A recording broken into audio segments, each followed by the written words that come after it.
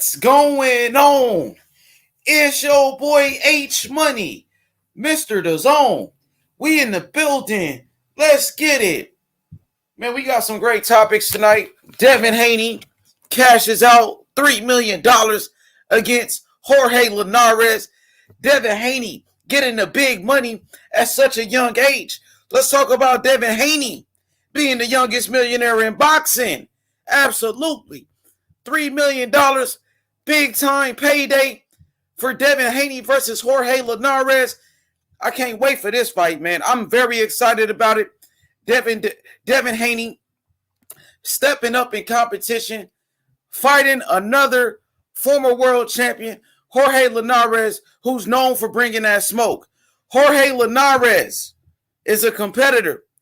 He performs at a high level every time he fights the best. Jorge Linares, he dropped Vasily Lomachenko. Dropped him. Bama Bo in the building. Let's good. What's good, my boy? Let's talk about Terence Crawford versus Errol Spence. It heats up once again. The beef continues. Errol Spence Jr. today, he was on social media. Errol Spence Jr. talking shit, talking crazy about Terence Bud Crawford, disvaluing Terence Crawford in his resume. Errol Spence Jr. talking about 80-20. He went from 60-40 to 80-20. It sounds like Errol Spence don't want this fight, man. I'm here to keep it real all the way. Shout out to Shelton Moore, Sporting Advantage, Bama Bo. You know what I mean? Errol Spence don't want this fight. Now he's talking about 80-20. Just say you don't want to fight the man. Stop with the bullshit. Stop with the games, man. For real. We demand the best fights in boxing. We want to see Errol Spence versus Terence Crawford. I don't want to hear shit about no 80-20. Total disrespect. Errol Spence gave Mikey Garcia a 50-50 split. You know what I mean? But you don't want to give Terence Crawford a 50-50 split for the biggest fight in boxing. Terence Crawford versus Errol Spence is a bigger fight than Mikey Garcia versus Errol Spence. Guarantee that. Come on, man. He said Errol looked and sounded drunk. He foolish. Yeah, I just don't respect that, Bama Bo. I don't respect it. You know what I mean? This is the best fight in boxing. Everybody's been talking about it for years. But for me, I get the energy from Errol Spence that he really don't want this fight. Every time is a different excuse. Every fucking time. First you want to say, oh, I'm going to fight everybody on my side of the street. Come on, man. Listen, bro. Back in the days when you had the Fantastic Four, the four kings in boxing, Sugar Ray Leonard, Marvin Hagler, Roberto Duran, Thomas Hearns, nobody was talking about sides of the street. Errol Spence, I got to fight the guys on my side of the street. Where the free smoke at? I thought you was the boogeyman. I thought you was about that action. I thought you wanted smoke with everybody. But when it comes to Terence Crawford, it's always some bullshit coming from Errol Spence, bro. I'm sick of this shit. And you got these fanboys acting like they're managers. You got Errol Spence fanboys, trying to break down contracts, talking about percentages. They talking about everything but making the biggest fight in boxing. You're talking about everything else but making the fight happen. I lost respect for Errol Spence, bro. I used to carry Errol Spence at a high standard. I recognized him as one of the best fighters in the game.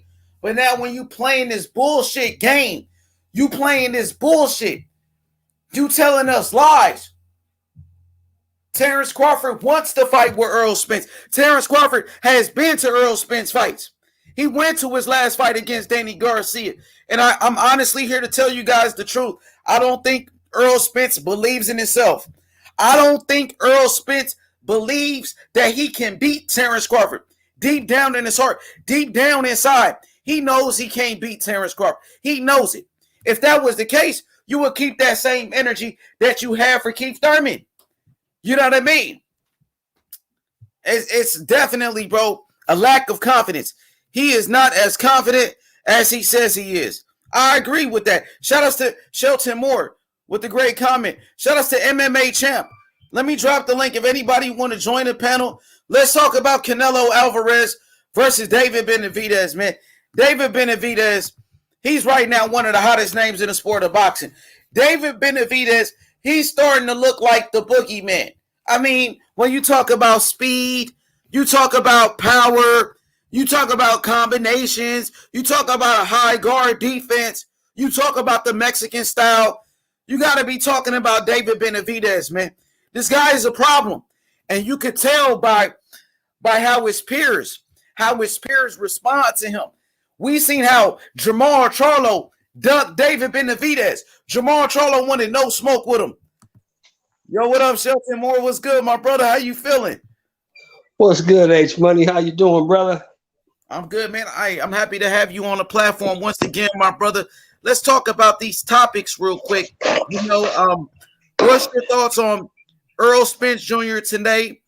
You know, he was on social media and he said I think he was joking. I don't know if he was trolling or what he was doing, but he said that he did really, 80-20 for Terence Crawford fight. You know, he said he's going to offer Terence Crawford 20% and he takes 80. So what's your thoughts on that? Well, brother, it doesn't take a rocket scientist to figure out what Errol is doing.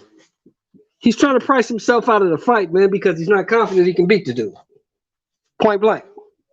If you are the man and you know you're the man, as soon as he said 50-50, knowing how big this fight is for true boxing fans, he'd been like, cool, I'm going to whip his ass anyway. 50-50, let's go. Let's do it. But he didn't do that. He said 60-40 to gauge a response. When Terence Crawford said no, he said, ooh, I'm cool now. I can get out of this. So now I'm going to go 70-30, 80-20. It's all cap. He don't want to fight that dude. He going to fight Ugas, Pacquiao, anybody else. He does not want to fight Terence Crawford. Period, point blank. Do you think we will ever see that fight, Shelton Moore? Do you think that fight will ever happen? It'll happen if Errol Spence has no more options. In my opinion, what Terence Crawford should do, go ahead and fight Porter, get him out the way. Whoever else behind. Well, see, the thing is, the problem is once he fights Porter, right, the next person probably in line is going to be Boots Ennis. Now, I'm going to be honest with you. Terence Crawford is my favorite fighter right now in the game.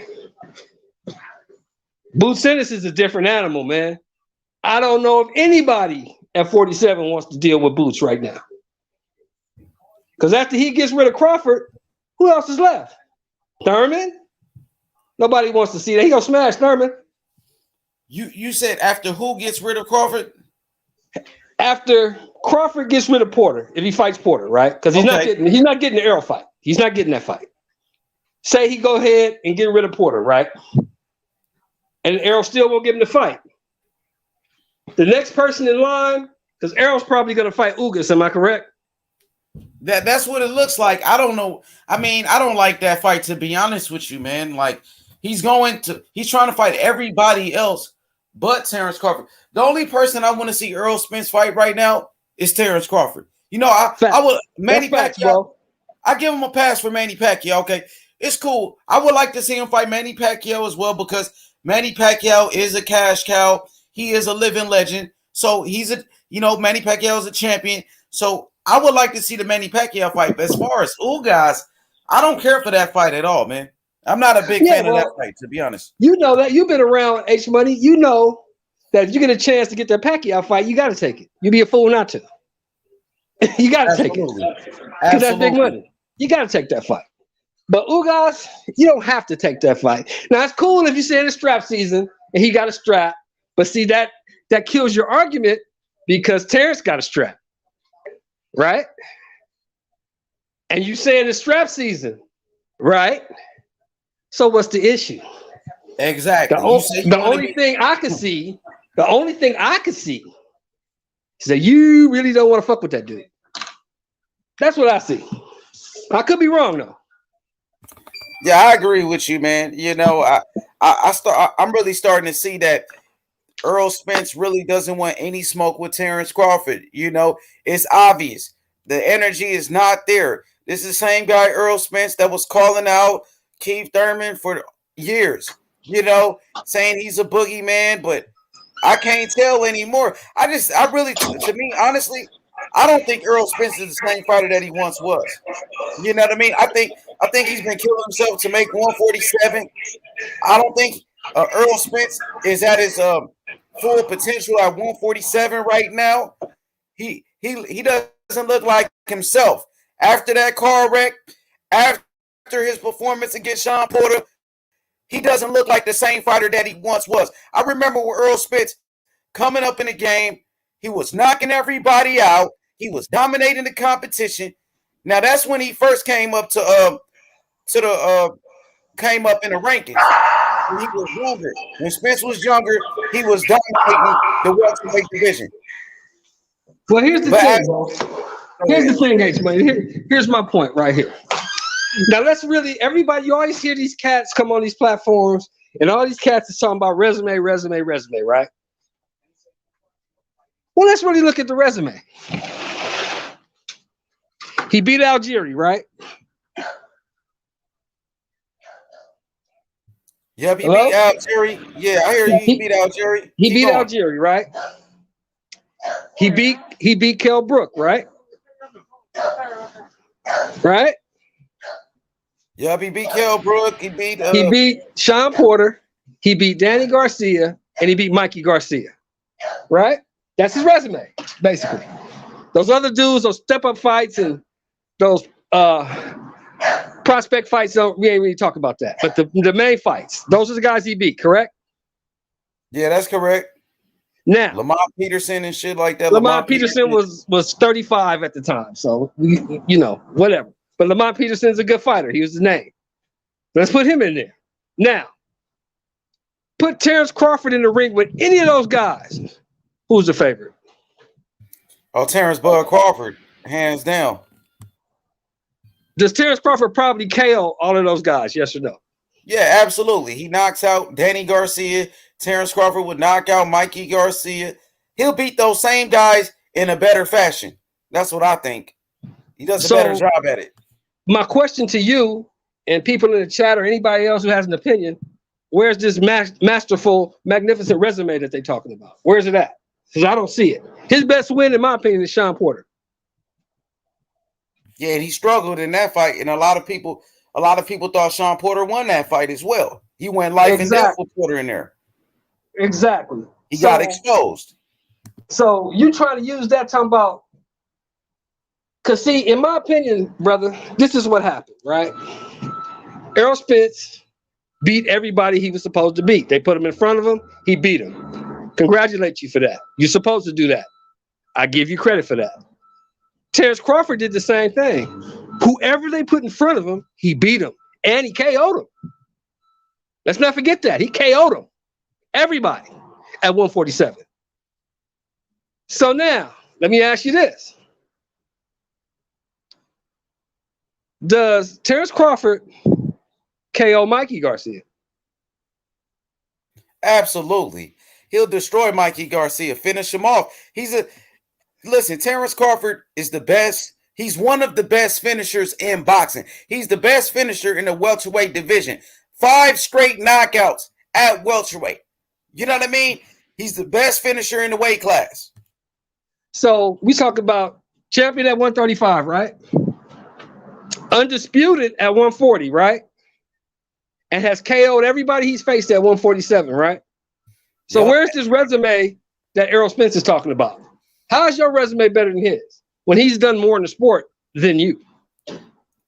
Exactly. A three division world champion, undisputed champion. You know what I mean? Number 1 pound for pound, Terence Crawford. So where's the disrespect that we getting right now? Where does this disrespect come from? Oh, 80%. You want to take 80% and lowball number 1 pound for pound fighter in the world, Terence Crawford. But you were generous when it came to Mikey Garcia and gave Mikey Garcia a 50-50 split. But when it comes to Bud, when it comes to Crawford, you don't want to do no business. You even said it on camera. Go ahead, my brother. See, here's the thing, brother. Like what you saying. I'm 54 years old, right? I boxed for 8 years as an amateur when I was young. So I kind of get the game. I've been watching the game since 1969. I see the play. The play is I really don't want to fight this cat. So I'm going to price myself out so I don't have to. Because I know Bud got pride just like I got pride. He wasn't going to take no 60-40. So what you think he's going to say about 80-20 or 70-30? It's easy to see if you're looking for it.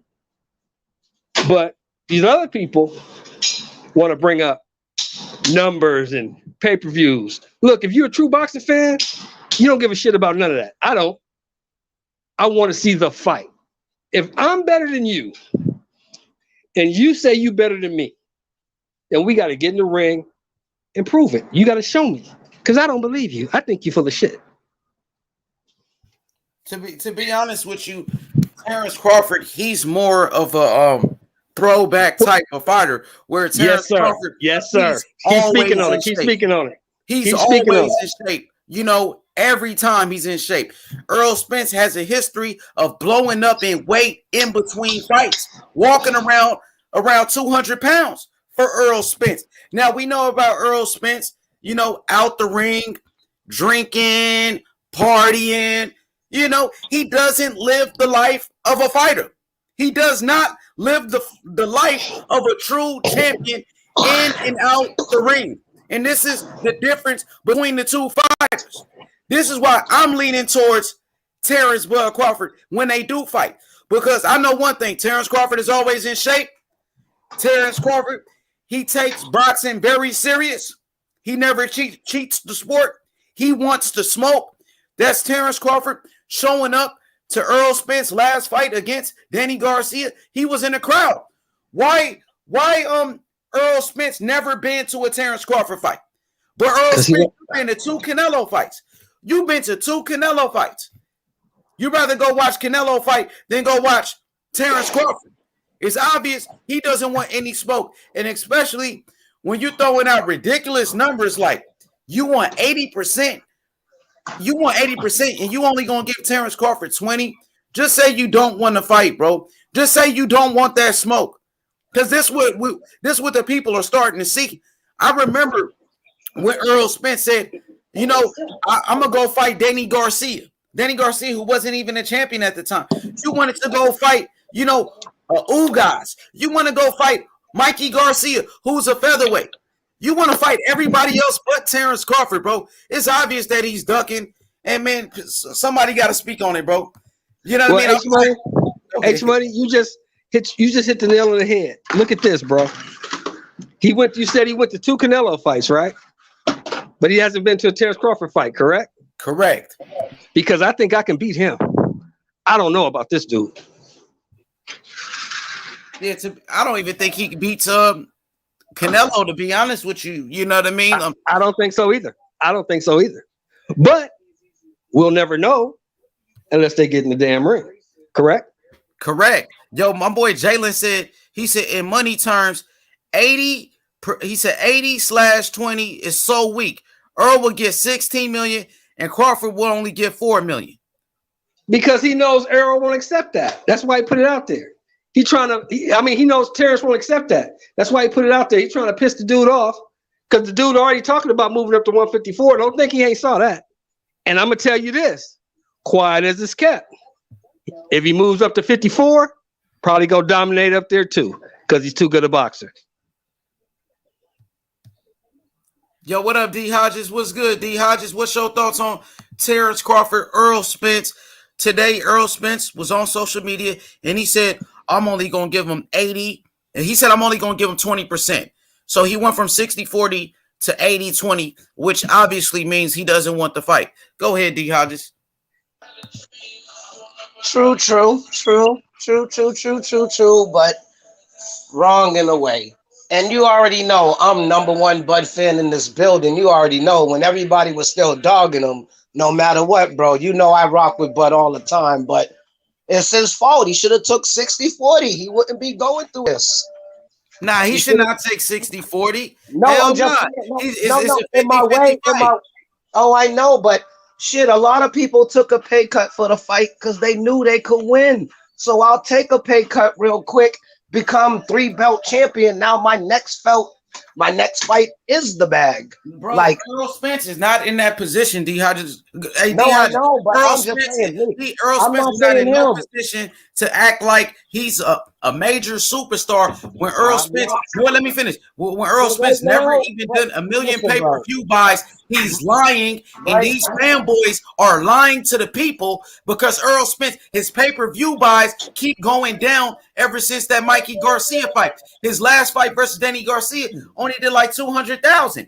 So he's not a pay-per-view attraction. He's not a cash cow. Go ahead, D. Hodges Cook. Go ahead. Nah, just for saying though, like, you know what I mean, 60-40 is not a too bad split. Shit, Floyd, he took a big split with us, took a big, like, whatever with De La Hoya, beat De La Hoya, now Floyd's the man. Bro, sometimes, just saying, sometimes. Let me say one more thing, because Oscar De La Hoya was the cash cow. Oscar De La Hoya was the face of boxing. He was the number one pay-per-view attraction. Errol Spence ain't the number one pound for pound. Errol Spence ain't doing a million pay-per-view buys like Oscar De La Hoya. He's not doing a million pay-per-view buys like Oscar De La Hoya was, bro. That's a completely different situation. Errol Spence by himself. Don't forget that H money. Wait. Let me say this. By Errol himself Spence ain't nowhere near the level of an Oscar De La Hoya or a Manny Pacquiao or Floyd Mayweather, bro. Go ahead.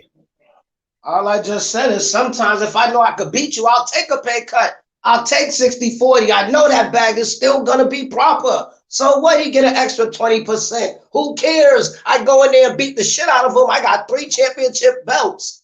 You got to hop on opportunity will present itself because now the fight might not never happen. Because if he ain't taking 60-40, he definitely ain't taking 80-20. So we might as well. But D. Hodges, let me ask you a question. I'm not saying nothing, but we might as well forget about the fight if he's talking about 80-20. But definitely. Let me ask you a question. And don't forget, I was the first one to say Errol was ducking when everybody was getting on me. And I said, Errol's the duck. Errol's ducking. No, not you. No. But, and this is on your channel. Buzz the duck. And you even gave me props on it. Like, I was right. Bud didn't duck. Errol is the duck. But like I said, me personally, 60-40 is good bread, nigga, on dogs on a multi-million-dollar fight and a chance at 3 belts. And I beat Errol, I will shut everybody's mouth. Nobody has nothing else to say. Because like I tell people, no matter who Bud beat, if it ain't Errol, it don't mean nothing. If he beat Thurman, you're going to say Thurman was beat by Pacquiao. If he beat Pacquiao, Pacquiao's too old. If he beat Danny Garcia, he still ain't the same from Errol. Mikey Garcia, he still ain't the same from Errol. Like, no matter who Bud fight, they're going to find a goddamn reason why.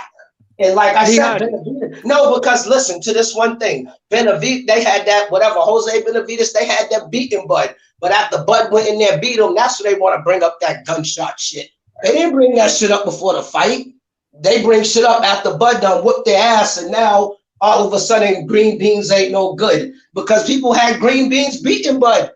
People thought he was going to win.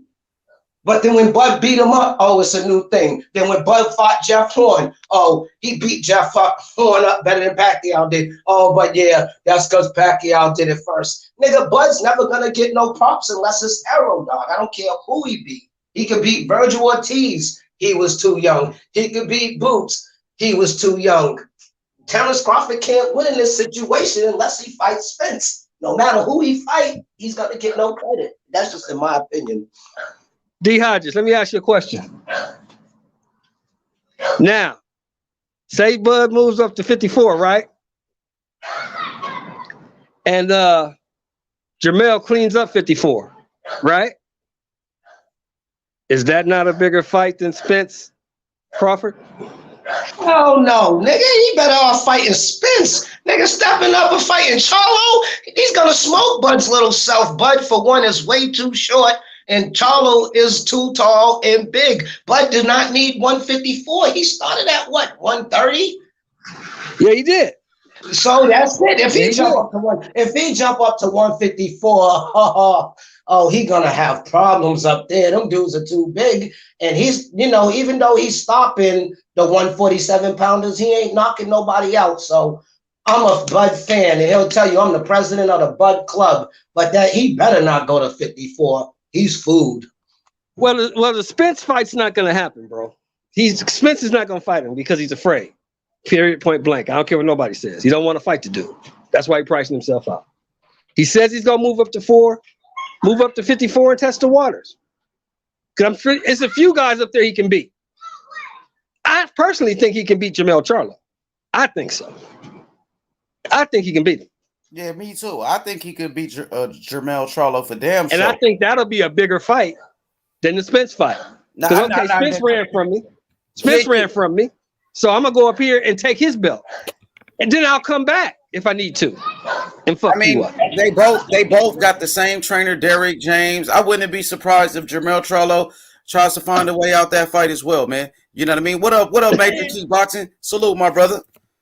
Salute to you, brother, and everything that you're doing, basically, bro. What's good with you, man? Man, chilling, man. Just did a quick live real quick. We're gonna talk about Terence Crawford versus Errol Spence. The brother was speaking facts, though. I gotta tell you, because it's not about fanboying with me, man. I think Errol Spence is great. I think Terence Crawford is great, but I think Terence Crawford is to me with the multiple styles. You know what I'm saying? The way he adjusts, ambidextrous, the way he is. You know what I'm saying? He could fight southpaw. He could fight orthodox. Like the dude is, he's too skilled for me. Yes, sir. Fighting with Errol Spence. So I got to give the man credit, because we were on a different channel, or the same channel, but a different topic the other day. And I kind of disagree with him on some points, but today I got to agree with him 1,000%, man. You know what I'm saying? Like, it is what it is. When it comes to Terence Crawford, man, look, I like Errol Spence, like I said. I like, but I mean, shit, man. I don't think he's on Terence Crawford's level, man. And the thing is, that's why they're ducking him right now, because he's 33 years old. Terence Crawford's 33, man. He's walking out. He's walking out of his prime. But trying to age him out. Hopefully, exactly. Hopefully, 40 is a new 30, and hopefully they try to age him out and they get caught for slacking like that. You know what I'm saying? Yes, sir. Hey, Glenn, I'm gonna be honest. Shout out to Major Kickboxing. Everybody, go subscribe to Major Kickboxing right now on YouTube. To be honest with you, Glenn, this is some bullshit that Errol Spence is trying to do. Today, he was on YouTube, and he was on social media.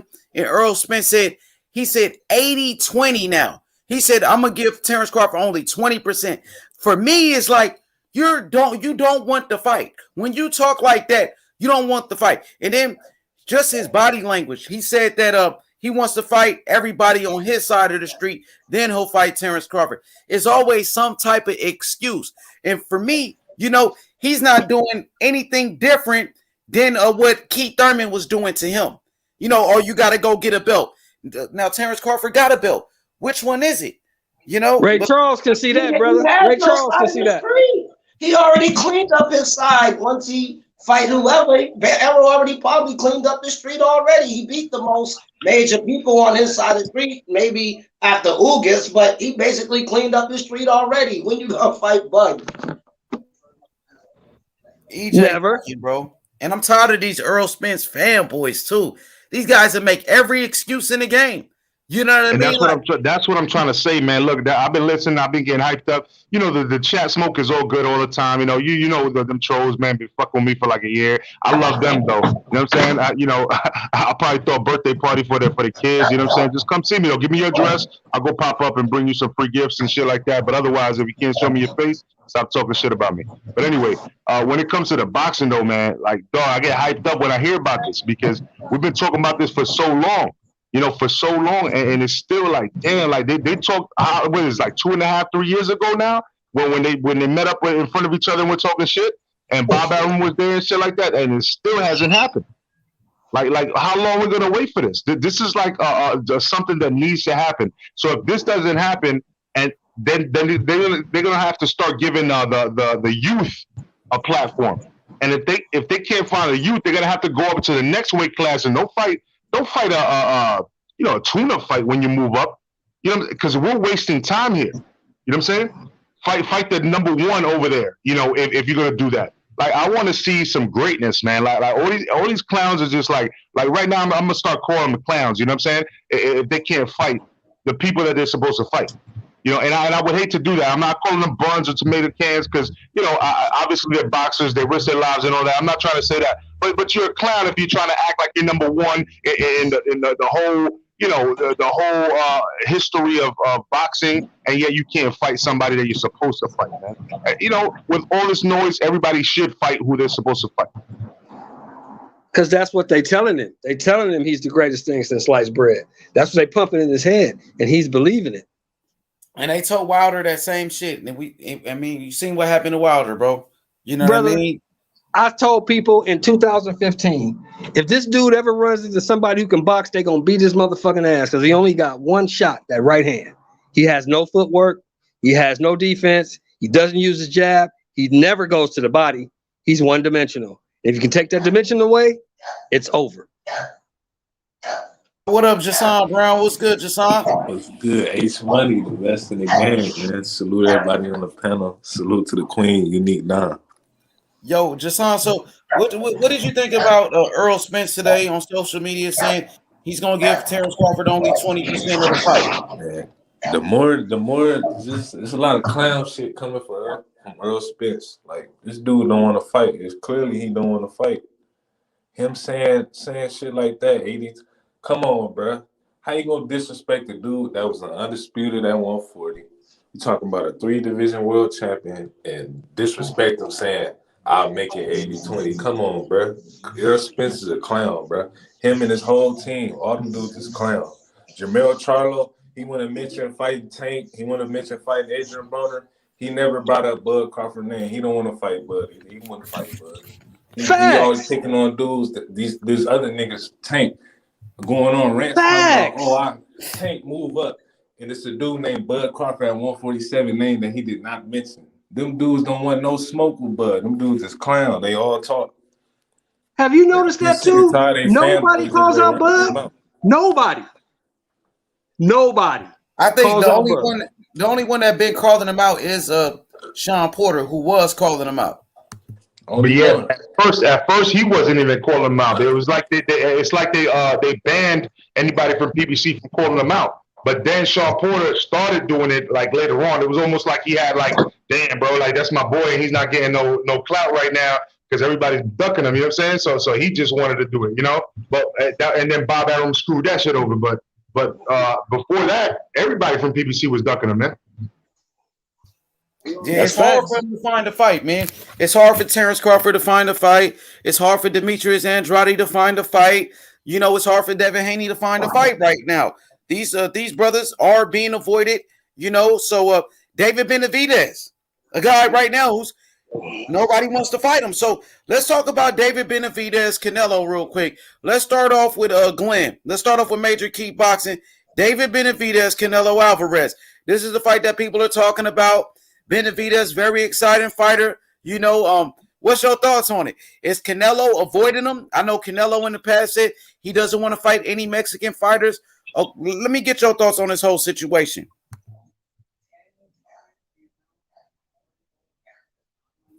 Y'all heard me?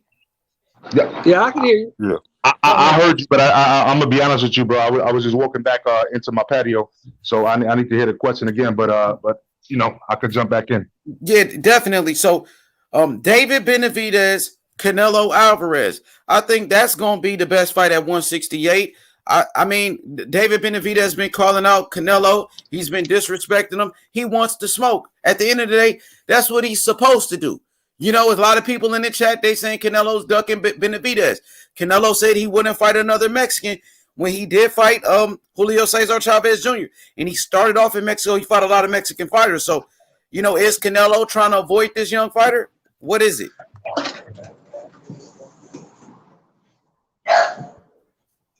Somebody else can go into Major Key. I didn't know you was directing at me, but what did Reynoso say? I think Reynoso, he put out a message yesterday, but we just going by what Canelo has said. I know Canelo said he wouldn't fight another Mexican fighter.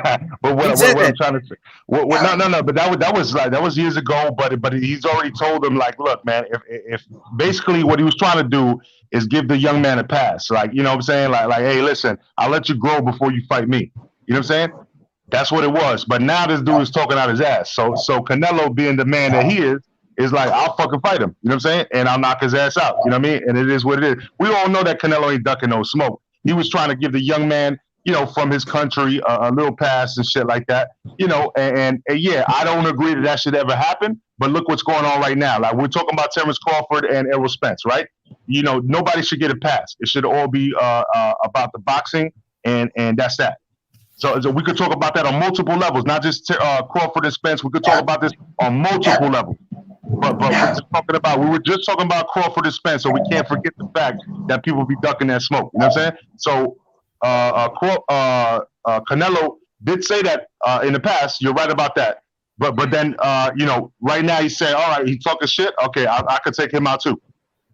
Yo, we just want the energy to be there all the way, Major Key Boxing, because I know that's what came out of his mouth. And, you know, you telling me what he meant, but we really don't know why he said that. You know, I don't know why he said it. You're right. You know, you're right. Well, on a platform like this, I'll keep it 1,000 with you. You're right about that. We can't interpret shit when I'm not his best friend and nothing like that. I'm viewing it for what I believe it is. But you're right about that. I can't stand like I know this guy and say, hey, you know what, Canelo meant this.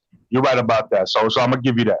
Okay, because you know, some people feel like Canelo have duck fights in the past. Some people felt like he ducked Triple G at one point. He vacated his WBC world title. Also, some people felt like Canelo ducked Demetrius Andrade in the undisputed fight at 160. Now people are saying that Canelo is ducking David Benavidez. I feel like Canelo's a warrior. I think Canelo's a great fighter, but you know, some people got their opinions and they feel like, you know, he's been ducking, but you know, I'm not sure. So now I just want to go around the panel. So let's go to Jason Brown. Do you feel like Canelo was ducking David Benavidez? And do you think you know, that's a fight that can happen in the future? It's hard to say he ducked him. He did say in the past though that he didn't want to fight Mexican fighters. It's really hard to say at this point. We have to wait and see if an offer ever gets sent out, and then I feel like I can determine that. But as far as in the future, I definitely want to see that fight in the future. As far as Benavidez winning that fight, I don't know. Canelo, he have trouble with guys that fight off their back foot that can box.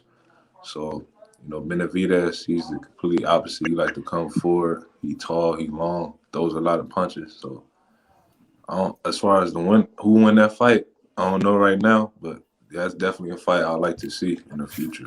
Right now, I'm a favorite Canelo winning that fight because Canelo, he's more proven. Canelo, he shows us different type of styles. Like you said, Canelo got problem with fighters that, you know, got lateral movement, that can move and box and things of that nature. Benavidez is a straight come forward type of fighter. He's a pressure fighter. He's flat footed. So it's going to be interesting. And one more thing, Major Key, I want to mention real quick, you know, as far as Canelo giving fighters a pass, you know, this is boxing. You know, you don't give no passes in this sport. You know, you go out there, you fight the top guys. We don't want to hear that Canelo is, you know, giving anybody a pass because, you know, I know that Julio Cesar Chavez Sr., he never gave passes. We know that Salvador Sanchez. No. But we got to keep it on the same level because I'm gonna keep it a buck all the time, bro. Like, and that's why I mentioned that. It's not that I'm like trying to give any excuses to anybody, but let's be realistic. He when he said that, he wasn't at 168 pounds. He said that when he was above 168 pounds. He said he wouldn't fight it. So that what I'm saying is that he said that, no doubt. So I'm not saying that he was saying it to duck David Benavidez. You know what I'm saying? Because he even just said it right now that he's at 168. You know what I mean? And he fought the number one at 168. So if David Benavidez was there, Callum Smith would have probably still been number one at 168. So what I'm saying is not that I'm siding with that thought of, you know, duck anybody or say, hey, you know, that's why I said it in the first place. You know, it's just like when I was talking to Bill the other night. I'm the one that said, hey, I had something misconstrued and Punch corrected me. And he said, oh, yeah, that's right, Punch corrected you. And I'm like, yeah, but I'm the one that said it because I'm not a duck like that. I'm not gonna lie about what I'm saying. Like, if I misconstrue something, I could stand corrected because I'm a grown ass man. You know what I'm saying? Other people have a problem with that though. Other people have a problem with being corrected. And I'm talking about Bill because he was a gentleman that day. But besides that, I'm talking about boxing in general. When you have a disagreement with somebody, everybody wants to be like, prideful and shit like that and not just admit that they're wrong. And when it comes to this, look, he said it beforehand. Now he's saying, oh, this motherfucker talking shit, I'll fight him. You know what I mean? But why are you going to divert your attention to this guy that doesn't even have a belt? You know what I'm saying? You already got the belt that he lost, and you're trying to become undisputed to make history. So why you worried about him right now? He's not worried about him right now. He'll fight him. I'm pretty sure he will because he already thought about David Benavidez and Charlo. You know what I'm saying? And he even mentioned him in a video the other day, or maybe a couple weeks ago. He said that Charlo's on his resume. He's somebody he got to take on because of the fans. The fans want to see it. So you can't really get mad at I know people get mad at Canelo, man, but I'm not mad at him, bro. I see what he's doing, bro. And he's not doing anything worse than any of the other champions have ever done throughout the history of me watching boxing, bro. He's not doing anything worse. He's doing what he's supposed to do. No, okay. The reason why I mentioned it is because we don't want to hear other fighters, start saying, well, I gave this guy a pass. No, we just want to see the best fight the best. And even though David Benavidez, he doesn't have a belt, he's still a bad motherfucker. He's still an exciting fighter. And we would like to see him mix it up, we like to see him get an opportunity, hopefully. But he got to get those wins. He got to be dedicated, and he got to be, he got to keep fighting and making his own way. And hopefully, Canelo will step up to the plate and give him a challenge. But I get you. But if Canelo's looking for undisputed right now, David Benavidez does not have a belt. That's his problem. Yeah, I got you. Maybe he'll come later. That's all I'm trying to say. That's all I'm trying to say. I'm not saying that I wouldn't like to see the fight. Like I just said, man, I would love to see all the top fights. But right now, David Benavidez, that was his bad for losing the belt. Canelo's going for undisputed. So if you don't have a belt, then what's the point? You know what I'm saying? That's all I'm saying. Okay, because some people will say, well, Canelo said he wanted to get all the belts in the past, but he didn't fight Demetrius Andrade for undisputed. He had a chance to be. I know that's years ago, though, bro. That's years ago, man. Like I understand that, though. I understand that. That's kind of like a stagnant argument, though. Like that's like years ago. You talking about something years ago, but what have those people that he said that said that he was ducking him done since? What have they done since? That's what I'm talking about. But Major Key, Andrade can't even find a fight. Like Jamal Charlo's ducking him, Triple G's ducking him. So it is hard for somebody like Boo Boo Andrade to get those big fights. Like, why are we not talking about that? Why are we talking about Canelo in a different weight class and not talking about Charlo ducking Andrade, Triple G ducking Andrade? Why are we not talking about that? We're gonna get to that. Same weight class. Yeah, we're gonna talk about all of that. So that's what I'm about, though. You know what I mean? Yeah, for sure. I got you. So let's pass it to DJ Saddam. DJ Saddam, what's your thoughts on Canelo versus David Benavidez? Salute, my brother. Man, salute, this motherfucker be all over YouTube. How are you doing? Chilling, brother. Salute, H Money. What's good? What's your thoughts, my brother? Canelo, David Benavidez. Do you want to see that fight? And what's your thoughts on Benavidez applying pressure on Canelo, Jamal Charlo? He's Caleb Plant. He said he won't smoke with everybody. What's your thoughts on him? I do want to see that fight. And Benavidez applying pressure to people, it's not necessarily something new, but now of course he has a new urgency since he lost the belt again. And I'm a huge fan of El Bandera Roja. I have been following this guy for a while. For someone who is, I think he's 24 years old still. Yes. He has already established quite a legacy, but in very unique and, shall we say, controversial terms, right? He has lost that belt now twice outside of the ring. And, he has, for this particular situation, he has only himself to blame. But here's the thing. This fight that he has on Saturday. It is a WBC world title eliminator. He was supposed to face the winner of Darrell. Who was Darrell's opponent? H Money, remind me. Oh, and Darrell, his last opponent that he Yeah. just fought. Yeah. I think it was Tyron. What's his name? Tyron Davis.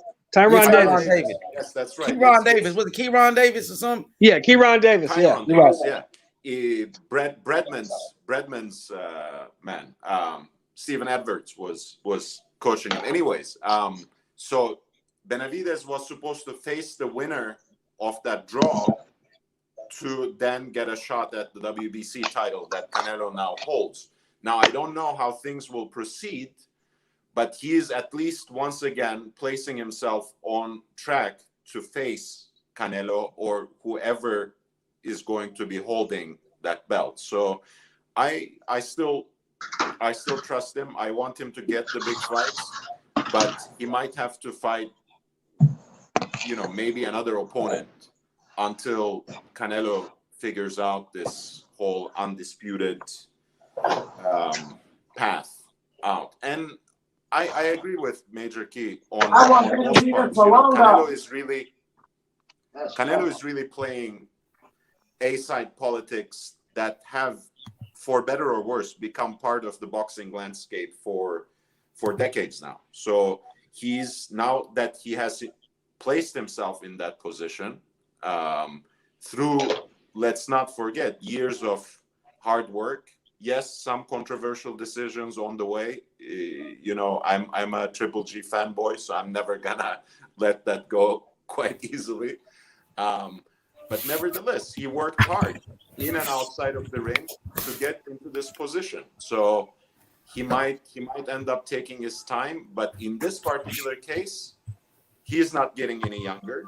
He is not the youngest 30-year-old, and Benavidez is quickly working his way back into that position and moving on to his physical prime. So as long as he can make the weight, Canelo may end up holding all the belts at 168, but I like to believe, and I know this is biased. I know I don't have anything to show for it necessarily, not at this moment, but I like to believe that Benavidez is still the man to beat at 168 because he's a really complete fighter. My bad. I want everybody else to chop it up because I have a response, but I don't want to cut in front of anybody else since Saddam just spoke. But I do have. I'll be 2 seconds. I'm quick. I'm not long-winded. Okay, so we're gonna start the debate off. Okay, brother. Just 2 minutes. I guarantee you. Okay, so we're gonna let D Hodges go, and then we're gonna let Major Key Boxing and DJ Saddam start off this debate between Canelo and David Benavidez. So go ahead, D Hodges. Oh no, I just was saying that, like, I want Canelo go for undisputed, man. I want to see goddamn undisputed. Forget whatever Benavidez. He ain't got no belt. Go get undisputed and then give him a shot. You know what I mean? But don't deter him, because if he fights him, that's much longer. I just want to see an undisputed champion. That's why I said I love Wilder, but I would much rather Fury fight AJ so we can get an undisputed. I want to see Jamel Charlo fight Castano, whatever his name is. I just want to see an undisputed. I don't want to see Charlo Benavidez. If they win their next fight, I think a dog fight will be him and that Belonga guy. Because I went to go check him out like yesterday because people kept talking about him. I think him and Belonga will be a war at 168. You know, they said David Benavidez knocked out Berlanga in sparring. He knocked him out. Oh, I know sparring, but I know sparring means nothing. It's about in the ring. Sparring is much more different. You got headgear. You got protective stuff. It's much more different when you get in the ring. And I'm just saying, I really think that'll be a firefight because they both don't run. They both just stand there and punch. I really think that will be a war. Belonga versus David Benavidez would be a war. If they both, because they both got fights coming up, so they both got to win. But if they both win their fights, I think that would be my dream fight, him and Belonga. Oh, okay. They will go at it. Okay, check this out. Mad Dog H said Benavidez said to himself he has to get back in line and get that chance. He said and get that belt, and he is doing that.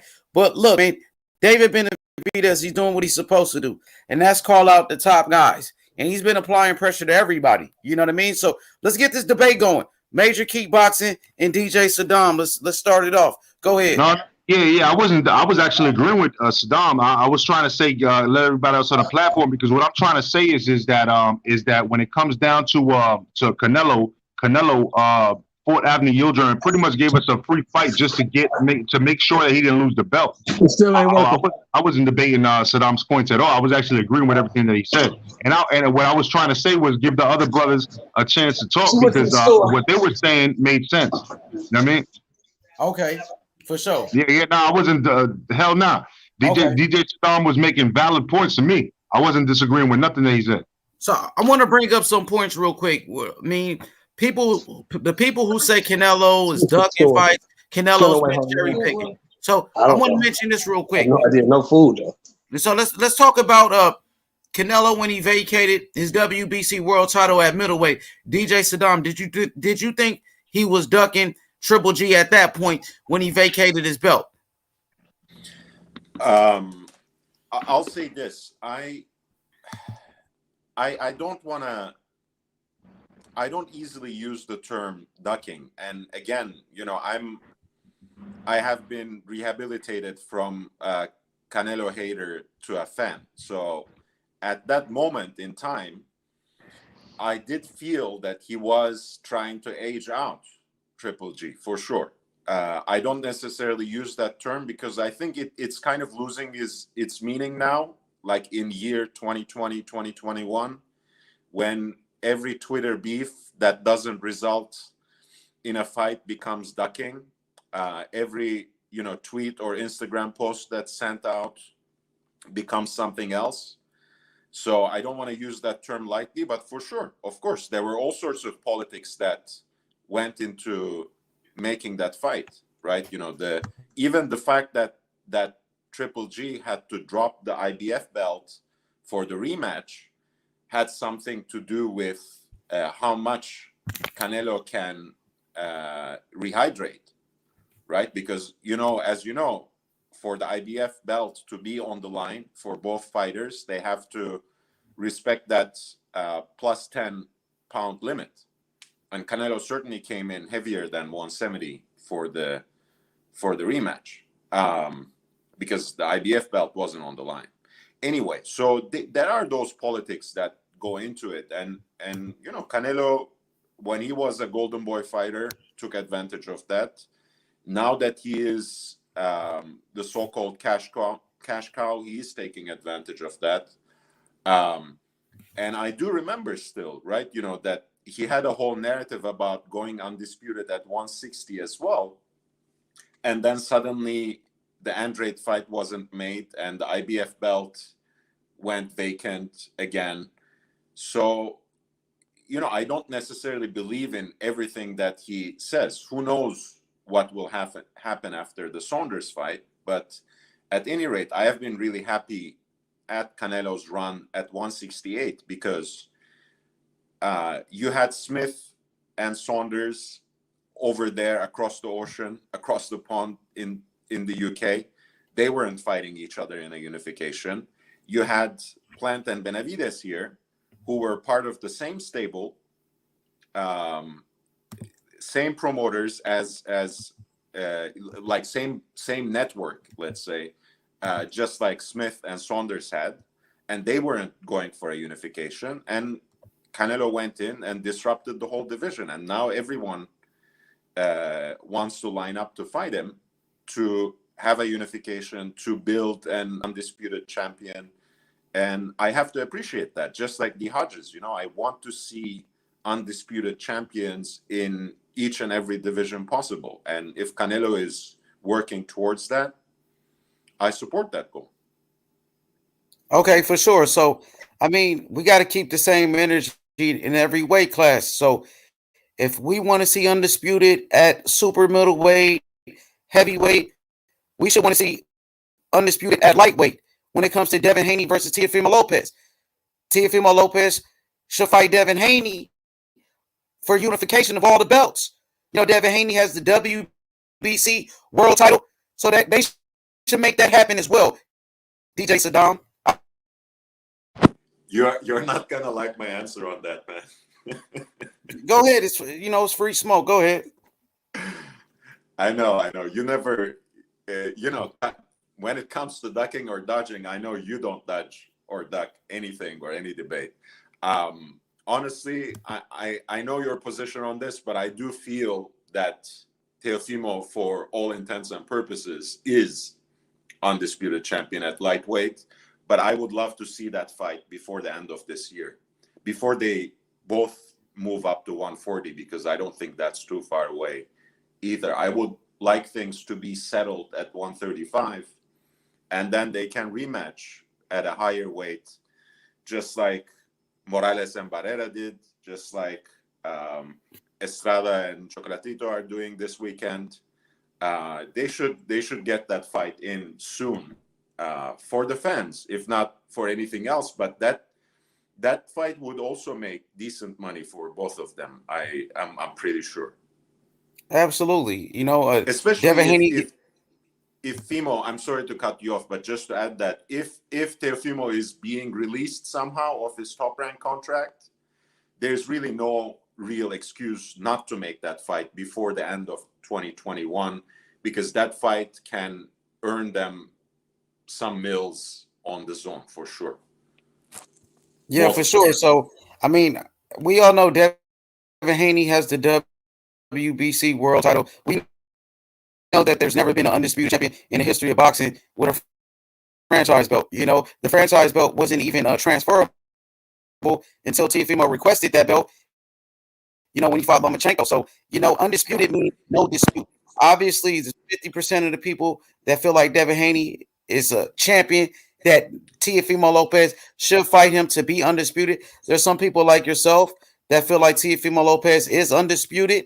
So the only way you can fix this problem is if they fight. That's the only way you can fix it, is when they fight, bro. And then we could declare who the winner is. Then we can find out who's really the best between those two. For sure. And that's you see my whole debate with that one, though. I agree with that one, right? But do you feel like Haney should take a step up with I don't care if it's Coleman, Nakatani, but at least Lomachenko, bro. And I know you're pretty much supportive of that theory.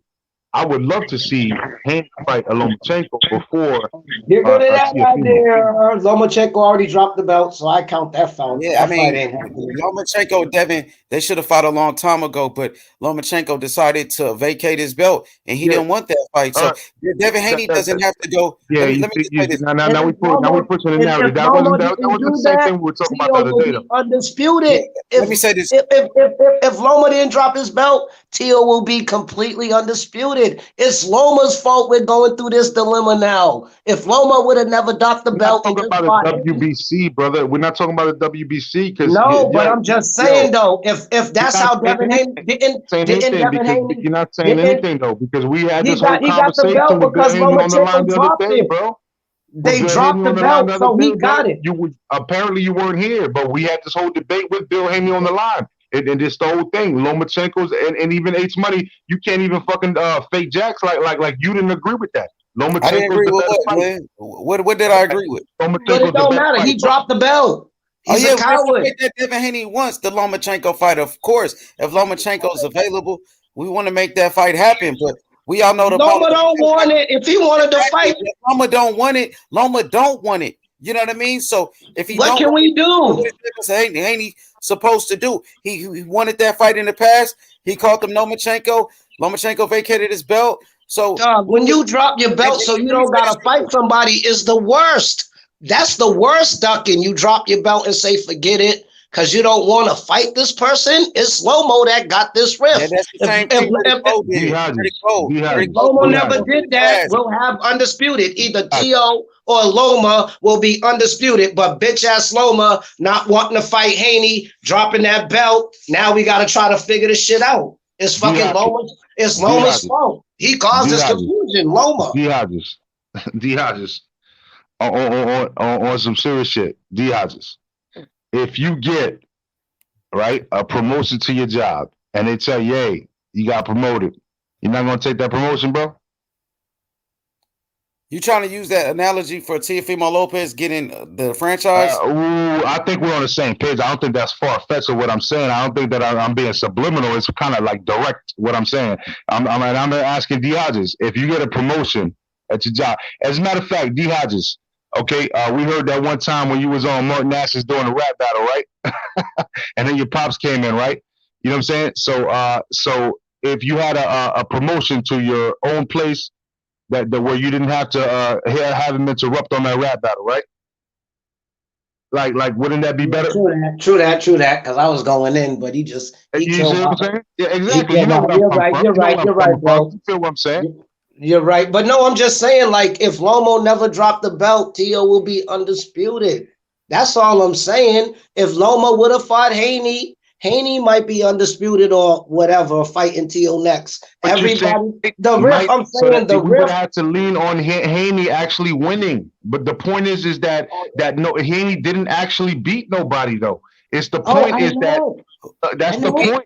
He didn't actually beat nobody. Like, so this guy was elevated, okay? So if he wasn't elevated, then it would have been the same belt. And the same belt, guess what? It will be around Tio right now because it will be around Tio. Because if Lomo didn't drop it and whatever, it'll be around Tio. That's what I'm trying to say. If Loma ducked him, then Haney should not duck him right now. But Haney would have more and more credit because they won't call him an email champion because he beat Lomachenko first. Because he would have beat Lomachenko first. Lomachenko was a hoe. He figured Tio was a much more easier target. That's why he picked Lomachenko instead of Devin Haney. Yo, let me say this real quick. Shout out to my boy Rodnell in the chat. He says nothing to figure out. Some fans need to think Lopez undisputed. That's the fine. Other fans are old school. Yeah, man, we know the truth, man, that they need to fight each other. We know that there's only 2 franchise belts in boxing. We know that Teofimo requested the franchise belt. So it wasn't that he was elevated. He requested to be elevated to the franchise. You know what I mean? And Mauricio Suleiman said that they requested that franchise belt. You know, so Teofimo Lopez also said if the fans want him to fight Devin Haney, if there's a dispute, he'll fight him. But he ended up saying 3 to 5 years on an interview with Ellie Sedbeck, which is right here. Whether they love you or hate him and love you, it doesn't matter. But with the Devin Haney fight, a lot of people talk about it and they talk about his fake belt. Man, come on. I just don't want to push that fight. You know why? It don't bring the revenue that that it should.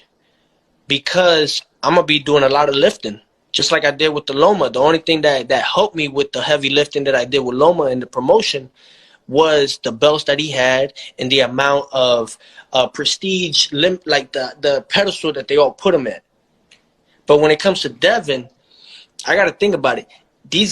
Devin has not a long way. He got like maybe 3 to 5 years to get to that point to where we can make that fight happen. I didn't respect that. Even if you feel that way, you don't go and say it. I will keep that thought to myself. I'll keep that thought to myself. Say what you feel, bro. This is open speech. You say whatever you want to say. But what I'm saying is when you go on platforms and say 3 to 5 years, I don't have to insinuate, what does he mean by that? Why is he saying what he's saying? That's not my job. I don't know why he's saying what he's saying. I just know what the man said. You know what I mean? I think Teofimo Lopez is a hell of a fighter. I want to see Devin Haney versus Teofimo Lopez at the end of the day. But you're a content creator, H. You need to interpret this for the casuals, bro. You already know what it is. I really don't, Glenn, to be honest with you. I just know what people say. I know what different people are saying at the end of the day. I know Devin Haney wants that smoke, though. He wants to fight Tio. Like, when you say Devin needs to prove himself, the best way for Devin to prove himself is by fighting the top guy, which is Teofimo Lopez. Why does Devin Haney got to go through this guy, that guy, do this and that, just to fight Teofimo Lopez? He said it, revenue, bro. He said it, revenue, man. It's all it is, man. Like, look, if you did high risk, low reward for 3 fights in a row, dog, you deserve to get your fucking mandatory and keep your belts and then do something in the So meantime, what do man. you think, Major Keys? What if he beat Gamboza and he still don't fight Haney next? Because he has no more mandatories. I've already So said. I want to see him use that mandatory clock. All right. Apparently, you were sleeping the other day, D. Hodges, but I already said to Bill Haney himself. I feel like like Devin should fight either Kome Nakatani or Loma. The most respected I would feel is Loma. That's what I said to Bill Haney the other night. You can look it up. It's on this channel. Okay, Glenn, that same guy that you mentioned, Lomachenko, avoided Devin Haney, vacated his belt. So you mentioned 3 of Teofimo Lopez's former opponents. So Devin Haney doesn't have to go fight the same guys that Teofimo Lopez fought, bro. I mean, so if I get elevated again, this goes back to it. If I get promoted to a higher job position, why would I have to go back and apply for the same job position and go through the same recruiting process? That makes it makes no sense, bro. Go in there, beat Devin Haney, and you're undisputed. Why does anybody prove themselves? We can't dispute when you're undisputed. Devin Haney needs to prove himself. Nobody else does. He wants to prove himself by fighting Teofimo Lopez. Simple and plain. And Coleman Nakatani ain't nothing. He got Lomo because they both are with Bob Arum, and Bob Arum wanted to beat them. Lopez won money for it. He's not getting paid right now for that. Bob Arum knew Tio was gonna win. Matter of fact, Bob Arum had to set in with the decision. Bill Haney made it very vocal. Bill Haney made it very vocal, right? That they were making more money. So if they're making more money, then why would Teofimo not want to make money right now against somebody else which is mandatory, which is why they went to the purse bid to fight somebody else. Like I know that most people think that Devin Haney's a threat. Personally speaking, I think Teofimo beats him, but I like Haney, so it is what it is. I think he's probably getting a blessing right now in disguise. To be completely honest with you. Well, I can say this though, Glenn. I know that Devin Haney making $3 million to fight Linares. Devin Haney been getting millions since he was 20 years old to fight anybody. So we know Devin Haney is a big money fight. We know that Teofimo Lopez asked Eddie Hearn for $10 million for a reason, and I think the fight does happen in the future. But I think to say that Devin Haney needs to fight Nakatani when Nakatani he hasn't really beat nobody. The guy that he beat was Felix Verdejo. Verdejo already got beat by Lazado. Bro. Yeah, now you faking Jax, bro. Now you faking Jax. No, I'm not trying to bash nobody. But he gained over the Puerto Rican crowd, bro. Verdejo a good fighter. You was right. Verdejo is a good fighter, but Verdejo he never beat like a top guy. He needs to be proven. I'm not. But look.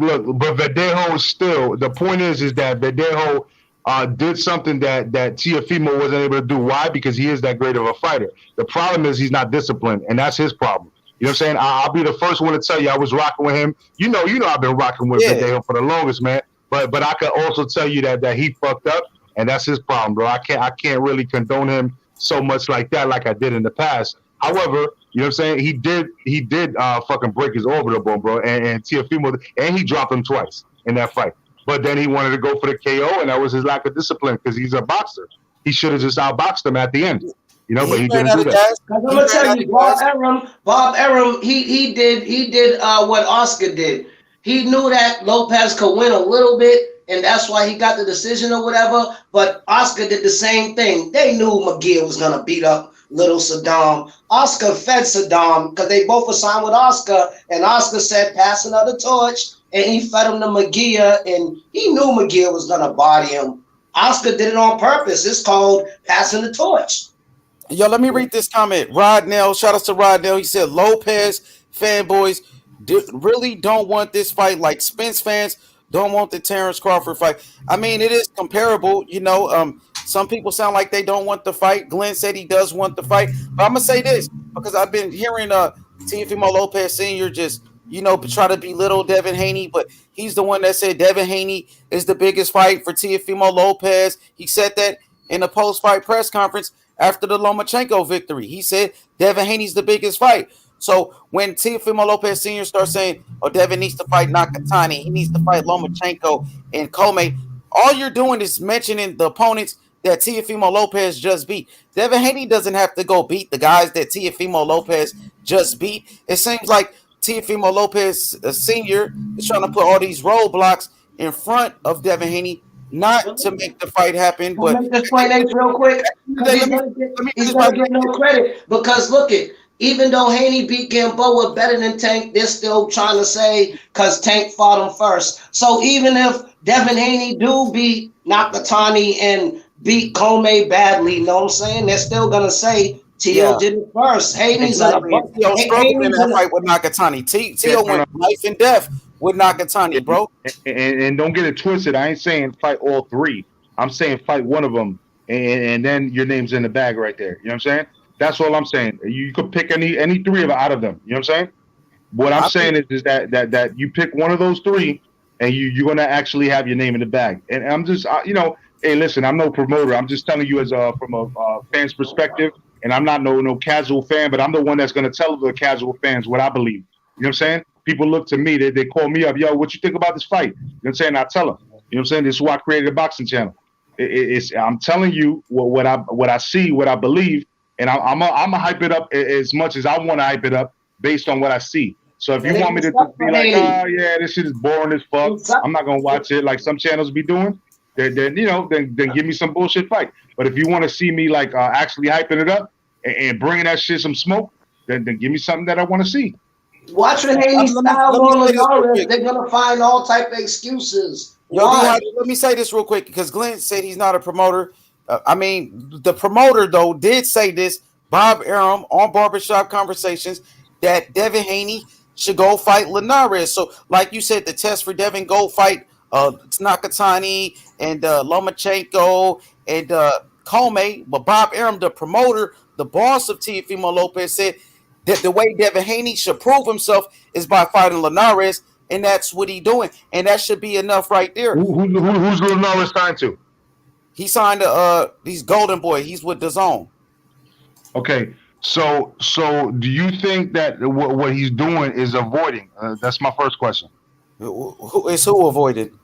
You already know Bob Arum, so you know where I'm going with this. You already know where I'm going with this. Because I don't know. So you got to tell him. He already picked Gamboa, whatever that guy's name to fight. So that he's trying to keep that money away from the motherfuckers that are trying to purse bid, bro.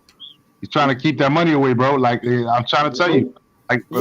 Bob Arum is nasty, bro. He's a dirty old dinosaur, bro. We need to get rid of him, bro. I respect Bob Arum, though. I can't say no. I respect certain things. I respect his history. I respect the fact that after COVID he came through, but shit, man. Like right now, bro. Like he sound like he a little lost, man.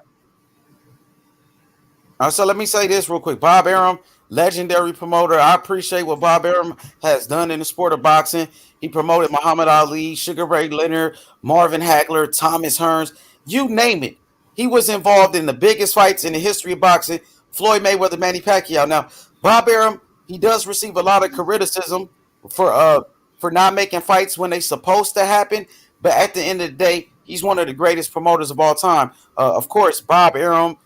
You got Eddie Hearn, Don King. These guys, are the best promoters of all time. So with that being said, Bob Arum, the promoter, the boss of Teofimo Lopez, says Devin Haney should prove himself by fighting Linares, not the Comeys or Lomachenko and what's his name, Nakatani. But Linares is good enough for Teofimo Lopez's boss, and we should leave it at that. You know what I mean? And really embrace this fight. So now, before we cook on this, now I want to get people's top prediction for Canelo versus David Benavidez when that fight does happen. So switch the picture MMA to David Benavidez Canelo for me.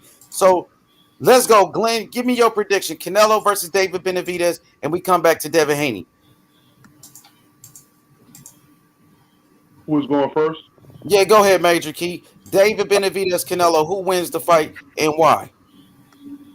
Well, I think Canelo wins the fight. Obviously, he's got way more hand skills, and he's just as tough with the chin.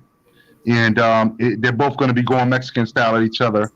You know what I'm saying? I know that Benavidez got the youth, but fucking Canelo's got the skills, bro. Nobody's ever dropped this guy. You know what I'm saying? He's got the fucking beard of a fucking dragon, bro. Like so that's what I gotta say about that. Sure. Okay.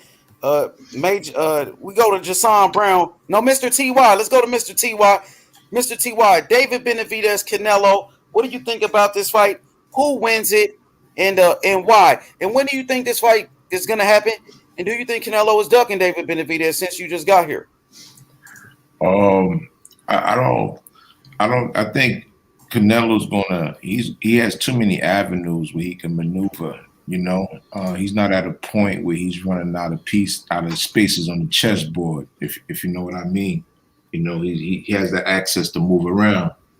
If he was stuck in one division, like that's why he didn't stay in one division, because, you know, 4 to 5 of the fighters behind him were all skilled, and he just decided to move on. So if the fight happens, I give it to Canelo on just merely the fact that he's super disciplined when it comes to preparing for fights, regardless if he fights somebody that people consider he can beat, or he fights someone that people think are pretty tough. But I think when it comes to training and just being disciplined, that's a factor. So with Benavidez missing scale and all other little bullshit, I think it could be a factor. But I think it's a beautiful fight because David is patient. You know what I'm saying? He has range, and it's going to be a real chess match. It's going to be about who's going to give way. But as far as the discipline, going the long rounds, I give it to Canelo. Okay, for sure. Okay, what about you, Jason Brown? And then we go to DJ Saddam. I'm gonna say I got Canelo winning the fight. The reason why is I like just his head movement. I like the fact he like to roll out. He catch a lot of his shots. He can roll and counter. I think it's gonna be a tough fight for him because Benavidez, he got size, he real tall, real rangy. He gonna have that high activity, throwing a whole bunch of punches. It's gonna give Canelo problems, but I think Canelo is gonna edge him out in a real close competitive fight. So I'm gonna say Canelo. Yo, MMA champ, that's a picture of Jose Benavidez. So we need David Benavidez. That's the wrong brother right there. That's right. So, That's man. I yeah. was gonna say They look the same. They look the same in your closet. Weight, huh? Yeah, it took me a while. I'm like, hold up, that's the one that Crawford knocked out.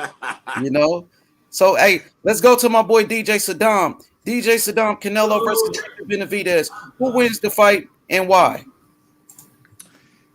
See, there are a couple of type of guys who actually gave Canelo any trouble, and I think it's a little the fact that boxers, fighters who dominate outside, I think that's a little overrated to me. The only fighter in recent time who really gave Canelo trouble, more so in the first fight than the second, but in either case, I think they were very close fights, was Triple G. And Benavidez has a lot of attributes, I think, that are actually underrated, because a lot of times he's just perceived as some sort of weight bully because he has difficulty perhaps cutting that weight. But he's very underrated as a boxer. He's very patient, takes his time breaking his opponents down. He has the hand speed. He has the output. He has the activity, which is really what troubles Canelo. And if anything was missing from that first fight between Triple G and Canelo, it was the body shots, right?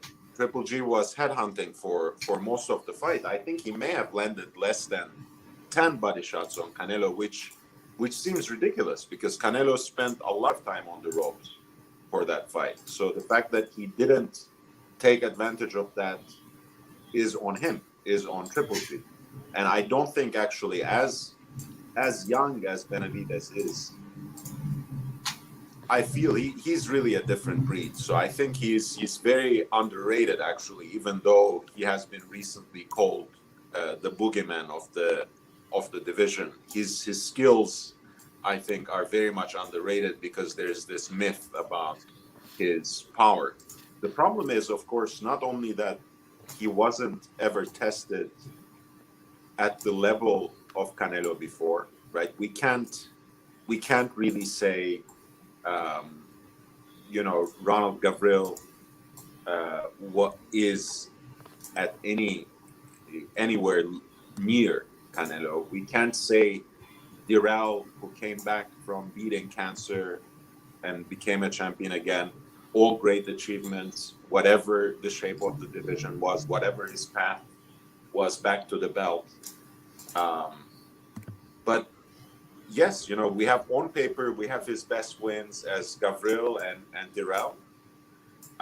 But more importantly, I think he was never really, his chin was never tested, right? We never saw him being punched by someone who has Canelo's power. But Canelo's chin, on the other hand, has been tested, and except for Cotto's brother, maybe now 12, 15 years ago, how long ago was that?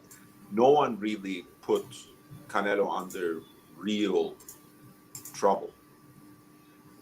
So we know Canelo has the whiskers.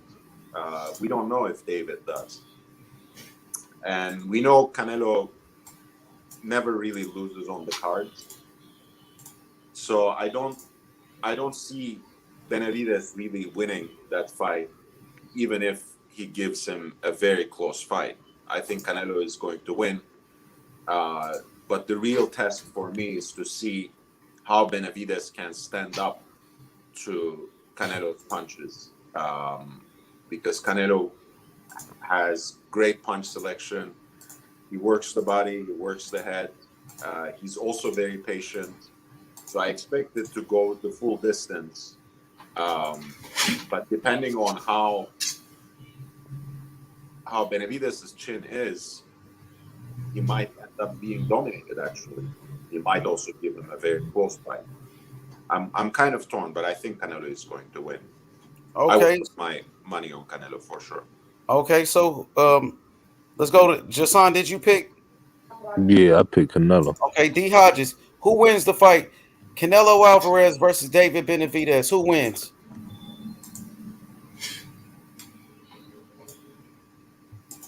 Take yourself off mute, D Hodges. I think he's away. Go ahead, the boxing section, my boy Cal. Who wins, David Benavidez or Canelo Alvarez? And do you think Canelo is out here ducking fights? No, I'll be 2 minutes. No, I was trying to get myself off mute. Like my Go ahead, phone D is Hodges. yeah, my phone is like mad slow, so I be pressing the mute button and it takes a while. But yeah, I just like I said, I don't know, because at the end of the day, I don't know. I feel Canelo just got a little bit too much skills for him, in my opinion. You know what I'm saying? Like Canelo is all around, and he gotta be accurate to catch Canelo. And most of the people Benavidez fight were stationary. Like if you go watch a bunch of his fights, he's hitting stationary targets. We never seen him against a person that really moves around like Canelo do and got popped. So even though I'm not a Canelo fan, I got Canelo. Okay, dang, everybody picked Canelo so far. So go ahead, the boxing section. Canelo versus David Benavidez. Who wins the fight and why? And do you feel like Canelo is ducking David Benavidez? Break it down for us. I am in the minority. I think David Benavidez beats him. Somebody said that his chin hasn't been tested, but when he fought Anthony Darrell, he got hit with some shit.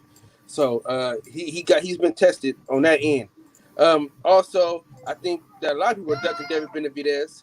You know what I'm saying? I hate to say it, but Jamal Charlo is ducking David Benavidez. I think David Benavidez is a hell of a fighter. He's like one of the only Mexicans that I like to watch. Canelo was one of my favorites until started ducking fades and PED use. So but I think I got David Benavidez, man. gonna be a 50. For It's a sure. 50-50 Hey, my fight. brother, is it a way we can keep the race out of it though, the boxing section? Because we respect all fighters from all races, but it, No, it is I'm free just saying my smoke, but preference. I mean, that's my preference. I'm because not people could take racist. it the wrong way. You Yeah, know what I'm I just saying mean? I'm saying that's my preference. My preference is that's my preference. You know what I'm saying? It's not no race thing. I mean, but most people go with what they know. You know what I'm saying? That's what I'm saying. I'm not saying I don't like Mexican fighters. I'm just saying for the most part, I don't like how they fight, but I do like how Devin Benavidez fights. I used to like Canelo until he started ducking fades. So I mean, So explain Canelo ducking phase real quick. Explain what you mean by that. I mean, Demetrius Andre for first and foremost. I don't care about nothing else. You know what I'm saying? Demetrius Andre deserved that fight. He did everything he had to do to get that fight, and he still couldn't get it. Okay, for sure. Anybody want to respond to him?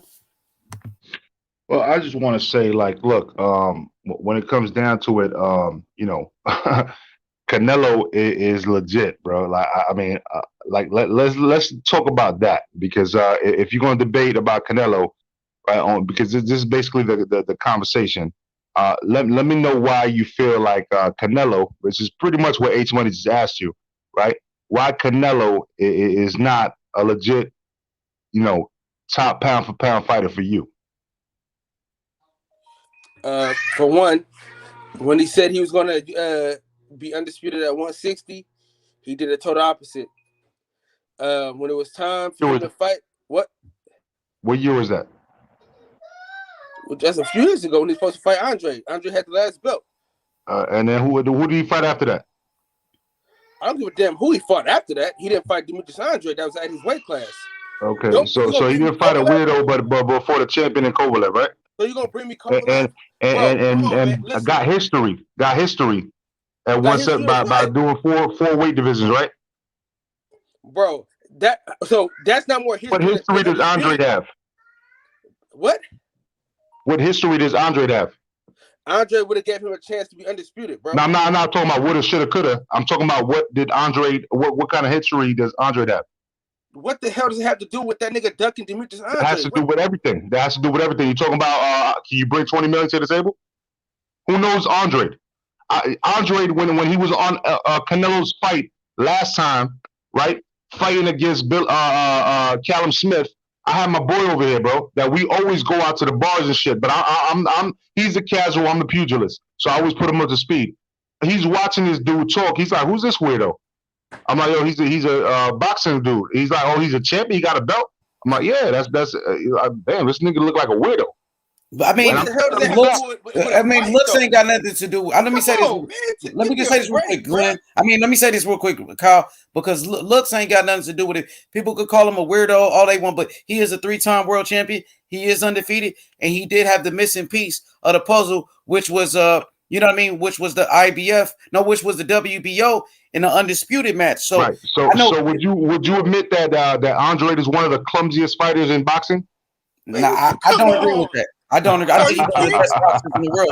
I think he got one of the best skill sets in boxing. I know what you mean. Sometimes he might be off balance. His balance not that good, which he's an awkward type of fighter. If his balance is not that good, that means clumsy. That's what I was trying to say. He's awkward. I would say that he's an awkward type of fighter. He's one of my favorite fighters, to be honest, Glenn. I heard a Jamal Charlo fan say he's a weirdo. I hear people calling him weirdo, like Jamal Charlo fans, to try to avoid a fight with him by trying to belittle him. But we know that he is a champion, that he is undefeated, that Canelo was getting a guarantee of $36 million a fight with DAZN. So the money wasn't an issue because Canelo was getting a guarantee at that time. But I'll let y'all keep going. My bad. I apologize. Okay. No, it's okay. Okay. Go ahead, bro. So him being a weirdo, okay, he's a weirdo. Okay. He still had a belt. He still was the missing piece to your puzzle. You know what I'm saying? And then this is the thing. I'm not mad about the Kovalev fight. But he could have fought Andre, and then he could have fought Kovalev. Why does it have to be? Oh, he fought Kovalev, but he still didn't fight Demetrius Andre. He was at 160. Demetrius Andre was at 160. Handle that business, and then move on. I just told you. And in all fairness, Major Key, if Canelo wouldn't fight weirdos, we wouldn't have the BJ Saunders fight. So that's Ooh, not Yeah, his Billy nice. Joe ain't did nothing either though to really, Nice. but have a I belt. mean, but he's Billy trying to Joe and become Caleb Plant undisputed haven't there. done Like he's anything trying to that. become undisputed there. Like What are like you it is what talking it is. about? We just said that about Andre. What's the difference? Nah, bro, come on, man. The No, difference is, what? look. First of There's no all, H difference. Money. You said 3-weight division. What 3-weight divisions did Andre become a champion in? No, he's a 3-time champion in 2 different weight classes. So he was Okay. a You champion at you 154. diluted that one because you said 3. I thought you said Yeah, 3-weight divisions. yeah. I mean, But what I said was he's a He said 2-time champion. He didn't say 3-time world champion in 2 different weight classes. He was a yeah, champion at 154 154, 160. I get that. at the same But time I as thought you said Canelo. with 3 different weight divisions. But Oh, my point is, you got Canelo going up to 175 to become 4 weight division champion, and So now he going couldn't have back done to that without. 160. So you telling me he couldn't beat Andre and then go to Kovalev? I mean, Kovalev wasn't promised because Kovalev. We didn't know what Kovalev was going to do. The Kovalev fight was on the table, and he took that fight. You know what I mean? But at the end of the day, I felt like, and I'm an Andrade fan. I wanted to see Canelo versus Boo Boo. I'll be lying if I didn't tell you that. I'll be lying to you. H Money. But This is my problem. my point is like so if he's so great right now because I like to see all them dudes fight each other, but why they not fighting each other? Well, why are you talking about Canelo when again I said this earlier in the stream? Why is Andre not fighting Triple G or fighting Jamel They or ducking him. Jamal? You're right. Glenn is right. You ain't got a point there because those fighters are ducking him too. So we got to call out Jamal Charlo for not unifying with Demetrius Boo Boo Andrade. The winner of Andrade and Charlo could work their way up to a Canelo fight and build up their popularity. But Jamal Charlo is ducking that fight. You know what I mean? But nobody want to call out Jamal Charlo for ducking Demetrius Andrade. But everybody want to point the finger at Canelo for ducking him. So, Kyle, you got to keep that same energy, my brother. Bro, Being honest. We're not talking about Charlo right now. We're talking Okay, about go Canelo. ahead. Go ahead. I'm sorry. Go ahead. We talking about Canelo right now. This is the problem I have, bro. Is people say he's trying to be undisputed, so he could fight Billy Joe Saunders, but he was undisputed at 160. Demetrius Andrade is a weirdo. That's what I'm saying. And let's be clear about something. Triple G is the worst type of person at 160. He won't give nobody that look like me and H Money a shot. I know you said keep right side of it, but let's just keep it real. He ain't gave us no shot like that, to be honest. People that can beat him. Errol Spence won't give nobody from the Omaha, Nebraska a shot. Come on, man, get the fuck out of here. Come on, man. Right, though. Earl Spence. Now he's right. Now you got to hold on. We're gonna get back to that, but Major Key Boxing is right. So if we're gonna call Canelo out for ducking fights, we got to do the same thing with Earl Spence for ducking Terence. For real, ain't no way around it because Earl Spence is trying to do the same thing that Canelo's doing. You know what I mean? But Canelo proved himself way more than Earl Spence did, to be honest with you. So Earl Spence now talking about 80% to 20% Terence Crawford. He don't want the fight with Terence Crawford. Earl Spence is ducking, bro. He's ducking too. Now let's keep the same energy for your favorite fighters, bro. Why is Earl Spence getting the pad? Y'all can't think he was serious about that, bro. He was just talking. How you want me to insinuate and go inside his brain to tell? See, I had to say to H Money earlier. H Money made a point, and I said, you know what? You're right. I can't judge like that because I'm not part of that dude's camp. So now that H Money saying the point. To you, I gotta agree with H Money. H Money's right. We not part of the camp. So you part of the camp? I got some great intel on both camps. Bro, you're not a part of the camp, bro. I know you're part of that money team, bro. People that know Earl Spence, but you're not a part of the camp, bro. You're a fan just like the rest of us. So with that being said, now you telling me he was just joking. Why would you even play like that, nigga? Why don't you want to sit down and try to make a fight happen? Instead, you talking about 80% for you, and you're not even a fucking pay-per-view star. Your pay-per-view numbers are dwindling every time you step in that ring. But now you want to say 80%. You just don't want the fight. You don't want this. H, let me jump in real quick. Yo, I think Spence does have a bit of doubt, man. If he was hungry for that fight, if that fight was paying enough, he would have jumped on it. You know, so the fact that he's at that A position where he can delay and try to dictate, you know, his percentage. But if he was confident, he would have jumped on that fight. You know, I think he is delaying a little bit. And just to bring it back to Canelo, yeah, him fighting Klitschko was pretty cool, but let's not forget the fact Klitschko had just got off the fight. He talking about Kovalev, yeah. He had just got off a fight. And that's kind of the same thing that Lennox Lewis tried to do to Riddick Bowe. He had just got off a fight, and they tried to push him into another fight within not even a couple of months. And Lewis felt like he needed time. So since that whole image went around with him throwing that belt in the garbage, like, yo, y'all not going to force me to fight. I'm just going to throw the belt in the garbage. You got a lot of fighters out there like Kovalev that took that fight.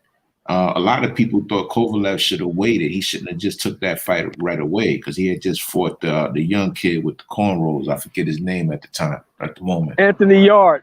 Yeah, Anthony Yard. So, yeah, he had just got off the Yard fight. You know what I'm saying? Like, he didn't get no rest up time, no nothing. And they threw enough money at him that he took it. You know, so that's why people thought it was, you know, some people thought he threw the fight, but he probably just wasn't conditioned to just go another 12, especially with nobody like Canelo. So Canelo, these boxing promoters, they real slick on how they set their fighters up, man. To put them in line for belts, to put them in line for highlights. But at the same time, say it again. Yeah, Errol Spence too right now. He delaying. Yeah, that's what we're talking about. That's what we're trying to do. But you know what? Like, again, that's what we're trying to do. Okay. Hey, brother, can I say something? Let me say this last point. Whenever the Spence and Crawford talk come up, we have to bring it back to Thurman. Thurman was the original stoler. He had the belts, and y'all, if y'all remember, Mayweather was telling Thurman, yo, if you want this fight with me, you got to fight Spence. And he turned down the fight. And then he just went AWOL for 2 years, got married, car accident, all other kind of shit. All so right, now the belts is finally moving on. Everybody else is still stalling, you know? And you like that though, bro? Can I say something right quick? Yeah, okay, go ahead, bro. I just want to ask him a follow-up question when you're done. Okay, cool. It's not going to take long. Hey, I heard something that Gary Russell said about a month ago, and it stuck with me. He said a lot of these guys now, these managers, these promoters, these trainers, are matchmakers. That's what they doing with Canelo. They matching him up with people he has favorable attributes towards. You know what I'm saying? They keep picking his fights, and he's helping them pick his fights.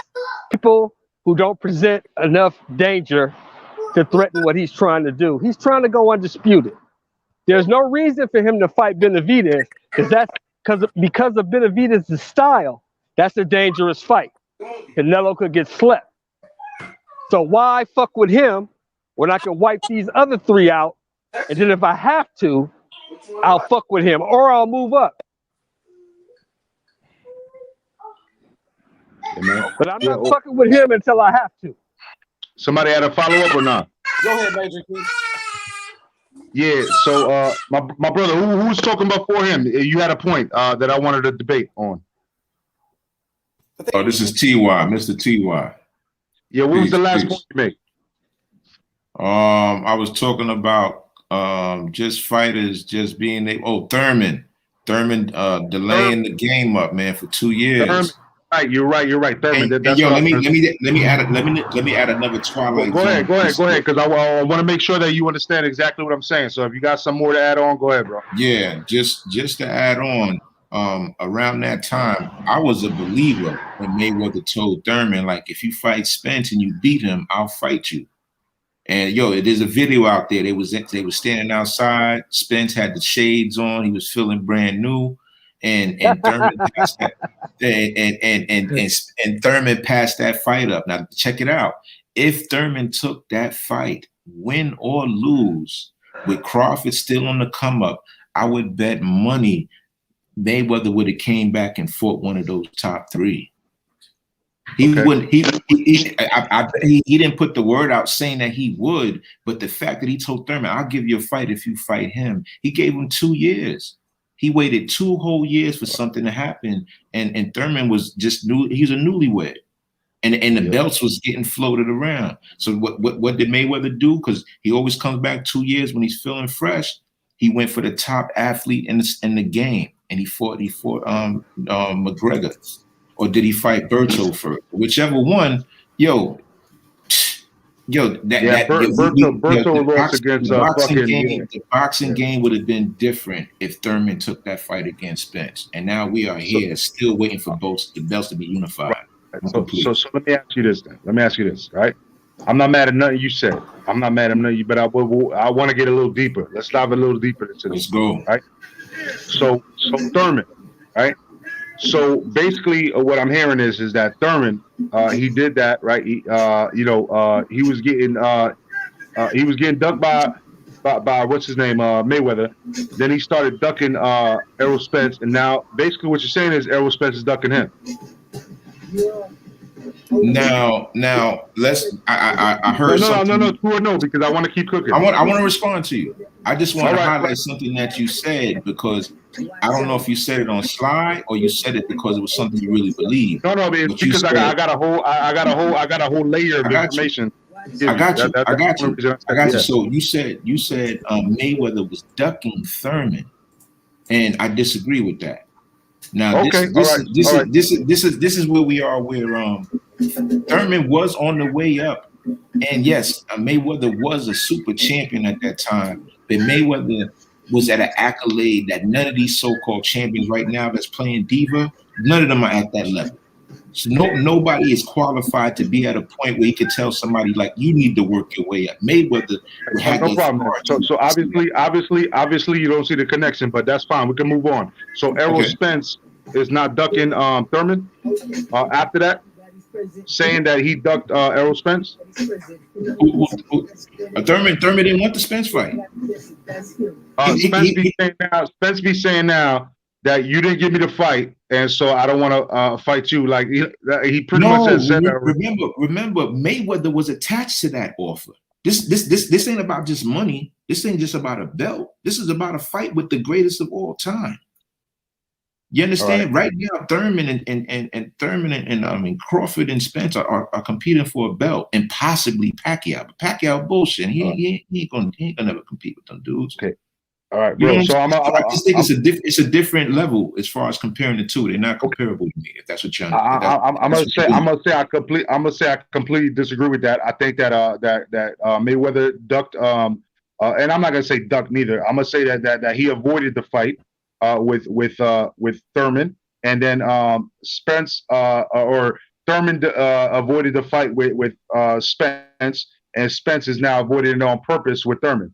So regardless of how you feel about it, moving along though, right? Like when it comes down to who was claimed Hall of Fame last year. All right, but that question I don't know, but I want to make a point on what you just said. It's a point that I'm making. I'm trying to cook though. Okay, go ahead, bro. You go first. You go first. Go ahead. So the reference that I want to make is when Gennady Golovkin was so-called number one, and what's the brother's name? Jacobs wanted the fight. He was a mandatory. Golovkin said he wouldn't fight him because he just wasn't. He wasn't even a super champion. He said Jacobs just wasn't qualified to fight, even though he was number two. So what did Jacobs do? No, actually, Jacobs was number three at the time, but he was a mandatory under the belt. So what did Jacobs do? Jacobs went and fought number two. He went and fought the other kid from Brooklyn. I can't. Rosado. No, not Rosado. What's the one he knocked out the last fight or before that? Kid Chocolate. Oh, now, back then? Yeah, I got you. That was a power move to get to that fight. So now if you compare it to Thurman and him wanting to fight Mayweather, I'm not sure who Thurman fought, but it wasn't in the accolades to be ready for Mayweather. Mayweather felt like somebody else. Andy Lee exposed Kid Chocolate, just so you know. Andy Lee exposed Kid Chocolate. Yes. Yeah, Andy Lee exposed Kid Chocolate. No. Yes. What I'm trying to say is, look, when it comes to the H Money, who's the last three? Who got invoked into the Hall of Fame last year? You there, H Money? Ward, Mayweather. Yo. You just said it right there, Ward. Right? Everybody's saying. That's my point right there. I'm trying to land a plane. I'm not trying to interrupt all of y'all, but I'm trying to land a plane. Ward got inducted into the Hall of Fame last year. So why does he have the right to come back to fight Canelo, right? Even if it's not an exhibition, to actually claim a belt against Ward, against Canelo, when Canelo's got bigger fish to fry in his own legacy right now, because he's not retired. You know what I'm saying? You feel me? You just lost me. Otherwise, you said you was landing a plane and you went right into the woods, bro. I don't know what. No. Actually, but in the woods. But I built a campfire and I let you eat off my fish because you didn't know how to fish. I'm trying to tell you. You know what I'm saying? That didn't make no sense either, man. It made perfect sense. It made perfect sense if you follow me, bro. Listen, Major Key, I got it. Thank you. Yeah, he got me. He got me. So you missed it. It went over your head. But listen, that's all right. What I'm trying to say is that Canelo, right, is 30 years old, man. Canelo's 30 years old. Manny Pacquiao's 40-something years old. He could retire right now, fight in 3 or take the 2 years off he already had, and miss 1 more year, come back undisputed with getting his Hall of Fame career, and then start fighting people. That's not fair. That's not what it's supposed to be like. You know what I'm saying? I know Bernard did it, but Bernard was also different shit. You know what I'm saying? But you know, we're gonna make that a norm now. Like you could just get a Hall of Fame, and then after you get Hall of Fame, just fight for the rest of your career and just and fight the top level opponents. No, it's not like that, bro. It's not like that. That's not the way. To Thurman and Mayweather? Huh? How do you connect that to Thurman and Mayweather? You said you was gonna land a plane. You was talking about Thurman and Mayweather. The plane with Thurman and Mayweather. To be completely honest with you, was the whole thing about Thurman and Mayweather, like everybody ducking each other for years. You know what I'm saying? And I don't want to fight you, and then now I don't want to fight you, and I don't want to fight you. I thought I made that clear. And if I didn't, I'll go back and retract and explain it all over again. But what I'm saying originally, I was trying to land this plane, but you kept saying that you needed another point. So I was like, okay, I'll let you talk. Remember, like since the beginning that I started talking, you wanted to say something else. So I let you keep cooking, and it's all good. It's all good because you were making some good facts, and I feel like I made my point on what you were talking about. It's opinions. Salute, Major. Salute. This boxing talk, man. This is boxing talk. Each one teach one. That's all. That's what I'm saying, yo. That's what I'm saying. You made some good points. I disagree with you, but I was trying to land a different plane. You're right about that. You know what I mean? One thing though about the whole Hall of Fame issue, I think they, they were trying to adjust it around a little bit by reducing that gap to 3 years from 5. So I don't think Andre Ward specifically is coming back, but since they've reduced that requirement to only 3 years, in the future we will see some ex-fighters being first ballot Hall of Famers and then coming back into the sport to take a big money fight. I don't think Andre Ward is gonna do that.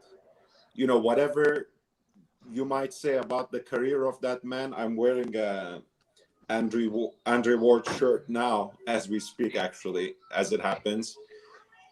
He is a man of his word, and he always carved his own path. He doesn't need to come back. You're right. He doesn't need to. I don't think he will come back, but I think Major Key does have a larger point. We will see some fighters maybe retire, take 3 years off, get onto the Hall of Fame, and then come back to the sport to cash some checks. That can happen in the near future. But I don't think Ward is that man, honestly. Hey, I like how we was able to deflect my conversation on to something else. No, go ahead, my boy.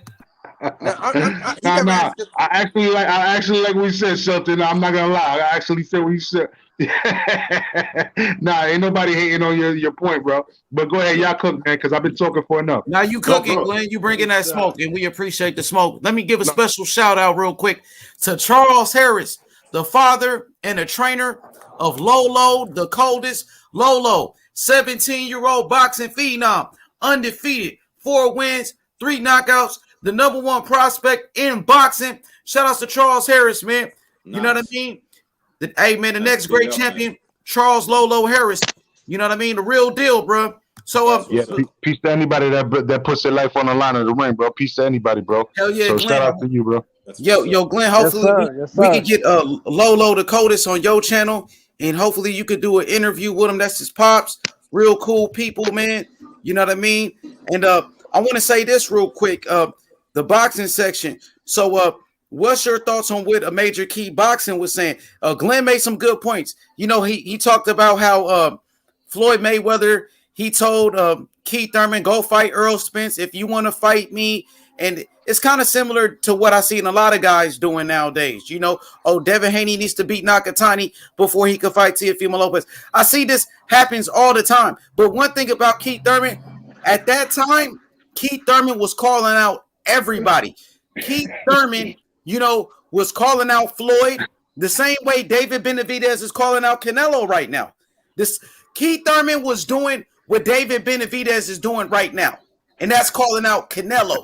You know what I mean? Go ahead, Glenn. Ace money, you a smart motherfucker, man. I see what you're doing already.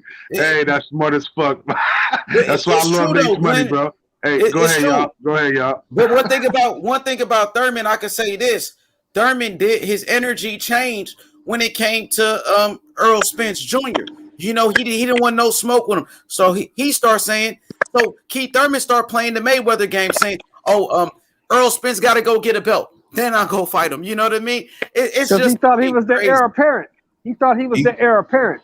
He said that about Crawford too. He told Crawford the same thing, and they both went and got belts, and he didn't give him no fights. Yeah, I mean that's what people do when they in that position. They feel like are they in a better position than another fighter. You see Teofimo Lopez, he doing it to Devin Haney. We seen Floyd Mayweather do it to Floyd Mayweather did it to Keith Thurman. We seen Keith Thurman do it to Errol Spence, Terence Crawford. Like this shit is crazy in boxing nowadays. But y'all keep H-Money, let me ask you a question.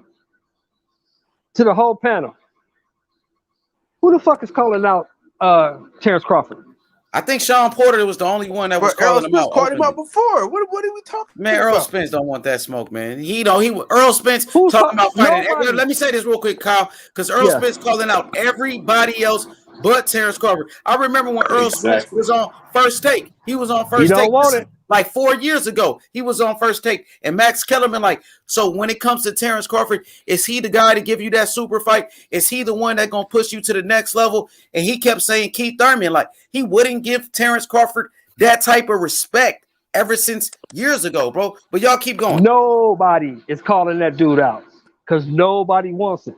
I don't care what anybody says. When you tell a man 80-20, you don't want to fight him. Bro, and you pricing yourself out. You pricing yourself out because you're not confident that you can beat this man. That's why you're doing it. Okay. So listen, this is my thing, bro. And people have failed to answer this question for me. Okay. When he said 60-40, why didn't Terence Crawford call his bluff? That's the only question I got. I like to answer the question. Go ahead, brother. I'll answer it after you. Go ahead, brother. I'll answer it after you. You go ahead first. Now, this is just my opinion. I think that the fact that Top Rank takes such a chunk of his pie, he kind of has to fight for a higher percentage, probably because he feels like that 40% that he gets, he might only get 20% out of that. So I think that it's always seemed like Top Rank fighters is always fighting for that extra chip. You know what I'm saying? Because again, there's some of them, from what I hear, Crawford is tied to like 2 other promoters underneath Aaron. So it's not like Aaron's just getting his cut. There's somebody else getting a cut. So yeah, I think he's trying to stretch that percentage because he feels like he has to give so much away. That's just my opinion. Number 2, here I go. Because I've done more in this sport than you. You fought in one division and you beat guys that I would have smoked. I'm a 3-division world champion. Everybody they put in front of me at 147, I knocked them out. You ain't knocked nobody out in a minute. So don't tell me nothing about no 60-40, because number one, you're not better than me. I'm gonna beat you, but I want to be compensated when I beat you. Okay, is boxing a business? It's a business. Okay. I agree with you, brother. Go ahead, take it there. That's right. Boxing is a business. Listen. This is what I'm saying. Now, listen to what I'm saying though, because y'all keep giving me all these caveats. But this is what I'm saying. Y'all saying that he prices himself out, he's doing this, he's doing that, right? All I'm saying is this: if Terence Crawford resigns with Top Rank, what are y'all gonna say? He's a dumbass. Yo, what I would say is, I won't be a fan no more. He will be a fan. What I would say is, why don't y'all do a purse bid, right? Just like Teofimo did, and get that money, get that bag off a Trill. You know what I'm saying? Because one of the dudes don't want the fight. Yeah, Fight. Yeah, Major Key.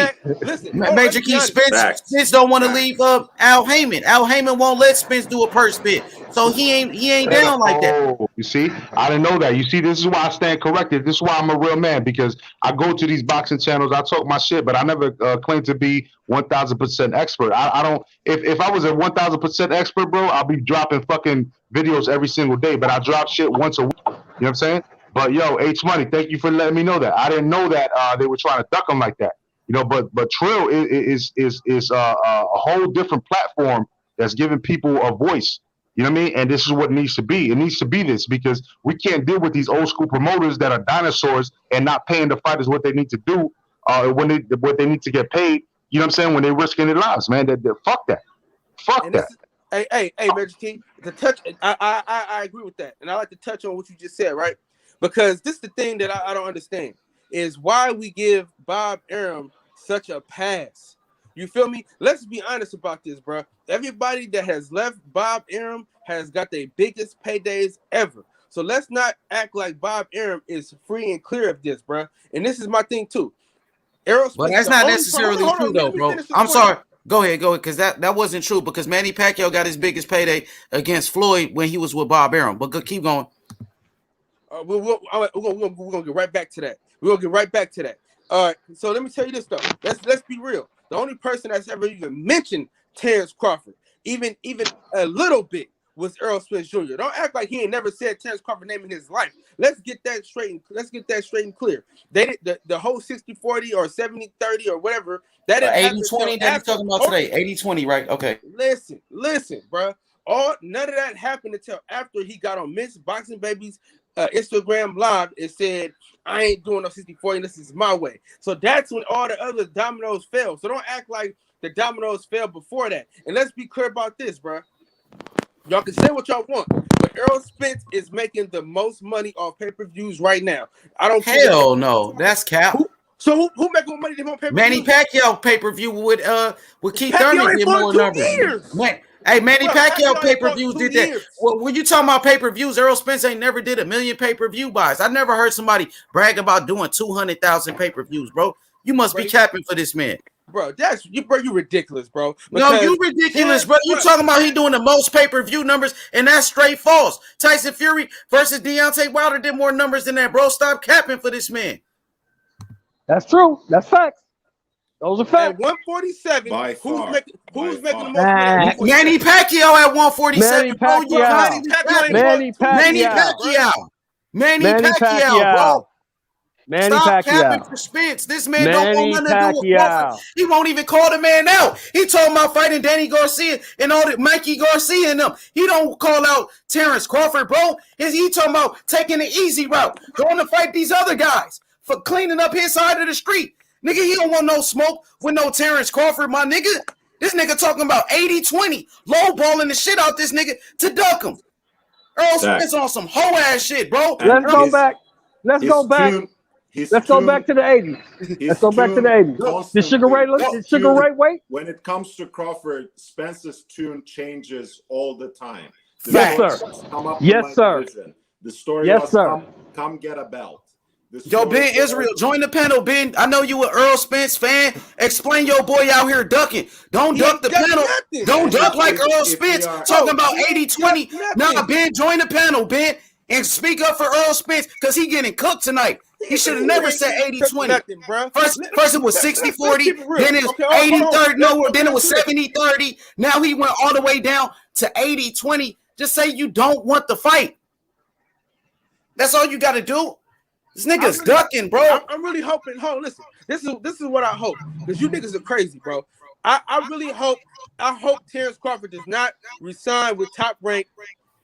And let's go from now. There. It's about who he signed to, bro. You worried about everything else. You worried about who he signed to, Bob Arum. You worried about networks. You ain't worried about making this fight, bro. You talking about everything else but the actual fight, a 50-50 fight. Now it's about promoters and all of that. But you didn't say nothing when Jamal Charlo stays with PBC and he ain't got no middleweights over there. When all the middleweights are on the zone, why is Jamal Charlo calling out everybody that's on the zone? Why? And why he don't sign with the zone if you want that smoke, but you won't keep that same energy for this guy? But you still a Jamal Charlo Ducks only fan. Ducks only. Jamal Charlo ducked David Benavidez. Straight ducked him, and you was capping for Jamal Charlo for years. Bro, I just said he ducked Devin Haney. Go ahead, I just bro. said that on your live stream. What are you talking about? It took you about 3 weeks, a month to say that? You didn't want to believe it at first. Bro, at the end of the day, Charlo ducked him. I'm not saying that at the end of the day, Earl Spence ducking Crawford. And Earl Spence ducking Crawford too. Now, you going to change your tone and admit it that this nigga, Earl Spence, is ducking Terence Crawford. When you going to do that? We waiting on you to do that now.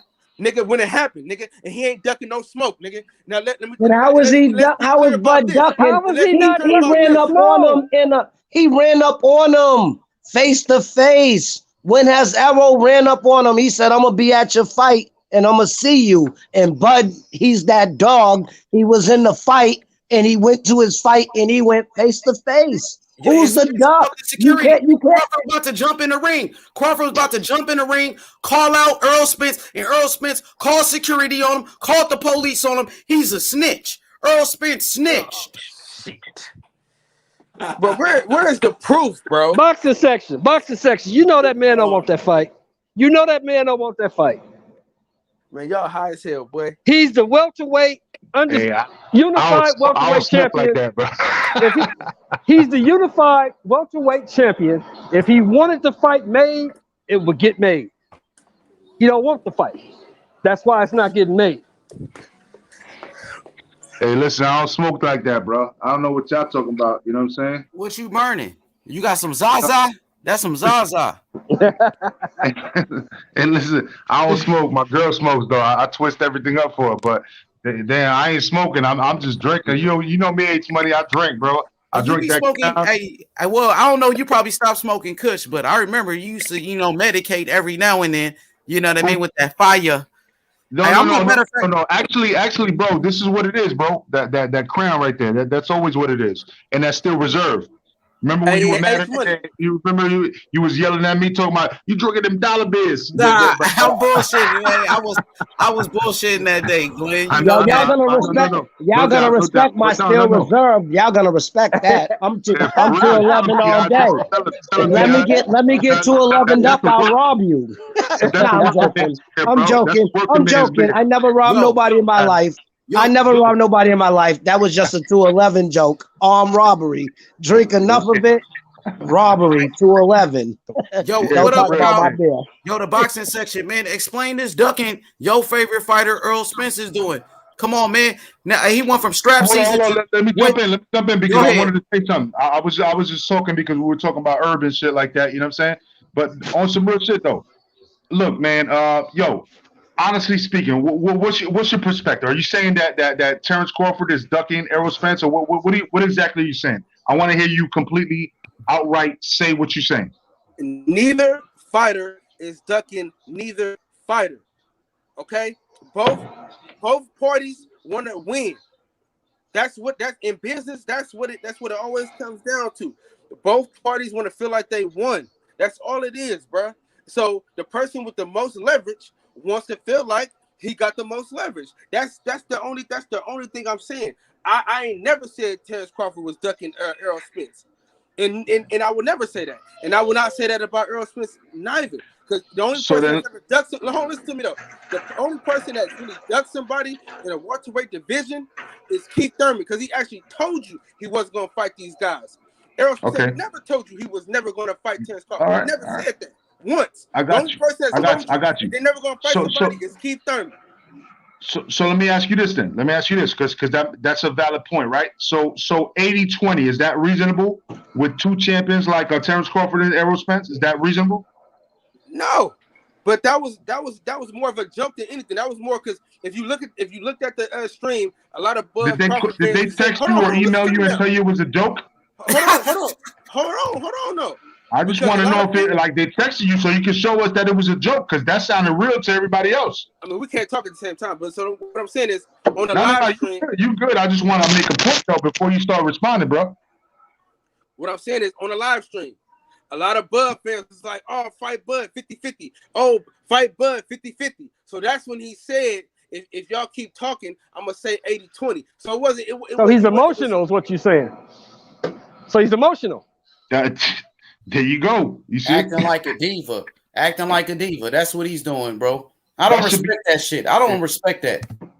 Listen, what you can't respect is, hold on. What you can respect is those two guys already talked on the phone about the fight. Let's be clear about that. They had a mutual understanding already about that fight. You can go back to Twitter and you can say it, because bro, that was months ago. That was during the quarantine, when the quarantine first started. That was a long time ago, bro. Now we going by what happened today. No, we living in the moment. Well, let me say this: we living in the moment, bro. And at the moment, Errol Spence don't want the fight because he's talking about 80-20. That's what's going on today.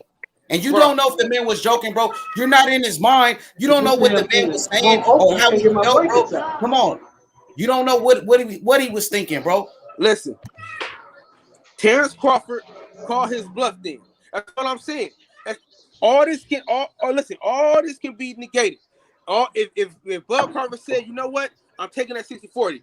And if Errol Spence said, nah, 70-30, then I'm saying, all right, Errol Spence, you ducking Terence Crawford. But until that day, I'm not going to say that. If Terence Crawford called his bluff and said, all right, we're doing 60-40, and he said, no, something else, then I'll bro, first of all, Spence he ain't in position to be demanding nothing. He ain't in position to be talking about no 60-40. It's a 50-50 fight. Other than that, he's ducking. So now you're talking about 60-40. He ain't calling no shots. He ain't no Canelo. He ain't no Manny Pacquiao, bro. He ain't doing 1 million pay-per-view buys, nigga. He ain't even the biggest name in the welterweight division.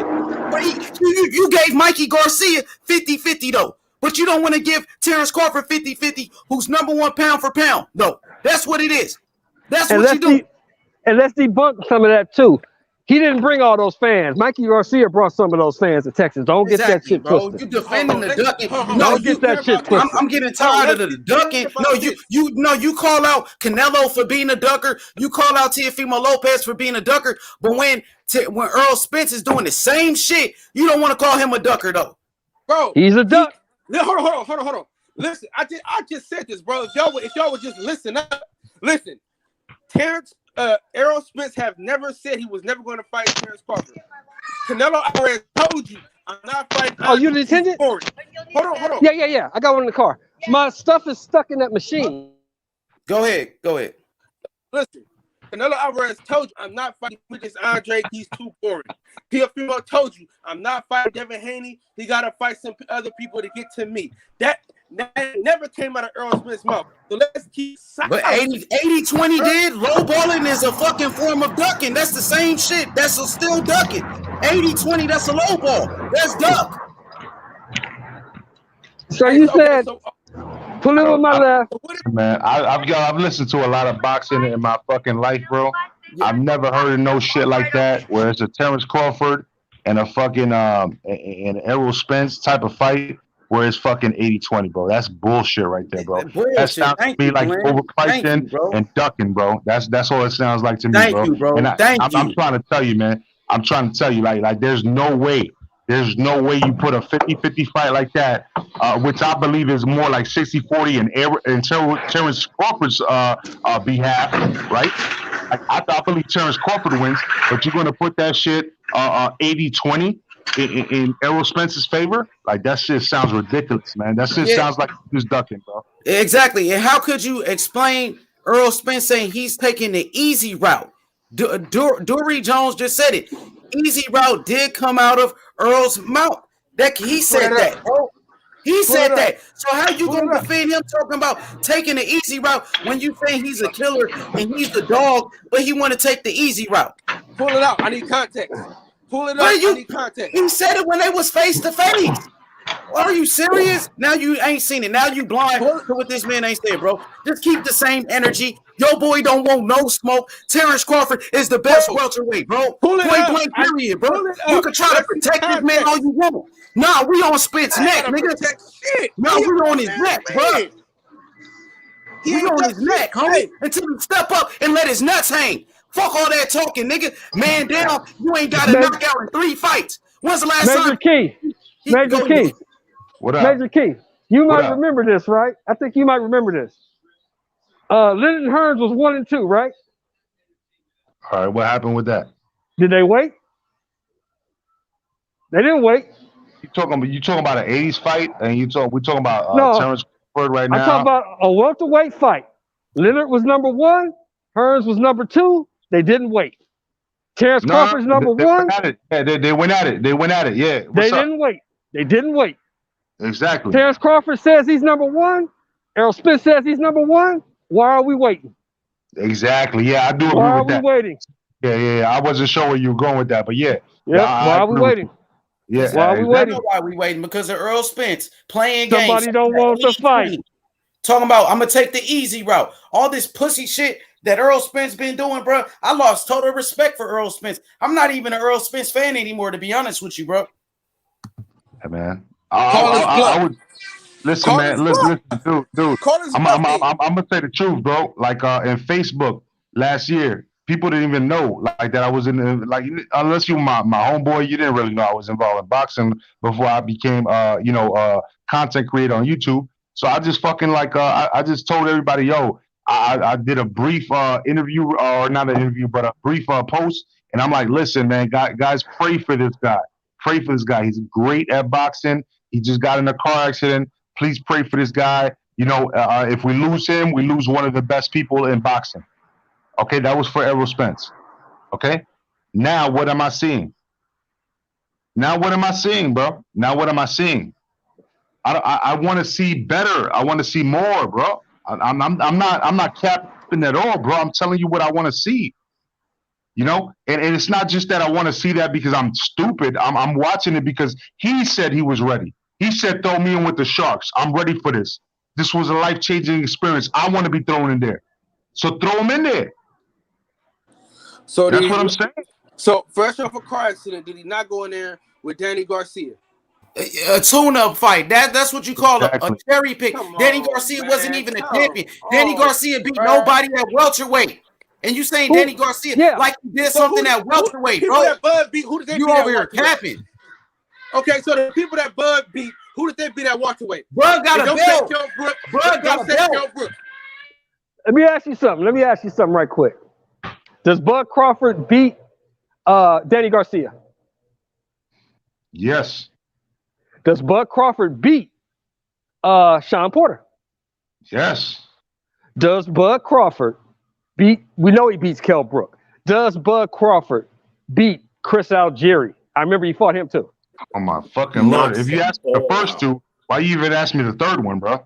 Hey, I like the Sean Men. I like the Sean Men after that. What has Spence done that's so impressive? His best win on his career is Sean Porter. That's his best win. Oh, my bad. I keep thinking that this dude is making a point against me. I'm like, yo, what the fuck are you talking about? Yeah, of course, but I'm agreeing with him the whole time. I got you, brother. His best win. Best Shelton. That's his the boxing best section, win. man. It's sad when your favorite fighter turns out to be a ducker, right?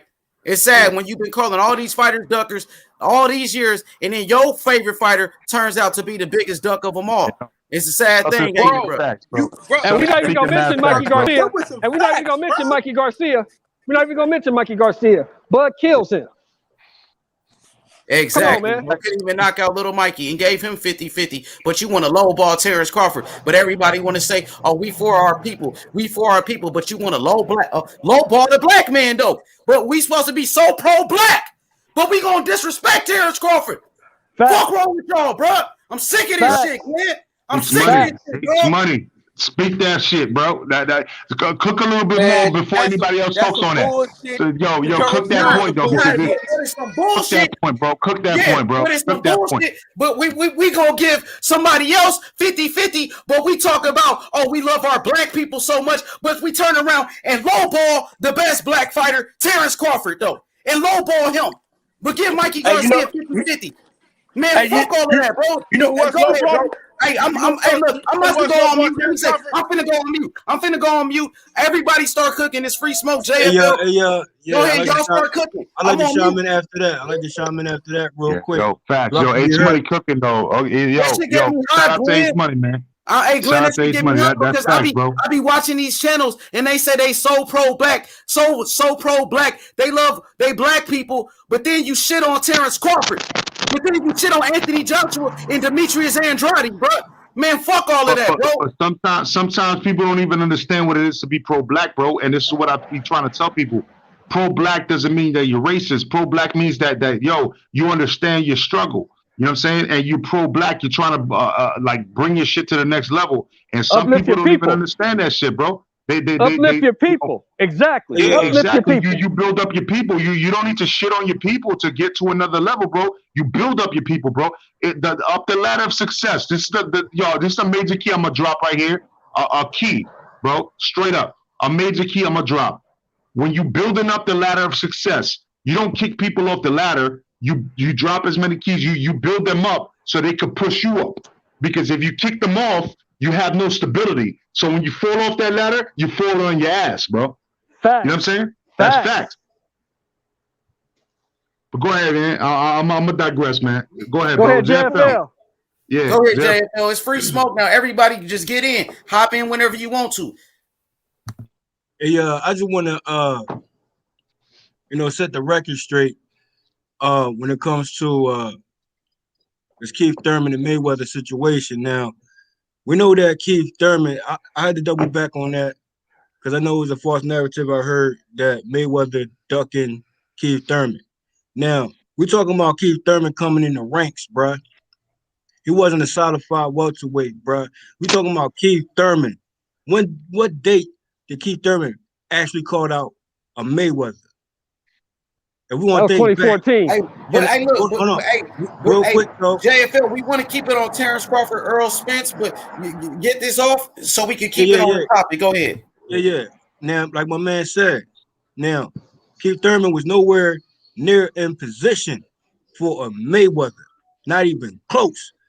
Keith Thurman was a clout chaser who just using names for clout.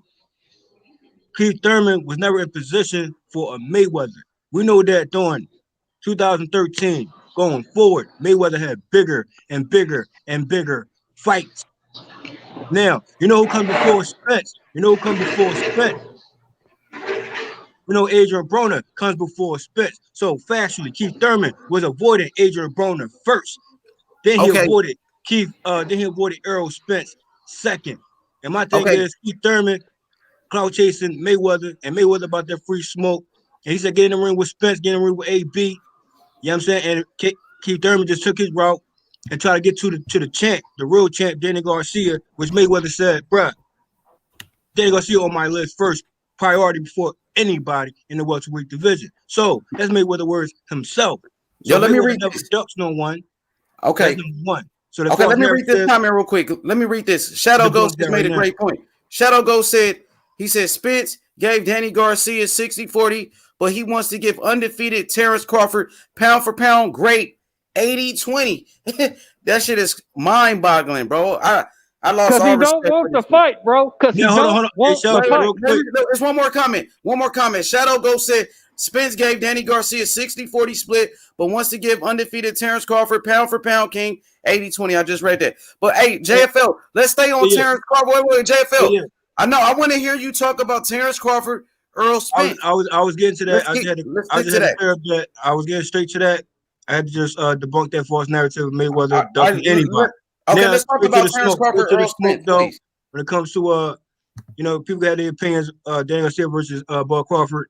I got Danny Garcia in that fight. It's still a fight to be made. Amateur pro rival fight. Where Bud Crawford never had an amateur pro rival fight in his career yet, but he lowballed Danny Garcia out of everybody in the welterweight division. So, but I'm saying, what about Terence Crawford though and Errol Spence though? JFL. I know we know you love Danny Garcia. Much respect to Danny Garcia. Yeah. I'm just saying, let's get on that. Let's get on that topic.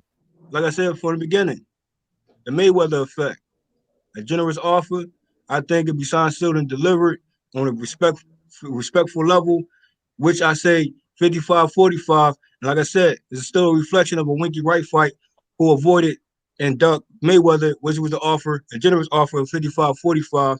I keep saying that, but I heard just now currently that Spence said 70-30, 80-20, 80-20, stuff like that. He said 80-20. Okay. I heard that too.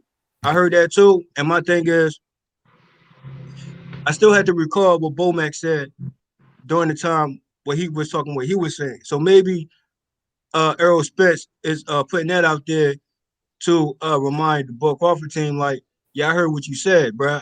And also the offer is 60-40, which I think 60-40 is ridiculous at this point, even when he said it the first time and prior to now after receiving a certain nod. My thing is he could say 60-40 now, and it might make sense, but 70-30, 80-20, all that is just for me, it could be taken seriously or it could be taken as Bomac, I heard what you said, bro. Nah. I'm gonna keep getting these fights until I get Bud Crawford in that 70-30, 80-20 position. Let me say this real quick, JFL, because everything that come out your mouth will be held accountable, bro. Everything that you say will be held accountable against you, bro. So yeah. He was serious, bro. Boxing is a serious sport. What you say will be held against you. So he said that. Now he got to stand on it. Point blank. Period. Blank. Period. Exactly. You got to stand on it. Let me add something real quick. Go ahead, Ty. Y'all pass it around. Y'all go ahead. Man, it was a point I was gonna make. Oh, all right. While you think about it, TY, can I just get a link? H Money. Major, since I cut you off earlier, please, brother, take the floor, brother. I'll go right after you, brother. Go ahead. What'd you say, Major Key? Yeah, no. I'm gonna stay quiet. What I'm saying is, H Money, can you send me a link so I can send it to Shadow Ghost? Because there's one open position on this 10-man platform, and Shadow Ghost want to get on. Yeah, let's get them on because I'm gonna go get me something to smoke from the hood real quick. So I'm gonna let y'all cook. Yeah, I gotta go get something to smoke. You gotta come to this hood if you want that real shit. The link come is to LA, baby. Come to LA, baby. Come to LA. Yeah, hey, I just put it in the chat. The thing is, hey, JFL, let me say this. The link is in the chat, Shadow Ghost. Join the panel before I go so I can add you and then I can step off. So come on, Shadow. Let me finish making this point real quick, JFL. Go ahead, bro. One thing I don't hear people talking about when it comes to Crawford and Spence, I don't hear nothing about the run back. I don't hear nothing about rematch clauses or trilogies. That's what I want to hear, because all this 80-20 that, in my opinion, I think is just cap. Spence is chilling with a shorty. He's feeling himself. So I'm not taking it serious, but there is a delay going on. So even if it's 60-40, if there's a rematch clause or possible trilogy, that number could bounce back and forth. So again, it's about who really want that fight. You know what I'm saying? So that's what I want to start hearing. Don't run with the tabloid, y'all. That 80-20 shit, that sounds ridiculous. None of us really believe that. Come out of his mouth. It got us hot. You should have never said it again. Who said it? No, Spence said he's with some shorty. Spence was online with some girl. I feel what you're saying, Mr. TY. But for me, I really don't care who he was with. He said exclusive blend. He got to be held accountable. He didn't send no contract. He didn't send no contract, so it's not serious. He was just on internet. He need to stop running his mouth then. because he's gonna be held accountable for everything he say, and we gonna use everything He's against him that he says, bro. shit. Hey, Bro, man, that dude ain't about that life, bro. He didn't look like himself against Danny Garcia. To be honest, he got exposed by Sean Porter in that fight, bro. Sean Porter put hands on him. But yo, who wants a rematch, yo? Who wants a trilogy? Who would want to see a Spence Crawford trilogy, yo? There's only one person that wants the fight, though. Crawford is the only one pushing for this fight. We ain't getting no energy from Errol Spence. All he's saying is a whole bunch of bullshit, 80-20, 70-30. And then he said, why would I have to go fight Terence Crawford when I can move up and wait to fight Canelo? That's what he said recently in the interview. So that sounds like he just want a single fight and he want to move on. That would sound good to me. You know what I'm saying? Like if he wants to fight, they confident, they know it can make history. They should be talking rematch already. That's cold, bro. That's cold for I don't want to fight this dude.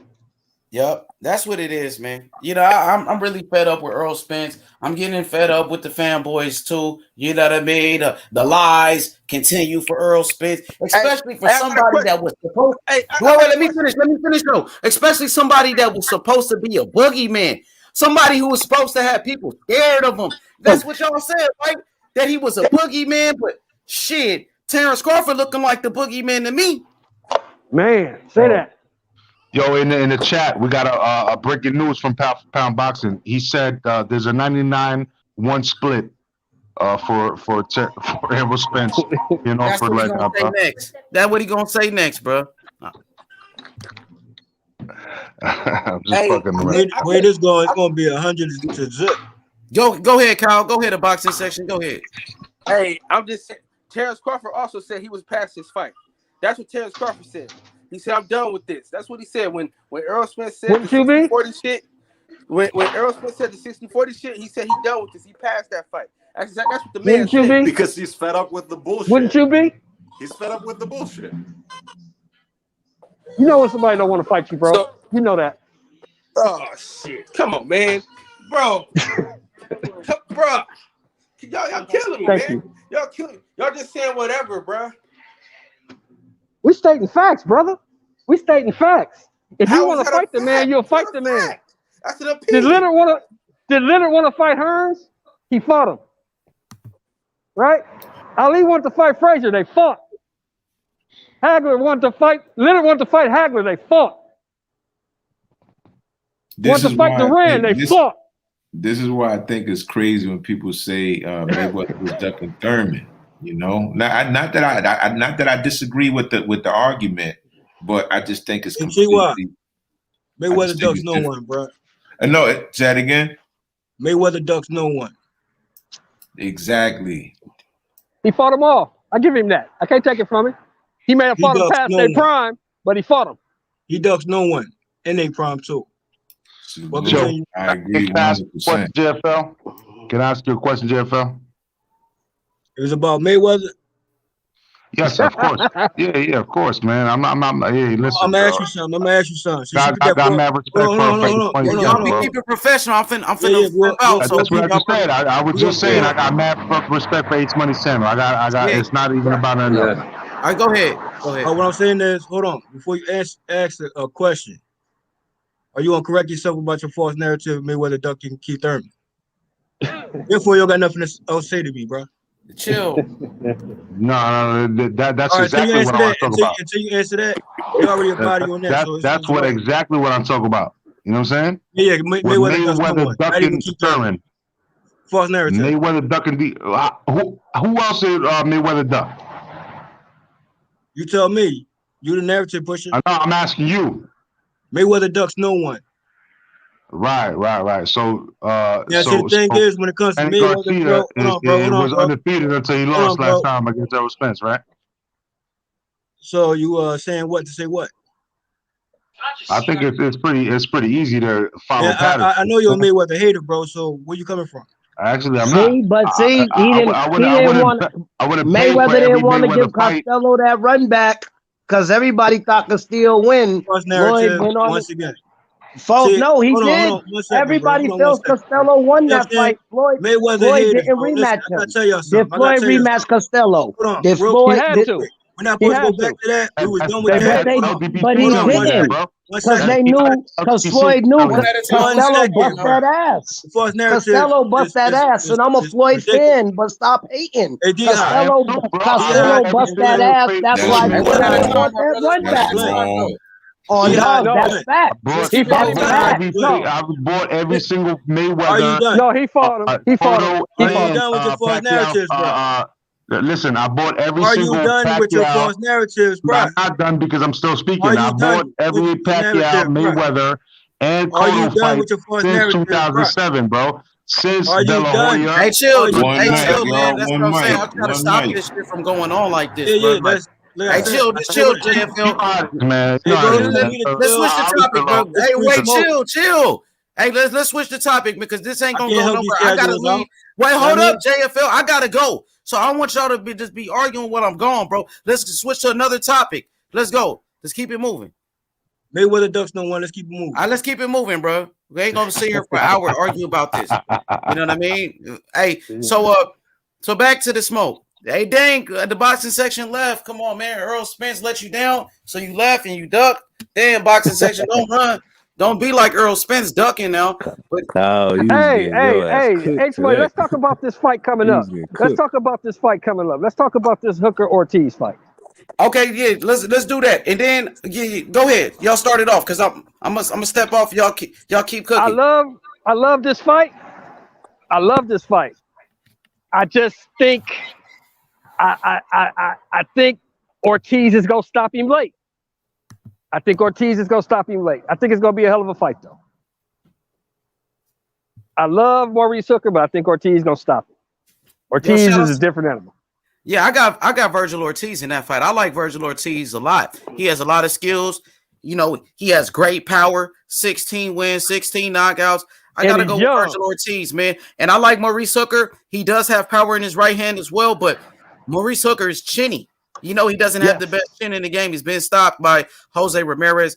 I think it's a good test for Virgil Ortiz, but I got Virgil Ortiz winning by knockout. Shout out to Get the Smoke.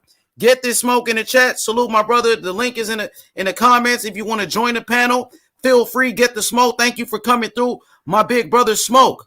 So let's pass it around. What you think about Virgil Ortiz versus Maurice Hooker, Jason Brown? Man, I think Virgil Ortiz will stop him. Like you said, he's very chinny. I like Virgil Ortiz. He's very good. He's very good at putting his punches together. He hit real hard. I think he gonna stop Maurice Hooker when that fight happens. For sure. What about you, JFL? Maurice Hooker, Jose Ramirez. I mean, Maurice Hooker versus Virgil Ortiz. Who you like in that fight? I mean, Hooker is he's taking on a challenge. You know what I'm saying? He's stepping up. And I guess, that's a rightful opponent. I mean, I think Marcus Hooker should face another opponent besides the Ortiz, but that's the opponent what it is. So I'll say that fight could be it's an interesting fight. I don't have no picks at the moment, but I'll give the KO to Virgil Ortiz. But at the same time, Marcus Hooker might want to prove something. So we'll see. It might be a upset. Who knows? For sure. Get the Smoke said Paul Williams said Floyd didn't duck and he wasn't ready for that. Floyd worked anyways.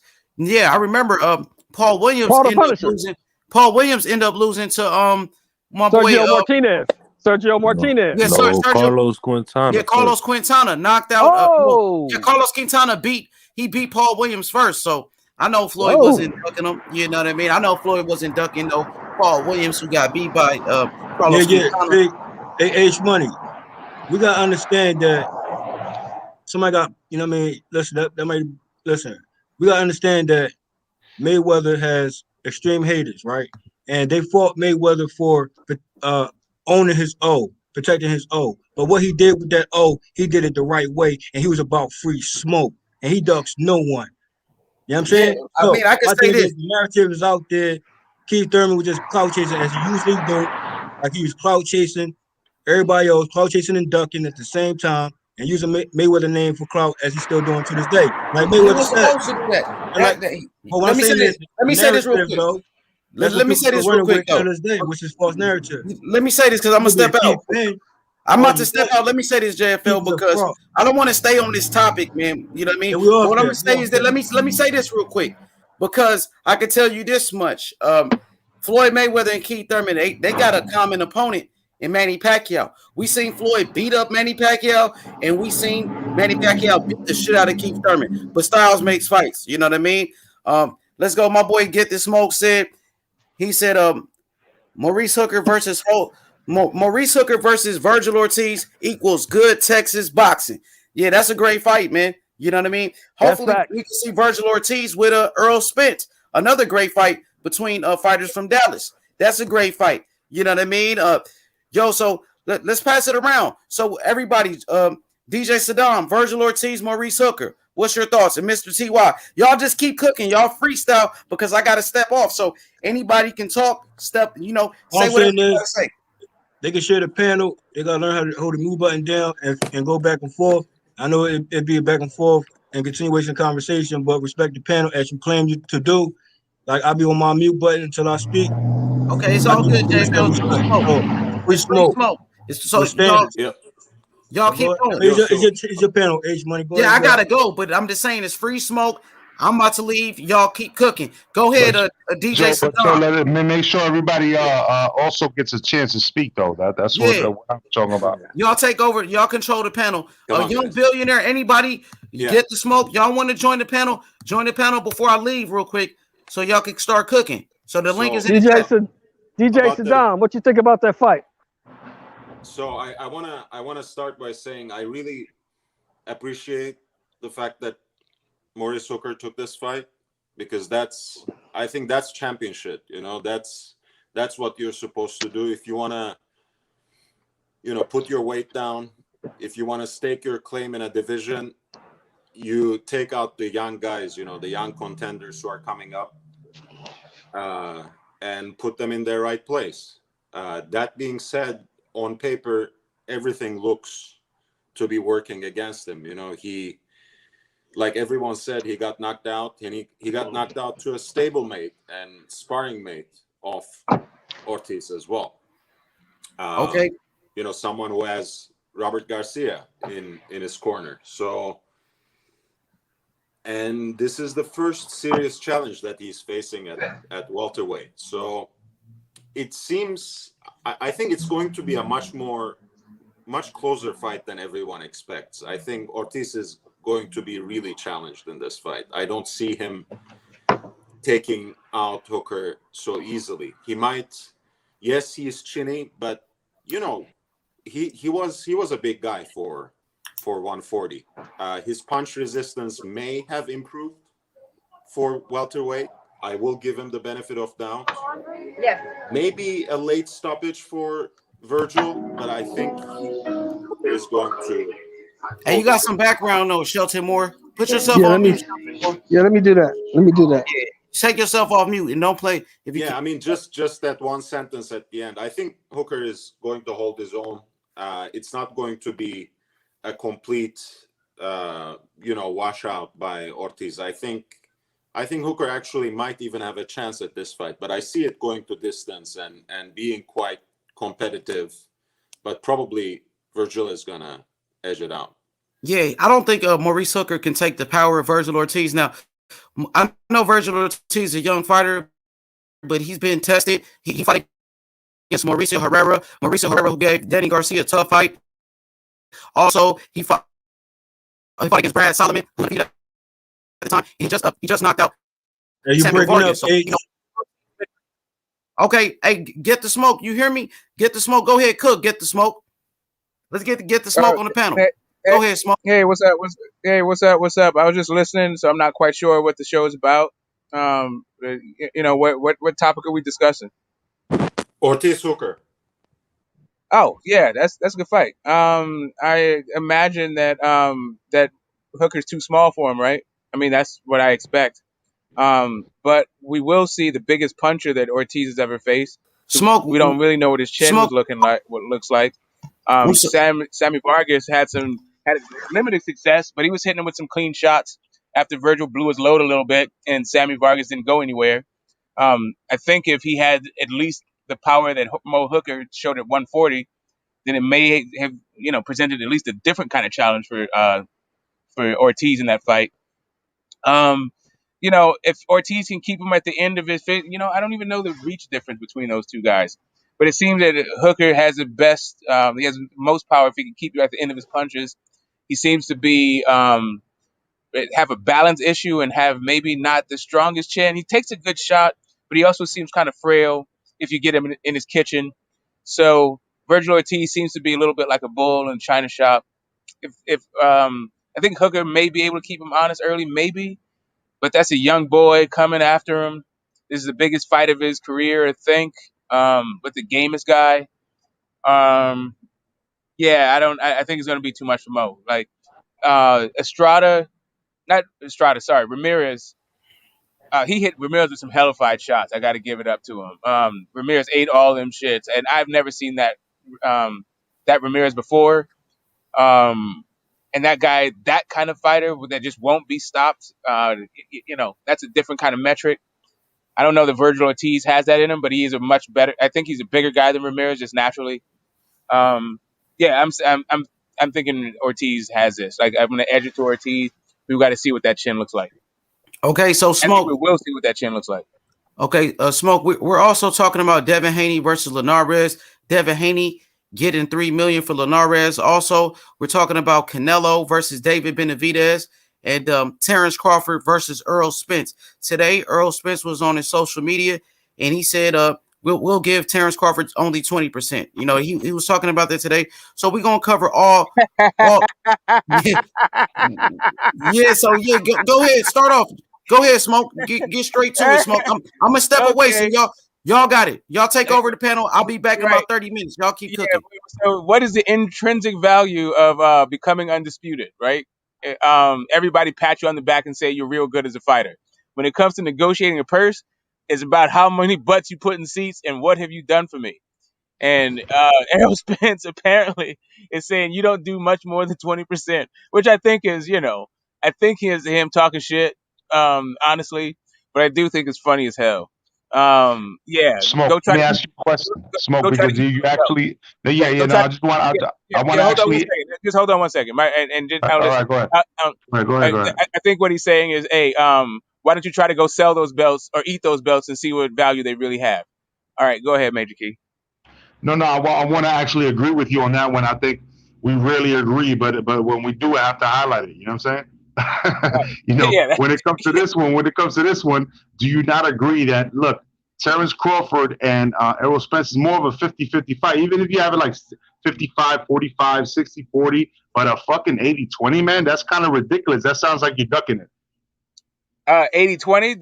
Do I agree that he's a duck? No, I don't agree he's a duck. I think he's but you know what I mean. What I mean is like that. That's kind of like it's kind of like you're putting yourself out there. That's highly disrespectful. Oh yeah, that's highly disrespectful. Yeah, that's what I'm saying. That is not the number that this fight's going to get made at. Exactly. Right? Okay. I don't think that's a real offer. I don't think that's a real offer at all, right? Yeah, and I don't think he's trying to make a real offer. I think he's just trying to tell him that when it comes to this whole negotiating business, when it comes to the business of boxing, you're not on my level, not even close to my level. Like now if you talk about the competitiveness of the fight, now you're talking about something else. Hey, get the smoke. Yo, what's up, Lisa? We got Lisa. What's good, Lisa? Hey, what's up, fam? What up, hey, Lisa? What's up, gentlemen? What's going on, Queen? How you doing? I'm hanging in there. The First Lady, Lisa Bells. Hey, what's going on, everybody? Great discussion. Yes, ma'am. Hey, I want to say, get the smoke. I do agree that Marcus Hooker does have a fragile chin and off balance, which if he works on those things and get his footing, solid, I think his chin will hold up. But I think, I think Virgil Ortiz. You think that matchup should have been the matchup for Virgil Ortiz as a Marcus Hooker? What do you mean by that? I'm saying you think Marcus Hooker should have been that guy for Ortiz. I'm thinking it should be. I think it's great matchmaking for Ortiz. I think it's an opportunity for Hooker, but I just think it's too high a mountain to climb, and it's unfortunate, right? It's cool that I think he should. Ortiz are getting these champions, these former champions, these guys who have achieved somewhat, you know, at a high level. Like he's building up the name part of his resume, and now he's actually building up the punching power in his resume, because these guys he fought before, I don't think could break wind, right? I don't think that even when they hit him, they could do any damage. And I do think that if Maurice Hooker hits him, he could at least we could at least see if like what Virgil Ortiz punch resistance is made of, because these other guys couldn't test that. Okay. Well, I say that to that is, you know, Hooker does has a good jab. Virgil Ortiz has a good jab in combination, so it's gonna be a lot to deal with. But yeah, so yeah, that's what it Yeah, is. But shout out to yeah. Lisa Bells, though. I'm gonna pass it to her, and she's joined the panel. And what's her thoughts on that Can I particular? go after her, please? Of course, Mr. TY after Lisa. Go ahead. Ortiz and Mo Hooker. Well, Mo Hooker, I mean, he could just use his jab. Basically, he got very long arms, you know, but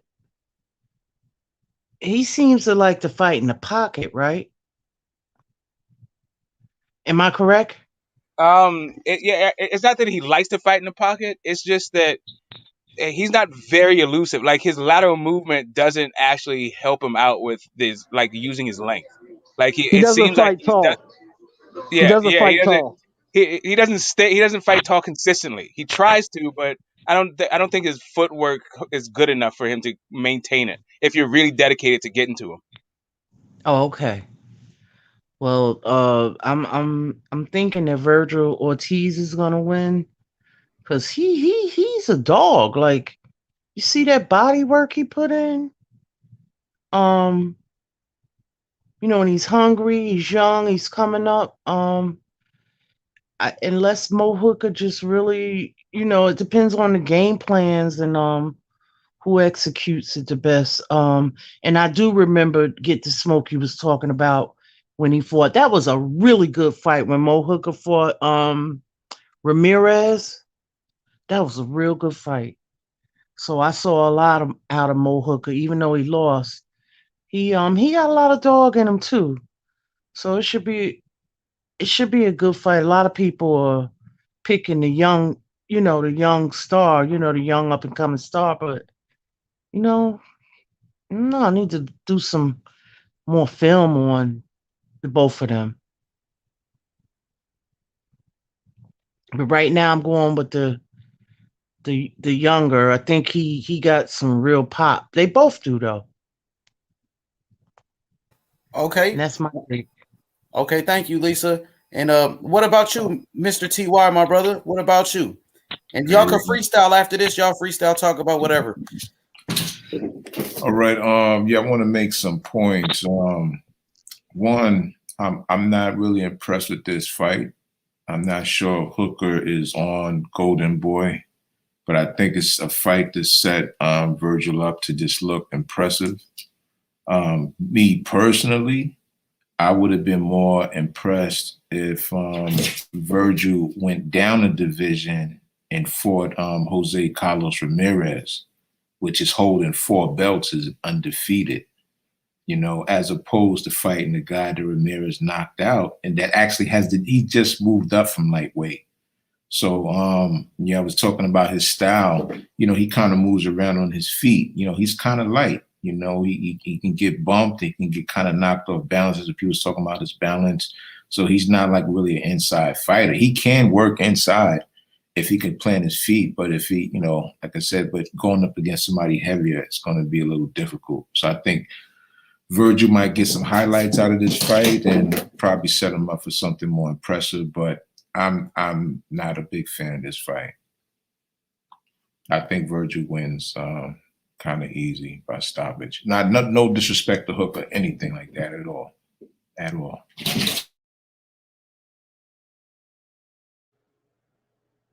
Oh, and I'm complete. Yeah, I mean, for me, Virgil Ortiz knocks him out, bro. Man, I like Maurice Hooker, but if you couldn't withstand the pressure from Ramirez, This dude is Virgil Ortiz is a little badass, bro. Like he looks somebody like, you stole his lunch money, he's gonna fuck you up. You know what I'm saying? Like it's a complete different ball game when it comes to Virgil Ortiz, from what I see, and the way he fucked somebody up. Because look, he knocked out, or at least had a TKO versus Sammy Vargas. That guy never been dropped or TKO'd by anybody. No, I'm not gonna say dropped, but TKO'd by anybody. And the guy got a TKO on Sammy Vargas. You know what I'm saying? Like looking at that shit, man. Like I'm sorry, man, but he's got some power, man. He's got some real power. So I like Maurice Hooker, but I don't like him for this fight, if that makes sense.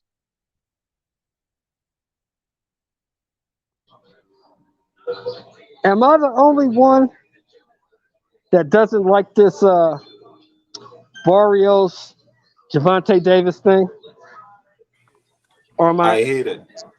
I hate it. I don't like it. I don't like it. I think Tank's going to get stopped. I really do. Oh no! Oh I shit! think I don't Who's like this it that said that? for the complete. That was Shelton. For the complete. I think Tank's going to get stopped. You watched the. You watched the Spence Porter card, Yes. right? You saw how he won that belt. Yes.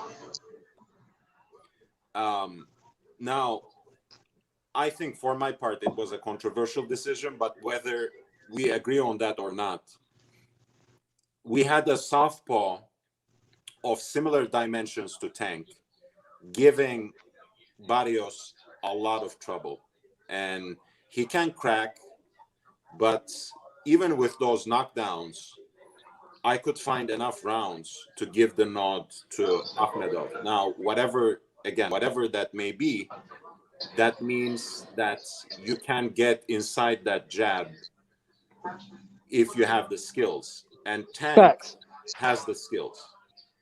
I think Tank knocks him out. It won't be easy, but I don't think it's a really dangerous fight for Tank. Certainly not the most dangerous fight that he would have at 140. I think the move up to 140 is going to be a little bit too much.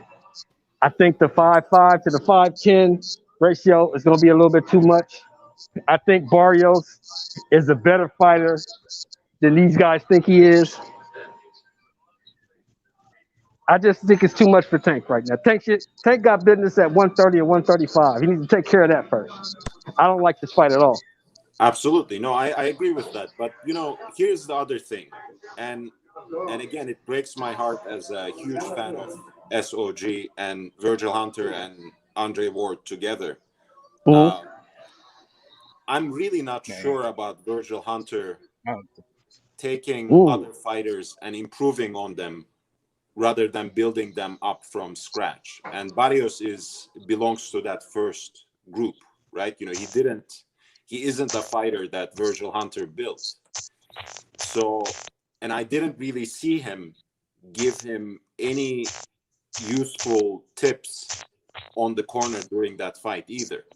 He really didn't have a game plan to counter what Akhmedov was doing in bringing that pressure, foot forward style of fighting to Barrios, which maybe they were not expecting just because he was an Eastern European, because I don't know why, honestly. So I was kind of disappointed at Virgil's corner work in that fight as well. So I don't want to underestimate Barrios.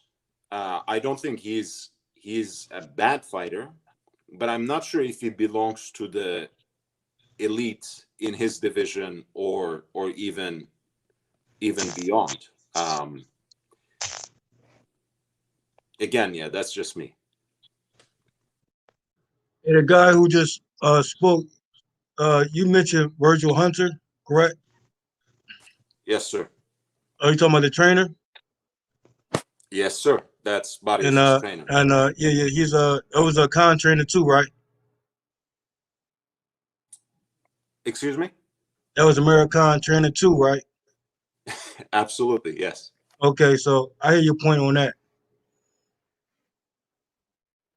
He only trained Khan for like 2 fights. right? I mean, to Saddam's point, like Virgil Ortiz. I mean, he was Dominic Breazeale's trainer for the Wilder fight, right? But Virgil Hunter, like he got sick some years ago. He was sort of building up Tony Yoka, and Tony Yoka pops, and he's been like kind of in and out of the hospital. So I'm not sure the efficacy of Virgil Hunter anymore. It seems like it's been years, and he's just like a name that guys bring in to punch up and have an experienced voice in the corner. But I think I don't know if I don't know. I don't know how being a head trainer, if he can actually even deal with the stress of being a head trainer, given his health condition. So yeah, I don't know how much you can put or how much help you think you're going to get from Virgil Hunter in that particular fight. Yeah, But I mean, it seems like some people are picking Tank to lose for the first time in the fight. Hey, I like that fact. I'm really liking the fact that a lot of people are thinking that Tank is making a bad move for moving up. That shows that Tank is taking a risk that a lot of so-called champions have not been taking in a long time. You haven't heard anything about Lomachenko making a risk where he can lose, or Golovkin doing something where he can lose. This Tank is actually making a move in boxing that's going to keep it exciting. He's taking a risk. So when Canelo did it, it was celebrated. When Pacquiao did it, it was celebrated. Now that Tank is doing it, there's excuses on why he shouldn't do it. When Mikey did it, it was celebrated. Salute the Tank, salute the TMT. Yo, make them moves and keep boxing great. Forget the cowards that would not take the risk. Salute the Tank and Mayweather. That's facts. That's facts. That's facts. Now I'm not sure if it's going to be a one-off up there. But what I'm saying is he can always come down and maneuver how he went down to go up, and he can also come back down. Keep that in mind too. And unlike fighters that it is going to move up, Mr. Cat. Just saying. And I agree. That's just a fact. Like Mikey Garcia moved up and fought Spence. Even though he lost, he's in line for a payday with Pacquiao. You know what I'm saying? Like win or lose, Tank is taking a risk. And this is what the boxing is about. And it's only going to make him a bigger star.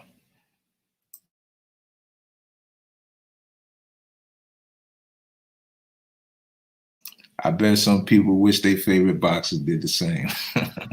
Yeah, if he wins this fight, it's gonna make him huge. He's gonna be huge. He cracks this boy, wins this fight, Tank's gonna be the next guy. That is a smart. That part of it is I do like. I do like the fact that he stepped up and took the fight.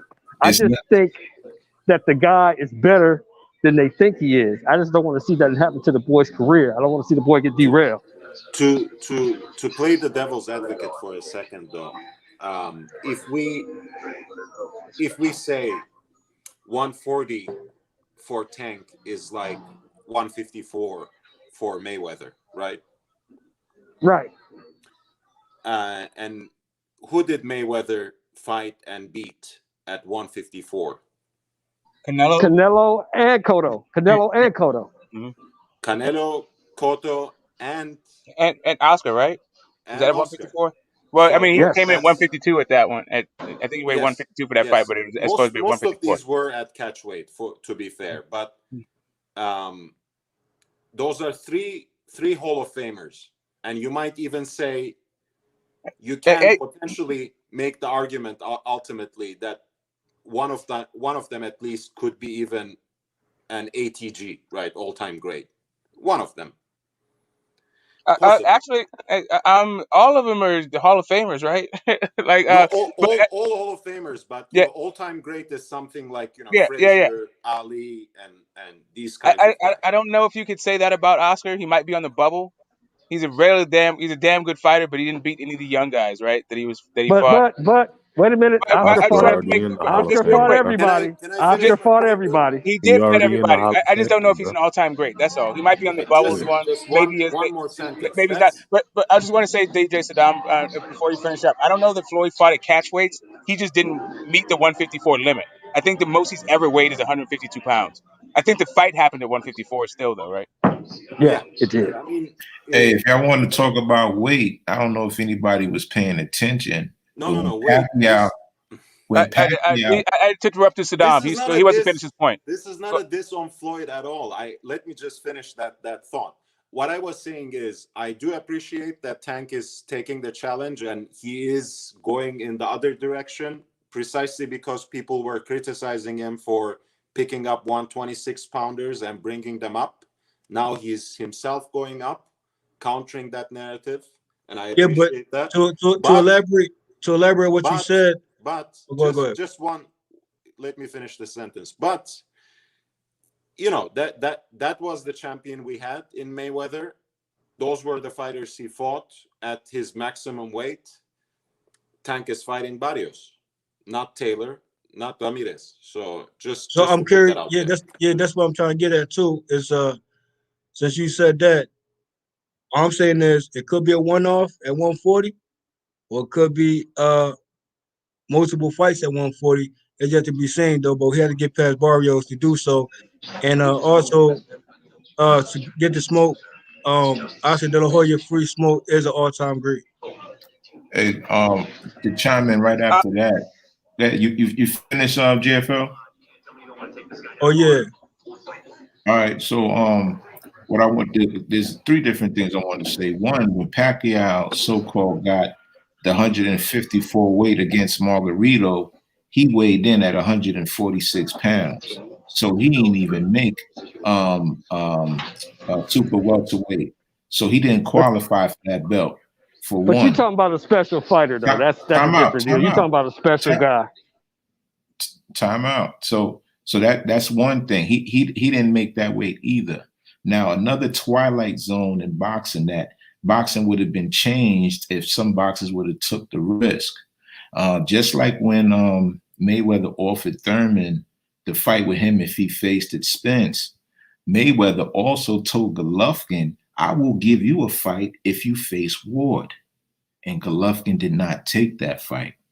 And if he did, boxing would have been a different, the platform would look completely different. So again, it's about these risks. So now as far as the third point I want to make, even though Tank is moving up and fighting this dude, and the guy might not be a Hall of Famer, when Mayweather moved up and fought Gotti, I don't know if Gotti is a Hall of Famer, but Gotti was a risk that Mayweather took to move up as he started moving up in the ranks. So this is what he already in the Hall of Fame. Say that again. He's a Hall of Famer already. All right, so that's a blessing. So that's a blessing. Gotti was the A side on that fight as well, by the way. Say that again. Gotti was the A side on that fight, so yes, he was. Yes, he was. Yes, he was. So history being made again. I just wanted to say that, like, there's not really any Hall of Famers or all-time greats at 140, right? And sure, he's not facing the best at 140, but also, you know, when Floyd moved up, he had already, you know, he was in his mid-30s, right? When he was fighting those fights, like early 30s for Oscar, and then like you know, early to mid-30s kind of thing. Lomachenko still won't move up to 140. So Tank is still doing something better for the records.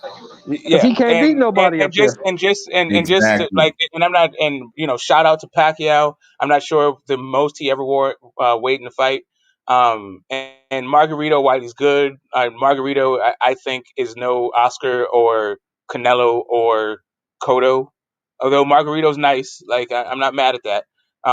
But also just Pacquiao is a way smaller guy, so. Like, I think that dude came up from like minimum weight, right? So the idea that he could even go up to junior middleweight, it puts him in a class by himself, for real. Hey, I wanted to add something to Hooker's the belt that's going on with Ortiz. No, not Ortiz. Virgil Ortiz. That belt, the last high-ranking fighter who held that belt was Timothy Bradley. So it hasn't been a lot of great champions who held that belt in the past couple of years. So again, the fact that this belt is vacant, again, it's just about putting your fighters in position. So just to bring it back to Hooker, I I don't think that's a good fight, but it's a belt collector, you know. I get it. And just to point on Oscar being an all-time great, I think the argument to be made for him being an all-time great is that win over, albeit controversial, over Sweet Pea, and also the 2 wins he had over Chavez. Was it 2 or was it just a 1? I think it was a 1. Anyway, It was 2. It was 2. It was 2, right? Yeah, it was 2, right? So yeah, beating Chavez twice, and beating Sweet Pea, that's pretty damn good. But just losing to Trinidad, losing to Floyd, getting knocked out by Hopkins. Yeah, he fought those guys. I don't know if that's. I mean, all those dudes are Hall of Famers. Don't get me wrong, but that was it. Boldemir. Who did he fight before he fought Hopkins? Carlos Boldemir. Yeah, Boldemir. Yeah. That I feel like he was gifted that fight, and Boldemir is definitely no Hall of Famer or ATG. That So was it's just Strom, I think. Wasn't that the German guy he beat? Yeah, to get Strom. that? That's You're what I right. meant. Strom. Felix Yeah, that's Sturm. what I meant. Felix Strom. Sturm. Yes. Yeah, That's right. Strom. That's Yeah. what I meant. Boldemir was Floyd's guy. Yeah. Boldemir was And Floyd's guy Oscar before he didn't got win. him. And Oscar didn't win that fight. Yeah, no, I don't think Oscar won that fight either, right? No, that So was a gift. That was a gift. right. So one, you could make the argument that really wasn't his weight class, so he didn't beat Strum, and then he got knocked out by Hopkins, and that's cool. I'm not mad at that. It's just, those losses to the young guys don't look that good. And then, I think the loss to Trinidad is a little bit controversial fight, but he didn't get the nod. Yeah, the Floyd fight, I think he just got his ass whooped, but whatever. And then also Pacquiao. I mean, even being drained and all that, but Pacquiao beat the brakes off him. So, yeah, I don't know, man. But Yeah, he fought but everybody. Maybe. yeah, Maybe exactly. That's it's the maybe. thing. He fought everybody. He didn't duck nobody. He fought them all. Even if he lost, he still took the risk. I think that's what my man Ty is saying. He took the risk. Yeah, no, Yeah, I'm not mad at respect. him. Like I said, he does have 2 wins over all-time greats, and that might by itself make you an all-time great. So he could be right, right? I'm just saying the other side too. It's 6 on one hand, half a dozen on the other.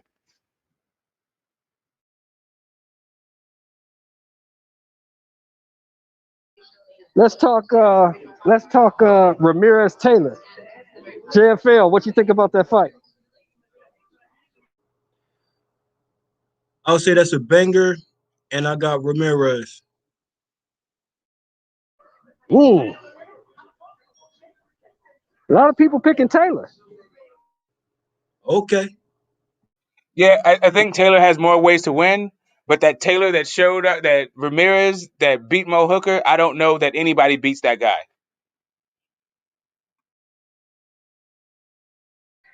Yeah, he's a dog in that fight. He was a dog. I think Ramirez is going to edge him though. Taylor's slick, but he gets hit a lot. He tends to stop boxing once he gets hit, and I don't think you want to get into a dog fight with Ramirez. I just don't. Let's just hope it's a dog fight. I got Taylor. Completely agree with. Sorry, go ahead, Lisa. Go ahead. I think I got Taylor. I think he's more talented overall. I've never really seen him fight a pressure fighter like that, but he seems to stay in shape. Like I've seen him recently. He looks to be in good shape. I saw Ramirez, and he didn't look to be in the greatest of shape, but I know he'll be in shape for the fight. But and I also put into the equation that he won a super World Boxing Super Series, and he has some good people on his resume. Yes, Ramirez has some good people on his resume as well, but I just think Taylor is the more talented fighter. That's just my opinion. I think Ramirez is really special. Like Get the Smoke was saying, when he shows up, he really shows up. And it's easier said than done, when you are just watching tape, studying your opponent. It might seem easy to beat that sort of pressure fighter because his defense is not necessarily stellar. It's not perfect. He does get hit, but he seems to be just eating up those punches. It's like Beterbiev at 175, right? It's not like they don't get hit, but they don't seem to be phased by that much. But Taylor has, like Smoke said, just I can imagine him winning in so many different ways. But it's easier said than done to stand up 12 rounds for that, against that kind of pressure fighter. And I don't really see him knocking out Ramirez either. But when you look on paper, I think he had better opponents. The common opponent they had in Postol, I think he beat more convincingly.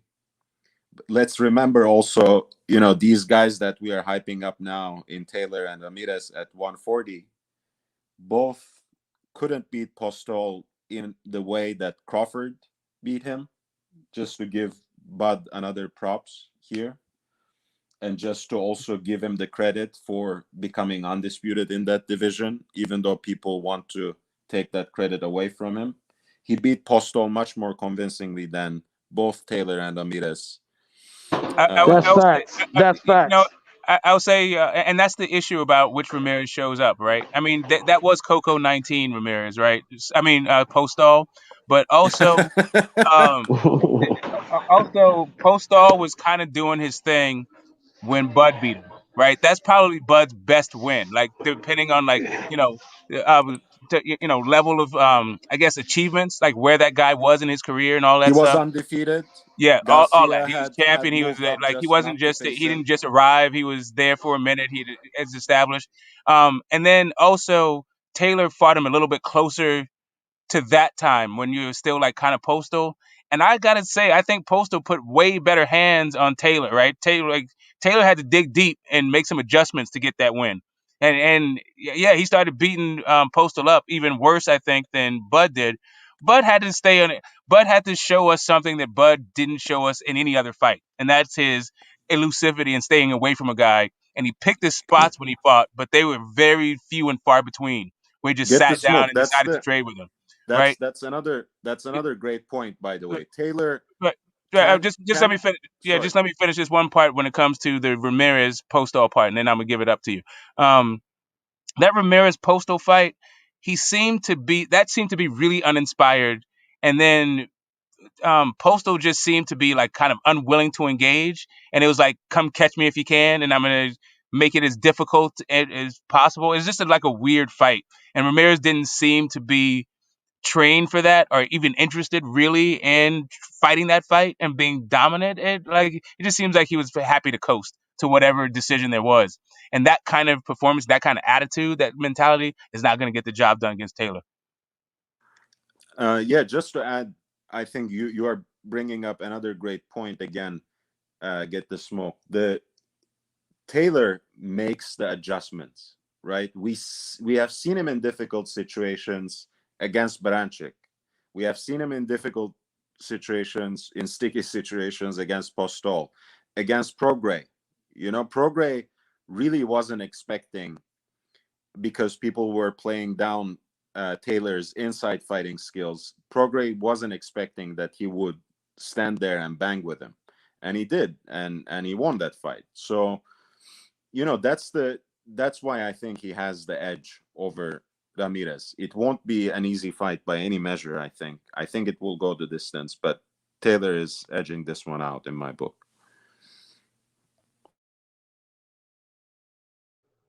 I think he should box Ramirez, because if he go toe to toe with him, I don't think that'll be good. He may have to pick his spots and where he needs to go toe to toe, but toe to toe for the whole fight, I don't see that being good. Yeah, I agree with you, Lisa. That's Ramirez is a dog. Got music on. Oh, that's me. I'm walking.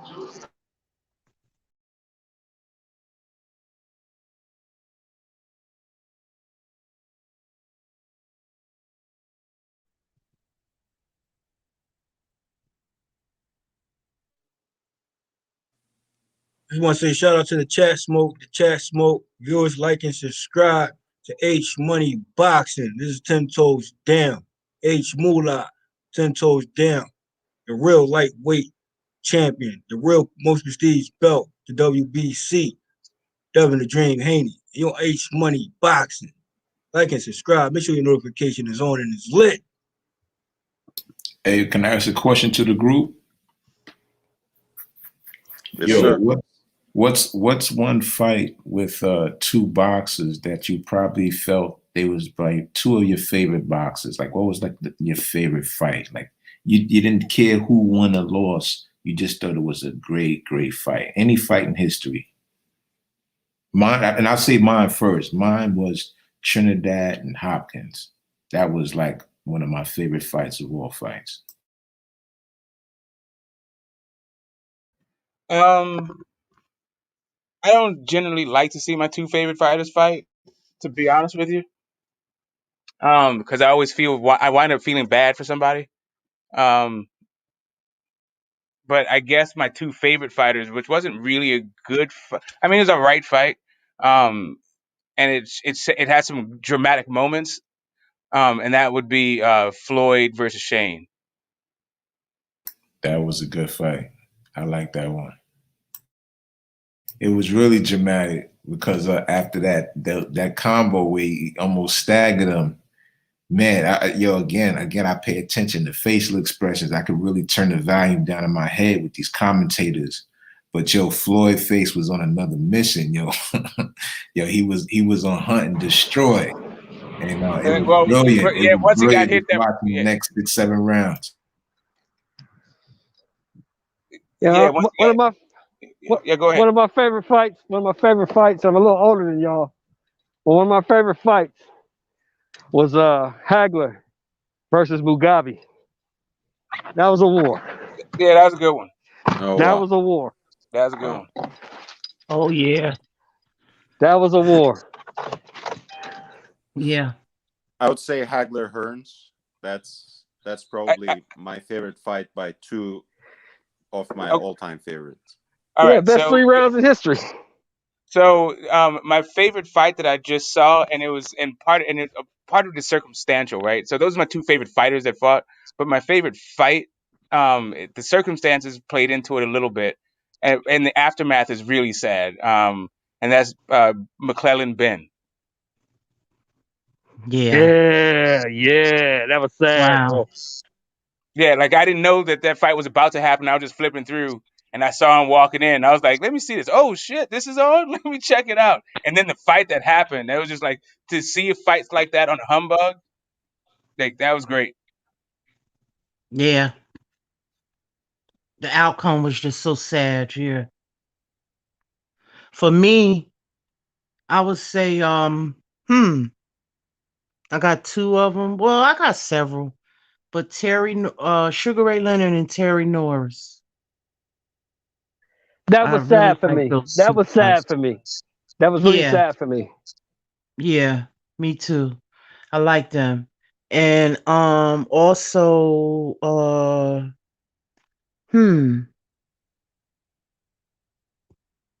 let me think. It was Sugar Ray Leonard and Sugar Ray Leonard and Camacho. Another sad. Damn, that was sad too. Now that was sad too. I was a Terry Norris fan, and I feel you on the sadness because I was a Terry Norris fan. But after Muhammad Ali retired, I was such a huge Muhammad Ali fan. Once he retired, Sugar Ray Leonard kind of picked up that mantle, and so that was my Muhammad Ali is the first guy. I was like, if you want to call me a fanboy, like that would be the guy I'm a fanboy of. Why not? Who ain't? Who ain't? Right. So, but that's what it was. Like it's when he retired, like when he lost to Leon Spinks, I remember watching the whole thing, choking back tears, the whole fucking 9. Right. So I never felt about a boxer like that ever again. Right. But then Sugar Ray Leonard came up, and it was a lot more muted. But I definitely rooted for him in every fight. But I liked Terry Norris a lot. But there was like the way I liked Terry Norris had nothing to do with how much I liked Sugar Ray Leonard. So even though I liked both guys, it wasn't like Sugar Shane and Floyd. Like I really like Sugar Shane. I really like Floyd, and I kind of liked them both about the same around the same time. So anyway, I feel like the liking the guys is a little bit closer. It's a little bit more parity with Floyd and Sugar Shane than like Sugar Ray and Terry Norris. Yeah, I love Terry Norris, and I liked I love the fight between him and Terry Norris and Donald Curry because I love them both. Donald Two Cobra Curry. Texas fighters. Now Yeah. you want to talk about a guy who fought everybody. Who? Donald Curry? Yeah, Donald Curry fought everybody. Yeah. Yeah, he fought everybody. Oh yeah. Yeah, that's my guy. Yeah. Hey, I want to say, the bro Hood just entered the chat, and that comment he said was, he said that was sad for him. But I'll say my fight right now, hey, we're going down the sad card fights. Arturo Gotti and Wolf for me. I mean, there's many more, but it's that one.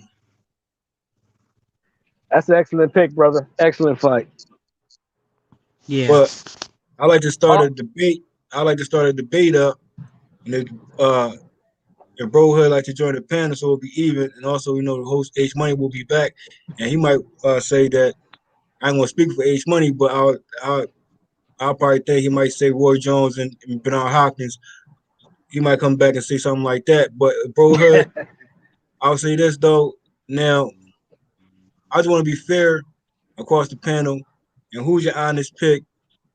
And it's a fantasy fight that could have occurred, and actually, a certain opponent avoided a particular opponent. I'm still gonna mention Gotti right now, but if you had to have a Gotti fight with a Shane Mosley, who will be your pick? Knowing during that time frame of a Gotti in a certain time frame where they're supposed to match up between 2 or 3 fights, or 2 fights prior or 2 fights after. That Gotti in particular.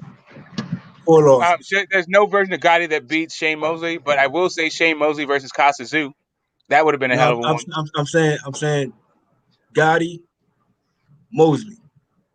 Prime Gotti. Mosley. I'm saying there's Mosley. no version of Gotti that would have been able to hang with Sugar Shane Mosley. Oh, that's Sugar Shane Mosley would have beat the hell out of Gotti. I want to go. Hold on. Free smoke. I like to get the whole panel.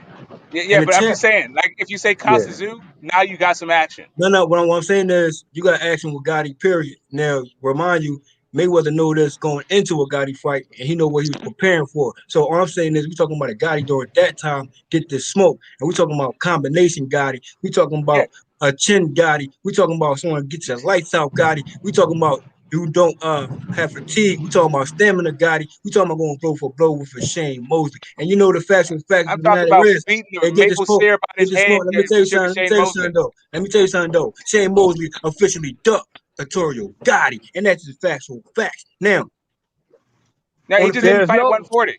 He didn't fight on the panel. On the panel. Hold on, get the smoke. I got your opinion. But he didn't duck anybody. Right, I got it. But Sugar Shane Mosley didn't duck anybody. Yeah, I got it. I know you want to have the last word when you call Sugar Shane Mosley duck. I got you, but he didn't duck it. But he didn't duck it. He just didn't fight at 140. Shane Mosley officially ducked Gotti. He went for right now. He didn't fight at 140 at all. Right now. He jumped from 135 to 147 right now. Right. So Sugar Shane Mosley. Hold on, let me tell you something. Hold on. Shane Mosley never fought at 140. AJFL. Sugar Shane Mosley never fought at 140. Listen, he never fought at 140. That's what I'm saying to you. He never fought at 140. Who you got? He never fought at 140. One mic, y'all. Come on, brothers. I got Gotti. No, I got it. JFL just want to have only his message being heard, right? I don't know why that's the case. I said the panel, bro. Do you listen, bro? I said the panel. And I'm going to give it up to the panel. I heard your biased opinion. I heard your biased opinion. Everybody's opinion. That's cool. I want to get everybody's opinion too. Yes, I want to get everybody's opinion too, and I appreciate the question. I'm just saying that Sugar Shane Mosley. You saying it like it's easy work. You saying it like it's easy work. I guess you got to remind yourself about Arturo Gotti, my man. Yeah, okay, cool. You must got to remind yourself about Arturo Gotti, my man. Okay, all right. You too young to talk about remind yourself. Okay, you too young for this conversation, right? We're talking. I know because I have something to say. Can we go down the panel? I heard what you said. The panel heard what you said. The chat heard what you said. You got Sugar Shane Mosley Okay. I am not. You got Sugar Shane. Okay. And I say I got Gotti. Now I like to hear the panel. Cool. Who they got? So Sugar Shane Mosley did not fight at 140 pounds because the money wasn't there.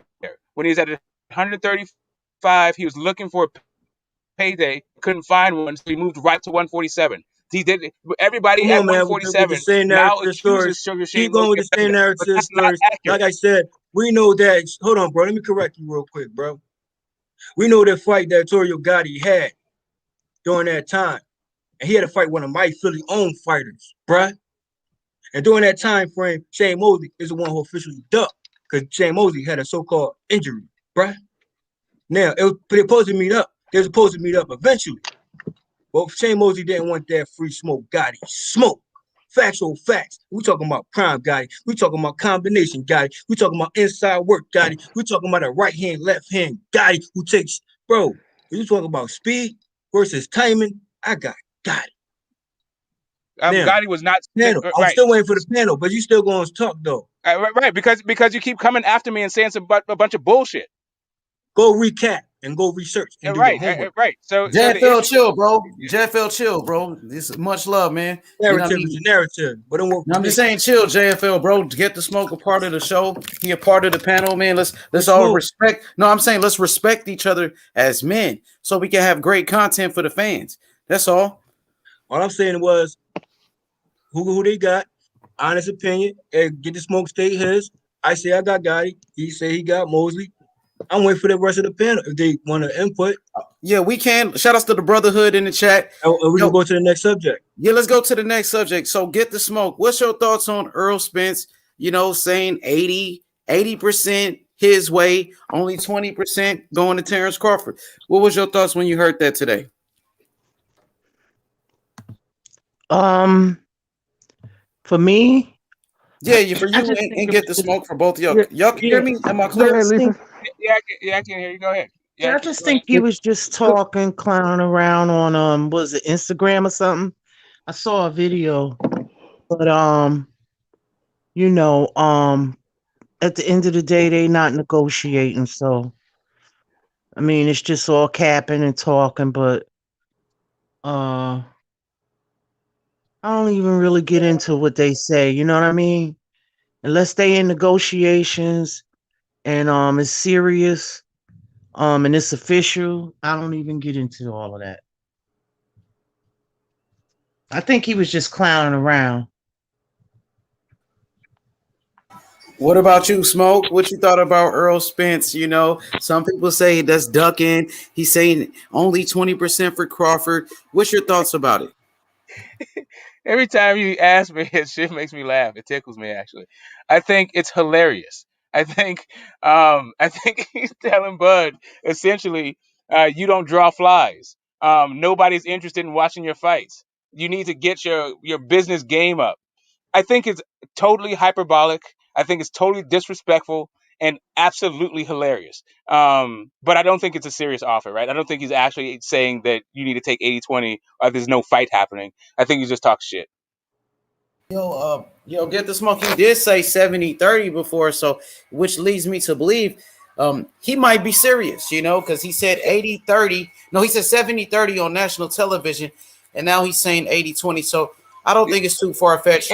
No, he said 60-40, right? He said 60-40, and then Terence Crawford said, I want 60-40, and then he came back and said 70-30. But all of this stuff is funny. Like, if he says, I want 99 and you get 1, like, do you really think that he's, like, trying to duck, or is he just talking shit, right? I think that at a certain point that if Terence Crawford wants to be, it's just straight up.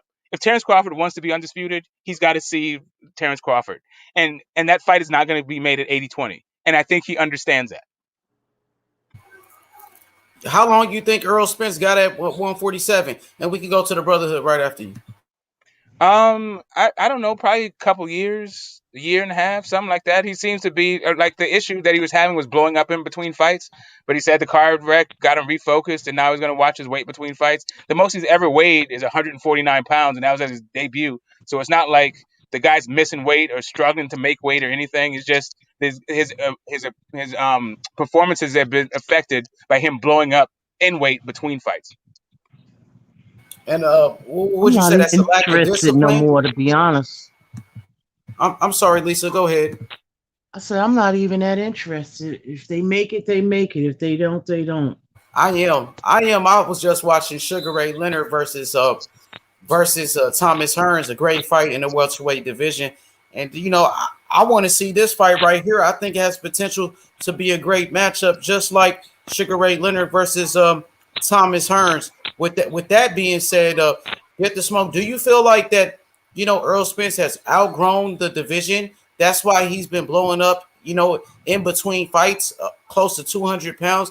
Do you feel like he has outgrown 147? Do you think it's about time that he moves on? Is that really hurting him when it comes to his performance? Why he's not getting the knockouts? Is him draining himself to 147 affecting him as a fighter? No, it's not at all. I think that him eating too much barbecue and partying was affecting him, sure, but he said he cut that out. But I'm sure he would be getting the same stoppages if he was fighting Bud Crawford's opponents. Okay. What about you, the Brotherhood? What you thought about Errol Spence saying, only up 20% for Terence Crawford today? So, what's your thoughts? Some people are taking it as he's ducking. What about you? I mean, you would have to take what he said seriously for you to come to the conclusion that he's ducking. You know what I'm saying? That's just taking it overboard at this point. I think anybody that understand dry humor or just humor in general could see through a lot of the stuff that not only Spence is saying but Charlo is saying. But you can't blame people for not understanding humor. So it's like you just got to let these people run with whatever narrative they want to run with. I literally just seen the article from Boxing News 24 running with the narrative that Spence would want to give him 80-20. So this is being published at this point. And it's like people, that's when people just want to run with a narrative and say he's scared. It's like they more interested in saying he's scared of Crawford than the truth. Because when he did say 70-30, he also said 60-40 right before he said that in that same interview. Now, in the same video, we seen him say 80-20, and he also said 60-40 and 70-30 in that same interview. But if you just if you know dry humor, like I guess maybe it's a Texas thing and people don't understand it or something like that, because it was obvious he was obviously trolling Crawford both times he put those numbers out there. But I don't think he was trolling about the 60-40. That's when he sounded serious, you know what I'm saying? But once Crawford started talking out of his ass, that's when he started trolling him. Like, God damn it, next week Spence might say, yeah, 99-1. You know what I'm saying? Because if you're gonna whine about it, like Crawford makes it easy to troll him because he whines about every fucking thing on social media. So that's Spence is just playing with him at this point because he know that Crawford ain't gonna call his bluff. You see what I'm saying? Like if he called this bluff from the get-go when Spence said 60-40, we would never be here, right? That's the problem. I can say this much: Terence Crawford deserves more than 40%. I mean, like I said, if Errol Spence is on camera saying 70-30, and now today he says 80-20, you don't know what to believe coming from Errol Spence nowadays. You know what I mean? So he got to be held accountable for what he said. He's receiving his backlash. I mean, You just go by if you go by energy. I'm gonna be quick. If you go by energy, it's Crawford that's demanding the fight. It's Crawford showing up at Errol Spence fights, and it's Errol Spence saying he's gonna take the easy road. Errol Spence also said that he wants to clean up his side of the street, then fight Crawford. And then Errol Spence said that says he could fight Canelo. He doesn't have to fight Crawford. I could move up and wait to fight Canelo. So there's a lot of inconsistencies coming from Errol Spence, if you ask me. Anybody want to respond to that? Yeah. Let me respond for anybody else step in real quick. Cause we could go both ways with that. Cause everybody want to focus on what Spence saying and take it take it for what it is. And but when Crawford says stuff like, I'm moving back down to 135. You don't see anybody actually taking it serious because we know he's joking. You see what I'm saying? But if we want to just throw jokes out the window and hold people to what they say, then fuck it. You know what I'm saying? He ducking since he want to move back to 135. I could sit here and do that, but I'm not going to clown around and act like I didn't know he was joking. But that's what it seemed like the other side doing, or anti-Spence fans. Or when Crawford said stuff on, he said this on Twitter. He said when Spence said 60-40, he said, "Well, that fight ain't never happening." So should we take it serious when Crawford says that?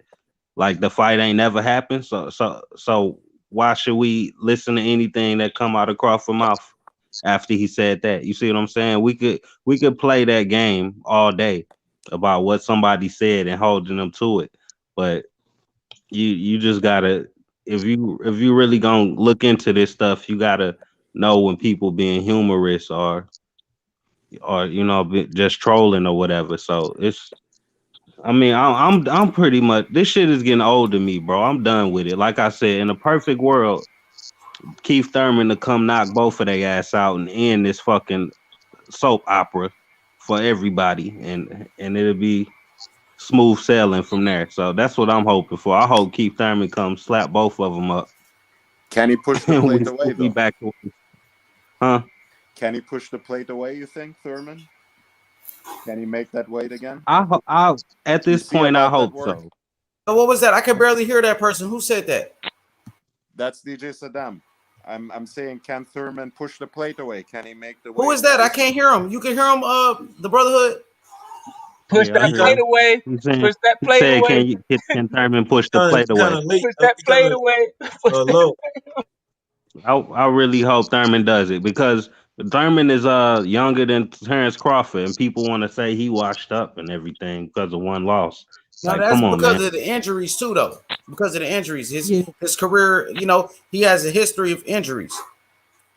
But he not the first. I mean, you gotta, for you to come to the conclusion that he's washed up, you have to see him in the ring after his last performance. We seen him against Jose not Cito look Lopez. at him on the sidelines. No, and the he way he washed looked up against Jose Cito Lopez wasn't good. He didn't look good against Manny Pacquiao, and he hasn't been active. So I believe that's why some people are saying that about him. He has some serious elbow surgery. Come on.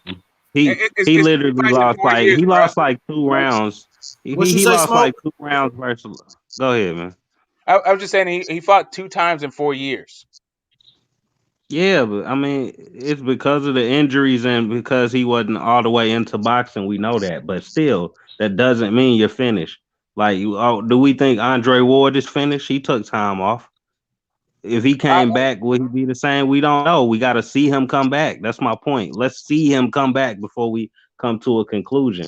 We've seen plenty of fighters retire and come back and be just as good, or be a threat still. So I don't like the preconceived notions. Like, people act like this motherfucker is 40 years old with gray hair and two fucking peg legs or some shit. Like, people just take shit overboard, bro. I'm getting tired of boxing fans, to be honest.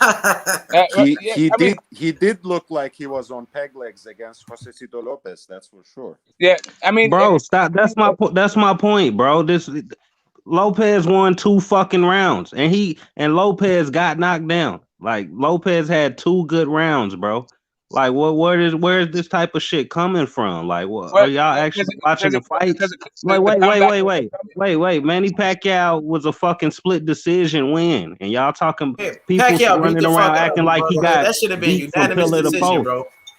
Listen, but what? Hey, just straight up. Like the second half of that fight, I think Keith Thurman did a lot better, with the exception of round 10, right?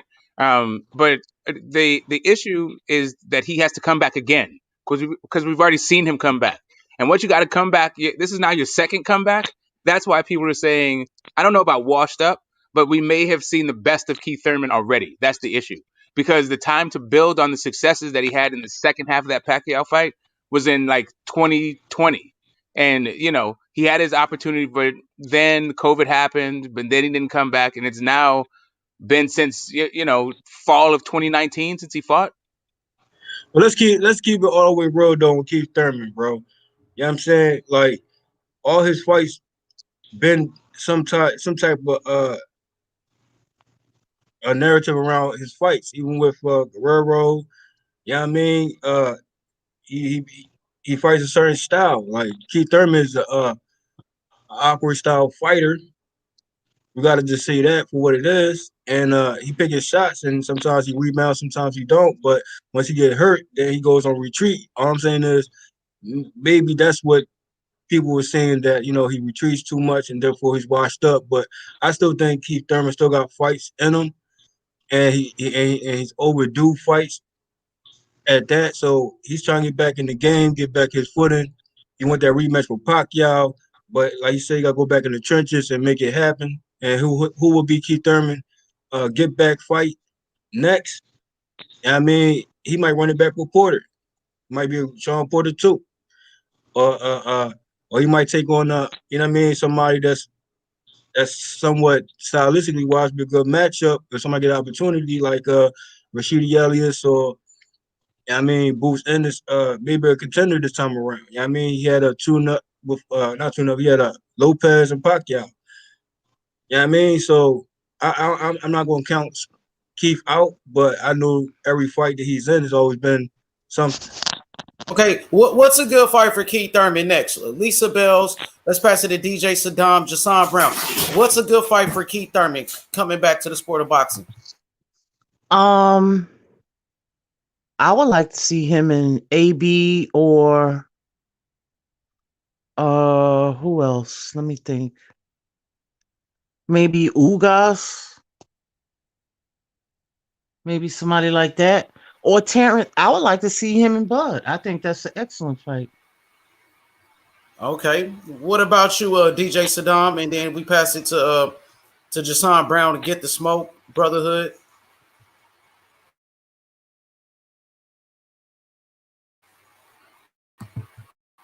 Yo, JB, take yourself off mute, JB. Jason Brown. You might be away from the mic. So let's go to there you go. Oh, you talking to me? My bad. Yeah, what's the next? What's a good fight for Keith Thurman coming back off this layoff? Shit, I say, man, I'm gonna say either Danny Garcia rematch, or I want to see him in there with like somebody like Jamal James or something like that. What about you, Smoke? What's a good fight for him? I think that Jamal James, that's a good fight right there. What about you, Smoke?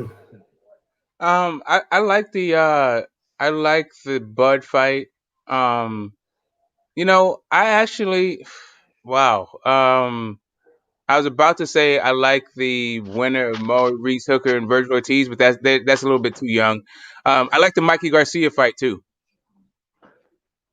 I would say somebody that's available. Jamal James sounds like a Keith move to me.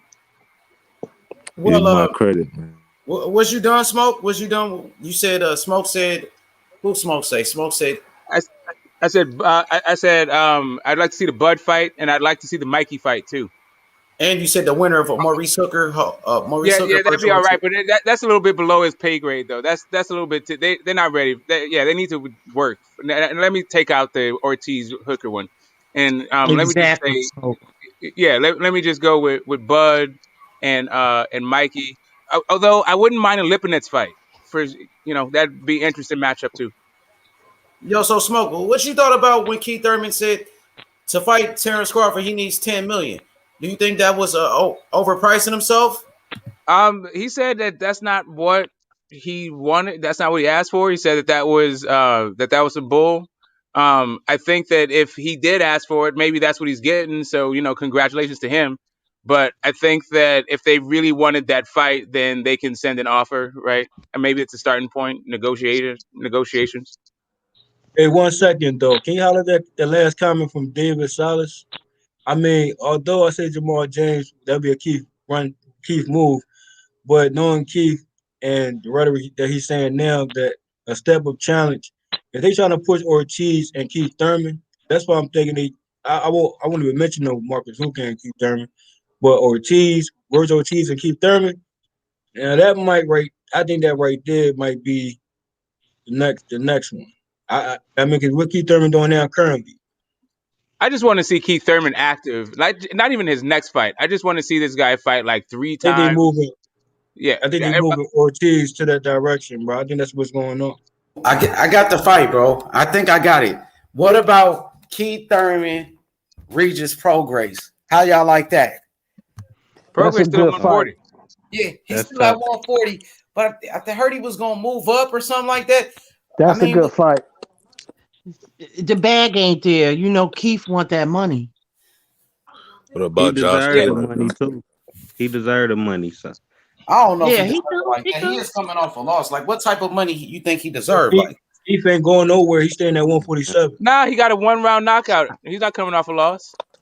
It was just a real. Broner was coming off a loss and got a Pacquiao fight. So wait, Smoke, you said he's coming off a first round knockout win against who? Yeah, Prograis. No, you know, it wasn't first round. It was an earlier knockout.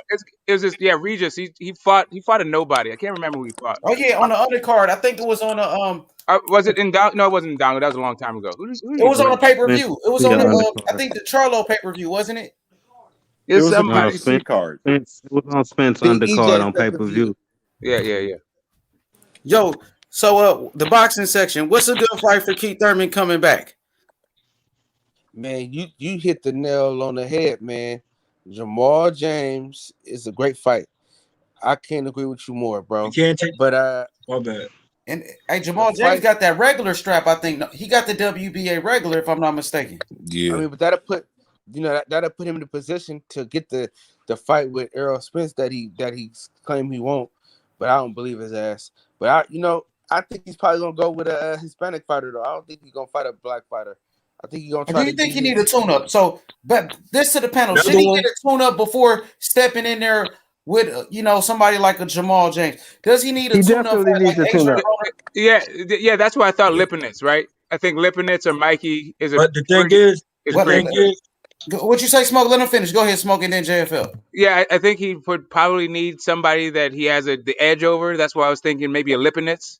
It's still like active, still can crack a little bit, but I think you'd favor Thurman in that fight, and also Mikey too. Like Mikey's a bigger name, better resume, but I think Thurman still got it. I think he still got enough to get over the Mikey hump.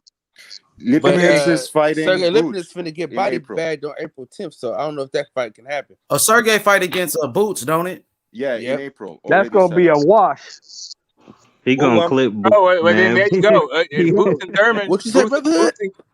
Hey, he gonna clip Boots, and y'all gonna be like, "What's going on?" Nah, he gonna not beat the shit out of Lipinets. No way. Come on, bro. Nah, Boots ain't about to run through stepping it up though. This is Jerron Ennis stepping it up in competition. We haven't seen him fight against that type of competition yet. So it is gonna be interesting to see how it plays out. He gonna beat the shit out that dude. I'm not saying that Boots ain't gonna win the fight. I'm saying he gonna get his chin tested. I'm telling you that. Yeah, he is. I'll say this though: it's Keith Thurman in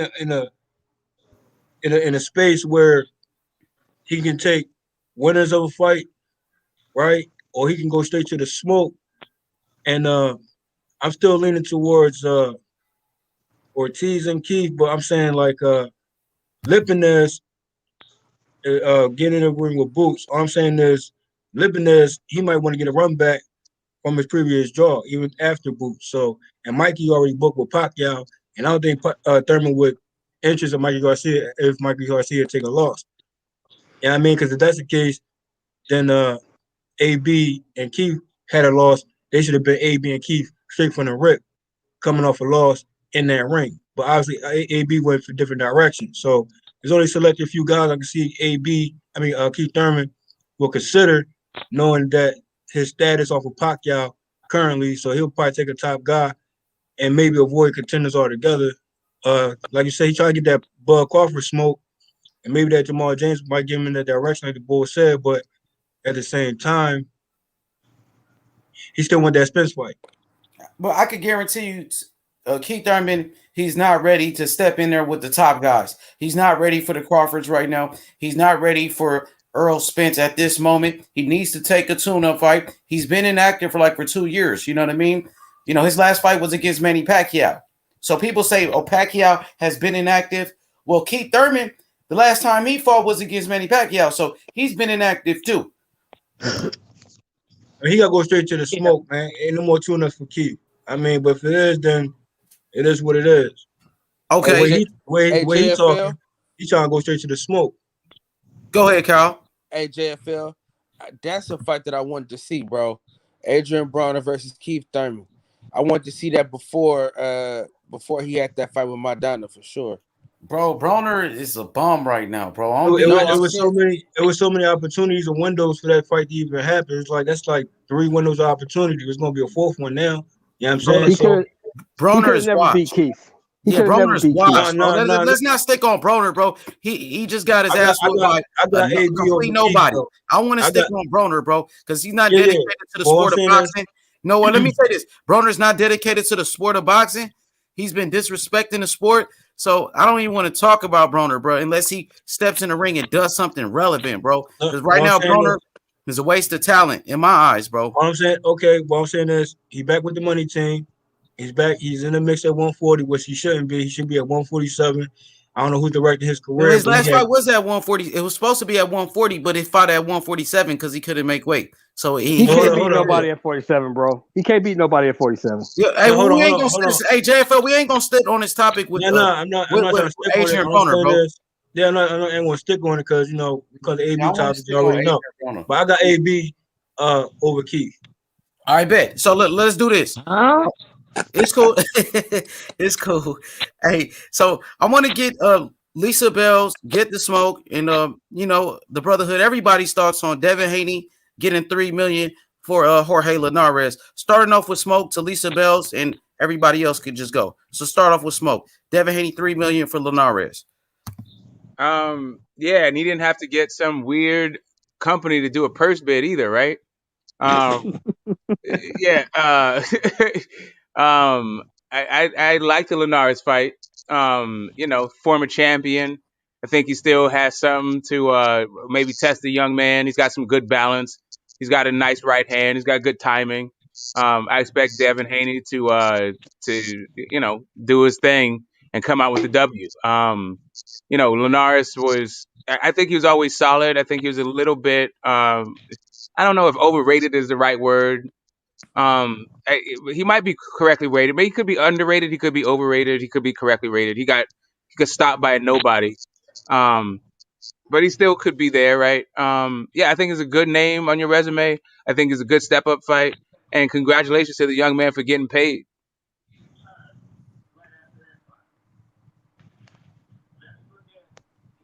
Lisa. Yeah. Okay. This is a good fight for Devin Haney. Linares is a two-time two division world champion, right? No, he's just been at 135. I don't think he had one at 130. I think he did. Yeah, he did. Did he? Oh yeah, shit. Yeah. Yep, there it is. 2 division. Yep. I think 3 division. 3 division 4 time. That's what Linares is. Oh, okay, cool. So this is a good fight for Devin Haney. He's in there with a vet, and this is like his coming out party. He's still coming out, in there fighting, the best. It's about the best fighting the best, and the young man is shining, right now. He's stepping up. So kudos to that. And kudos for the purse. Yeah. Eddie Hearn better put up $3 million since he put up that same $3 million to try to get Lopez versus Cambozo on this fucking card. He better, goddamn it, he better pay him $3 million. And that's a good fight, man. Devin Haney versus Linares. Linares way more proven than Fortuna, even though they both ranked in the WBC rankings right next to each other. One of them number 2, one of them number 3, and people acting like Devin Haney ducking Fortuna or something like that. He the one got the power in his hands. He the mandatory. If he wanted to fight, that shit would be happening. But anyway, I mean, I would call Fortuna mandatory. I would call Ryan the mandatory. I'm like, bruh, was really good. You know what I mean? And Devin Haney wants to smoke with both those guys, but Linares, I say that's an excellent fight. And I know that the Haney haters are mad about that because they know the outcome of that fight. And my thing is, that's a good fight. Linares want to step up for that free smoke. I got to salute Linares. And also that would be a common opponent with a common opponent. And I say Lomachenko could be next. First, after, before, doesn't matter. Devin Haney free smoke calendar is still up. Who gonna step up? Obviously, there's our ducks in the way. So I say to go down your duck tree, bro. Free smoke. Yeah. H Money. Common opponent with Luke Campbell and Lomachenko. So there it is, man. H Money. What happened with the Lomachenko fight? I mean, we No, gotta they ask was just going Lomachenko back thing. and forth on Man, they had already social they didn't media. already closed the deal with Linares when that stuff was going on. But here's the thing, though. Now they trying to spin it like Linares was Linares stepped up. Lomachenko. If you would have put that word in much sooner and be about that smoke, then it would have been Lomachenko as it should have been the first time around. So my thing is, if Lomachenko could have Linares at the time of that fight, they shouldn't complain about a Rolly Romero and a Linares. But the difference is Devin Haney has a duck tree, Rolly doesn't, and Linares stepped up to Devin Haney, free smoke. I like the fight. I think it's an excellent test for Haney. You can see where he's at. Linares ain't gonna come in and lay down. He's gonna come to fight. So we'll get to see where Devin Haney really is in his skill set. He should beat this guy, 35-year-old man, 3-time world champion, but he's 35. Haney's 22. Haney should beat him, but we shall see. I think it's a great fight. My bad. You go ahead. No worries, man. I think it's a great fight, and it's a great step up fight. It can give him bragging rights, because again, it's a common opponent. He can potentially beat him, and I believe he can beat him better than Lomachenko did. Earn with Hearn, man, and that young man deserves every penny. I think Haney is one of the rising stars in the sport. I like his boxing. I like his and his father's business acumen. They're doing a great job, and once he beats Linares, he can also once again stick it to Ryan Garcia as well, because Ryan has been calling out Linares. They didn't fix that fight. So once he beats him, he can show that in his face as well. What there's another opponent Ryan pulls the face after Linares? Yeah, Haney. It was another one too. Which one? I lost count. Fortuna. There's Pacquiao. Fortuna, there's bro. There's Devin. Oh no, not Pacquiao. I'm talking about. It was you said Ryan Garcia, right? Yeah. Ryan Garcia and Fortuna was on the table before Luke Campbell and Ryan Garcia was on the table, and Ryan versus Linares was on the table, but he ended up going with Luke the Fluke. And there was that whole Tank talk, of course, supposedly calling him out. Oh, come on, man. He clout chasing. We ain't gonna get into that.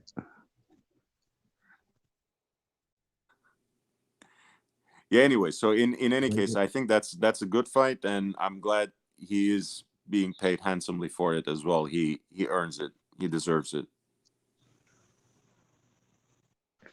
Yeah, man. Him and T.O. both could have got paid a lot more. They fought each other, but T.O. He got to fight that mandatory though. If not, he'll get stripped. He has to now.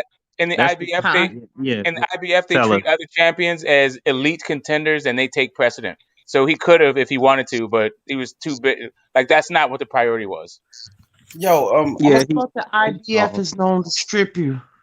Yeah, but if you look at That's the like IBF you rules for right. unification, if you're looking for the IBF rules for unification, they say that those are elite challengers and they take precedent over mandatories. That's in Hey, their Okay. but rules, look, right? let me Like pinpoint what unification. happened for Lisa because I just want her to know. You're right, Lisa.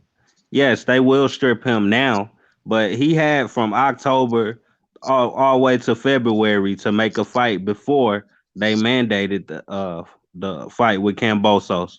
So he had 4 or 5 months to make a fight where they would have gave him an exception to fight anybody he wanted instead of facing his mandatory. But he stalled and just stayed in the media until they mandated it, so he could act like he had to do it. You see what I'm saying? Like he stalled for a reason.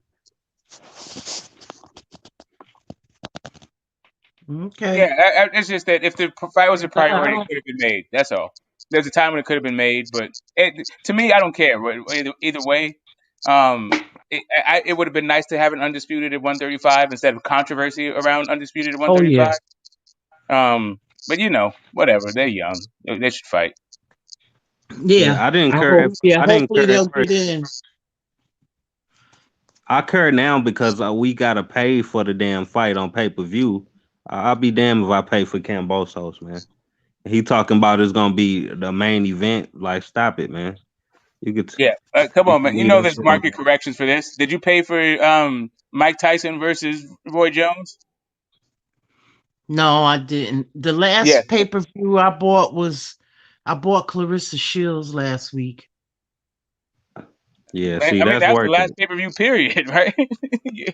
And But And and the those are what's last the act- one before I that one? hadn't bought one in a while Mm. before Clarissa You got, Shields, to be you and got, honest. those were actually some good fights too. Those fights were actually decent. At least the last two.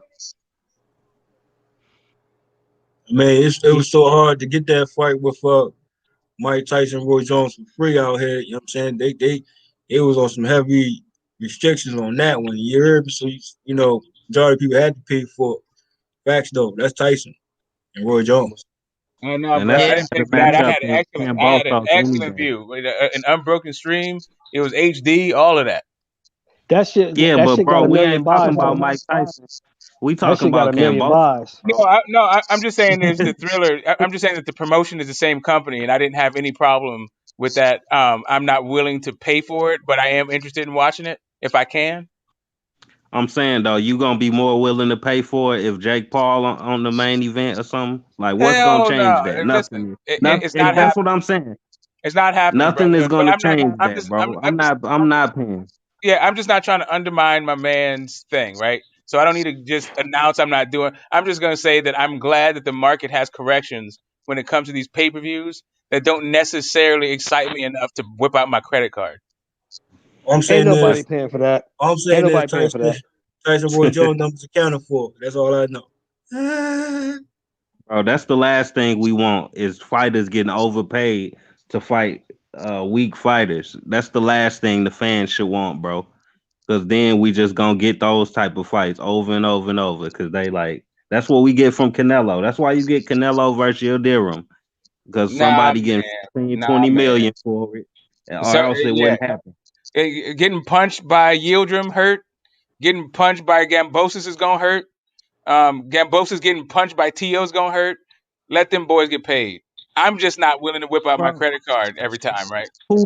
who? That's what I'm I'm not saying. They mad gotta at them. get paid. They getting paid by I'm not us. mad I'm at not them. paying for that shit. No, they're getting paid by Triller. That was a purse bid. No, they They getting getting paid. paid by Triller paying them based on what we gonna pay them. No, You Triller's see what paying I'm them. saying? No, Triller is hoping that we mitigate their costs, but they're getting paid by Triller.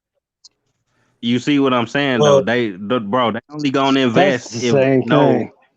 that's it's the same thing. We pay their That's the bills, same bro. I thing. don't know why people Right, being because shy about nobody. that shit. Yeah, We pay because their nobody's bills. paying for that fight. That's what I'm saying. Like No, no. nobody's Yeah, getting. they gon' You I know that hope fight's not. not. Yeah, I you know got ain't I got a nobody paying question. for I that. got a question though. So once Devin Haney get past Linares, and shout out to Linares, he's definitely a competitor and a awkward type of fighter. Haney get past him, Teofimo get past Camboso. Shout out to Camboso, who also I don't want to say upset, but all I'm saying is, let's say they get past that. Are T gonna, gonna keep their word and step up and get in the ring with Devin Haney? See, that's a question, but we're gonna see. Not unless he has to. Not unless he has to. He not gonna do that, man. I could Top Rank got the same diet going on, bro. They So you drop think? He gonna? I could tell you exactly what's gonna happen, bro. He gonna drop his belts at 135. He gonna move his ass up to 140 because Josh Taylor gonna drop his belts, or whoever win that fight gonna drop their belts at 140 and move up to 147. Like they've been top But let me ranked ask you fighters this. been Let me dropping ask you belts this. for Let each me ask other you for this. years, bro. Okay, Listen. but let me ask you this, bro, Hud. If Ramirez defeats Taylor, and we know the type of, and we hold on, bro, and we know the type of fighter Ramirez is, you think things will switch up? I mean, also you got to keep in mind what Gio said, that he won't fight a long, rangy, tall fighter that's have reach and these Tio words. And I think Tio will not go after Taylor or Ramirez. That's just me to myself. And if that's even so, is Tio even the factual opponent that's factually next for either of those opponents? I think not. Hell no. Hell no, he's not. That's what I'm trying to say. Bob Arum gonna feed him Zepeda or Pedraza or somebody at 140, and the belt's gonna be vacant. He probably fight somebody for a vacant belt and start there. You know what I'm saying? That's the type of shit they do over there. T.O.'s not gonna do well at 40. I mean, he might do good, but he's not going to be the same. He's not going to be that same type of monster at 140. You know what I mean? That's the challenge you take in moving up in different weight classes. That's why Terence Crawford, to me, is pound for pound number one. That's why Errol Spence really, he's not mentioned in the top five like that. But I think he is in the top five. I'll take that back. But the fact that he's never moved up in weight, I mean, what do you think about that? Get the smoke. That Errol Spence, he's only been in the same weight class, so do you think that will hurt when it comes to his Hall of Fame and his credentials when you look at his career? Oh, hell no. You heard of one Donald Curry? He fought his whole thing in 147. All you got to do is fight the people in your weight class. And 147 has always been full of killers. And it still is right now. We had Marvin Hagler too. He stayed at 160. But I remember Floyd Mayweather, he challenged a Triple G and moving up in weight. He said, do what the great fighters did. Move up in weight and fight the top guys. And I know some fighters, they get criticized for not moving up in weight. Hey, listen, you got to bro. clean out your You division need to first, embrace right? it. I'm down with Spence cleaning out the division and putting in the work in and then moving up, right? But I don't know that there's bigger fights at 154 or bigger fights at 160 than there are at 147. I think he's got some real, like moving up right now is leaving too much unfinished business. And that's what Canelo does. Just leaves fires all over the place and question marks. Finish your plate, finish the food on your plate, and then leave the table. I mean, I will agree with that, but here's the thing, Yeah, though. but get the smoke. There's been other fighters that did it too. Like Mayweather. He Mayweather didn't never leave too much left on his plate, though. Like the guys that Mayweather didn't fight, he like never Paul became Williams. undisputed though. Yeah, I mean, I know. Listen. I'm not saying that undisputed is the way to go. Like, not always, but I'm just saying I think that you can be great and stay in one division. Is really the point, right? But you don't necessarily have to move up. But I think that Errol Spence will move up. I just think he's not done working. I think that. Oh, my bad. I I think got that you. I think there are a couple of ways of being a pound for pound great, and one is obviously moving up in weight divisions and still carrying those skills, that power. But I think dominating a weight division, even if you fight your entire career in it, I think that's legitimate. I mean, no one can tell me Marvin Hagler wasn't a pound for pound great. So even if Spence doesn't end up moving, if he can become undisputed at 147, I think he should still get the credit for it. If he fights Crawford and beats him, he should get credit for it, even if he might not perform as well at 154, and I think he can move up to 154. But like Smoke said, I think there's time for that. There's a place for that, and it's not now. I would say this though, if let's just say if that's the strategy, because they always talk about tricks up my sleeves and moves this and moves that. All I'm saying is, who's going to be at 140? Teofimo Lopez. You know who's going to be there. So all I'm saying is it's either going to be Tank or it's going to be Devin Haney. And I'm pretty sure Regis might be tied up with AB. I'm just saying, like, you know what I mean? If who could come up and get that smoke with Virgil Ortiz and Tank and Tio end up being the same 140 division, we know it's going down. I think that's what I've been thinking about for the last few months. I think if these guys are actually going to fight each other, they can fight and finish this unfinished business at 135, and then they can rematch at 140. I think both Haney and Tio will eventually end up in even welterweight as well. So they have long ways to go, and they can. The earlier they start building that legacy, the better. I think they shouldn't really stress over losing that all this much. Yeah, so can I ask a question? So, yeah, I get what you're saying, get the smoke, because Hagler definitely dominated that division. Now, can I ask a question to the panel? I know this everything has changed, in boxing over the years. Is it more, do you get more respect for dominating a division or go up and down in these weights?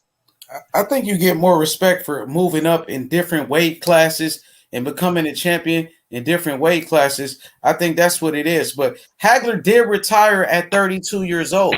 He retired at a young age. If Hagler would have continued to fight, he would have been a champion in a different weight class. But, Spence is 31 right now.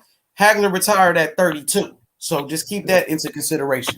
But H, you got to remember something too. Hagler has 75 fights when he retired. Oh yeah, he did. That's correct. He did. Yeah, yep, correct. He had 75 fights. Yep, he did. Right. And he was robbed. It's always like really when it comes down to evaluating these guys, it's always about who you fight. And it does, like, the moving up part of it is one aspect of it, but who you fought when you moved up is also another aspect of it. And if you never move up and you just fight all the best competitions without moving up, then that's what's up. If you fought nothing but Hall of Famers in that one weight class, then you can't knock that. Then it don't matter that you never moved up. But if you move up and, let's say everybody, like in a Donald Curry thing, like, he did his thing at 147, but then wind up getting knocked out by Mike McCallum, moving up.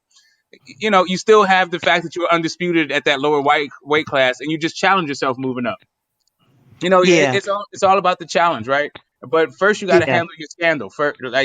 Unless there's a different way that you can handle your scandal these days, and that's like cherry picking your way through divisions, right? And I think that's part of the knock on Canelo, right? Is that I think that if he had become undisputed and cleaned out 160, hit up that Charlo and that Andrade, and even maybe a Deverenchenko, then he was playing with house money.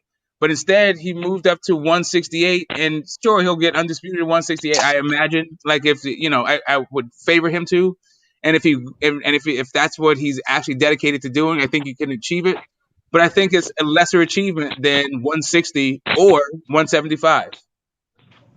And Lisa, you got to remember too, it's a different time, because he's one of the greatest middleweights of all the time was Carlos Monzon. He had 95 fights, all at middleweight. 20 title defenses, all that middleweight. So it's a different time. These fighters think way different nowadays. Yeah, I remember him. Yeah, he was good. He was a good fighter. Moving up in divisions, it depends where you at, like what division you in. because some of these guys move up and pretend it's a challenge because I'm fighting bigger fighters. But no, these bigger guys are not better boxers than the guys you just skipped out on.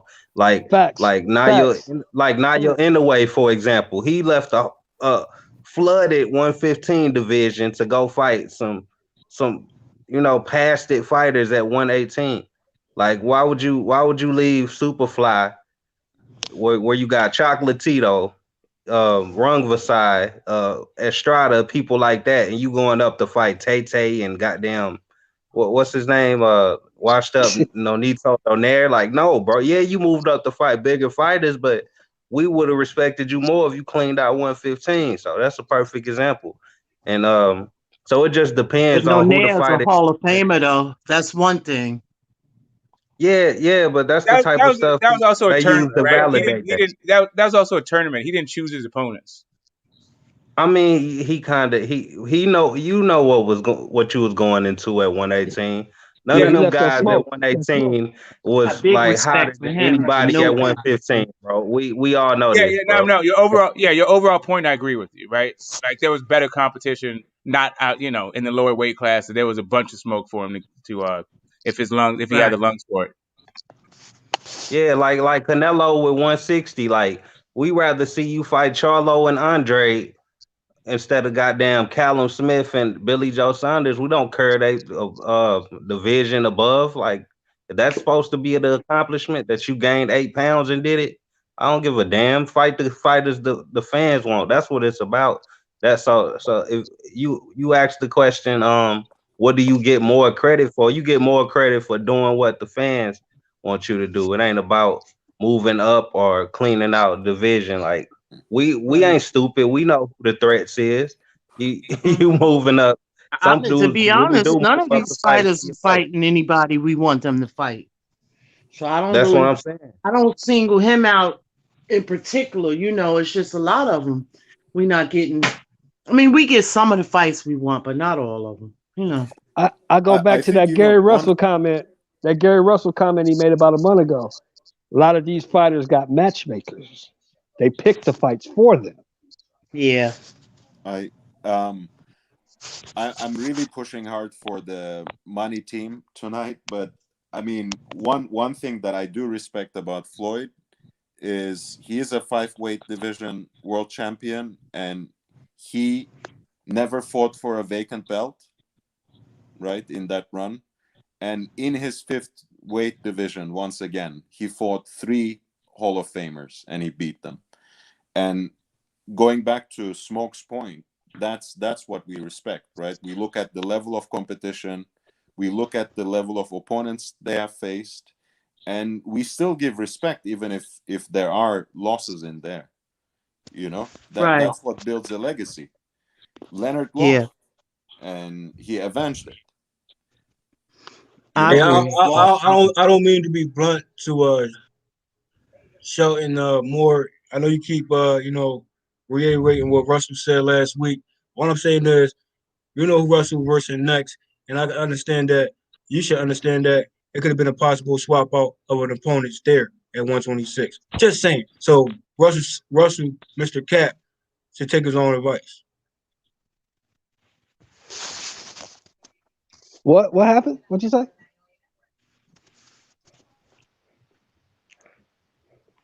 Continue, bro. Repeat that. I didn't hear what you said. What'd you say? I said Russell and Ray Vargas.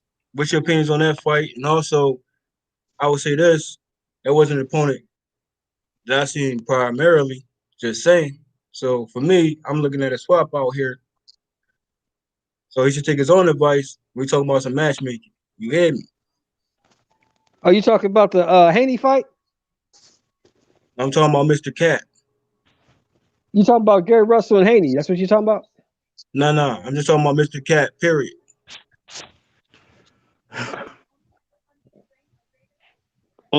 Well, anyway, Russell and Vargas. I think it's a good fight. I think Russell gonna beat him. I just want Gary Russell to fight more often. This once a year shit is not doing nothing for you, bro. You're getting older. You're not getting better. You're getting older. You need to fight more than once a year. Stop calling people out if you ain't gonna get in the ring and fight nobody. Matchmaking at its finest. That's all I'm gonna say about that. Until further notice.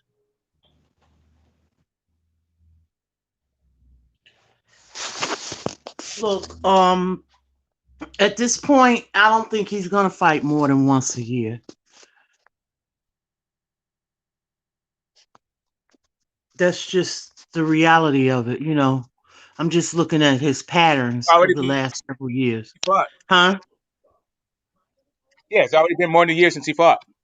Yeah, exactly. You're right, Right. Lisa. You're right. So I mean, I'm not going right to continue to. But I mean, you know, it's like it is what it is. That's just the acceptance level that I have. But that's come on. A lot of that came from COVID. Y'all got to realize that. Like now ain't the time to be blaming people for layoffs. Like look at Tyson Fury. He ain't fought in over a year either. No, brother. Hold up. Russell was doing that before COVID. Come on. Russell was doing that before COVID. I know that, but that don't mean that don't mean that's the case right now with what I'm saying. I know he didn't. I understand what you're saying, Brotherhood, and I do. But he was in talks with Devin Haney, and he said if those talks fell through, then he was going to fight Fortuna. Both of those guys fought, and he still hasn't. I mean, okay, but that still doesn't change anything. But his father even if he die, fought though. His father did die. We know that. People talking shit about Mikey Garcia. His mother died. They calling him fat and saying he ain't fighting and he ain't active. Like y'all don't know what's going on with these fighters for real. Yeah, but that's not Coco, right? That's not 19. That's not the pandemic, right? So like at a certain point, you got to put it on Gary Russell that he needs to light an urgency versus us defending the fact that this dude has been inactive since he's been a champion the entire time. And what makes it more interesting, real quick though, hold on. I'm gonna cut you off, bro. Hub. But I'm just saying though, what makes it more interesting that your last opponent is in the ring before you. Again. Just saying. Bro, I'm just saying look at the past year. The whole past year been fucking riddled with the pandemic. So the whole past year, it's a lot of fighters that I haven't fought in a year. Not just Russell or Fury or it's a lot of fighters that haven't fought in a year, bro. This ain't the time to be. But what I'm saying is the difference is though, those other fighters wasn't calling out 5 other names and also negotiations on the table. So that's a bigger difference there. And on top of that, your last opponent is in the ring before you. Man, Gary Duck, man. No matter who win before who. Like what? Gary Duck. Gary Duck. I don't understand that. You who say he duck, Taco? Hey, what's up with y'all, man? Yeah, what's up, brother? Y'all done switched conversations on the brother, man. What's good, Taco? Taco, what's good, my boy from Oakland? What's good, homie? We got 2 brothers from Oakland. The town and business. It's all good, man. That West Oakland up here, man. Oh yeah, right. Yeah, you know me. I'm East Side, right? Can I ask a question? Yeah, go ahead. What does town biz mean? Oh, it's Oakland. It's an Oakland thing. It's town business. You know what I'm saying? It's okay. It's an Oakland thing, and I wouldn't understand. It's a little hood Jersey, thing. You feel me? Like when you from the town, it's just different. You feel me? I mean, it's different. You know what I mean? Hey, it's different. Hey, Taco, who did Russell duck? Oh, for sure he ducked Haney, bro. You cannot, bro. Please don't come on here and try to defend that. I'm sorry about the his father and his brother, whoever died and stuff like that. I'm sorry, but he put his foot in his own mouth. He was up here doing all these workout videos, calling all these people out, and then once somebody called his bluff, he tucked tail, bro. Like, you feel me? He didn't send I feel that. He didn't send the term sheet back. He said something. How you gonna say something wrong with something, but he don't send the shit back? Bill and them still waiting on that shit, bro. Like, so that's an actual duck, bro. Like he gotta take that. Yep, you're right. What about the offer? What about the offer he rejected for Josh Warrington to unify the belts? What about Saban? That was stupid. I didn't know nothing about nothing, but that's a duck too. I consider how that was stupid.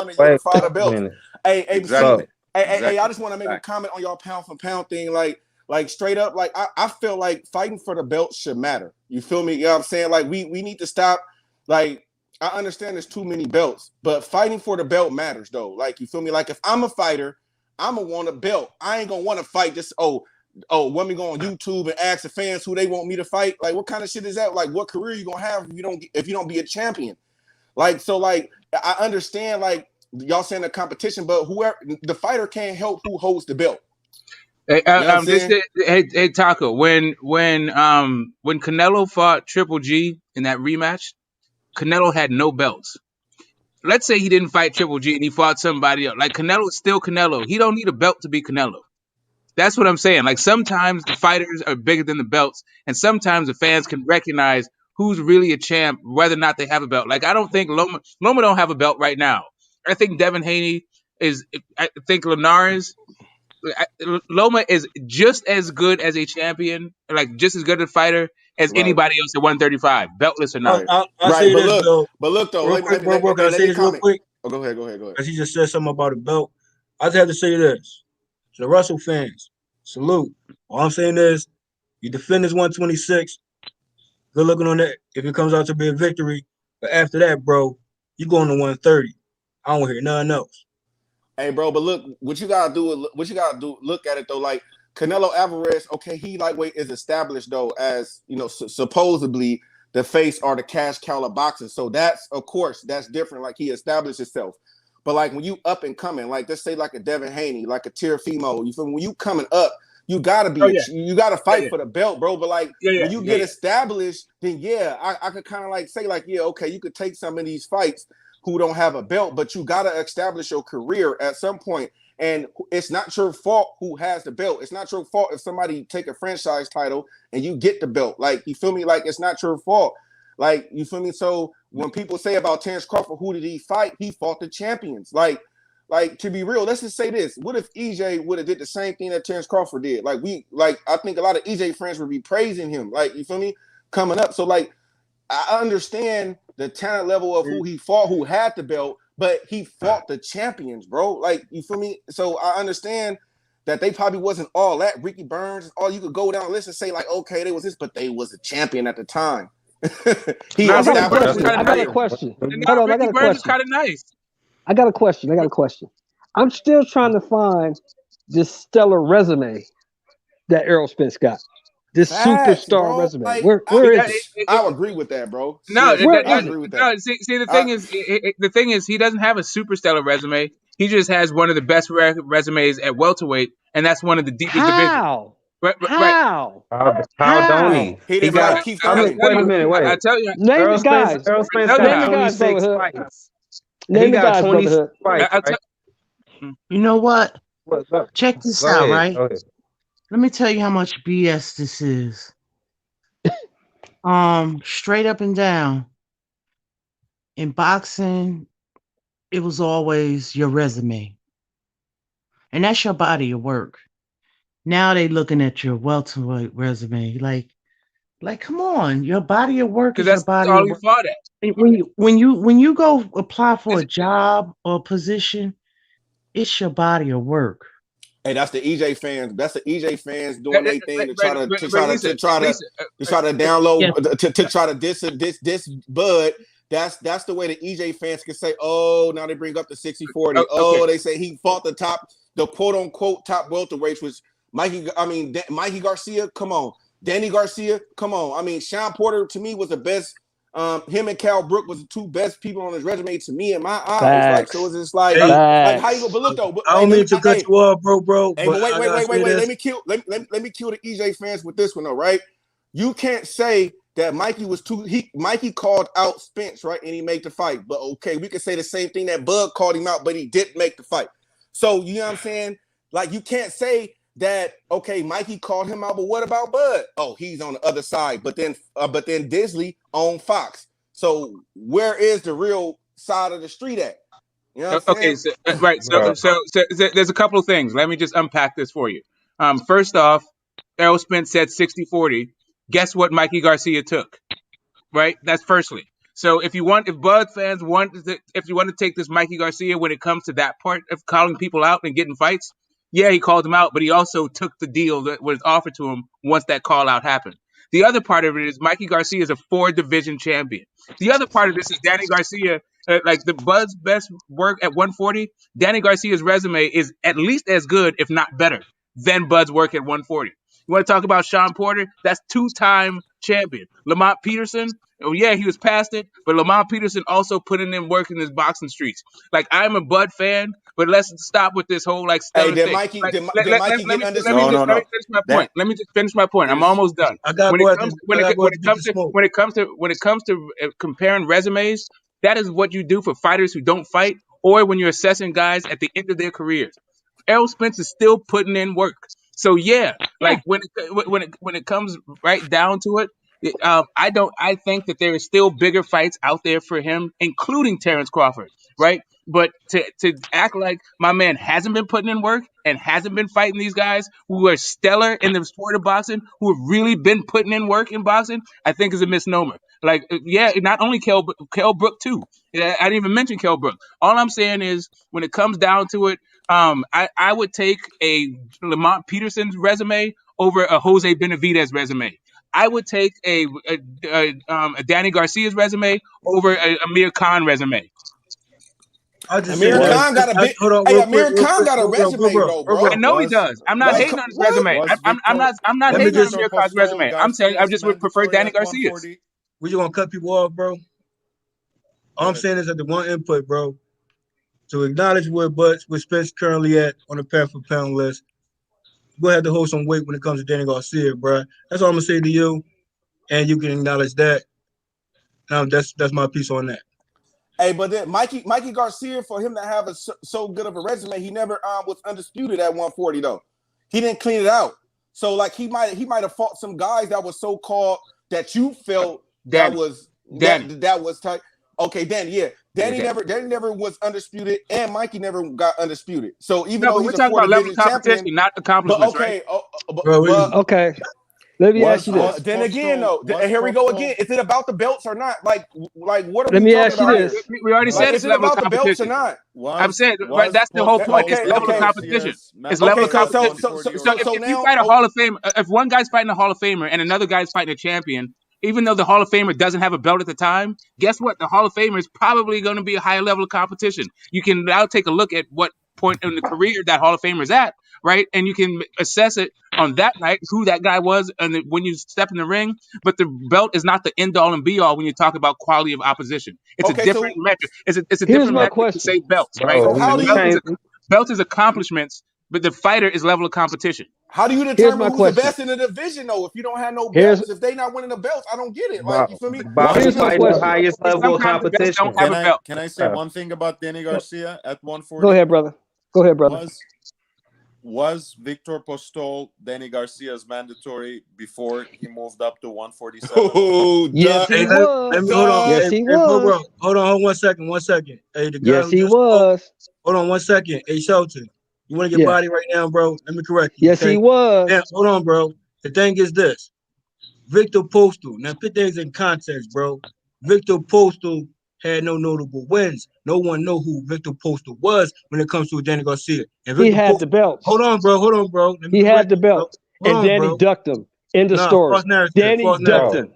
Hold on, bro. Moving up and fighting harder competition. Hold on, bro. Get the smoke. Hold on. Chill. Danny ducked him. Right now.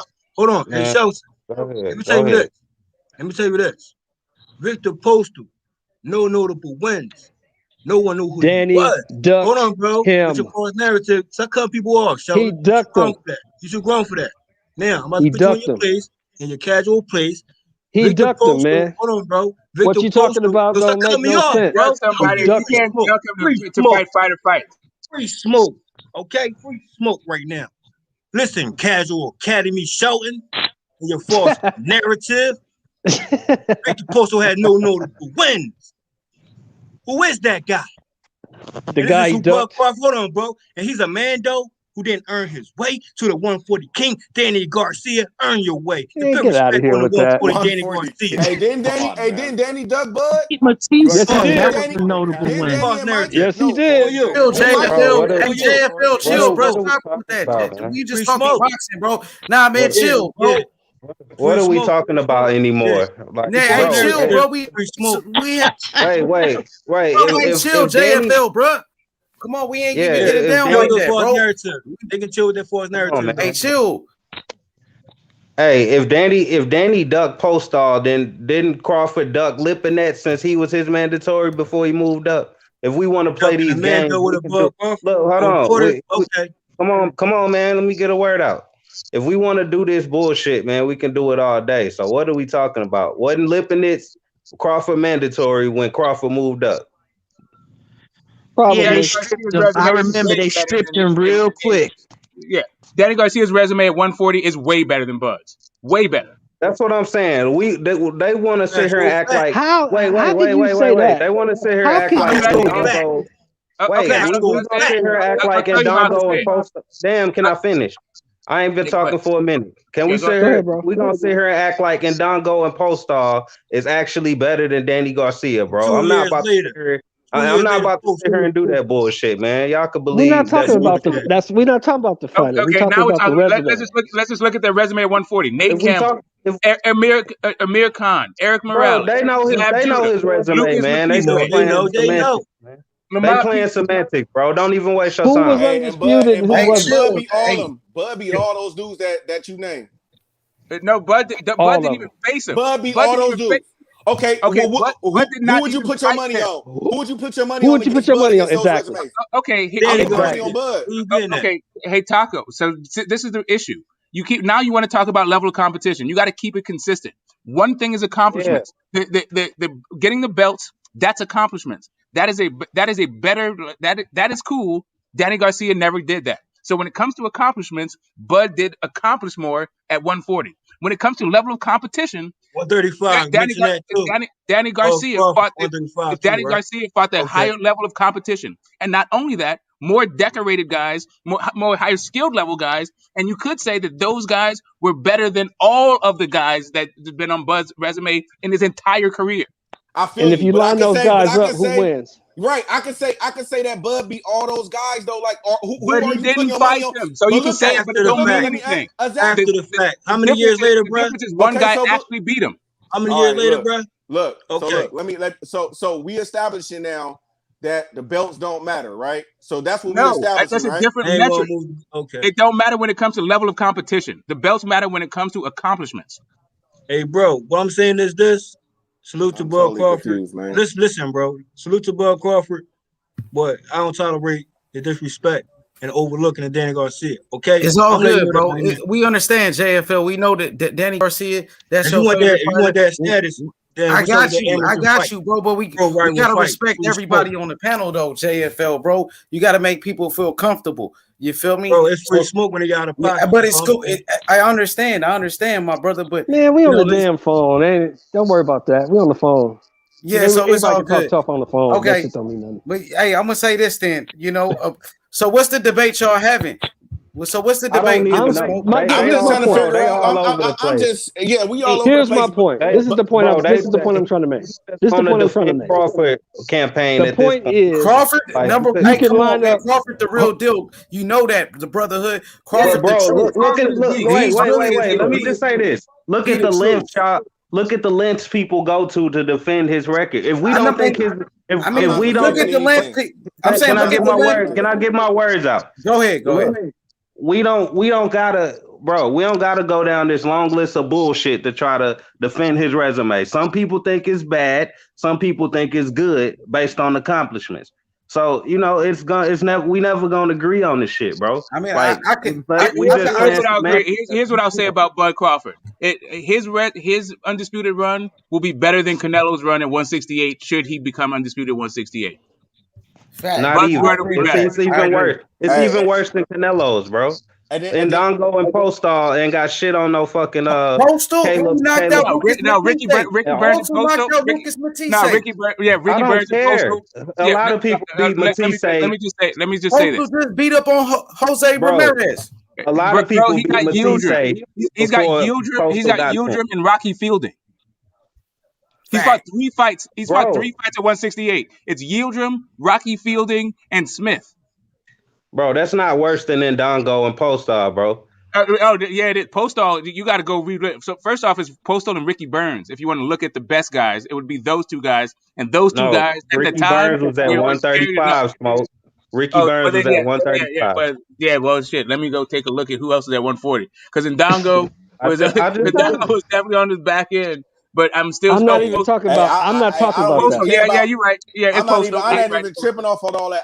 Okay, I'm talking about 47. Y'all got it on that. Okay, y'all feel that the people that he fought at the lower divisions wasn't all that. Got it. I feel it. But I'm just saying he took the belt. No belt. He took the belt. Belt or no belt. That wasn't shit. And became the man. So all those other guys that y'all named that y'all feel is better, they never was undisputed. No matter what you say, no matter who you felt they fought, they never was undisputed at 140. Yeah, that's a compliment. So yeah, that's an accomplishment. That don't make their resume worse. That's what we saying. That don't make their resume worse. We're not saying that. That's not the point. That's all everybody. Okay, so let me go into my point. So what I'm saying is when you trap, because I'm trying to go on a pound for pound, because that's when I came in.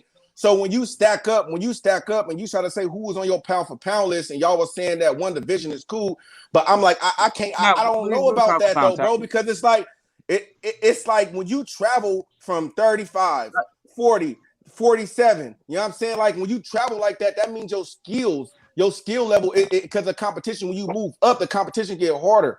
You know what I mean? So it's just like, to me, moving up means a lot to me. Instead of just staying at one division. Yeah, no, it does. Listen, yeah, and I think we agree with you. I don't think we're having a pound for pound conversation, because Terence Bud Crawford is my number one pound for pound guy, right? So if that's the conversation we're having, then that's a different thing altogether. Bud's my number one guy. Here's the question. Right? Take the last 5 guys that Spence fought. Last 5 guys. Mm-hmm. Which one of those guys beats Crawford? Okay, at the same time, take the last 5 guys Bud fought, and which one of those guys beat Spence? None of them. What are we talking about? And none of them beat Bud. None of them beat any of them, right? None of them. So that's my whole point. Why are we talking about Spence having this? I'm not saying you guys. I'm just saying I've heard it before. Spence having this superstar, this monster resume. Who does he beat? His best win is Porter. I don't think that people are saying he has a monster resume. I think that people saying that he has a better resume. I think what people are saying is that he has a better resume. I think they're saying he has a better resume than Bud at 147. I don't even think people are saying he has a better resume than Keith at 147. Right? Not something that he has some stellar. The guy with the best resume. The guy with the best resume at 147 is Manny Pacquiao. Porter. No, it's Manny Pacquiao. It's Manny Pacquiao. Well, Pac is 43. Pac is 43. You can put Keith Thurman in there, because technically he beat Danny Garcia and fucking. Yeah, that's what I'm saying. That's what I'm saying. That's facts. And both of those guys have better resumes, both of them, right? And that's the only thing I'll be getting mad about Bud, to me, are like his promoters. You feel me? Because I don't think Bud have no problem with fight nobody. So I'm just gonna say with his promoter, like, to me, like, they should have made that Keith Thurman fight. Like, because to me, if Bud beats Keith Thurman, to me, he has already, just that one fight, he have a better resume at 147 to me. You know what I'm saying? If he beats Keith Thurman. Taco, this the problem. This the problem we ran into. You want to know why they didn't make that Keith Thurman fight and how they tried to brush it off? They said, well, he ain't got no belt. You see what I'm saying? That's that belt shit. That's why we don't get good fights. That's bullshit, because Pacquiao don't got that's no what belt. I'm saying, bro. That's what I'm saying. That's why we can't be praising these fucking belts, knowing that Keith Thurman is a great top 5 welterweight without a belt. So fuck the belts. At that point, let's see the fight. That's all we saying. Like, it ain't all about once you know you're a champion, you've been champion in multiple divisions, you've been unified, all that stuff. Man, just fight. I mean, it's cool if you got a belt, but that belt stuff is, like you said, for up and comings. But you got to say the same thing about EJ too, though, nigga. Like, but you know what I'm saying? But EJ, but you got to say the same thing, because you can't say Bud got to do all this stuff and then EJ just right. So Bud, it's on both of them to me. So right, but we appreciate that Bud was undisputed, right? So now we're talking about Errol being undisputed, and guess what? Errol's undisputed run, should he actually achieve it, will be way better than Bud's undisputed run. Way better. I feel you on that one, but like, to me, I just feel like it's on both of them niggas, bro. Like, both of them need to make the fight. Both of them can concede at something. You know what I'm saying? They need each other. Because at the end of the day, you feel me? Both of them gonna make more money than they ever made fighting each other. Period. It don't matter if it's 60-40, 50-50, however y'all want to say it. And I understand that, you feel me, that EJ had bigger numbers, but still though, like my thing, it's just on both of them. And like, I just don't like it when people just say like, oh, it's all on Bud. And then my thing is, okay, if you the A side, my thing is, okay, have Errol Spence ever sat down and called a meeting with Bob since he is his own boss? No. The only thing we heard is him over Twitter and going on Facebook Live or Instagram Live talking about 60-40 or whatever. We haven't heard of Bob Arum and Spence sitting down talking no business because Al Heyman can't talk to him because he's just an advisor. So when is Errol going to send a term sheet or something over or nothing? So you feel me? You could like my thing is when Floyd was the A side, he was sending shit. He was the man sending shit over. Like we don't see nothing get sent over. Nothing but Twitters. Everybody on Twitter and saying shit, but let's fight. And that's my whole thing. You know what I mean? Like, y'all, I understand 60-40, but nigga, you ain't sat, you your own boss. That's what you say. Nigga, well, go talk to Bob Arum. But then in that one video, he said you gotta talk to Al. So which one is it? Like these PBC guys, they got an out for every excuse. Oh, it's the other side of the street. Oh, go talk to Al. Oh, this and that and the other. It's always a stipulation with these guys, bro. Like, seriously. Really, you're gonna go back 3 years and also just overlook all the crap that Bud has said in the span of the last 3 years? So what do you mean? Tell me this. How are you gonna chase a guy and then ask for 60%? Is that actually chasing a guy? That was just talking shit, bro. Like okay, then why didn't he take 60-40 when Spence wasn't talking shit? Okay, look though, did Spence send him over a term sheet or something because he said it over no. Twitter? What do you send a term sheet over if the guy said no? He said 50-50. Exactly. The dude said 60-40. And he said 50-50. That's negotiation, so, right? So if the guy says 60-40 and you say 50-50, why you talk about a term sheet? You guys don't agree already. So you got to it's called sitting down and negotiating. There's no negotiation. The dude said 60-40. He's not trying to hear 60-40. Bro, how many look. Bro, how many deals got done over Twitter? How many deals got done over Twitter? Can 0. you tell me? Actually, the McGregor and Floyd. That don't count. I'm talking about just straight boxing.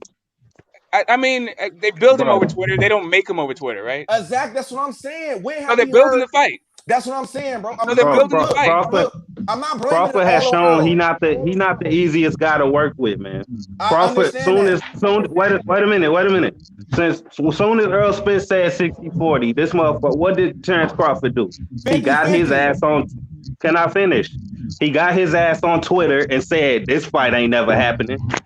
That's what the fuck he did. So no, he didn't. He said 50-50 or nothing. Bro, let me finish. That's exactly what the fuck he said. We can go look it up right now. Right. No, so you don't chase a guy. He didn't immediately say 50-50. No, you don't chase a guy and demand 50-50. Just so you know, you don't chase a guy and then demand 50-50. Right? That's not chasing a guy. No, it wasn't even that. He said this fight ain't ever happened. That's what he got on Twitter and said that shit, bro. We're not gonna let people gloss over that. People worried about that fight. There's a time that Terence Crawford said 50-50. Terence Crawford definitely said 50-50. But all I'm saying is, and that's cool if you think that you should get 50-50, but just don't tell me that you're chasing a guy and some other guy's ducking. Yeah, exactly. I don't think no. See, I wasn't even finished making my point, man. Damn. Like, bro, this dude been doing this shit with everybody. When Danny Garcia was on the table, he was trying to send him off. There weren't no negotiations or none of this shit. It's like, take it or leave it. We giving you $3 million. Take it or leave it. You know what I'm saying? And they pushed him away from the table. With Keith Thurman, it wasn't no negotiating with Crawford. It was, you want too much. We ain't negotiating with you. Like, bro, fuck. Like, bro, to be real, like, he's not the easiest guy to negotiate with, period. He just shown that already.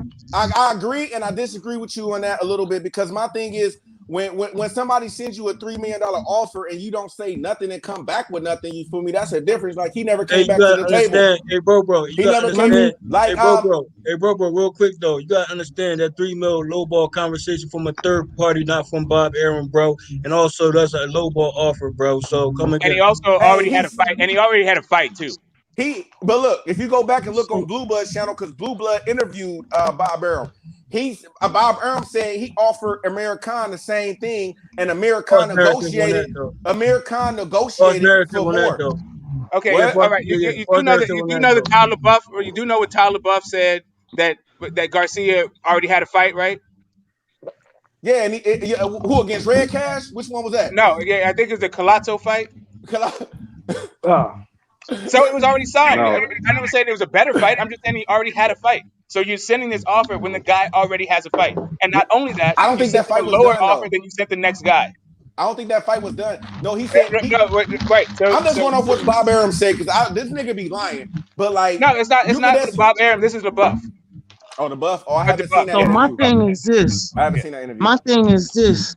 So okay, they offered Danny or whatever a certain amount of money, and why didn't the PBC offer more money for Danny as far as to fill in for what he wanted? Because the PBC don't do that. It should go both ways.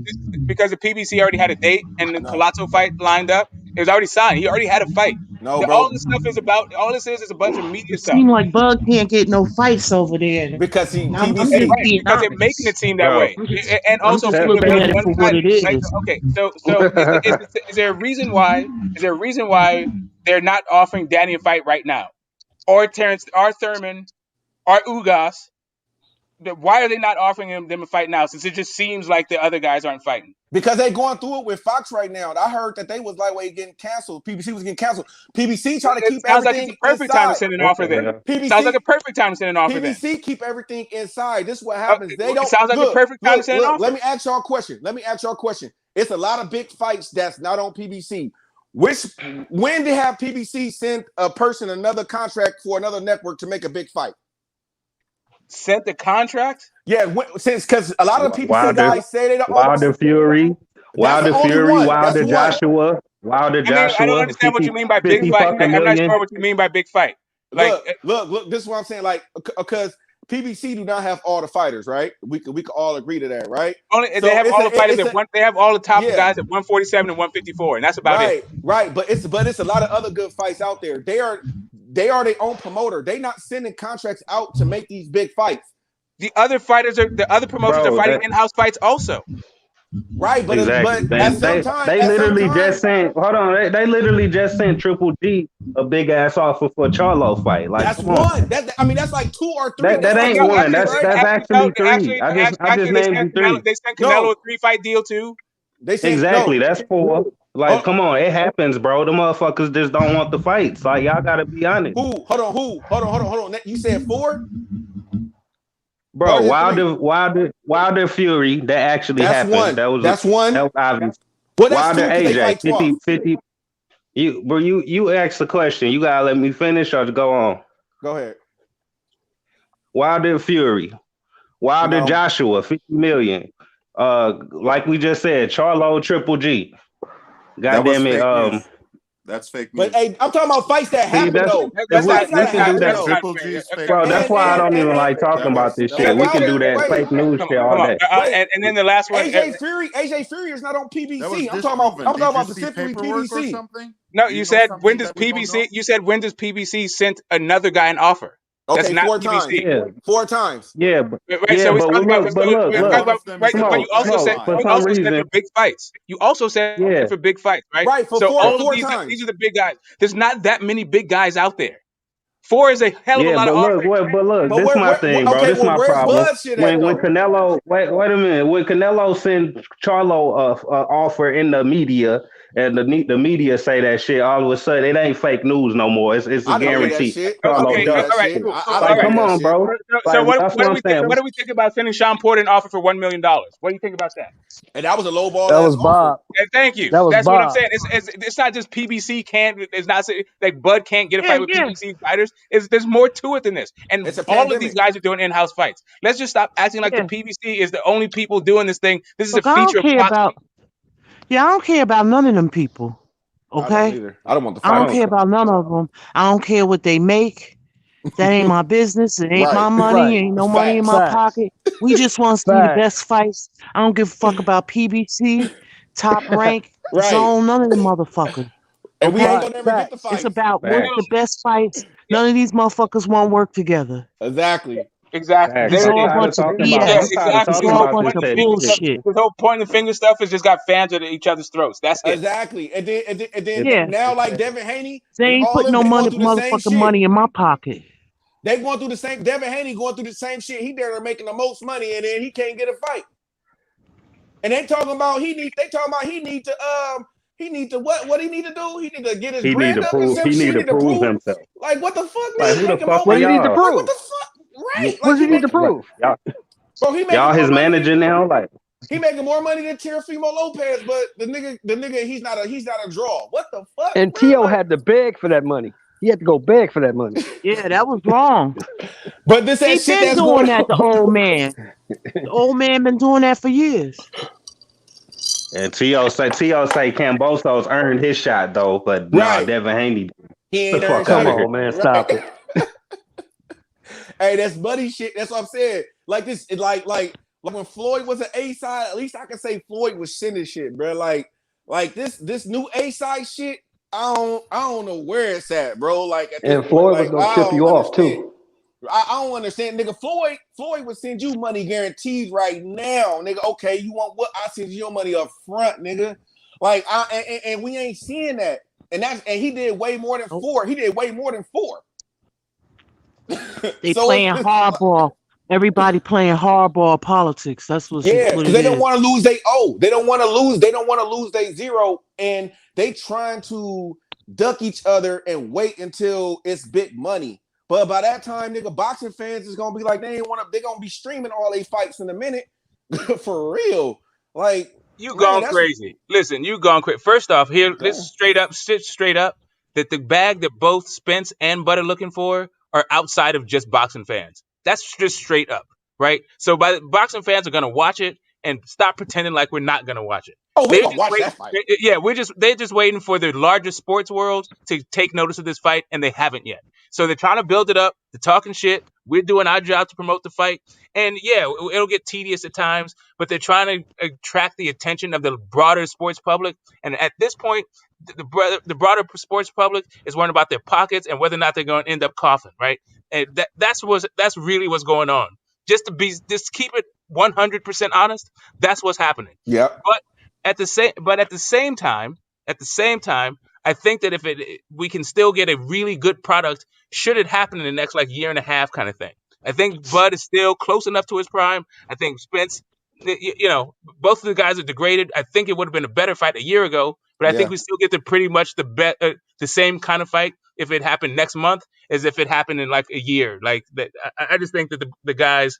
I think we still, as boxing fans, we have a pretty good shot of getting a good fight, and those guys have a good shot of getting the money that they're looking for. In the meantime, two monkeys don't hold up the show. And I don't mean anything about racial. I'm just using colloquialism. Those two guys are not going to hold Oh, up the that's sport of great. That's boxing. racist, bro. That's Yeah, Hold on, racist. hold on, hold on, hold on, hold on. Let's all not I'm do the saying, race. all I'm saying is, I'm just saying that those I two ain't a guys. monkey, so I don't give a No, fuck. hold on, real quick. Yeah, all I'm Get saying the is these smoke. two Let me guys, just say this.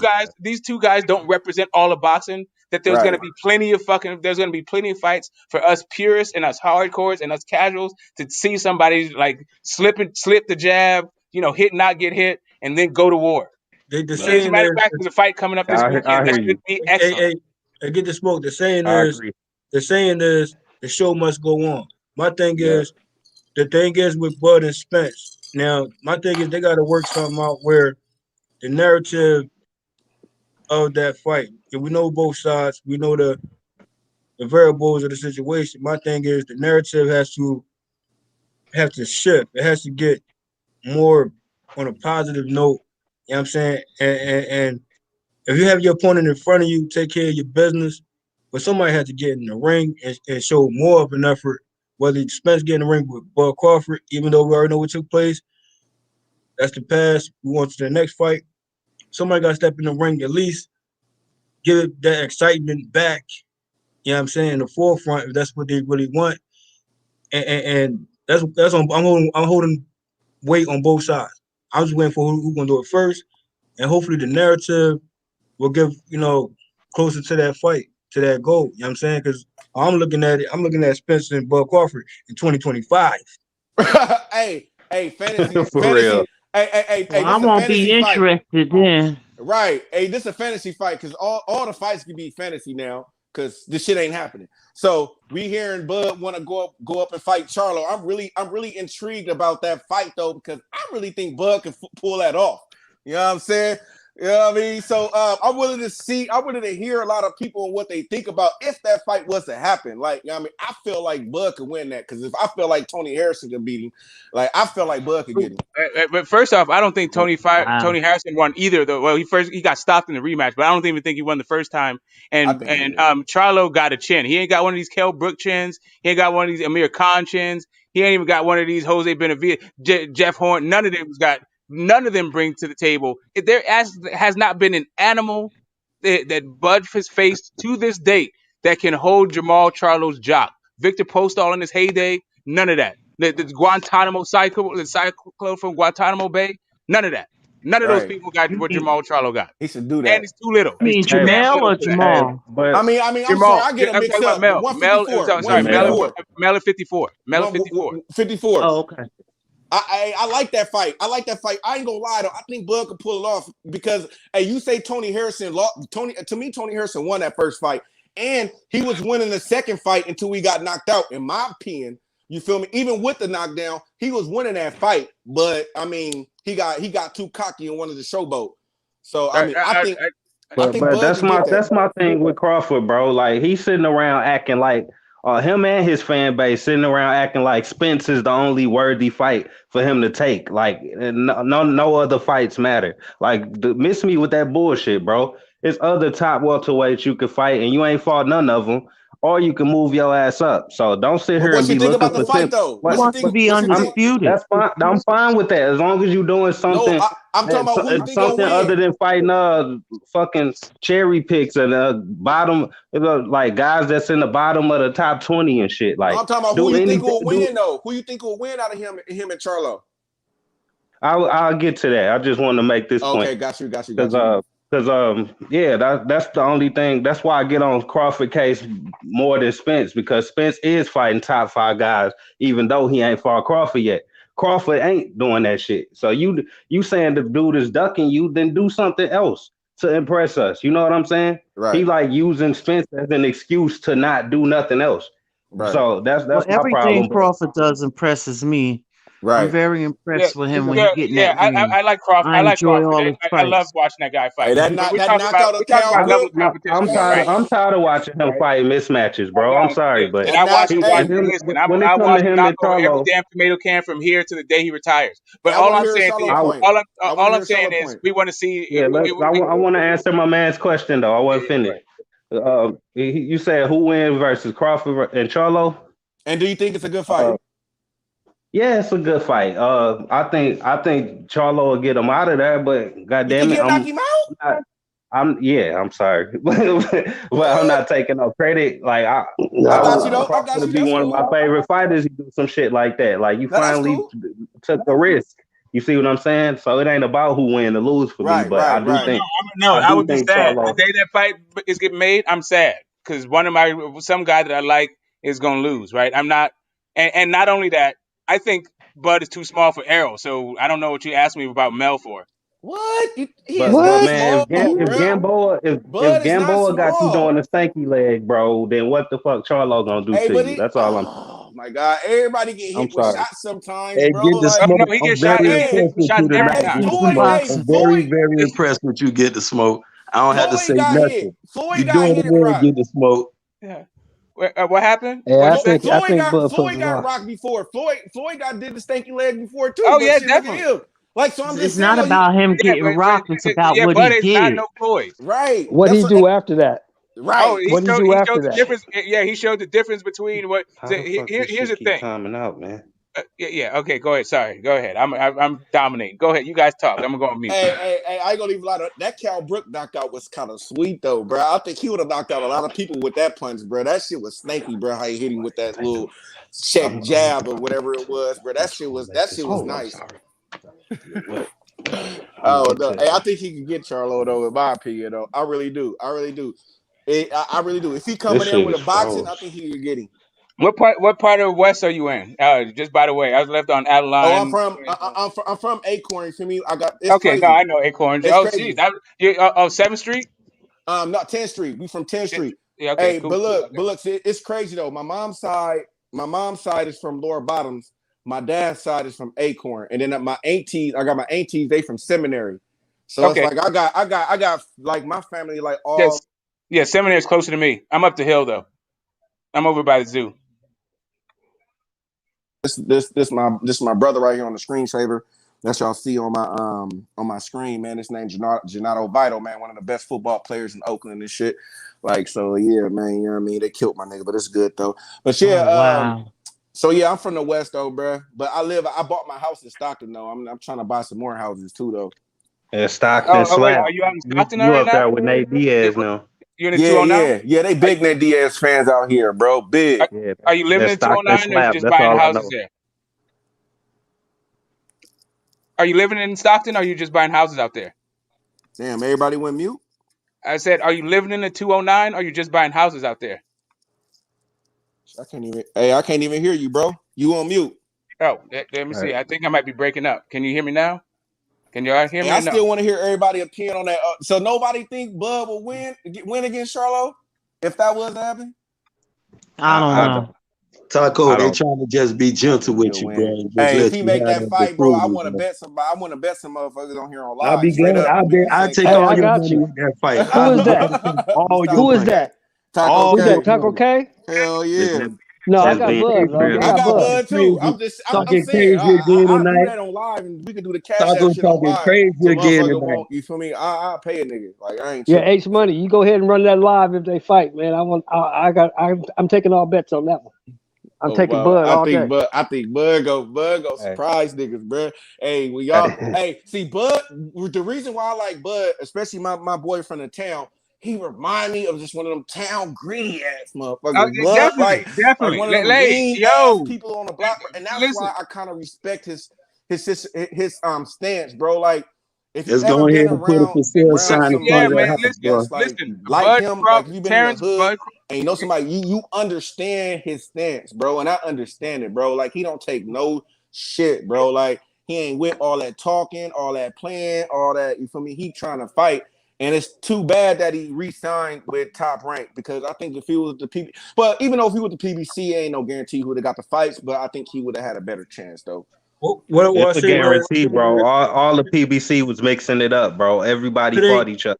I got a question though. I don't know. Keith Thurman still didn't fight Earl, so if it ain't, that's then, it. That's you got it. that That's shit only with Keith Thurman Gary didn't fight Russell. Earl, but that's it. Keith It's Thurman fought the a other lot of dudes, and the other dudes politics fought shit each be other. done over there, but they do make the I'll in-house say fights this, though, for the most part. You know what I mean? Respectfully though, you know, say whoever wants to fight, I'll just put it that way. If it ain't you can't make these boys get in the ring because if that was the case, Keith Thurman and Earl would have been fought a long time ago. I mean, but think about this though, bro. That fight coming back Manny around. Pacquiao and Floyd would have fought a long time ago. Hey, but you know that's different promotion. That's different promotion, though. I don't really hear nobody, bro. I'm like that. I'm thinking niggas getting quiet or something. No. I was saying that if Keith Thurman is still. Yeah, man, take y'all shit off mute and just say something, man. You feel me? Long y'all be quiet. Keith Thurman is still on the list. Like I said, we here, bro. We still got. We can sing together, but we can't all talk together. Hey, bro, I think you can't hear us. Hey, bro, okay, I'm y'all saying hear this, y'all now, man. Yeah, go down so your what's list. the next topic, man? You know What y'all talking about? Y'all was talking about Gary Russell and shit. I came in here and switched the whole shit up. Y'all was talking about Gary. What's the next topic? All right, what's fights happening next, man? Let's talk about some fights that's actually happening. Hey, bro, okay. That we know about. Devin Haney and that Linares, that's actually done. Hey, bro, JFL, he don't hear you, bro. Hey, bro. I'm just trying to tell you, he don't hear you, bro. I think something wrong with his computer. Yeah, he gotta fix that, bro. What I'm saying is, all right, well, if it ain't Porter next, hey, bro, other fights besides what fight? I think I was asking, is the Linares fight happening or is it not? Bro, I'm trying to ask you a question. Haney. Taco, you don't hear JFL? Yeah, I hear him. I'm saying I don't think Taco hear him though, cause I don't hear that. I don't hear cause he talking. Let me take my headphones. If it's not Porter, bro, Who's I next? see his shit, bro, but I do not hear him. Well, the panel hear me, the chat hear me. But All I'm hey, saying is that. Taco, you should jump out and then jump back Yeah, in. I See jump if out. it, Yeah, I'm yeah. saying All this. right. If it ain't Porter, right, then top guys for Crawford. Either way, they're gonna have to go down that list. Either way. So I'm like, okay, if that's the fight right now, you might as well make it now. And that goes for Spence and that goes for Bud Crawford as well. You're not gonna get out of a key fight, obviously, and you're not gonna get out of a Porter fight, obviously, because it's gonna come back around. And your selection of top guys is gonna be what it's gonna be. If Spence want to get Ugas just because, he gonna still end up getting the Keith situation regardless. Like Bud Crawford, Mando with a Porter. So who Bud Crawford gonna fight next if it's not Porter? We're gonna be Mean Machine 2. We're gonna be contenders. We're gonna be Mike Garcia. Was he booked? Virgil Ortiz, he's not available. Mike, you're not available. Sean Porter gonna move on and try to get another fight, maybe with a lesser opponent as he did before, or he might run it back with Keith too. Why they waiting on Bud and Crawford? All I'm saying is, you know what I mean? It might be Lipinez. Now he might have he got a fight coming up and also a draw that he might want a revenge. So who's really factual for Bud Crawford? Is it bro, Clayton? you right. You H right. They money. both gotta stop moving around Who they Thurman. go? Somebody Crawford H or money. You know what I Spence mean? gotta fight this nigga, bro. You know what I I mean? don't H give a money. what nobody say. H money. That's gonna be what it is. You know what I'm saying? Like, and then on top of that, if Spence fight Ugas and he gets the win, stock rise. Now get yourself closer to that situation. Get Porter out the way. So common opponent, therefore you have some more leverage on your side. You know what I mean? Give Porter Who's what he number one asked in the for. WBO? Hold on, bro. Get him out the way. If you can get past Porter, that put things in perspective. You know what I mean? Or the amateur rival fight is still on the table too. So there's nowhere to go for real. I think if Bud If it's not get Porter, right. If it's not Porter, he need to go after the young guns. Unless he move up. If he move up, that's one thing. He don't have no choice but to either fight Porter, EJ, or move up or fight the youngsters that's coming up on 147. No, yeah, that's exactly what's gonna happen, bro. Just think Yeah. about it. Bob Arum, he like his in-house fights too. So I think that when Josh Taylor and Josh Taylor, Jose okay. Ramirez gonna move Okay. up and get that shot at the And that could be his WBO, last fight. and they gonna That they gonna send Crawford ass off into the sunset too. And as long as they last 12 rounds, bro, he gotta knock Neither him one out. of them rob can beat his Crawford. Bud Neither one gotta of them They knock can gonna him beat rob out. Crawford. Crawford, bro. Bud He gotta gotta knock knock him him out. out. Yeah, exactly. He'll knock both of them out. Either one of them. Or else have a dominant Mean performance. Machine on his hill. I'm gonna let you know that now. He want that run back, bro. Hey, Mean Machine, bro. I don't care what nobody say, bro. I don't care. Mean Machine is a dog, bro. I always like Mean Machine, bro. I don't care. I understand. You know what I said earlier? You know what I said Machine is a too? dog. Front runner. You know what I said? I said I would like for Bud Crawford just to run it back with Mean Machine, just because the much success Mean Machine had on Bud Crawford. All I'm saying is he should definitely want that get back. See, I was like, bro, what if Bud Crawford take on a Ray Robinson and the Mean Machine, right? Just because it was during that time frame, we know that it was the situation there why he chose Mean Machine, because Ray Robinson and Mean Machine didn't run it back, which they should have. I'm saying kill two birds with one stone and also establish an amateur fight with Ray Robinson. That's for one. If it's not going to be Danny Garcia, boom, that's two birds with one stone. But obviously, that might come back around. He might be a Ray Robinson. Now, to get that Mean Machine 2, beat Mean Machine in a better fashion, and you already know how to get him out of here instead of waiting later rounds to do it, run that back, get him out of here much sooner. You know what I'm saying? Just to say, I got you out of here twice. You feel me? And then take on, I mean? Do it that way. I'd be more impressive with that if I was Bud I think Crawford. that Even Mean though I want Machine him to will have fight. to fight somebody else. I actually would have liked it if Sean Porter would have fought Mean Machine instead of Formella. Now, hey, that's a good point. I would have liked it that better. Now, guess what? Guess what though? It would have gave us a little bit more if that Mando to don't see go through, what Mean Machine can do. You know what I'm saying? if that Because Mando, if he fight Mean Machine again, everybody gonna kill Crawford, bro. Like even Who's though number one in the I WBO? like Mean Machine hold because of on. the Bud last fan, couple of fights, the last fight and then the fight with hold up. Bud, he surprised me, bro. Like Okay, real hear me shit. out. Like I like him though, bro. He Hear me won out. some battles. I hear So you I would though. I like hear to you see though. his style against But Sean I'm Porter. saying That as would a have been an Bud fan, awesome fight to me. hold on, bro. As a Bud fan, y'all should want that run back with Mean Machine just to get him out of here sooner. I want to be mad at that because if it's not going to be Porter, guess what? If that Mando don't go through, Porter might eventually take Mean Machine, and guess what? Porter will still be back in his position to get that Terence Bud Crawford. Now we back at square one. What's up? Man, Main Machine gassed the fuck out, bro. He Mean did it Machine once. want that. He gassed I'm telling out. you, bro. He gonna do it Mean again, man. Machine want that run back, bro. He ain't playing, bro. Y'all think Mean Machine playing out here. So Porter's number one in the WBO? Mean Machine ain't all right. I'm gonna let that go there. If it ain't gonna be Mean Machine too, I ain't gonna be mad at that. Porter's the number one contender? Run it back. Get him out of here again. Much sooner. If it ain't gonna be Mikey, we know the talks about that. Ain't gonna be Words Ortiz, we know that. So who's gonna be Lopez, American? Not American too. What I'm saying, hey, Kel Brook and American might mix it up, therefore they not gonna be available. You know what I mean? So it's gonna be contenders. All right, pick a contender. Now, it's gonna be Mean Machine 2 or Porter might snatch Mean Machine fight, bro. And they both brawlers, and that's a good fight. Ain't gonna be back where he at. Porter and Bud Crawford. So why not just make it happen now?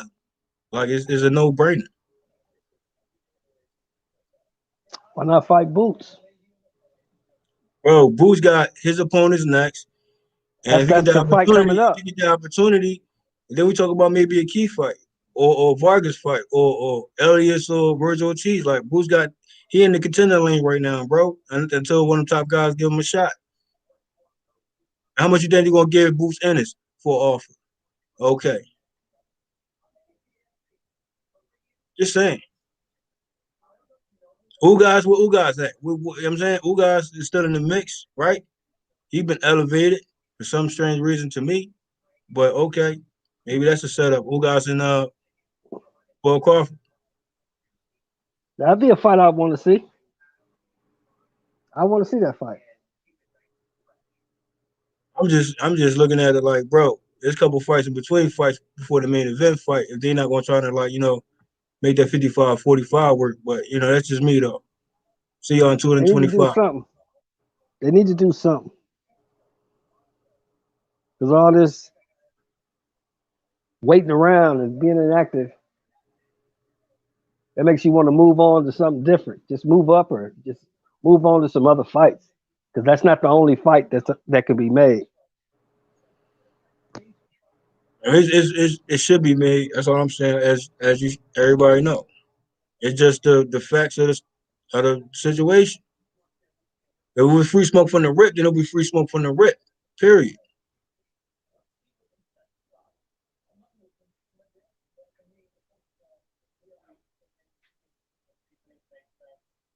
Shit, maybe Conor Ben might get that opportunity. Who knows? You know what I mean? And Conor Ben is a brawler. Conor Ben is a brawler, bro. I'm telling you, Conor Ben he got hands, bro. He ain't ready for them dudes. He ain't ready for them dudes. I don't want the effects of an AJ and Wilder situation on this fight, but that's where it goes. And now look how many years it's been. You know what I'm saying, with AJ and Wilder at that particular moment, which Wilder gave that opportunity much sooner and called it, you know what I'm saying? He's trying to make it happen sooner. But obviously he was still waiting on that though. Wilder picked the wrong network. He should have went with the zone. Nah, bro. False narrative. Should have went with the zone. Nah, he bro. Took false that narrative, zone bro. money. False narrative, bro. Once again. He should have took that zone money. False narrative once again. I agree. He should have took that zone money. First of all, do you know the situation with that? Since you want to be vocal about that. He should have took the $120 million from the zone. Go any further. All I know is false narrative when I hear it. So come again. I disagree. Why didn't he take the money? Okay, here you go. We're talking about hold on. I gotta get y'all caught up. I don't know y'all been hearing. I'm saying, here's the thing. When that particular fight with AJ and Wilder, AJ, the factual B-side, period. Factual facts. Yeah, okay. Hey, hold on, bro. Okay. Hold on. Factual facts. That's not rebuttal. Also, Wilder's being generous. He's wanting to take less, and still, it was a no-go. Generous. So, also, when it comes to the offer, they know there's already reports on it. Bro, listen. The factual facts is the factual facts. Y'all don't gotta, I mean, you can choose to ignore it. That's up to you guys. Generous. The guy was selling out the Wembley Stadium We and talking selling about out all these and selling out all of these pay-per-views. How is he? No. We're talking about No, hold on, wait a minute. We're talking about AJ numbers, right? Now AJ numbers over there, completely different from over here, and also his first debut here. Nah, I'm not going with that. It's numbers. It's numbers. That's narratives. I'm not going with that. That's bullshit. No, I don't do false narratives. So I don't do false narratives. Bullshit. That's what it is. I don't do false narratives. Yeah. So it has nothing to do with over there and over here. It's the numbers. It's all good, JFL. JFL is all good, bro. You know what I mean? Made $95 million. Everybody got their own opinion, JFL. Nobody being generous. If anything, AJ was being generous. Nah, AJ exactly. I think she's right, bro. To be honest, AJ the B side. Period. Nah.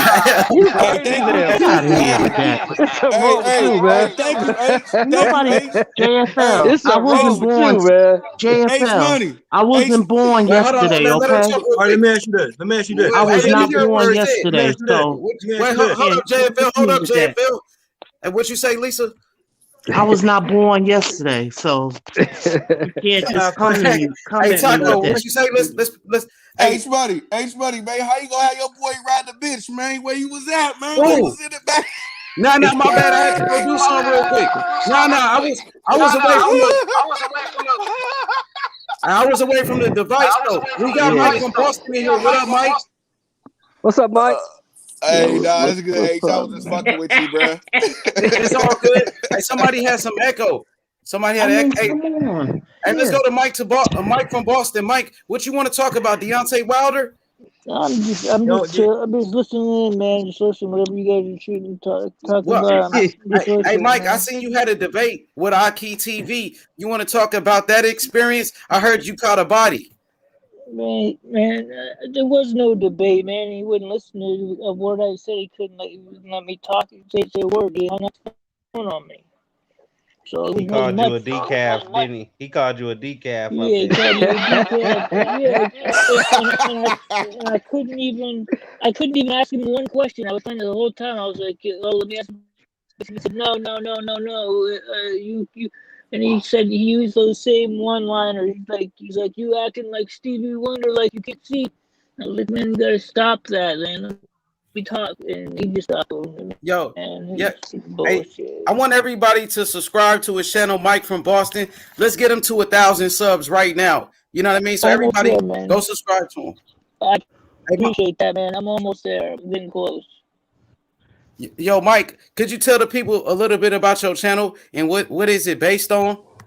Yeah, man, it's my channel. I never was like trying to be like started YouTube channel. You know, I kind of just started fucking around and putting out random, boxing videos. I'm a boxing fan, so I upload some shit. I mean, it's not like your guys' channels that like you guys have like mad content. I only got a little bit of shit. Like I maybe upload once a week or something like that. So it's kind of a pretty small channel. And do y'all hear him good? How was his audio? He breaking up a little bit. Hold on, breaking up, Mike. Let me fix it. Hold on. Okay, so yeah, man, go check him out. He's almost at 1,000 subs. He's been going looking for debates, and I'm pretty sure he's here bringing some smoke. So let's be respectful. Hey, Taco, go ahead, my brother.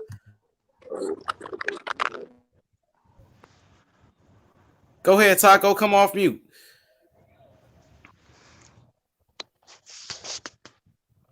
Come off mute, Taco. You just came off mute. You go on mute though. Go ahead, Taco. There you go. Yeah, there you go. Me I and don't hear him been having Taco. having technical difficulties, Yeah, bro. Taco, we can't hear you. Come back, come in and out. Come back in. We can't hear you. Your audio breaking up.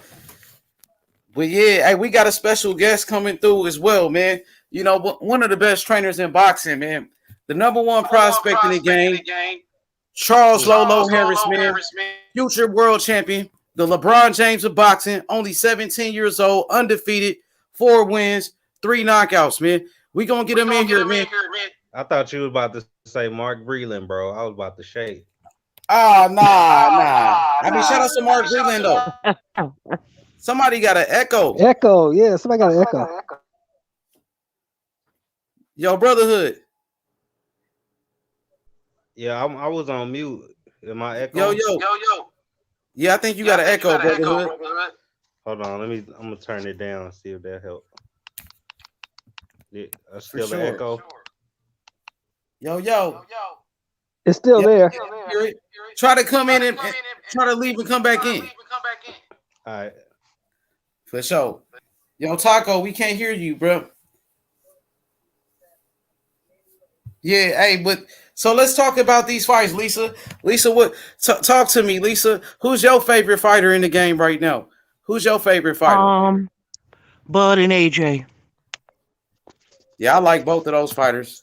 Terence Crawford. I think he's the real deal. Terence Crawford, the boogeyman. They don't want no smoke with Bud. And I like J-Rock, but he hasn't, he lost or whatever. I like J-Rock too. I like the Charlos, the twins. I like them both. I like a lot of fighters. I like Benavidez. Yeah, he's a dog. Yeah, he's good. A dog. He's a dog. I like Oscar Valdez too. Chocolatito? You like Chocolatito? Yeah, I like Chocolatito. He over the hill. Oh, hot chocolate. He over the hill, man. Chocolatito, a dog, bro. Yeah, he's a dog. He's a dog. Yeah, I like him. He's a dog. He's a dog, but he's getting up there, man. He's supposed to be 36, 37, something like that. Nah, he only like 32 or 3, right? Really? I think he early 30s. How many fights he got? Like 60 fights? Yep. Yeah, they started real young. Yeah, they start at a very young age. And, we got our special guest here, Charles Harris, the trainer and the father of the number one prospect in boxing, Lolo the coldest. What up, though, Charles? What's good? Come off mute, Charles. What's good, my boy? Oh, he fell off. Dang. There you go. There you go. What's good?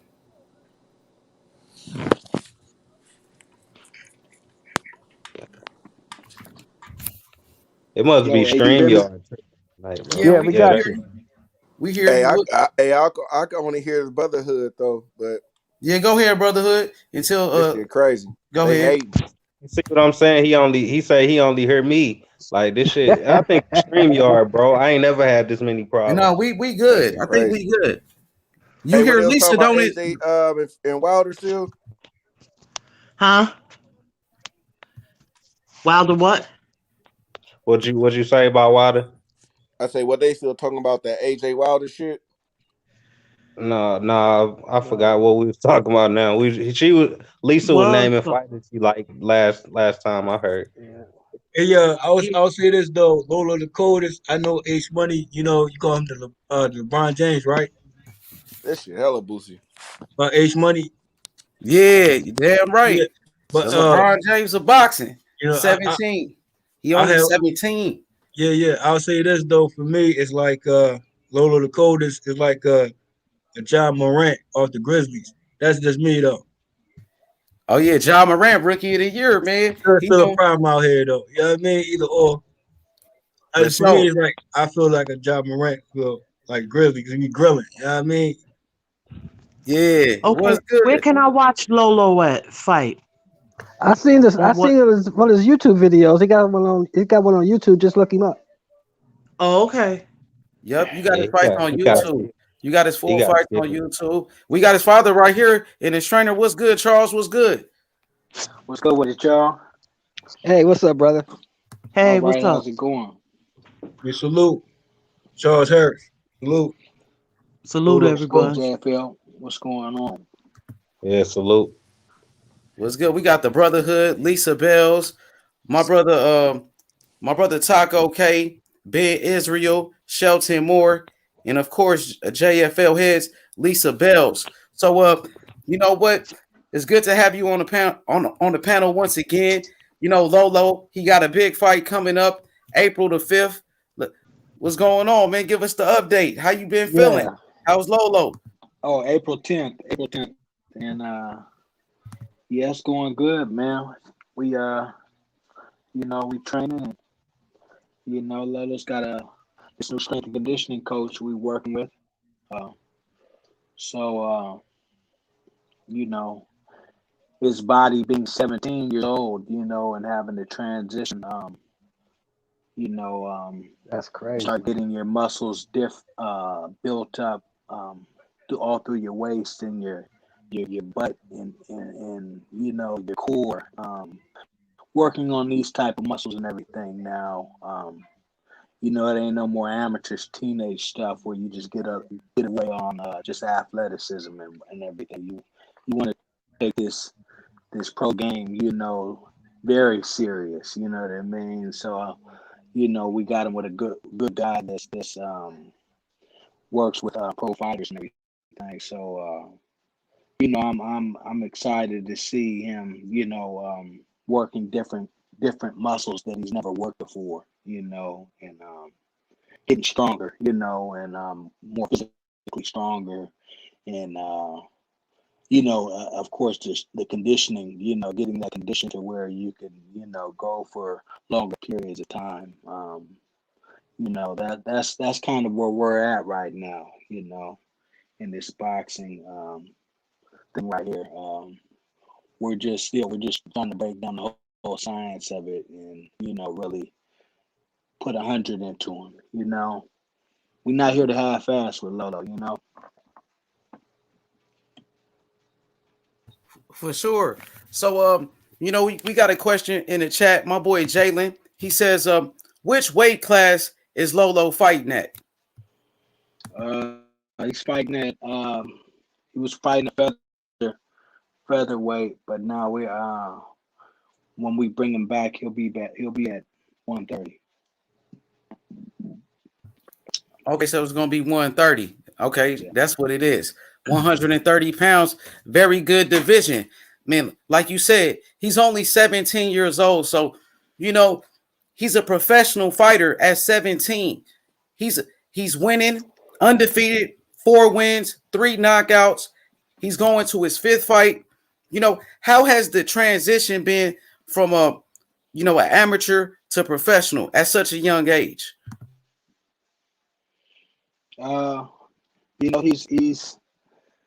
He's still, gaining experience each fight, man. He's gaining experience. He's young, and all you can do is look to get better, get more comfortable, get used to the speed, used to these 8-ounce gloves, all of that's still brand new for him. So, it's just the preparation, man. As long as you prepare right, you feel good, And what we're trying to do is make sure he's on point all the way around, when we put him in the ring out here on April 10th. For sure. Anybody got any questions for Charles Harris? Yeah, I got one. Where do you envision him topping out at?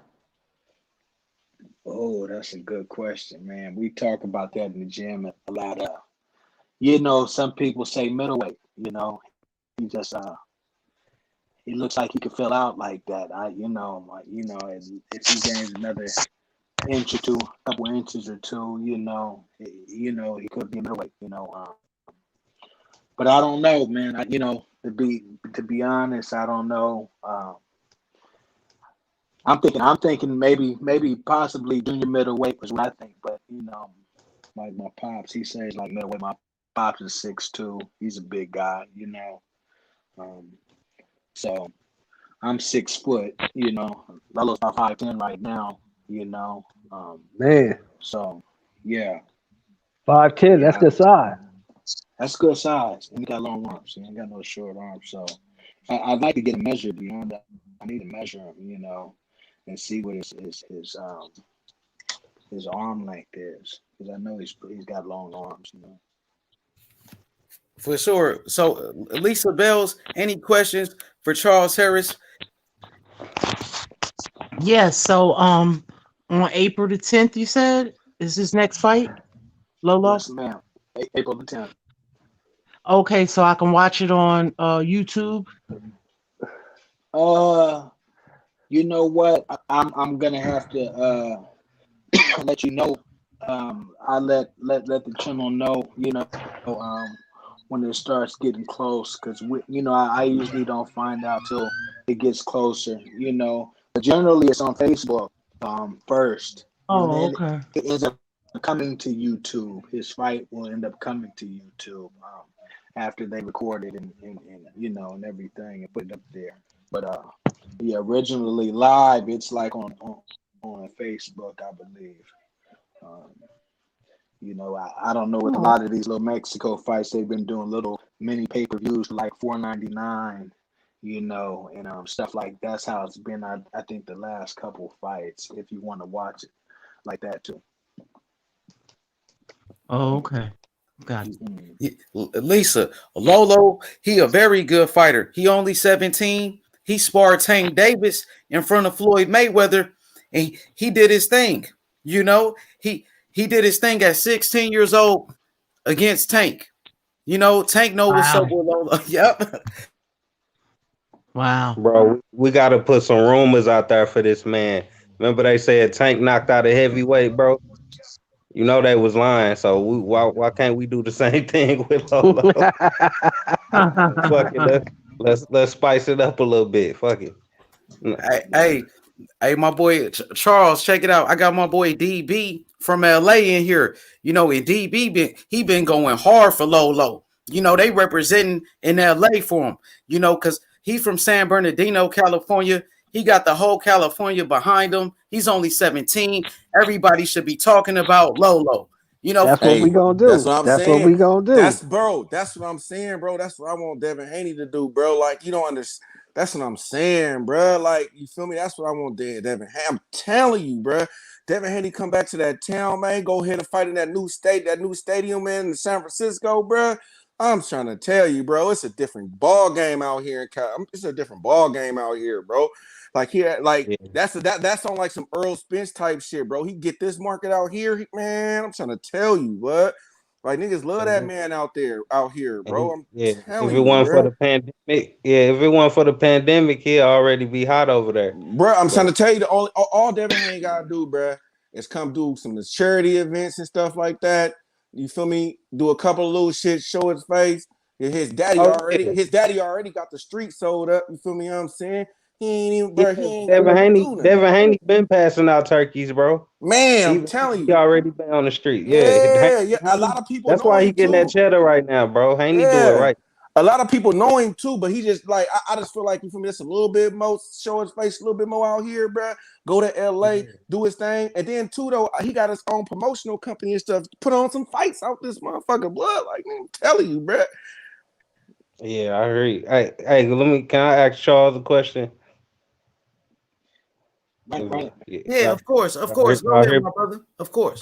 I just want to ask, is the main focus for Lolo right now to like fight as many different styles as he can. So, you know, when he get to a championship level, then you pretty much seen all you could see. Really, it's I think it's more about just getting him comfortable, you know, with the speed of things and the defense out there. And you know, I think it's just when you enter the pros, man, you don't really start, you know what I mean, getting that experience till after you got about 10 fights, you know. Right. So, you know, going into your fifth fight, you're still learning what you can do out here. You know what I mean? And you still, it's not as loose as fighting with headgear. You know what I'm saying? So you gotta mix all of that in, with it. So you still gotta inch your way out there, and just get used to that speed and everything. So getting different styles and everything. Like you said, that's gonna happen. Right. But it's more about him getting comfortable with himself in there, Bro, my opinion, bro, is to keep that man active, bro. Like, nigga, fuck it. Just let him fight 3, 4, 5 times within a year. Right. Get his money, Yeah. get him up. You feel me? Because the more that people, that's what's wrong with these boxers. You feel me? They get caught. I understand what y'all be saying, level of competition, but nigga, if people ain't seeing you fight, bro, how people gonna know you? You know what I'm saying? At some point, it don't matter if it's bump, nigga. You fighting 3 or 4 times a day. That's more than a lot of these boxers being fighting. Shit, we probably won't even see. We don't even know if we're gonna see Errol Spence, Terence Crawford, or anybody this year. You know what I'm saying? It ain't no schedules been out. My opinion, bro. Just make the fight, bro. I don't give a fuck if this nigga from 2-2, he got a 0-30. Nigga, just put the man in the ring. You know what I'm saying? That's what Mike Tyson did, bro. That's how he became a pay-per-view star, fighting hella bombs. Niggas kept seeing him, knocking motherfuckers out. Right. For real. That's how y'all like do it. Everything. I wish you done. Yeah. I just have a recommendation when it comes to Charles Harris and Lolo Dakotas. Okay. Charles Harris. Yes, sir. Let me ask you a question. Lolo Dakotas one, right? Right. Right. Now, I'm gonna say this to you. Boxing is a combat sport, right? Yes. Okay. So I'll recommend, you know what I mean? This just a ideal situation that I would like to see, right? Because you fight in April, correct?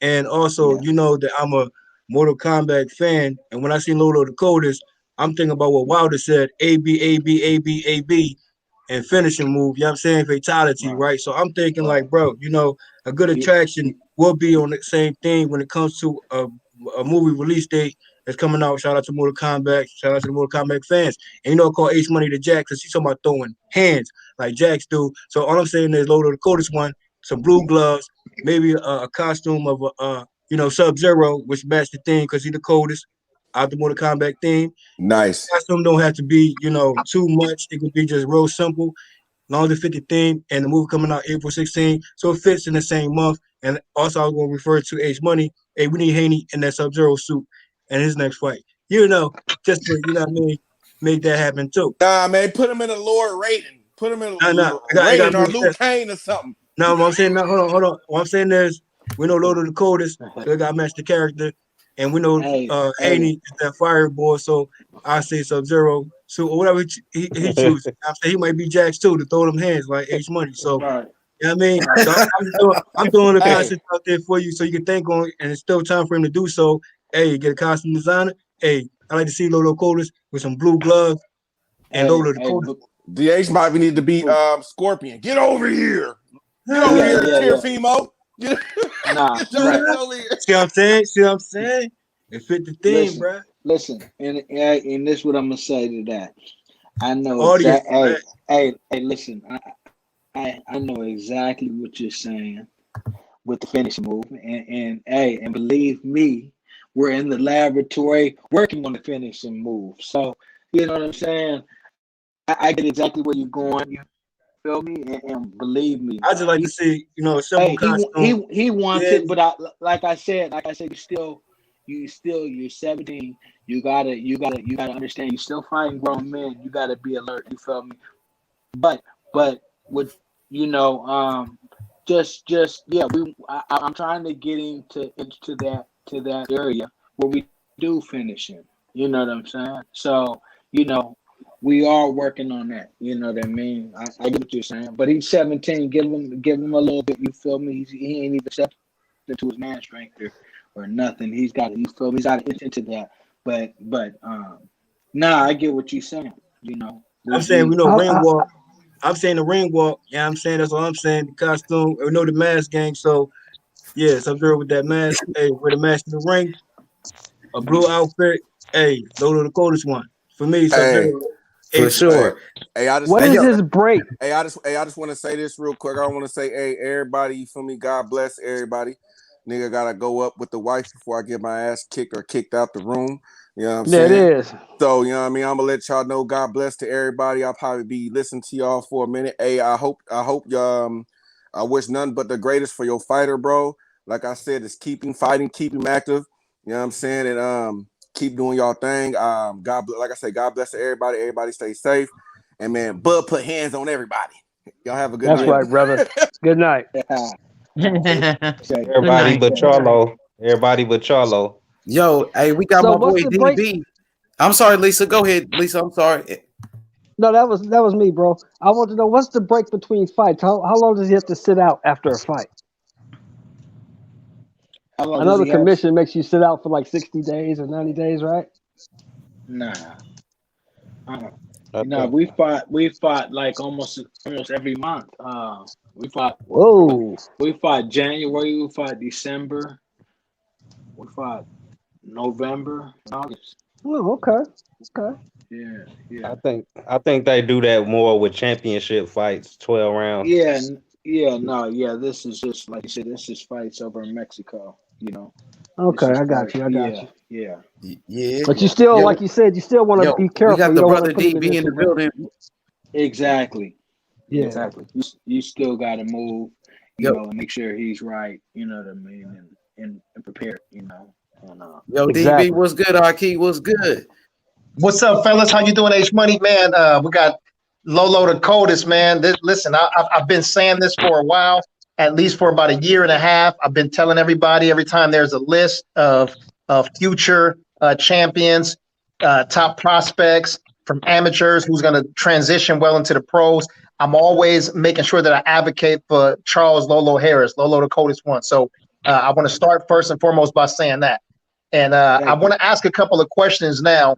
And what I attempt to do is I want to start coming on here with H Money sometimes to ask some tough questions because Lolo has all of the physical attributes to be a champion and to represent the sport in the future. So the last thing I want him to do is to get on somewhere like ESPN or to get on one of these larger or major networks and have them try to trip him up because that's what they'll try to do.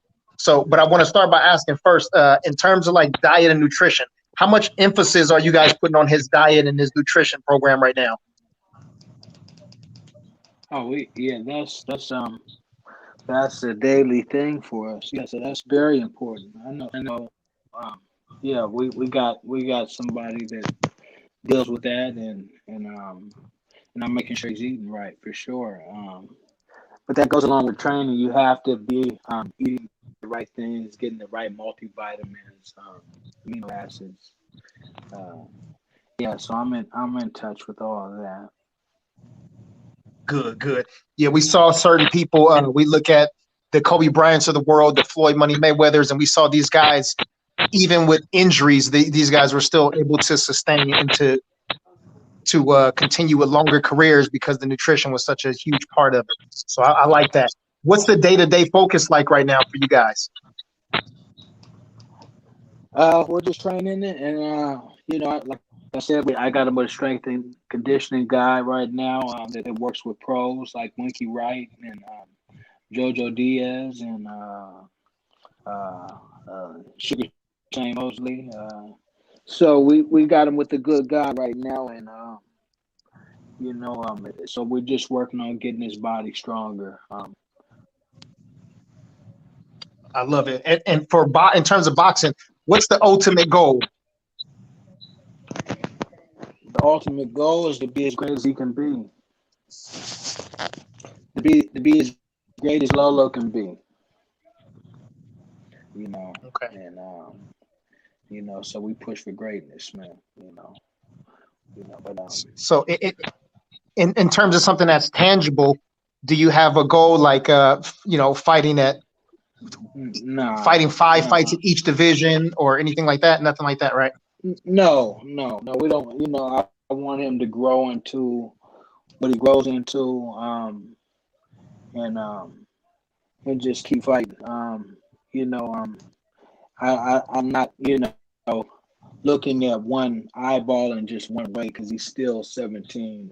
So I don't know how his body's going to grow. I can't. All I can do is look, what's ahead of us, what's right in front of us. And that's how you got to be. That's how you got to be in boxing. You got to attack every day different. Yeah. I like my last question before I let H Money pass it back around, and I appreciate y'all giving us the time actually this evening. What's more important right now? Is it winning titles or making the money and securing the legacy? You definitely got to feed your family. Yes, sir. You definitely got to feed your family, and that's what they're in it for. They're not here to, they're prize fighters. They're putting their life on the line when they step in there. These fighters. So you got to take it. Like people have died in that ring. So you got to take it very serious. And their health and their family and wealth is more important than just everything. It starts there.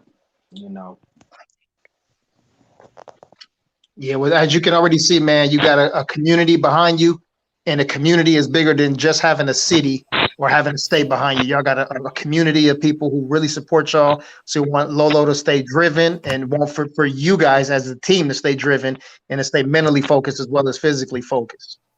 I appreciate that, man. Thanks for the questions too. Yeah, thank you for answering. Hey, yo, Charles, that DB, he out there in LA. He always representing for Lolo, and he got the gym out there too, matter of fact. So whenever you out there, hopefully you can link up with the brother for sure. Yes, indeed. Yeah. Yes, indeed. Yeah. Oh, yeah. We come out there and spar sometimes. So yeah, we pull up, DB could pull up on us out there. You feel me? And check the boy out. Yeah, absolutely. You guys in San Bernardino? Yeah. No, I'm here in Los Angeles. The gym is on the west side, off of the 10 near La Brea. Oh, okay. I know where it's at. I know exactly where that gym is. Okay, I got it. Yes. Okay. But yeah, H-Money, Lolo we need out a there in spar. San Bernardino. H-Money, we got a spar over there, bro. What's up? Yeah, like JFL said, we always throwing them hands. You feel me? Been doing that. But yeah, make sure you come with your A game. You got to come with your A game. Nah, you ain't beating me up, bro. I'm never mind. I don't want no smoke, bro. Hey, but Lolo been working on a lot of new things, man. Yo, Charles, you want to talk about some of the new the new styles that Lolo been working on, especially with that high guard defense, getting real comfortable in there. We seen the new clip today. We put out the new video. Well, that's just sparring, of course, in sparring, that's where you try different stuff, man.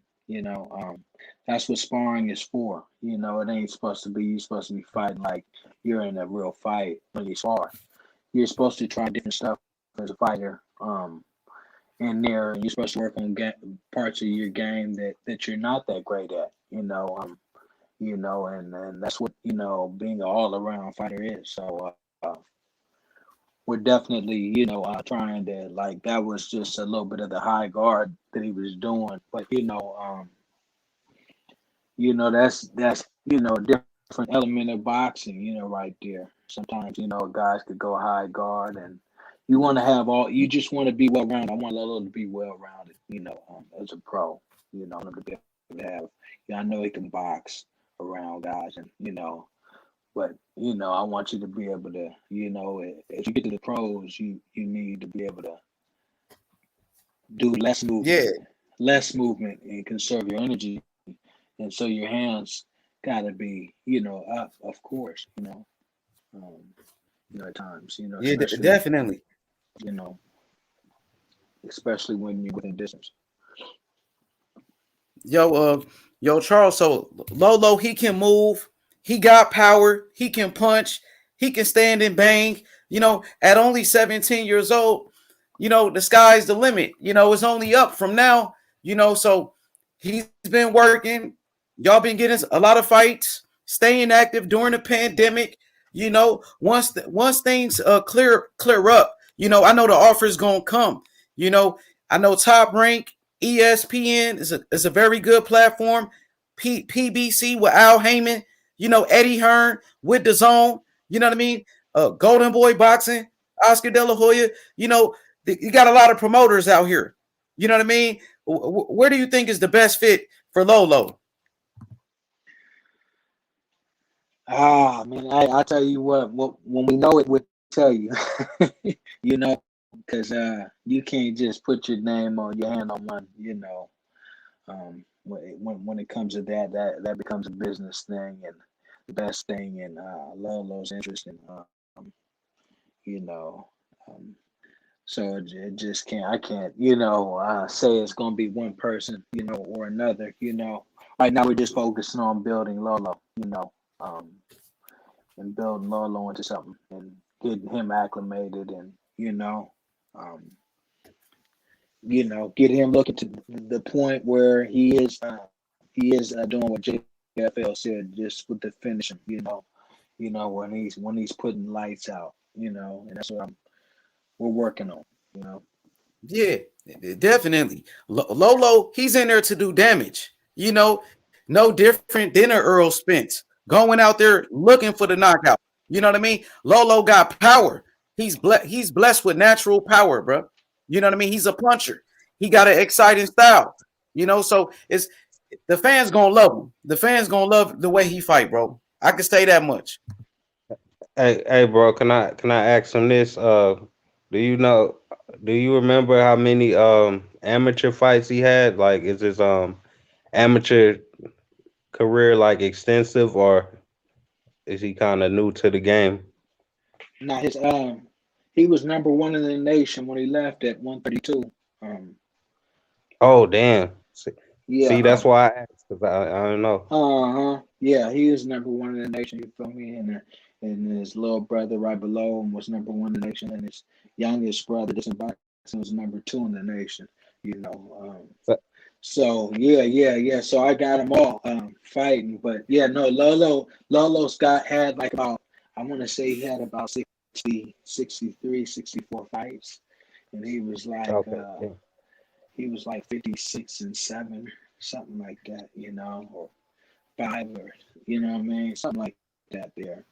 But most of his fights were all nationals. His later fights, so he's got a lot of experience, like you said, that in that amateur game where he was under the lights a lot, in the championship fights. If we didn't win one champion, we were always in the championship fight. So yeah, he's yeah. So he's I got one of his amateur shows up on my channel on if you just type in Charles Harris and subscribe. One of my channels, I got one of his fights. He got a knockout in the amateurs at 132. It says Lolo KO, and he got a knockout out there, with that headgear on at 132. That was kind of crazy. Yeah, put him out. So yeah. No, Lolo's that. He is that guy. I try to be humble about it, but I believe in him, and I know he's that guy, but of course, we give God the glory, you know what I mean? So, but yeah, no, he comes from that. He's been fighting. I've been working with him since he was 5 years old, man. Oh, okay, yeah, he's then. He's been in the boxing gym since he was 8. So when he already came in at 8 years old, he was already throwing combinations. When he was sparring already, he was already throwing stuff and catching guys and dipping under stuff. So he never came in as the normal kid on the bad end of the stick that just took ass whoopings. He already came in giving him. You know, it was crazy. It was Oh, just like okay. it was like a fish in the water. When I let him in the pond, you know what I mean? It was you know, and sliding under. He was throwing 3 pieces and sliding under shots and coming up throwing hard 3 pieces. Bang, bang, bang. And dipping under. I said, oh my gosh. He's just this is him. You know what I'm saying? This is this is that guy, you know. So, my son's special, man. To me, I've seen too many things, and he's been in Yeah, there, his style look like a pro style, like already. You know what I'm saying? It's right. like He's he always had gon' that type of style, right? Even in the amateurs, like you say, he's got more of a pro style than yeah. just where they just throw a bunch of flurry punches, Yeah, it's good to know the backstory. That's why I asked because it's always interesting. And do you Yeah. know of him having any like amateur rivalries or anything?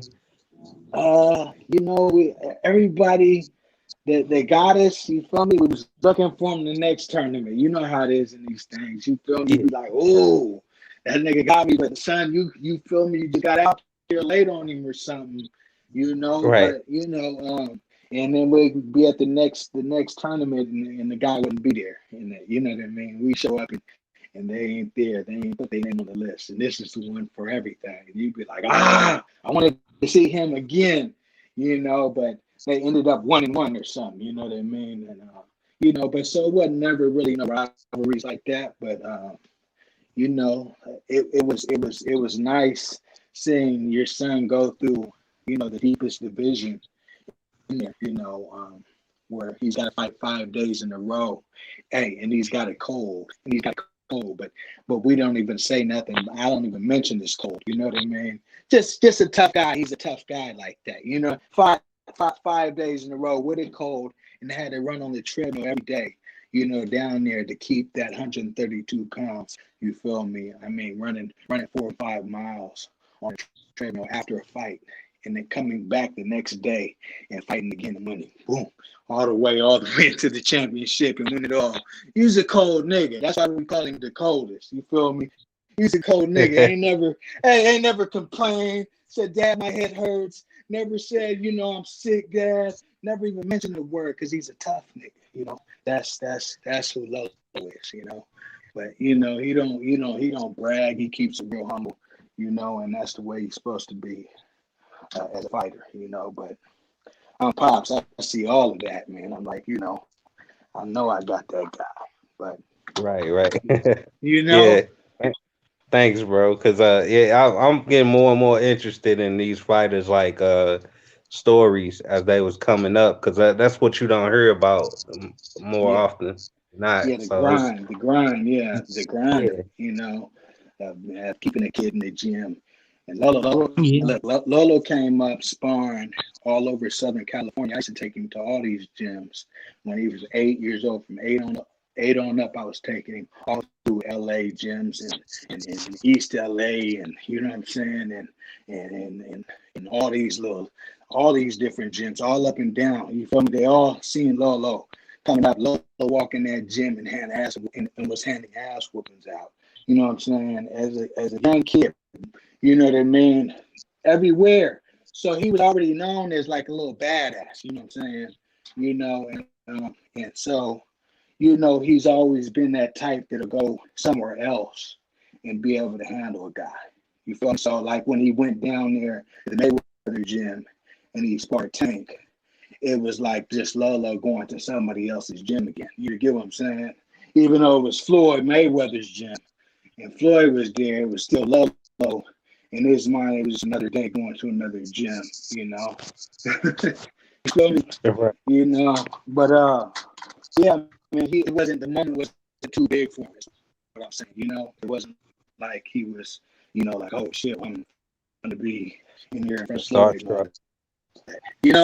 He just, Yeah. he just had to put his antennas on, and say, I'm gonna get in with this guy, and I got a question, Charles. I wanted to know, did Lolo ever think about going into the Olympics?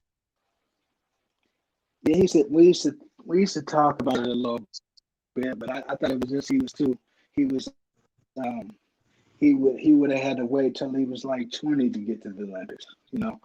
I got you. So yeah, I'm like, man, now I got all this raw talent, you know, and I'm gonna just sit him down until he's 20, just to say, you know, and who's to say he gets the W there? You feel me? Who's to say that? You know, I mean, I believe he would have, but you know, who's to say they get bad decisions, or maybe he didn't come out on his A game that day.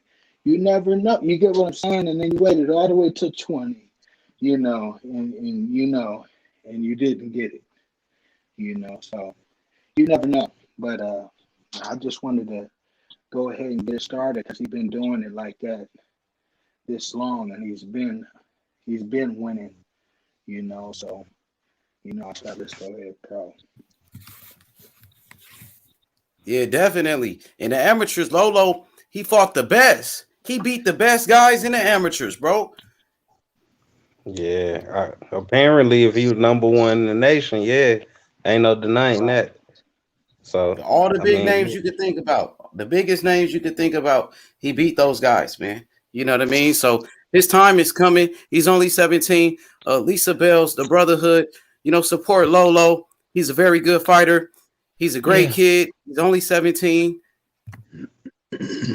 No doubt, definitely. Most def. He's the future. So yeah, I'm I told you, forward I to see him. seeing him. I see Spence, bro. I really do. Yeah, I'm forward to seeing him on Showbox and stuff like that, and you know, or whatever, The you know. Zone, Showbox, PBC, ESPN. You know, I would look. Hey, we can't wait. But until then, you know, we definitely gonna support him all the way on this channel right here. I support Lolo 110%. You know, and I believe in him, and I know he's gonna be the next big thing in boxing. 110%. He's gonna be the leader of his generation. He's only 17, so out of those young guys that's coming up right now, Lolo is the top guy. He's leading the way. You know. But I see we got a comment right here. Tap Out King says Lolo, the next Terence Crawford. I know Terence Crawford is his favorite fighter, and they got the same birthday. Is that correct? That's correct. They got the same. Wow. You feel me? Yeah, they do got the same birthday. You feel me? And that's his favorite fighter. But Lolo is the next Lolo. You feel me? And you know that name is so original. You feel me? So you know this thing is just gonna be, you know, sky's the limit when it gets there. You know, God willing. You know. Yeah, for sure. But I like your mindset. What about his punching power? Yeah. At such a young age? He's strong for 17. He's strong. He's strong enough to spar with men on a regular. So he's, you know what I mean. That's pretty much what he does. You know, it's not like he's sparring any 17-year-olds or nothing. You know, them cats be all in their 20s. You know, so you know that definitely means you're able to hold your own, I guess, right? I mean, he got to have some type of pop to not being getting steamrolled by these 27-year-old cats, you know. But yeah, man, he got a little bit of pop. That's what's up. You know what I love? What you just said. Lolo is Lolo. He's like Lolo. So he's, you know, even though they have the same birthday, you know, he's creating his own. He's gonna create his own path, his own lane. His own lane. You're right. I like that. Right. Yeah. I like that. Yeah. It ain't fair, bro. He got Crawford birthday. Nobody can step in Bud's shoes, but you know, and I feel like that's how it is about Lolo. He's gonna be, you know, one of them guys. You feel me? But you know, that's just how I feel. You know, that's legend in the making. Right. That's my opinion. Well, I couldn't get a better birthday matchup, bro. My birthday matchup with Raymundo Beltran, bro. He was a good fighter. He is a good fighter. I mean, he was a champion though. Maybe I don't know. I would have took Muhammad Ali or something like that though. You know, but I take Beltran. I hear you. Nah, but Hey, but I but yeah, appreciate y'all man, having me on, man. Yeah, it's all good. I appreciate you, man. Hey, do your thing, man. I'm here. For I sure, there see you have y'all. it. it, Lolo bro. the Salute to coldest. everybody in the chat, everybody that watched and gave me some questions. I appreciate y'all, man. Just keep watching my son. Lolo the coldest on Instagram. I feel like he's coming. He's coming, man. He's coming. But we trying to. Hey, we're the type of people that we just want to put our finger up and not say too much. Let him creep through the back door on everybody. But I see y'all, man. Mm-hmm. Yeah, Yeah, salute to Charles Harris. Lolo the Man, Cold. much respect. Much respect. yeah, he hella cool, bro. He laid back, but Yeah, I like him. Yeah. Lolo the but coldest one. H money, you gotta know something about this father son connection, bro. It gotta be something special about it. You got Oh. Bill Haney and Devin Haney on your side, Charles Harris, Lolo. Calling T.O. Daddy on the low. Right, you know, you Hey, gotta know. Got a perfect father and son combination going on now. hey, Ben Israel, What is what's it with good? that though? Well, What is it shalom, with that? man. It's I'm like just sitting back, fighters. man. Get the smoke was getting it to y'all earlier, man. I ain't even had nothing to say. That boy was coming off. Shalom to the Queen, Lisa. Shalom, shalom, fam. Hey, listen, you know what? I'm gonna just say this and let y'all, y'all kick. I'm gonna still be here listening. But that father, even though I'm a girl, but I watched boxing with my dad also when I was young, real little. So that connection, you know what I'm saying, is it could be with the father and daughter too. So that's what draws me to boxing is my dad. He's no longer here, so that's why I do it. You know what I'm saying? Right. That Yeah. part, man. And I'm Yeah, excited that absolutely. you're here, though, Lisa, though, man. I wish you could, you know what I'm saying, come here a lot more, though. Yeah, Oh me yeah, I too. love this. Yeah, I love this. Yeah, Yeah, salute this to was the first lady, Lisa Bells. Yeah, I That love part. JFL. That I mean, JFL give you hell though. But part. I was, Hey, but I agreed. Listen, I agreed with the 140 thing though, with Crawford and Danny, because I do think Danny's resume, is really outstanding. I say they both respectable in their lane. You know what I'm saying? I can't discredit either or. I'm just neutral on that. All I'm saying is 140 King was already established as GSG, and right behind that is Bud Crawford, and he established a little bit more, I guess. But I say it's about even. yeah, one went undisputed and one kind of be better fighters. So I Yeah. could see how you say it's even in a way. Yeah, but most people don't take it. You know what I mean? It's a respect thing. That's all with me. Yeah. Yeah, yeah. Crawford did his thing at 140, man, but 147, that's where it get Yeah. different, bro. Yeah, it's a lot of politics with like that 130 division, 160, welterweight and heavyweights. It's a whole lot of politics in those divisions. But you don't hear a lot of stuff in the smaller divisions too much. Or like 154 with Jamel Charlo. Yeah, It's not a lot of drama in that division. yeah. It's them divisions without the big stars in it that I like to watch because they like you said, it's less politics. Like 115, 154, 175, just divisions like that. They ain't them big stars come with the politics and all Yeah. the weird that goes on with them. Oh yeah. 140, you see, we about to get 140 been undisputed, about to be undisputed twice because there wasn't no big names there. It's people more willing to fight and Yeah. less worried about the money. So we gotta support them fighters that's doing what we want them to do more often. So or else them Yeah. divas just gonna take advantage of us. But when Floyd was fighting at welterweight, people was willing to fight Floyd. They got in there, nobody could solve, that puzzle, but people were still willing to get in there and fight Floyd. Of course, it was a sweepstakes. You didn't always get them, but it was like people, you know, was willing to get in there and fight him. Yeah, everybody but Manny when he asked him for that drug test, but that's another story. And that's the key thing too, Lisa, is solving that riddle though, but it was complicated though. And most That was people Rubik's Cube for real when it first came out. it looked good from the sideline. Now, as soon as they got in that ring, it became complicated. Yeah.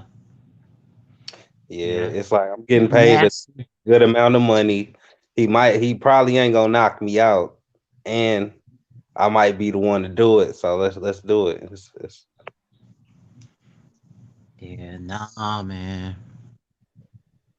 Floyd, the best person you could ever get beat up by. He ain't gonna knock you out. Anything you good, like that depends though. After that Ricky Hatton fight, they ain't question his power though. I tell you that, boy.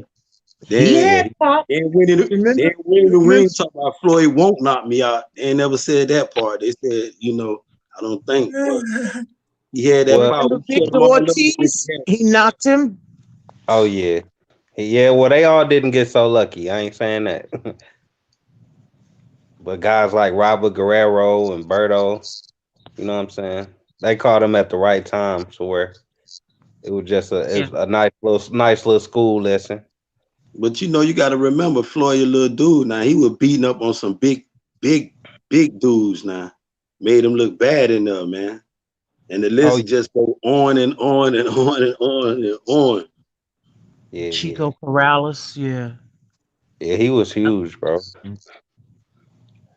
One thing about Floyd, like he showing grace with his hands.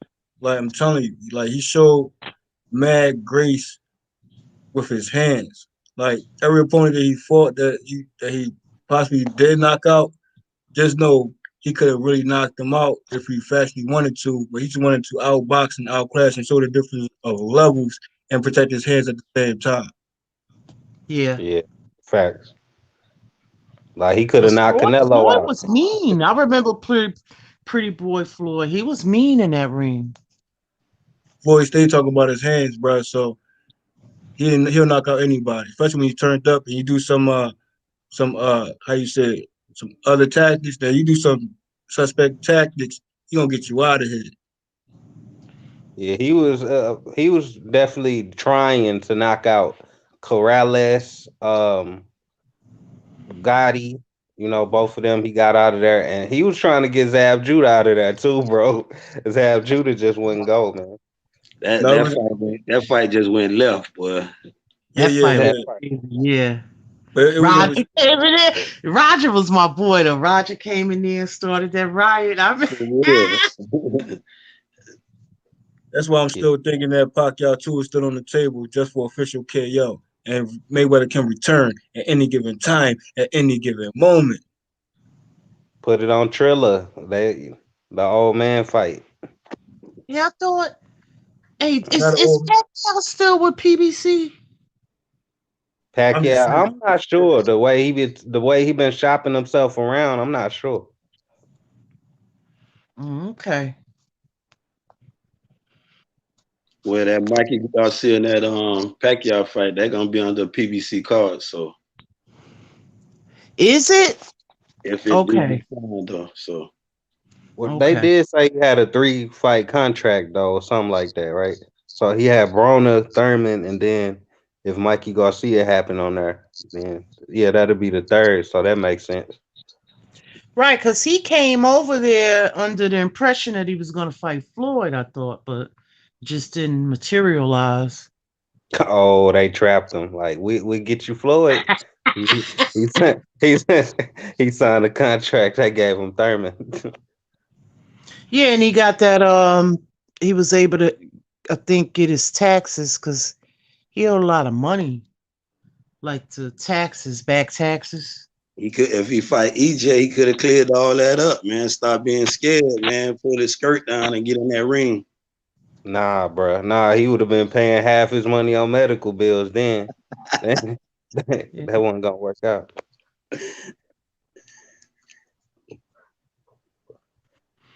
But yeah, he got good money regardless though. He got like 20 mil for Brona, 20 mil for Thurman. Like you can't complain with that no matter who you fight.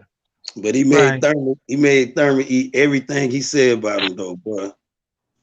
Thurman went in there talking about, yeah, man, he got them little T-Rex on. As soon as he jumped in that ring, T-Rex folded on that boy. I'm talking about he had no answer, man. And then for the rest of the fight, it seemed like he was fighting all, you know what I'm saying? Like he was gunshot, but he was coming on strong though. But he just seemed like he ain't just let it go, man. When it's like that, man, I'm ready to just get carried out. Fuck it. I'm finna whoop your ass or you finna whoop mine one. And he cut his hair too. So Thurman. Yeah, it's the same way like when Mikey and Bunny was fighting. When Mikey dropped Bunny went in the shell the whole fight, man. It's like he wasn't fighting the same fight. He wasn't fighting tall. He started slouching down, fighting the Mikey size. Just crazy, man. I feel you, but I think Easter he kind of came to survive compared to Thurman. Thurman was dropping some bombs on Pacquiao. Yeah, he was. Yeah. I ain't see Easter doing that, so if Bunny don't fight. He was putting that jab on him though. I think it was the first 3 rounds. I think he got dropped in the 3rd or the 4th. After that, he went in that shell, man. He got hit with that pop. Mikey can hit. I don't know. I think he just got good combinations though. I don't know about that power. For them little guys, yeah. You know what I'm saying? Yeah, it ain't knockout, but he can time you and hit you, yeah. But Bunny don't use his jab, his length enough. Like he fights short, like he fights like Paul Williams almost, you know. Like he was using that jab versus Mikey real good, to be honest. Mikey just was the better man that night. Yeah. That was the first time I see him use the jab like that versus Mikey, to be honest. So, but it just wasn't enough, you know. Yeah, he has to fight a few fights to really change that style up because you know, you go back into your old patterns, you know what I'm saying? But like if he just fight off that jab and have better footwork and lateral movement, you know, he got to develop a really strong jab though, like a Tommy Hearns type of jab. That part. That's who he should get with, Tommy Hearns or somebody. Yeah, that'd be good for him. Yeah. Where Bunny go though, man? He stayed at 140. He dipped down and dip up. Mark Breland, free agent, ain't he? That's close as you can get if you can't get Tommy. Nah, man, you better off getting David Jackson. Harry Holmes still around. Larry, yeah. Anybody will take that jab. Or Lennox Lewis. Lennox Lewis still around. Yeah, he got a good jab. Yo, I want to say Ronnie Shields developed Jamal. Jamal got a really pretty good jab too. Yeah, I don't know where that jab came from. He just started dropping people with it out of nowhere. You also got to know that Tommy Hearns, as he stated, he worked on perfecting that jab, and he put everything into it. You know what I mean? Everything's coordinated and everything, elbows with the knees, and he get you out of here with either hand from a distance. You know what I mean? So people just got to, you know, perfect they craft even more. Tommy Hearns took a while to perfect that. He put work into that. Yeah. He gets you right on the end of that thing and hit you with a bomb. Yeah. Like his spacing was beautiful. That shit he hit Duran with, man. God damn it, I had nightmares. Yo, shout outs to Big Dog Willie with the super chat. My boy Big Dog Willie, what's good, Big Dog? He says Spence is playing games. He calling out Errol Spence. Yeah, man, a lot of Big Dog propaganda. Willie, man. Big Dog Willie, man. Go on and smoke you some runts, man. Stop with the buffoonery. He's right, bro. I'm telling you, man. Stop A lot it, of man. foolery coming from Errol Spence. I've been None calling of that, it, man. and y'all seen Hey, it. man. I None told of y'all that. about a All month that, ago, bro. That nigga was bullshitting, and now all you that see. side language coming from Now I'm King. being real though, Ben Israel. Hey, let me say this, Ben Israel, and then you can go. But I told you that Errol Spence was full of shit, man. You know what I mean? The man ducking fights, bro. He's ducking. The You know what I mean? propaganda, H money. You putting it out there good now. You Nah, I'm being real with you, bro. Well, At you least put I'm it being on thick real. too. I'm But it telling ain't you how gonna I feel about it. This man, that nigga, ain't gonna work nowhere he's though. been capping. Nah, he's been capping. So he wasn't trolling. He was just trolling on the internet, bro. Talking about 20%. Stop it, bro. The The man man whole out here theory, bullshitting everybody's and scared of playing him, man. games. The man don't I'm want to fed up sign with up for Earl, bro. nothing. Just What say he he don't want? want to fight Terence, bro. Just say you don't want to fight him, bro. Just leave it alone. Basically, Ben, they Terence think want they 100%. Ben, they think they That's what slick, Bud don't want. they? Bud want the whole pie, man. He don't want to be fed on nothing. And he know he Right. can't do nothing outside of Oklahoma, bro. Let's be honest, man. Nebraska, bro. You can't do nothing outside of that. And then we ain't gonna even look at it like that. Look what your investors talking about, bro. You need to slap old ass Bob Aaron, bro, for even talking about Now you. you Just gotta hit a whole man. So you ain't come on, look, man. Are you serious? the way he disrespecting him, dude, he know what he dealing with, man. The Okay, man is man. a prize fighter, bro. Don't be out here playing What with my about name what your like boy was that. I ain't talking even about seen, today when he I was ain't capping even on the seen Crawford internet? like that. I'm saying, what about when your boy was capping on the internet today, talking about 20%? Hey, man, Disrespect. he mess around and lift that WBA super title off Ugas. He gonna be some real mad I blood. just asked you a question, bro. So you gonna duck my question? I just asked you answered it. what you If thought you let, about that 20% bullshit was talking about. come on, man, you gonna take everything verbatim, bro? Exactly. You Now just I gonna gotta take it verbatim. I gotta it's read the 60-40. nigga mind. We I gonna gotta insinuate what he talking about. Now I'm just telling you what the man said. He said some the man bullshit. is Now what Bud he wanna let do. some It take bullshit two to come out tangle, of bro. his mouth. He What you ducking said Terence take two to Crawford, fight, right? and he's ducking Terence Crawford. You Point said blank take period. two. You said take Crawford two to gonna fight, beat him. though, right? Crawford It gonna beat take him. two If to you know fight, it. right? That's why he ducking him. Ducking what? Come He on, ducking man. the work. That man Terence Crawford over there talk about everybody scared to fight him. He don't want to fight nobody, really, bro. Nah, Nobody. your boy don't want to fight nobody. Come on, man. He doing it. Nah, He's he still fighting doing it. featherweights like Mikey Garcia. Man, look, man. Mikey asked for it, he'll get it too. Exactly. Even So if Gary Terence Russell Crawford step asked up, for it, so why he can't get it? if If Gary Terence Russell Crawford step asked for up, it, why he Terence can get Crawford it. can't get it? He don't want it. You know Bud don't want that, man. Right. So your boy saying 20%. I was just asking Bernie why he So he don't want offered it, man. 20%. You saying I he asked won't it? the boy Bernie why he don't want it, man. So Terence Crawford went to his fight. He won it. He went to his fight because he Man won go it. to the fight to ask for more money. The man trying to sell the WB. The man, Why Earl Spence never went to his fight then? Nah, I don't get that. I don't get that impression Let me hear what from. Lisa got to say. Let me chill. Let's see what Lisa got to say. I'm gonna go on mute. I don't get that impression from Bud. He strikes me as someone that I'm going from every division that he's been in. He's always chased belts. He was undisputed in the last division that he's in. Maybe when he was in the 140 division, he didn't foresee that maybe he didn't understand the politics of the welterweight division. But I don't foresee him as being afraid or anything. I think he do want that fight. And I think he wants fights with the best names at 147. I'm just going by his track record. That's what I'm looking at. I think he wants the payday more than he actually wants the fight. Exactly. I think it's clear. He deserves it. I'm not here to say who deserved what. I think he's put in the work to, I'm not here to say what anybody should get or, I'm not saying. Yeah, I'm sorry. I don't think I'm trying to say that he don't deserve it. I'm just saying he's not gonna take any tough fight unless it come with a huge payday. That's what I'm trying to say. What up, Big Dog Willie? I guess he figured he put the work in, so that's I don't know. I'm not him. Let's see what Big Dog Willie think about it. That's what I think. That was my opinion. About the Spence and yeah, man, you don't. Man, these are two alpha males, at the top of the welterweight division, and Spence coming out with saying some shit like that. You're not trying to make a fight saying some shit like that.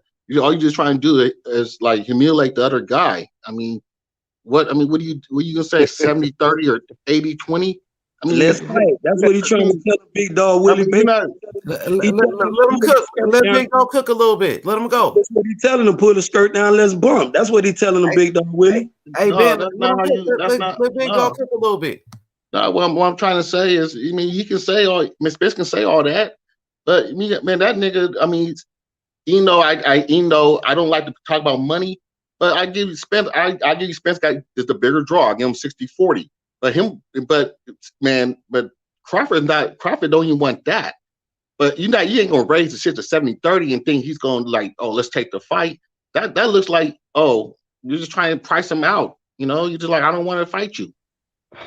That was sound like. He going crazy today, boy. That thing got news. Hey, boy, it's just going crazy, bro. Well, shit like that. To the walls around here, bro. They running into the wall, bro. Ben, you know what they doing, bro. I wouldn't even react to it. Is some people gonna take him like as if he really meant that when we all know he was just trolling Crawford and teasing him? You know what I'm saying? But we all know that 60-40 is what the deal is. You know what I'm saying? So whenever Crawford wanna call Spence bluff, say I'll take 60-40, then we can move forward and all of this nonsense can stop. Until he does that. If the shoe was on the other foot, I'll be telling my God, man, get in the ring, let's bump. It's time. It's fuck all that. It's time to fight now. This what I'll be telling. I won't be out here on defending the buffoonery. You know what I'm saying? Because there's enough of that. I mean, not only they question your, you know what I'm saying, your dominance now. Your status as an alpha man is being really questioned, do, bro. That's what they gotta do. As an alpha male is being questioned right now, bro. It's time to fight. Terence Crawford need to say it's time to fight. He already shaking. He got Juggernaut in his face, and he ain't even talking about Sean Porter right now. He got Porter problems in his chest right now. Bro, the same Sean Porter who beat up Errol Spence. That's what you talking about. But look, man down. Sean Porter, man down. You want to talk about that? He couldn't knock him out. When was the last time he had a knockout? When was the last time your boy got a knockout? When was the last time he got a knockout? Bro, we on top. You know what you said earlier? You said the last 5 fighters. Pacquiao stop Mikey. I bet you Manny Pacquiao stop him, and your guy can do it. Stop who? You heard what I said. Manny Pacquiao stop who? I can't hear you though. No, I'm saying Manny Pacquiao gonna stop Mikey Garcia, and your boy Errol Spence couldn't do it, and he way younger. Yeah, I don't care what Pacquiao do to Mikey right now, because Mikey another diva out there running around playing games. He's being the diva. We bumping first. Now we saying he out here trolling. Now he went from a boogeyman to a troll. You know what I mean? Trolling. He trolling Terence Crawford. What's up with that? He don't want no smoke, bro. The big fish. That's sharp. Man, ain't no little fish. Manny Pacquiao getting more bags than him, bro. Manny Pacquiao getting more bags than him. He can't even do a million pay-per-view. Stop having on the little being that. He got exposed by Porter in that fight, and you know it. Tell Bud to stay in that kiddie pool, bro. Nah, he ain't getting no knockouts. I know your boy ain't man down. Terence Crawford got 8 straight knockouts. Why Errol Spence ain't knocking nobody out? So you can't knock out. So only one person. Not the same fighter. No, Errol Spence is not the same fighter. He's killing himself to make weight. He's killing himself to make 147. He's trained. That's why he don't have no power. Lean and slim. The dude on weight right now. He ain't the same fighter that he was. Bro, dude on weight right now, bro. Trust me. Dude on weight. He ain't the same fighter anymore. We could bet that. I told you that after the accident. Come on, man. Don't do that to yourself. Man, you said he was going to knock out Danny Garcia. What happened? Soon as Bud. Okay, check it out though. Hey, tell the truth. Soon as this fight happened, right? I'm gonna give you a secret, right? Because this is what you like to talk about, Bud game, right?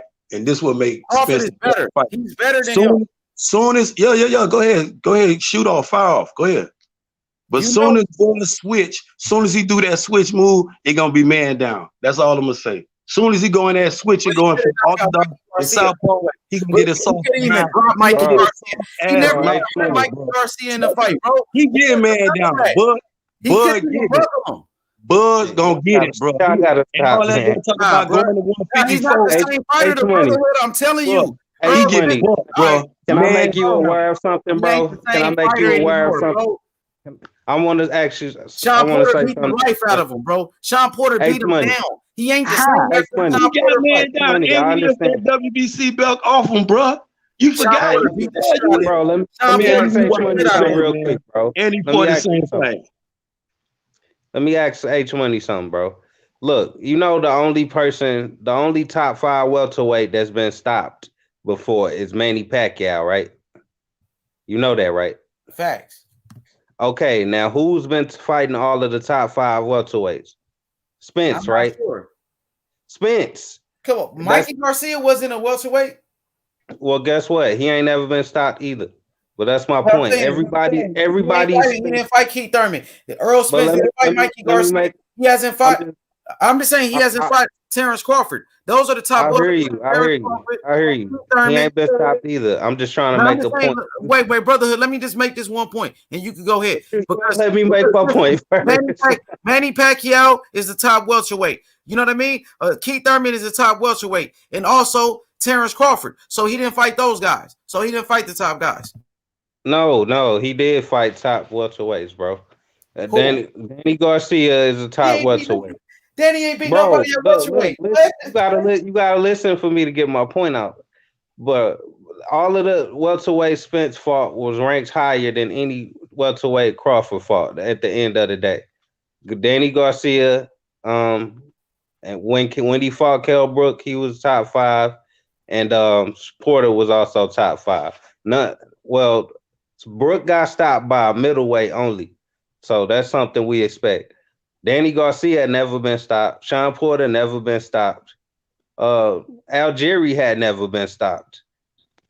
Like, come on, Mikey Garcia had never been stopped. Wait, let me finish, bro. Algieri ain't never been stopped. Bundu had never been stopped. All them people I just named to you had never been stopped, but he did stop a few of them. But all of these fighters Crawford fighting, bro, they ain't even top 5 welterweights to begin with. So, like, we talking about Spence fighting a higher level of competition. That's why he ain't stopping them. Crawford is stopping guys that's like, maybe top 20. Like, they not even top 10 welterweights, man. So but Danny Garcia didn't beat nobody. Wait. Just let me finish. For you to say that Spence ain't knocking these guys out like that discredits him or something like that. That's crazy, bro. Because he fighting the better guys. It's gonna be harder to get knockouts when you fighting real competition. That's my whole point. And Crawford is fighting guys off the streets, man. Benavidez came straight off the block. Okay, one leg and got a Crawford fight. Hey, Brotherhood, guess what though? Danny Garcia didn't beat nobody at welterweight, so he's not a top welterweight. So we got to let me finish. Danny Garcia is not a top welterweight, so we got to stop using his name. You can't say his name. You know what I mean? So when you talk about Sean Porter, let me speak real quick because Sean Porter got already and made a point. Let me make a point. Just like you did. You know what I mean? So Danny Garcia ain't never been stopped. So Errol Spence ain't doing nothing special. He ain't knocking nobody out. And those guys you said, Chris Algieri, that's when he was young before he started drinking and partying. That's what I said. He's not the same. Back then he was the truth. Now he's a fraud. Now he's a lie. That was back then. He ain't doing that no more. Bro, I told you he's not the same. You ain't trying to hear the truth. And Sean Porter beat the life out of him. Simple question I got for you. Who did Crawford fight that's ranked higher than Garcia and Porter? Who? Which Garcia? Danny Garcia? Danny Garcia, right? Danny Garcia. Who did Crawford fight that's ranked higher than Danny Garcia? But we gotta keep in mind that Errol Spence been at welterweight his whole career. My bad, he started off at 154. So you ain't gonna answer the question. I'm just saying, Errol Spence did. I'm saying, who did Crawford fight that's ranked higher than the two guys I just named? Nobody. Wasn't it Kell Brook in them? Kell Brook, I think. Kell Brook was not ranked. Kell Brook was not ranked top 5. And Jeff Horn Horn is your best bet. And if you want to ride with Jeff Horn, I'm totally cool with you. I'm totally cool with you thinking Danny Garcia and Porter is worse than Horn. Amir Khan beat Devin Alexander. He beat Zab Judah. So you got to give him credit for that victory. And nobody knocked out Amir Khan like that. But that ain't what I asked. I asked you who was ranked higher than Danny Garcia and Sean Porter. And your only answer is Jeff Horn. Exactly. Now, if you want to wait, I'm saying if you want to roll, I'm saying if you want to roll with Jeff Horn being better than Garcia and Porter, then fine. Just know the whole world listening right now. Exactly. Kavanaugh was number 6. He was undefeated at the time. He was not no fucking you know what I mean? Number 6 when Crawford fought him. I got Kavanaugh beating Ugas, bro, and we could bet that. But you couldn't answer my question though. So that's I just answered your question. You didn't. You so is Jeff Horn or it's Mean Machine or Khan? You gave me like 3 names. Cause none of them was ranked. Guys, bro. That's what you underestimating his resume. Terence. I'm not. I'm asking a simple question. I'm trying to. That's not the point. You ain't trying to listen, bro. You ain't trying to listen. I'm gonna say this because Terence Crawford was the first man to knock out Horn, knocked him out, but you never gave him credit for that. And then you said Kell Brook was gonna beat him, and he knocked out Kell Brook faster than Errol Spence did. No, that's actually the only fight I'm giving him credit for, Jeff Horn. That's the only one I'm giving him credit for. So you ain't trying to listen. What about trying to listen? You just trying to like make it an argument. It ain't an argument. What about Gamboa? I'm making the same. Listen, bro. I'm making the same point that I started making. I'm not gonna talk over you, bro. Go ahead. I'm saying Gamboa was undefeated and Olympic gold medalist, and Terence Crawford knocked him out. No, come on, bro. I know this shit. I watch box. I know this. I don't need a reminder. I'm saying what's your point? That don't have nothing to do with the point I'm making. Per pound and not Errol Spence. Bro, I'm not gonna do this. Because he was undisputed. Whenever I can make my point, let me know. Let's see what the first lady talking about, man. While y'all two sweat. Let's see what the first lady. Tell your boy stop ducking. 20%. That's a duck move. He ain't trying to listen, bro. That's not cool. He's a ducker. We dragging the WBA champion to the ring, bro. He's a ducker, bro. He's a bro. Go ahead, big dog. Go ahead, big dog. Okay. Damn, I can't make my point. Go ahead. Go ahead, man. Go ahead. Say what you gotta say. Say what you gotta say. God damn. So we can I get an answer to this? Is Jeff Horn really in your mind a better fighter than Danny Garcia and Sean Porter? He beat Manny Pacquiao. So he got the best win. That's not an answer. That's not an answer to my question. That's not an answer. Who are you asking? I'm asking everybody, goddammit. Okay. In my opinion, no, he's not. But okay, then simple. Okay, simple. no, but as long as somebody can be real about it. But I have to be real. I can't sit there and try to pump fake on that. No, he's not. But I think what you guys try to do, just because he's not fighting the competition, that's one thing. It's not really his fault because that other side of street shit is real. All the best welterweights are on PBC side. And that's real. And at the same, let me finish. But at the same time, there's not going to be this. You guys act like a lot of Spence fans. You act like he's just going to wash through Crawford. Crawford is really, really good. He's feeling. He's man. It's not. Tell him to fight. He can switch up. He can switch sides. Dude to fight. I mean, he's a better skill fighter than Spence. Just tell him to fight. Just tell him to fight. I'm just saying, bro. If I could get a word out, that's not.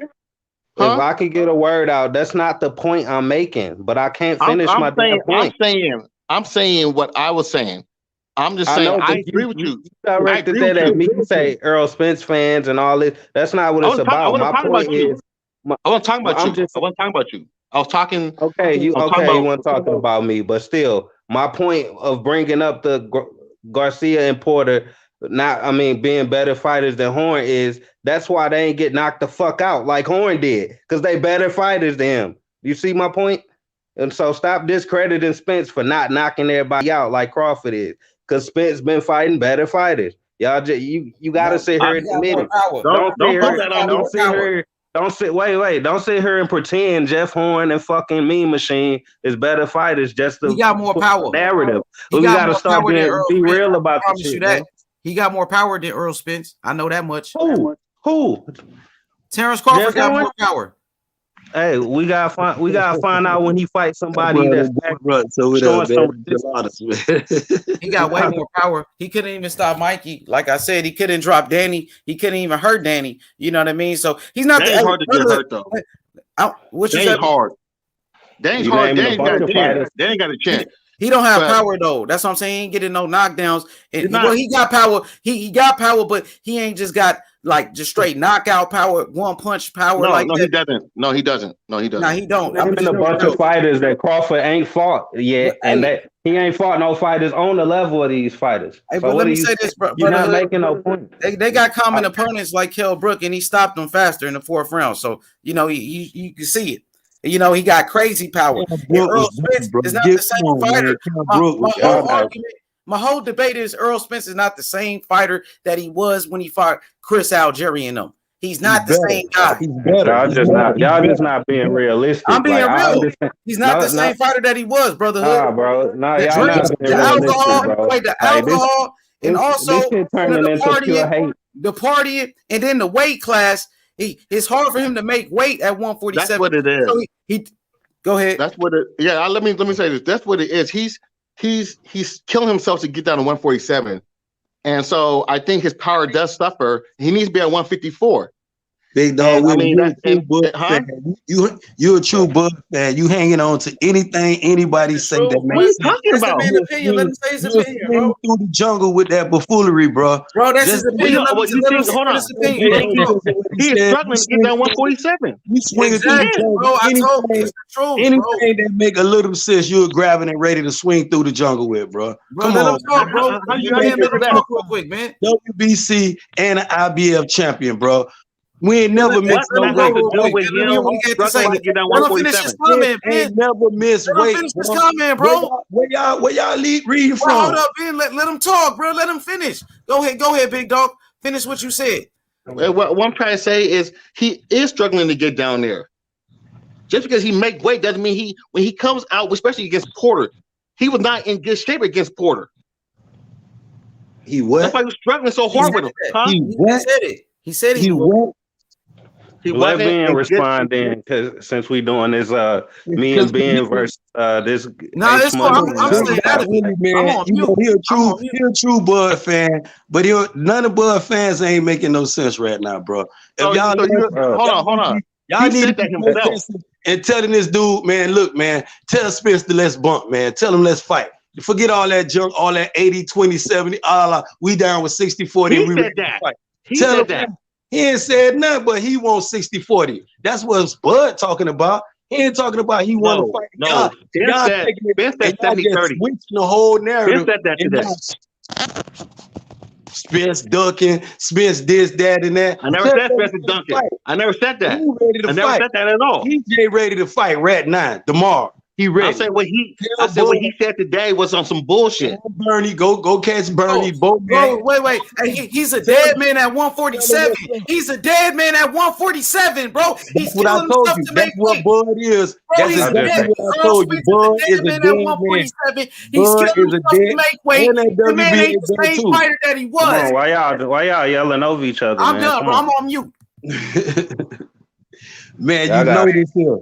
He knows this pure hate. That's pure hatred, bro. Ain't no hatred. Hey, Ben, if Errol a dead man at 147, what the fuck was Brook then? Man, look, man, they using every word and turn it back against him, man. Oh, don't say, hold on. Why? All I said, he's killing himself to make 147. Man, they never miss weight, big dog, Willie, man. Never miss. You got to get another rope to swing on, bro. That one ain't gonna swing.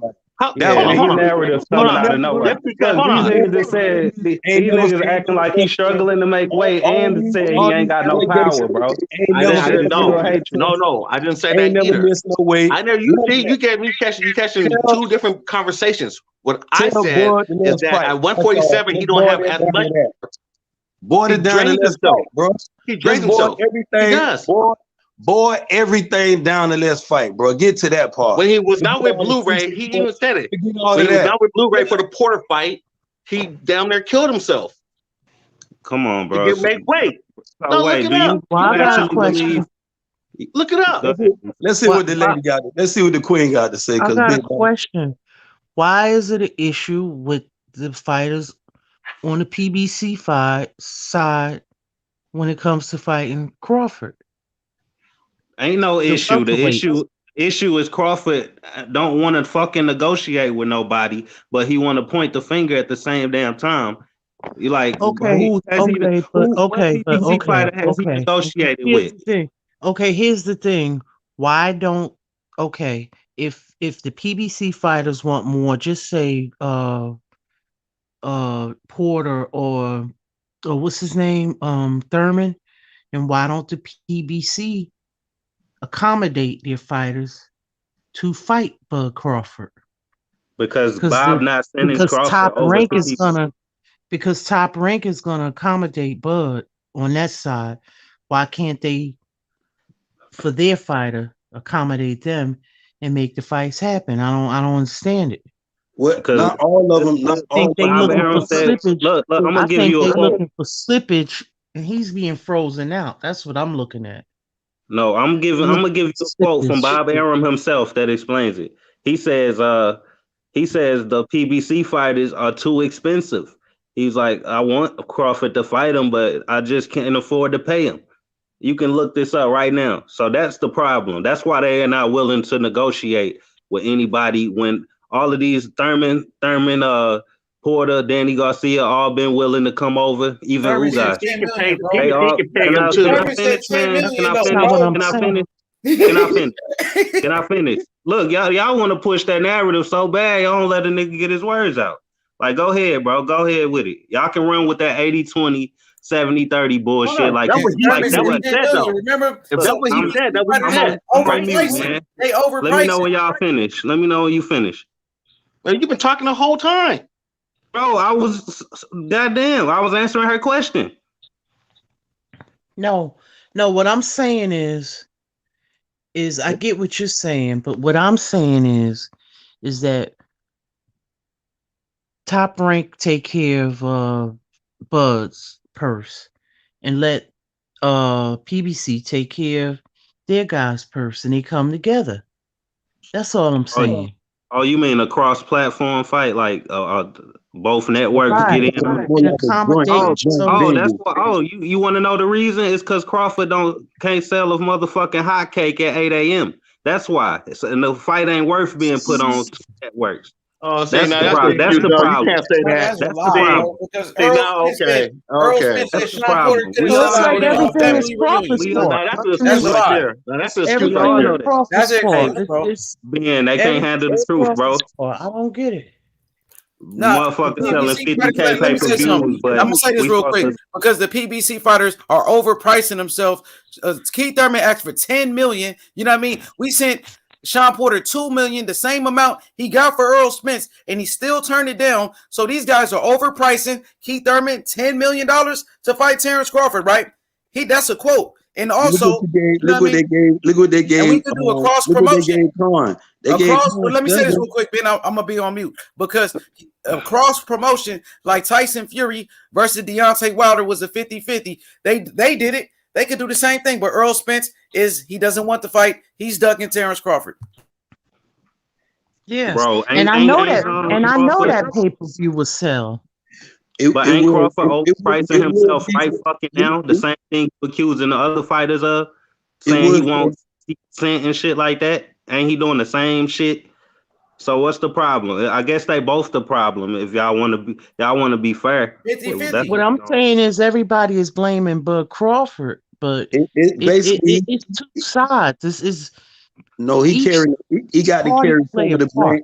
He got to carry some of the blame though, Lisa. If you want to, Lisa's right. I didn't say he didn't carry the blame. I'm saying all the blame seem like it's coming his way, but it's about do you want to fight right both now? sides play a part. One person want to fight. It's do the other person want to fight. No, that's not what she's saying. You know, basically, Red 9, it's almost looking like a bully standpoint right now. You ever been in school with a dude be saying, you want to fight, I want to fight. And Bud in the corner, scared.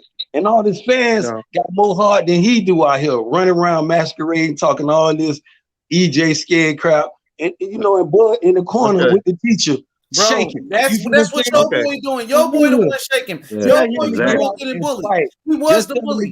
No, he was the bully until Terence Crawford came. They won't even let a nigga finish, bro. Let Ben finish. Tell the guy in the chat that that's not what I'm saying. I'm saying that they can. Okay, I understand what Aram had said, and I don't agree with what he said. I thought that was foul what he said. But what I'm saying is that each company can accommodate their fighters. That's what I'm saying, and make it a cross promotion. It will do good on if it's Bud and Spence. It will do good in pay-per-view. Yeah, because this is what the fans want. So and you true with that, Lisa. That's right. True. So but Bud got the buckle up. It's no, Bud. What she's saying? What she's saying is this. I hear what she's saying, Big Dog Willie. Bud got to just say, man, look, I'm ready to fight. I hear what you're saying. It could be a cross for everybody. The whole world want to see this fight. Who don't? We up, Red 9, it's 5 o'clock East, 4:30 East Coast, 1:30 West Coast. And we up here talking about this fight here. It gon' sell. UK talking about it. Everybody's talking about it. Bud, let's fight, bro. That's all y'all got to tell him. And Bud fans, I just gotta ask you. Bud fans, ask you a question. Let Big Dog ask you a question. I gotta ask you a question. Let him ask you a question. I'm gonna let him ask you. Hold on, man. I'm gonna let him ask me the question. If Bud fans really just come to Bud and say, man, fuck this shit, man. Fight that dude, man. I'm tired of that motherfucker dude.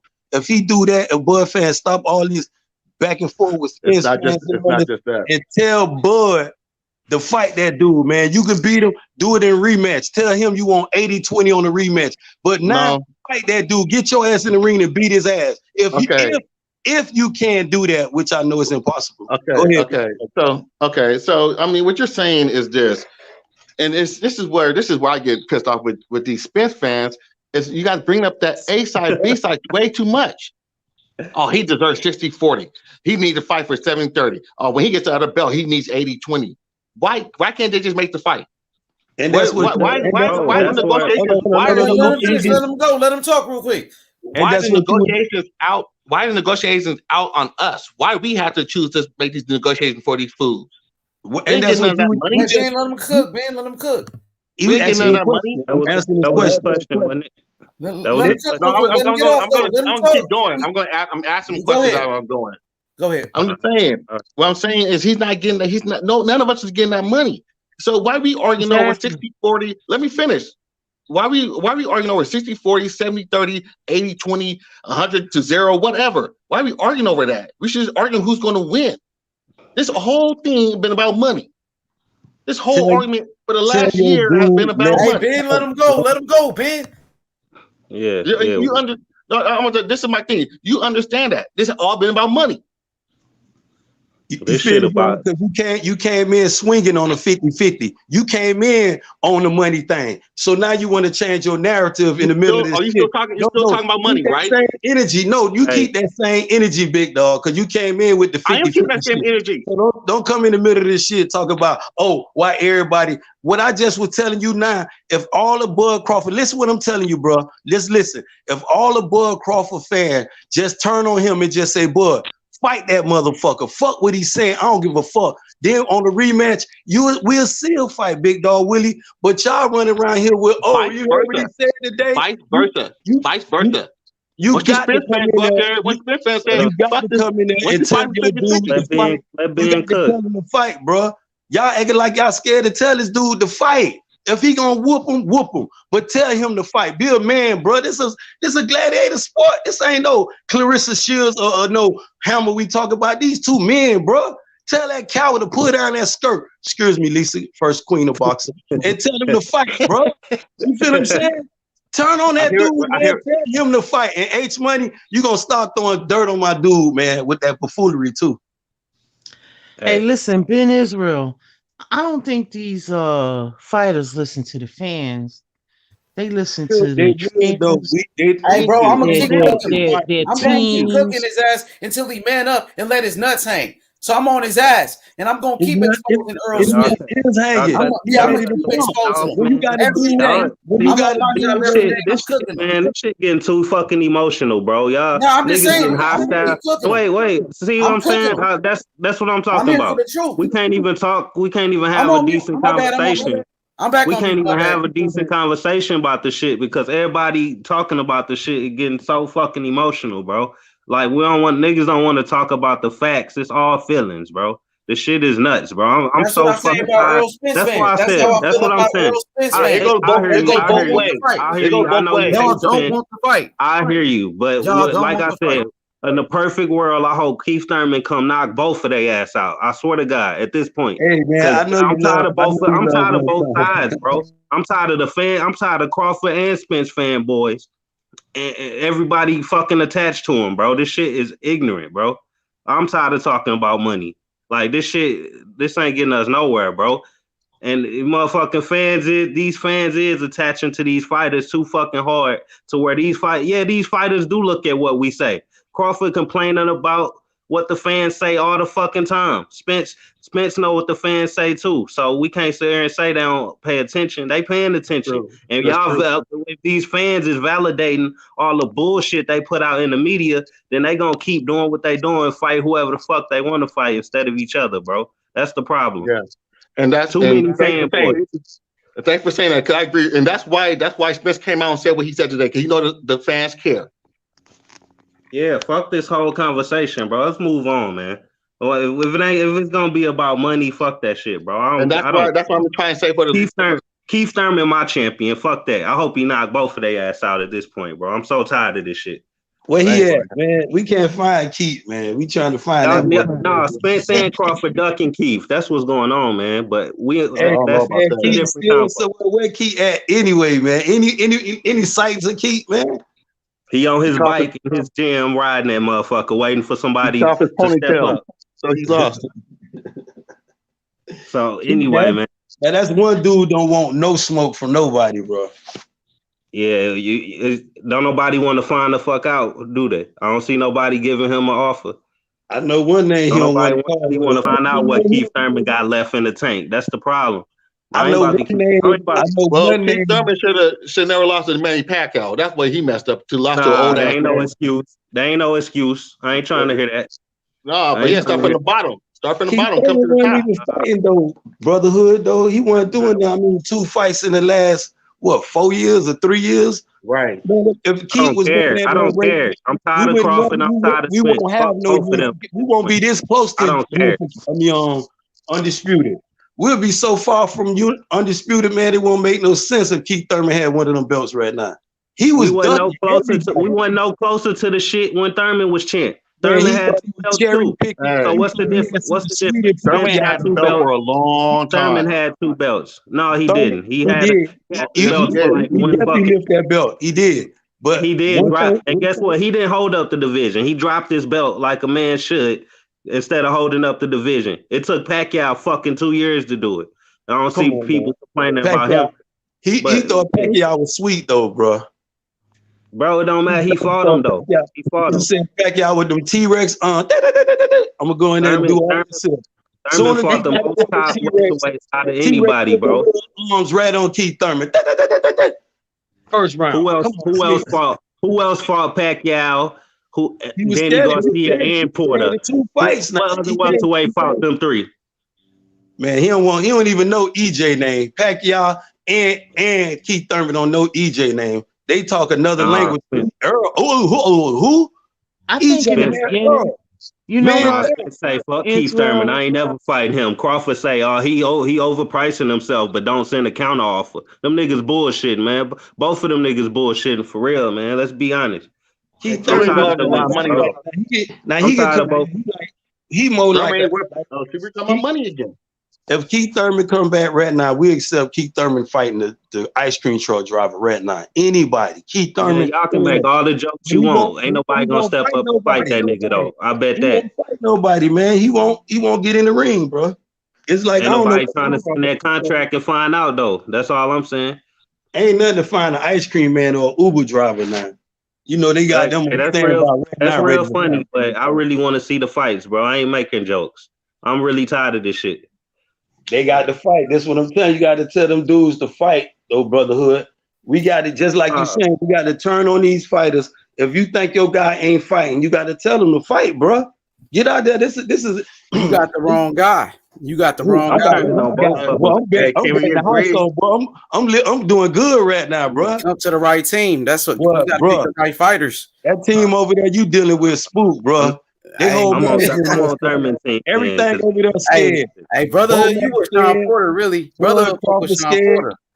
Yeah, I fuck with Porter. Goddamn it, he more of a dog than anybody in the division. He'll fight anybody, no questions asked. That's who I'm supporting. I'm supporting the niggas that fight everybody, like Thurman and Porter. These other niggas, man, these other niggas putting out numbers in the media and crying on Twitter and shit. I ain't see Porter and Thurman doing that shit when they was on top. Fuck no, I didn't. Hey, guess what though? Ain't nobody cried more than Thurman now. Come on now, bro. Yeah, fuck that. Thurman. He gonna beat up nobody cried more than Thurman, bro. You can't. Thurman got 3 top welterweights on his resume at the end of the day. Period. I like Thurman. Ain't never take that away. You know away. what? I'm gonna tell you something. When Thurman was the mandatory for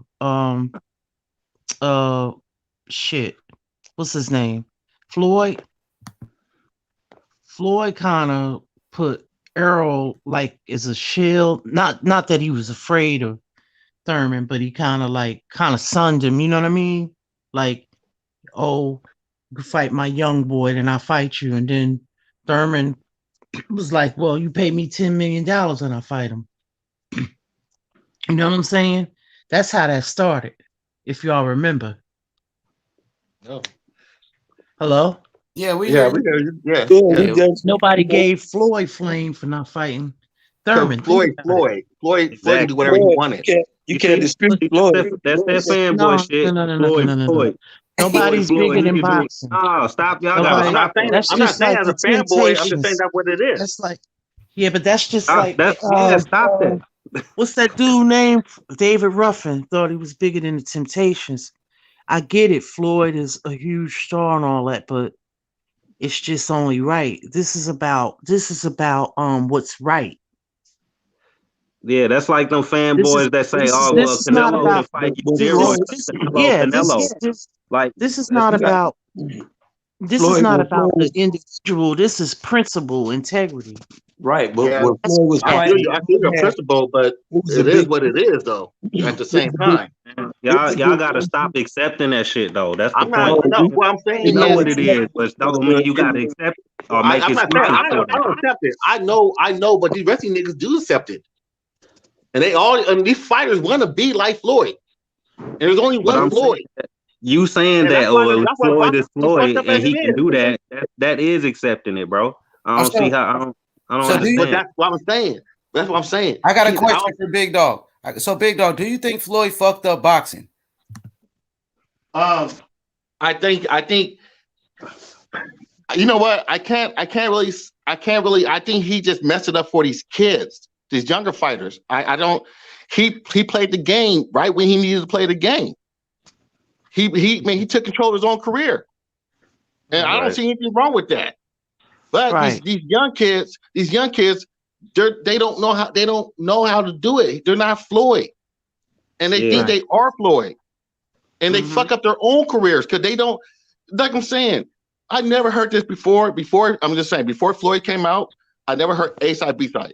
I never heard that. Now all these niggas are saying A side B side. Every single last one of these fighters. You got fighters don't even have belts saying A side B side. Oh, they was doing it before Floyd. Is that a bad thing or a good thing, Big Dog Willie? Is that a bad thing or a good thing, though? What do you mean? Well, this is what Lisa just told you. Lisa Look at just the whole told you. Anthony. Well, you know what? It was always an unwritten rule. You just She kind of said, "Big, knew who was the big bigger going star. on, big dog Willie." You So see did what he I'm mess up saying? the game? Yes or no? Right. Did he mess up the game? Yes or no? I No, I'm don't just think saying. he did. Go ahead. Go ahead. I don't think he did because I think that people are so in awe of his fame and him retiring undefeated and leaving with the bag that you can't, like, you got to create your own lane. I get it. He set the bar high or whatever, but that's your destiny is not another person's. Yeah. Fact. And And I Exactly. Floyd, So like that's Floyd, and I love Lolo's father because the way he, you know what I'm saying? Like he's talking about his son's legacy. You know what I mean? Like he's not trying to like say I want to be like this one or that one. He want to be like himself. And that's where I think the fighters today go wrong. I don't believe Floyd messed up the game of boxing. In fact, I think Floyd showed people that, he took boxing to another level though. He opened a lot of boxer eyes to the business side of boxing though. Instead of keeping them Right. in the dark, he actually opened them and showed them what they really worth. Instead of getting mistreated by these promoters and stuff like that. What Floyd done to the game, I don't think Floyd is being honored enough in boxing for what he did to the game. And the bar that he set to be broken. He's gonna get broke one day, but the money he made, the money he done put in boxing is on another level, bro. So you can never say Floyd messed up the game. In fact, he blessed the game of anything, and he done took boxers because keep in mind if Floyd would never revealed this here, a lot of boxers would be getting whooped right now to this day, bro. Right now to this day, a lot of families would be hungry because of these promoters, such as Bob Arum, starting from him. You know what I'm saying? So we got to respect what Floyd have done. I agree. I completely hardly agree. But the I thing mean, I about it was is, never a huge Floyd fan, but I respect, you know what I mean? no, Like he what made he's no. done. I agree Like completely. I completely agree completely. yeah, I started becoming a fan of his later, but in the beginning I didn't really know him like that.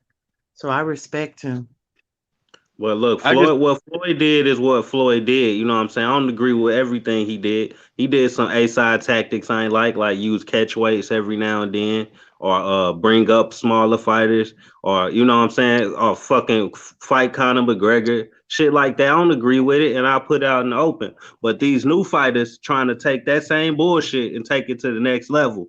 and Like exactly. Hold on. Canelo is the perfect example. He not doing exactly what Floyd did. He doing it 10 times fucking worse. And it's now that's ruining the sport. Floyd He's didn't not good ruin at it. it. He gave the next man the blueprint to ruin it. Floyd did it right. Canelo doing it on some bullshit. You know what I'm saying? Like Right, you right. fighting guys you don't belong in the ring with you. You bringing motherfuckers like Amir Khan up at a catch weight and shit like that. Floyd didn't do no shit like that.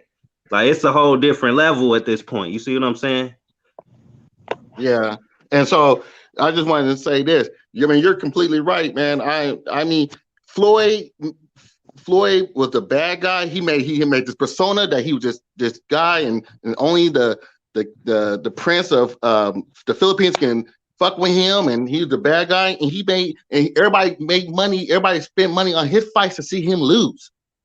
That's all. Most motherfuckers, only people that support him was black people. Everybody else in the world wanted to see him lose. So they spent money, their hard-earned money, to see Floyd lose, and he never lost.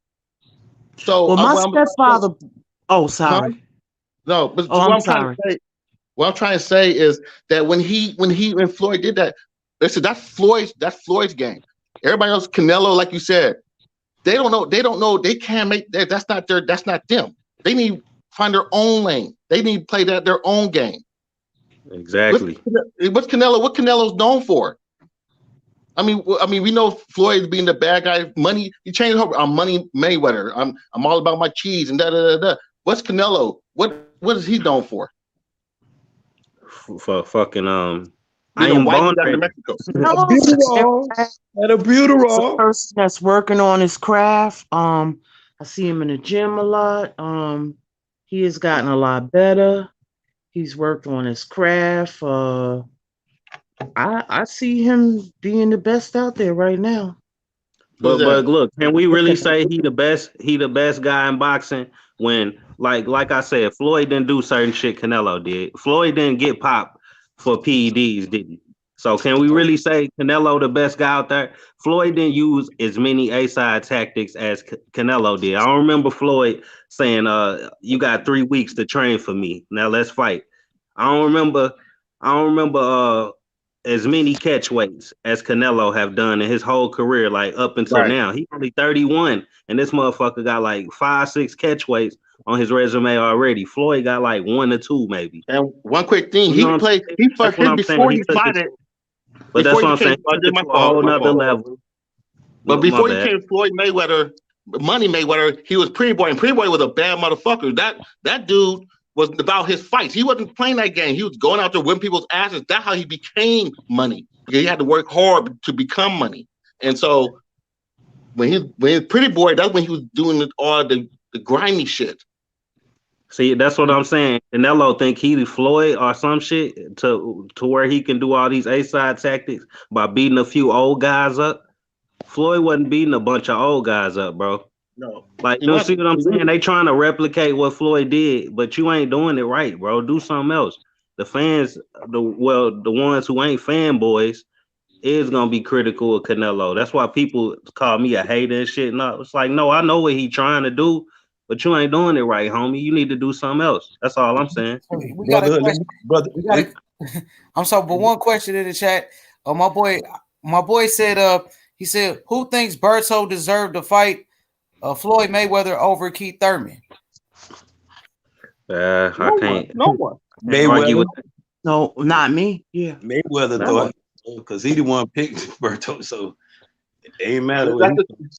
Did Floyd even have the belt at that time? But nobody thinks thinks about Keith Thurman and the flack that he caught.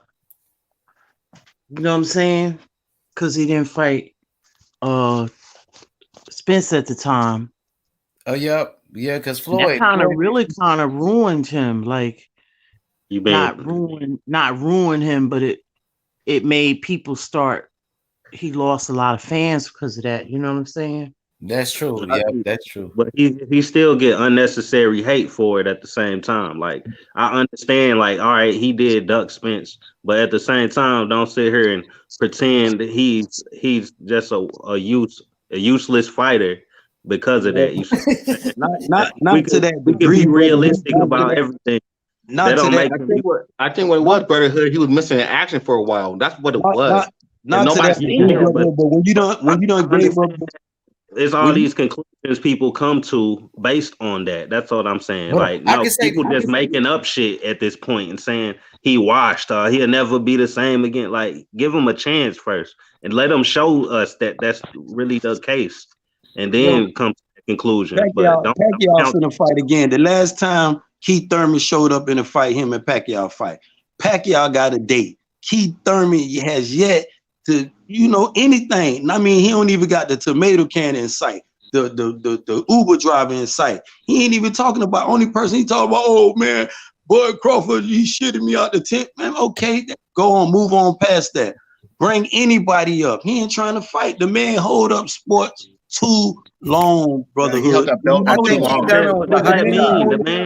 The man been in the media trying to get fights. He trying to get fights. The motherfuckers don't want to fight him. So Keith what Thurman he was a hype job. With who? With Crawford was the first person he was looking at. Oh, you can't know. That's not. You can't say that, man. Come on, man. Y'all gotta be real. Hype job, bro. Manny Pacquiao beat the fuck out of him. See what I'm saying, bro? Like, he did beat one loss. This man got one loss to a fucking legend, and everybody on this panel, everybody on this panel, don't got shit good to say about him. Brotherhood. Everybody Nobody don't got not saying he finished. Now, he a good fighter though, Bro. but he was overhyped though. He need to be a little more no, he active, wasn't. though. He got to be a little more active. The man is still 30 years old. The man been 4 years. He took 4 prime years away from his life out of boxing, bro. Yeah, and he start from the bottom.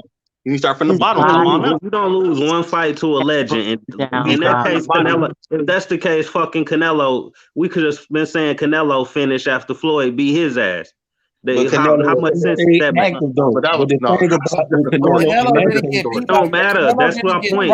Even though he ain't active, you got to give him a chance to show you. Dropped him, bro. It's the way he lost. The man got his ass whooped. Bro, who cares? That was a split decision. Y'all got punished though. He got dropped. No, he didn't. No, he didn't, bro. That was a close fight. That was a close fight. Screaming. He was screaming. Y'all got to start being real about shit, man. I know you don't. If you don't like Thurman, just say that, man. If you don't like Thurman, I mean, he is good though, brother. He good, but he was overrated. That's what I think. He ducked Spence. It made him look bad, like Lisa said, and he never been the same after that. The injuries and all of that, bro. And then the injuries that did him in. He's not gonna be the same. Exactly. How you gonna sit here and fucking like kill a man over some fucking injuries? Y'all think he can control that? No, what I'm saying is that he needs to start from the end, from the bottom, and come work his way back up. That's all I'm saying. Who should he fight? You don't start from the bottom losing to a fucking Pacquiao. What part don't y'all understand? Thurman gonna duck. Hold on. No, I'm saying at the bottom. I'm not saying the bottom of the whole division. I'm saying bottom of the league. Bro, that's bullshit, bro. Thurman PBC on the mat. People forget that. Thurman is still a top welterweight. I don't give a fuck what nobody say, bro. Duck Spence, bro. Sean Porter start from the bottom to beat Crawford mandatory? Fuck no. Like, and other fighters haven't either. Manny Pacquiao lost and he got right back into contention. So come on, man, y'all gotta stop, bro. Hey, brotherhood, I got a question. Did Keith Thurman duck Errol Spence, or is that a false allegation? I just said he did. I just said he did 5 minutes ago. I'm not. That's what I'm saying. I'm keeping it real. I'm not gonna sit here. Even though he ducked, that don't mean he a bad fighter. Shit, he's scared of Spence. He might be so scared that he fucking throw the right punch and knock his ass out. Don't get your hopes up, bro. You got to first get in the ring, man. He don't want to get in the ring, bro. I don't think. I don't think Spence. Thurman want to fight no more, bro. I don't think Thurman duck Spence. When I really think about it, I don't think Thurman want to fight no more. Period, because he ain't trying to duck Spence. Nah, he don't got nobody in sight, bro. Thurman always wanted smoke, bro. He ain't duck no. Come on, bro. Now, it's an argument. It's an argument that he didn't duck Spence because he was fucking injured. We got everybody want to leave that out. He was injured. Facts. So, Ben, come on, Ben. You saying Thurman been ducking all these years now? Back it up, brotherhood. He got P-whip too. Man, 4 years, man. That man done hurt the sports. For Thurman to come back right now, man, it'd be almost a disgrace. Almost. I want to see him back. Because you got to remember, what was he doing? What was he doing when he was active though? Fighting top welterweights, right? 3 of them. 5 years ago, you talking 2015, 21, bro. Y'all sitting here dismissing this man? Like, come on. He told me best days was in 2015. He put PBC on the map, y'all. Forget that. Yeah, how long we gonna hold on to that, Lisa? Bro, Keith Thurman beat forever, bro. I still respect what he's done, though. 2015, Lisa. If this man was a champion, you holding on to it. He gave us what we want.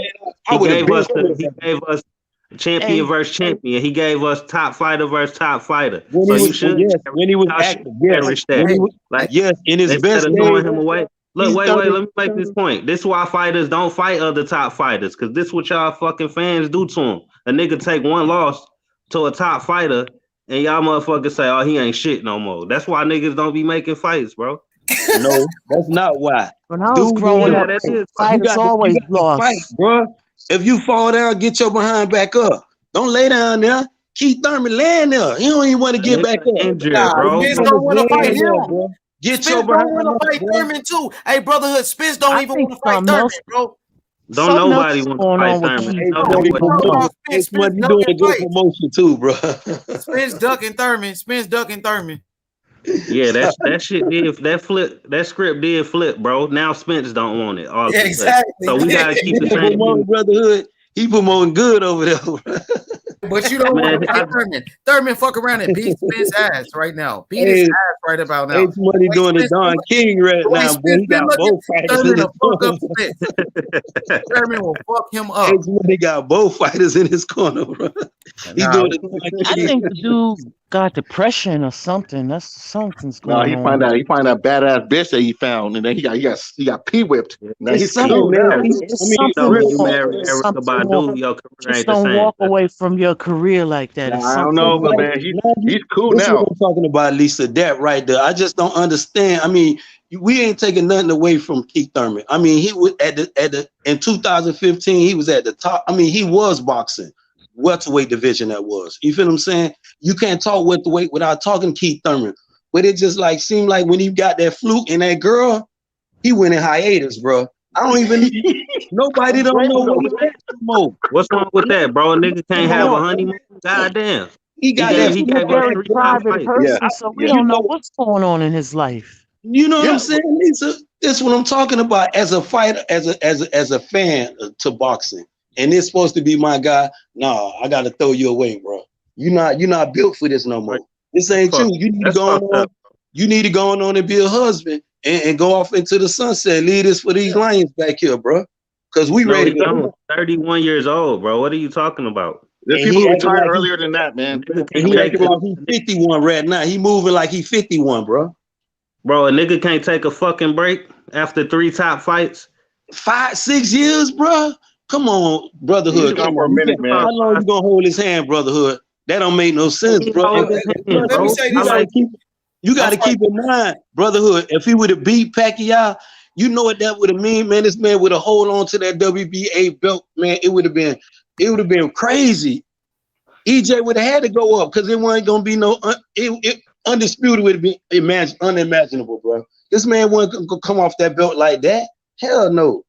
He barely got away from Jose Cito Lopez, bro. You seen that fight?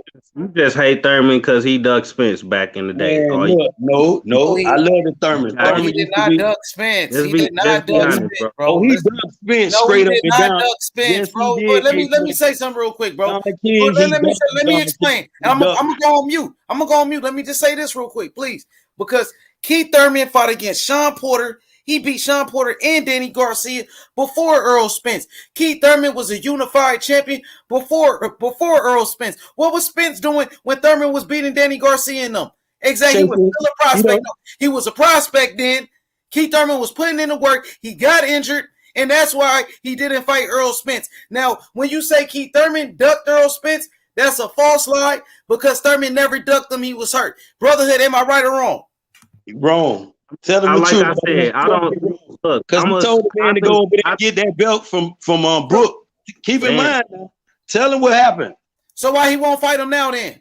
So Man, that's how you know. That's how you know Thurman never ducked him. Let me say this. That's how you know. Let me say this real quick. EJ to put everything on hold. Let me finish my point real quick. I'm about to go on mute. Let me just say this, brotherhood. If that's the case, why Errol Spence won't fight Thurman now then? That's what I'm saying, bro. That's why I don't like that shit Spence doing when it comes to Thurman. Come on, dog. King, stop that, I don't like that shit. I want to fight Thurman so we can finally see the fight. And them niggas still young. They both in their early 30s. And fight Keith Thurman right now. With the WBA. I understand you hate Thurman, bro, but the niggas young still. Spence is 30 and Thurman is 31, bro. Them niggas can still fight. Still got a 4. You talking about throw him away? Hold on. I'm trying to answer your question. You saying throw him away, and we still got a fucking 4-year window before these niggas turn 34 and 35. I'm not throwing shit away, bro. It's the time is now. Fuck that shit Spence talking about when it come to not fighting Thurman.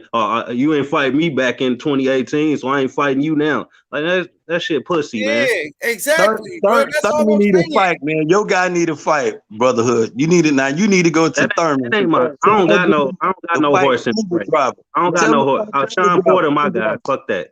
But guess what? Guess what, brotherhood?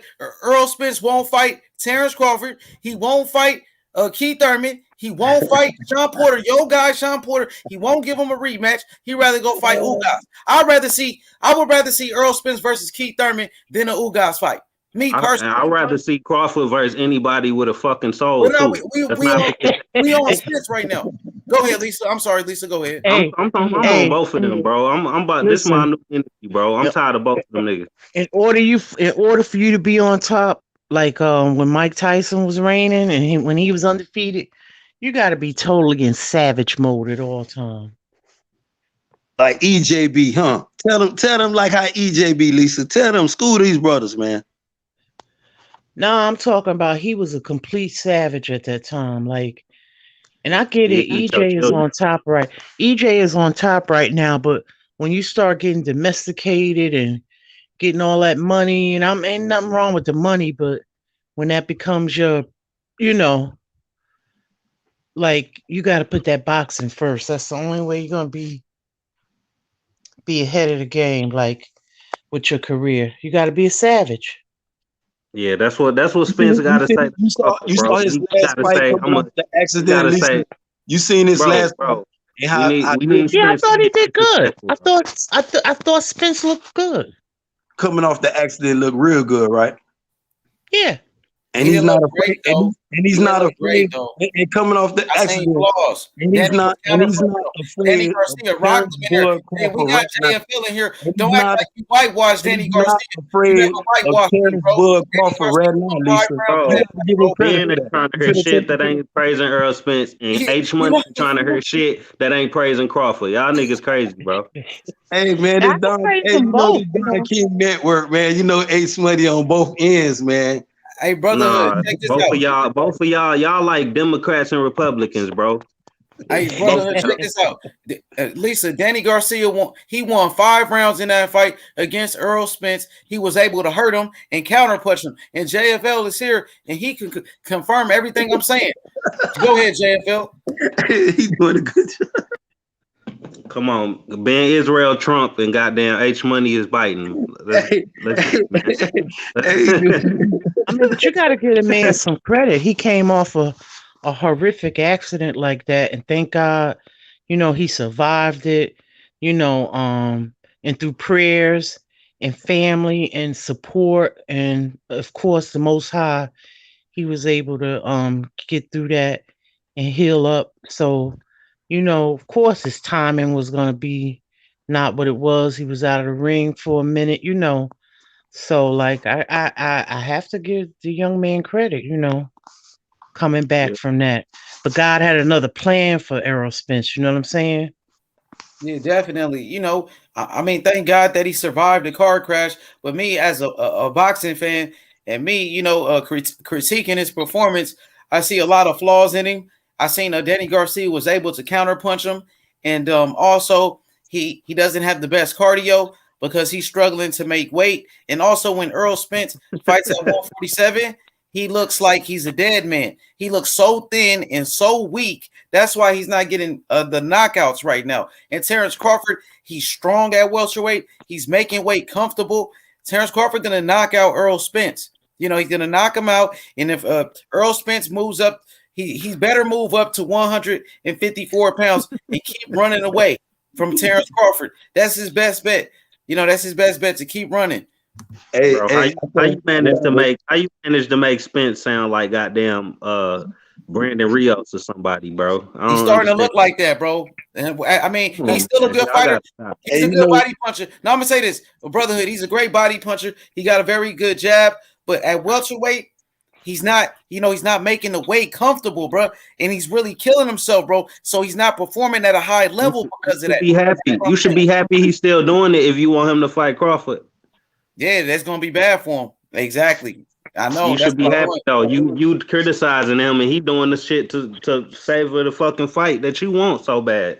So how is he doing? How is that a bad thing? He might lose. He ain't never missed weight, never been close to missing weight. Sean Porter done had to fucking strip naked on the scales like 20 times, goddamn it. Yeah, when these two guys do fight though, when they do fight though, brotherhood, I promise you, man, EJ gonna put a beating on Bud. I promise you. Lisa, you gonna remember, you gonna say, man, Ben told me this long time ago. All that switching from southpaw to out the darts back and forth. Man, as soon as he do it, EJ gonna hit his ass with son. Y'all gonna stay great day. I'm promise you, I'm telling you, man, he gonna whoop. He dreaming about Bud right now, bro. I'm telling you, man, EJ dreaming about this man, bro. Come on, man. Yeah, niggas crazy. Guess what though, bro? You can't get mad at a dude who want to fight though. How can you get mad at a dude who won a fight? You supposed to get mad at a dude who don't want to fight. I'm telling you. Let me say this real quick. Ben. I want to make one point, my brother. Can I make one point though? Because Errol Spence, bro, he almost lost to Sean Porter, man. Don't be surprised if he lose before they even fight. You know why he didn't hit Mikey with that punch? Why he didn't hit Mikey and Danny with that punch? Porter got man down in a minute. Where is the power? Y'all crazy, bro. Porter got man down, bro. You saw it, and we left that WBC belt off him.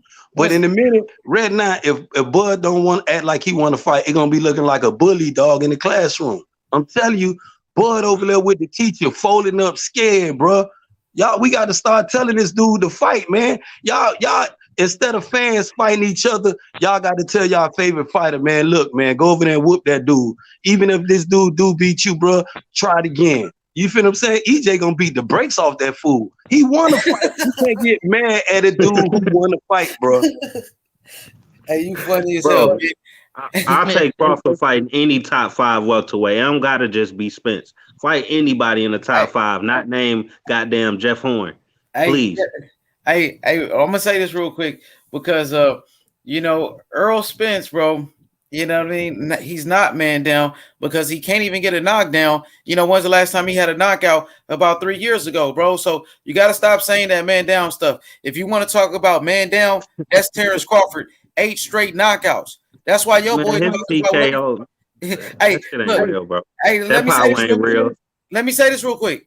And then on top of that, your boy Errol Spence talking about 20%. He don't want to fight, and you sitting here capping for this guy that don't want to fight, bro. You know what I mean? It's a damn shame that your boy talking about 20% for the #1 pound for pound fighter, which shows he doesn't want to fight because he's ducking and everything. Hey, everything gonna come to the light, bro. At the end of the day, he got an answer for not fighting Crawford. But go ahead, y'all. I'm on mute. But H Money, tell me this before you go. Who the last person Crawford knocked down and they didn't get up for fucking 10 seconds or some shit like that? Who the last nigga Crawford knocked down and they was fucking sleep, eyes rolled back or anything close to that? Nobody, bro. He is a TKO type of guy. He ain't no real puncher where you hit a nigga one time and they just gone. Y'all making him sound like he Wilder or some shit. He is like Wilder, bro. All of his knockouts come by fucking TKO. That's the different type of power. That means you can get people out of there on the accumulation of punches, but your power ain't good enough to knock a nigga out cold with one punch like Spence did in his heyday. And Spence fighting better fighters than him, so he got a better excuse to not be doing it. You said his heyday like he washed up. I know he ain't the same, but I'm gonna tell you this. Though. You say better. Spence ain't got no power like that, bro. He got power, but he doesn't have devastating power. Now, Terence Crawford, like I said, 8 straight knockouts, bro. You know what I mean? That's like Deontay Wilder type of shit, which means he's a knockout artist. You know what I mean? He's a better finisher. If it's so easy, why Spence ain't finishing these guys like Mikey Garcia? You know what I mean? So the one thing about it, let me finish. Terence Crawford, bro, moved up 3 different weight classes, carried up his power, which shows the man is a puncher. He's heavy-handed. To Errol Spence, where's his power at? Where's his knockdowns?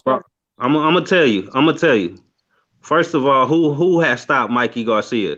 Nobody. So you can't discredit Spence for not doing it. Nobody has stopped him. Dropped though. You're talking about a fighter that know how to survive. He was dropped. Second of all, how many punches did it take for Spence to drop Porter? One goddamn punch, and his ass had his eyes rolled back, didn't he? He got back up because Porter a dog, but I'm trying to show you the difference between their power. Spence take one punch to knock a nigga down, roll their eyes back. Look at Bundu. That nigga, he still ain't got the fuck up. Chris Algieri, one punch, bow. Nigga, he was done. Like, come on, it's different. Terence Crawford got to throw 30 punches and had a ref step in. Spence power different, bro. You gotta understand. Well, why he ain't knocking people out then? I told you, because he fighting dogs that ain't never been knocked out. That's why, bro. And you know that too. You know that. You just Mikey Garcia was a featherweight, and he's been dropped at featherweight. Bro, if Mikey Garcia a featherweight, then Crawford is a fucking lightweight right now. Bro, he couldn't even drop the fucking featherweight, bro. You know what I mean? He's not the same fighter. I told He you. dropped. Didn't he get Brooke out of Why there? you Ain't say Brooke? payday? Wait. Ain't Brooke 10 times bigger than Mikey Garcia? So what's your excuse for that? So why you? I mean, he got his face broken by Triple G right before that though. So I mean, Triple G already destroyed him. That's all I'm saying, bro. So Triple G jumped in the ring when Spence and Brooke was fighting and knocked Brooke down for Spence. Triple That's G what happened. destroyed him. So he was Nah, never the bro, same that ain't after what that. happened. So ain't Spence got in nothing there special about. and So he got Triple G's leftovers. That's what he did, bro. That's what he did. So we ain't gonna brag about that. So wasn't Brooke Spence leftovers in that case?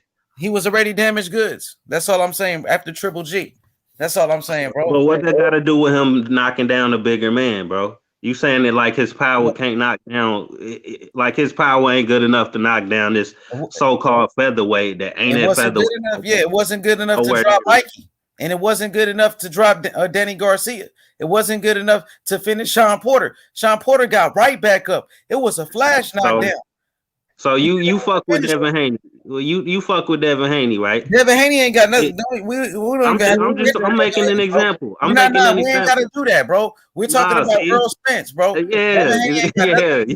Bro. It do because you calling people featherweights. We talking about your boy, bro. We talking about Errol Spence. Devin Haney ain't got nothing to do with this, bro. Let's keep it on. Errol Spence man down because we say he's man down and he's not, bro. You talking about featherweights? Ain't Gamboa a featherweight? Oh, what that got to do with Devin Haney, bro? We talking about Errol Spence, bro. Let's keep it on Errol Spence. Bro, we talking about Earl Spence. I'm just trying to give an example of why your logic ain't right. If we gonna call everybody their first weight class, then Crawford is a lightweight. The fucking Gamboa is still a featherweight. You say Mikey Garcia is still a featherweight. Like, come on, Leo Santa Cruz still 118. Like, we can't do that shit. But I'm gonna say this: Mikey's been moved up. He hasn't knocked out his last 3 opponents. He hasn't, got a knockdown. That's all facts. That's all I'm saying. Yeah, and then he fought all dogs in his past 4 or 5 fights. So that's a fact too. Mikey ain't a dog, bro. Stop it. He better than anybody on Crawford fucking resume. Nah, Gamboa. Not Mikey. Mikey ducked Gamboa. That's a fact too. Mikey ducked Gamboa. Don't matter. He's still better than anybody on Crawford resume. Nah. With or without Gamboa. He ain't better than Kell Brook for damn sure. Kell Brook beat Sean Porter. Man, Mikey a piece. Kell Brook up at 447, bro. Kell Brook, he a knockout. Mikey hit harder than Crawford, bro. You will find out one day. Hey, if Crawford gets with him. Hey, but look, check this out. Errol Spence, I want to start seeing some more knockouts, man. Yo, he gonna move up to 154 for damn sure. Because like I told you, when he at the day of the weigh-in, the man looked like a dead man, bro. The man looks slick as fuck when he make welterweight at 147. That's not healthy, bro. He got to move up in weight. That's why he's not getting knockouts. And then he got rid of his strength and conditioning coach, Blu-ray, because he stopped working hard. That's why he stopped getting knockouts, Ben Israel. No matter what you say, your boy got to rededicate himself. You know what I mean? He's blessed with a second opportunity. But at the end of the day, Terence Crawford is the real fighter. Terence Crawford is always in shape. Terence Crawford is the real deal. 3 different weight classes, undisputed. Man, I just can't wait for the fight. So when Spence get knocked out, I'm going to tell y'all, bro, that I told you from the beginning. So you got to tell them one thing to do, fight, bro. You got to tell them we all want to see it. The world want to see the fight. But when you give Bo Mack and Bernie, you got to tell them, hey, man, shut that dude up, man. I'm tired of him, his fans, everybody, man. Go get in the ring and fight that dude. Ask for a rematch and get 90-10. Ask for on a rematch 90-10. Because you got to remember what goes around comes around. So if you want 90-10 on a rematch and you get your ass knocked out, Bud Crawford, you might not even get a rematch. You know what I'm saying? If he think he gonna knock Spence out or whatever, then he should take whatever offer and become the man. Red 9, do that. But Instead of fans going against each other, you got to turn on these fighters and tell them, man, get in the ring. Enough is enough, man. It's time to fight, bro. Because in a minute, y'all going to be, and I'm telling y'all first, Spence going to be out here looking like a bully to Terence Crawford. Because he going to coward himself in a minute, man. He hide behind the teacher, Red 9, the teacher telling on him. He don't want to fight. That's what Bob Aaron's saying. He don't want to fight. But Bud fans, Bud Crawford fans, The guy that's ducking Keith Thurman right now. Wait. You talking about Earl? Wait. When you talking about your boy who's ducking Keith Thurman right now? Cut me off before I get finished, though. Why they do that, though? Why they cut me off Go before I ahead, finish? man. You should let him go. But he don't want to talk about fighting Keith Thurman right now, though. He don't want to talk about fighting Keith Thurman. He don't want to talk. We ain't talking about Thurman, H1. We talking about. He don't want to talk about a Sean Porter rematch. You just did that to me, bro. You can't do that. You can't do that. This is all the same weight classes, though. You know what I mean? So you don't want to fight Sean Porter in the rematch. You don't want to fight Keith Thurman. You know what I mean? You playing all these funny ass games. We want your boy. Nah, Money. We want your guy. Nobody. None of them. We want your guy. Tell your guy to fight. Cherry picking. You the one that admitted. Y'all cherry pick Bud Crawford here. Y'all cherry pick Eddie Garcia, who wasn't a champion. You cherry pick Mikey Garcia. No, we want to cherry pick Bud Crawford here. We want to cherry pick Bud Crawford. We want Bud Crawford. I can't wait for this fight. If your boy stop ducking. We ain't ducking. We on Bernie platform. We at his dope. We all at Bernie platform. We everywhere. We telling them we ready to fight. Forget all that stuff. No, you ready to fight, but your boy ain't ready to fight. He ready to bump. I'm keeping the smoke out the ring. I'm out the ring, bro. I'm out the ring. He in the ring. I'm bumping out the ring. He bumping in the ring. He ready to go in the ring. We going in the ring. Listen, you more excited to the king, bro. You act like you want to the king. He don't even want to fight. Man, we gonna take Bud to the king, bro. We ready to drag him to the king, bro. You want to fight for him because he's scared to fight. Biden versus Trump right here, man. Man, we ready to drag. We gonna drag Bud to the ring, bro. I told you this. Drag EJ to the ring. That's your boy. We don't have to. We gonna carry him to the ring. We drag him to the ring, bro. Because he's carry him like we gonna carry that dude to the ring, man. 20%. That's your boy saying that bullshit, that nice ass shit, bro. Niggas don't talk like that, bro. Nah, real say he gonna come to the ring like Passion of the Christ. You know what I mean? We gonna carry that boy to the ring. But Bud, we dragging that fool to the ring. He getting drugged because he a coward, bro. Real talk, man. This is enough for this. Money. It's enough. Don't disrespect the man like that, bro. Don't do that, bro. You just your boy acting like a bitch, though, bro. Man, listen how you come in like that. The man is acting like a bitch, though. You don't want to fight, though. Nah, come on, let's get him. Bro, I ain't even trying to go there. Professional. You call it EJ all out his name, but nah, you just called my boy Crawford a hoe. I say he's a coward. Nah, he ain't no coward, bro. You tripping? Tell that man get from behind the teacher and fight, then, bro. This nigga crazy. If this was my fighter, bro, I'd be telling EJ, man, go get that dude, man. He talking too much. Enough is enough. You got fans, you got fans about ready to bump with each other, bro. For what? For what though? Because these dudes don't want to. Because that dude don't want to fight. I ain't gonna say these, because one don't want to fight. Because the other dude don't want to fight. For real, bro. Y'all need to tell that dude, man, stop playing and stop, man. Buckle up, bro. If you lose, you take a loss. I did notice something though, bro. Every time, look, every time a negotiation, Ben, let me point something out to you. Ben, every time Crawford in the negotiation, bro, it's never his fucking fault why the fight didn't happen. You notice that? It don't matter who it is. It could be Ugas, Porter, Thurman, goddamn anybody, bro. Spence. It's this. Everybody never say it's Crawford's fault. It's always everybody else ducking. I just want y'all to, take heed so we can see type of bullshit be going on in the media, bro, and these fanboys of Crawford and shit, bro. Because no motherfuckers never blame Crawford for a fight not happening. It's crazy, bro. I ain't never seen no shit like that. The time when you get them dudes, brotherhood, one-on-one, you got to tell them, listen, man, I don't want to cook with you no more. Just tell your man to start fighting. When you catch him, anybody, Bowman, all them dudes, they know it. Ben Israel done been all in their chest, telling them, man, it's time. Forget all that bumping and stuff. Time to fight, bro. We got greatness in front of us. We got both sides at this point, bro. Like everybody, greatness in front of us. Ain't no more both sides. EJ ready to bump, bro. He ready. I wouldn't go that far. Man, I'm going there. Go ahead, big dog. Let big dog get up in there. Go ahead, big dog. He said, the fact that you keep the fact you say you're ready to bump, but then he says something crazy about 70-30 today. What does that have to do? Bro, that was He said matter of fact. It might be a but that goes into it. That goes into it. Let him cook, Ben. Let him go, Ben. Let him go. That goes into it. What he's saying, that goes into what he's saying. He's saying, like what Ben's saying, he's ready. I'm ready to bump. But he's like, oh yeah, by the way, it's gonna be 70-30. It's gonna be 80-20. Why he even need to say that? Because he's trolling, bro. Y'all understand when you see that dude telling him to stop all that stuff and tell him to fight. That's the excuse for him. He's trolling. Adidas tell him to go to Nebraska, get some of them little Yahoo shoes and get in the ring, bro. Get your gloves on, get your wraps together. Tell Bowman. If he was serious, he wouldn't bring the money. He wouldn't bring the money up. Let's do it, bro. Everybody, come on, let's do it. If he was serious, he would bring the money up. He wouldn't bring the money up at all. There you go.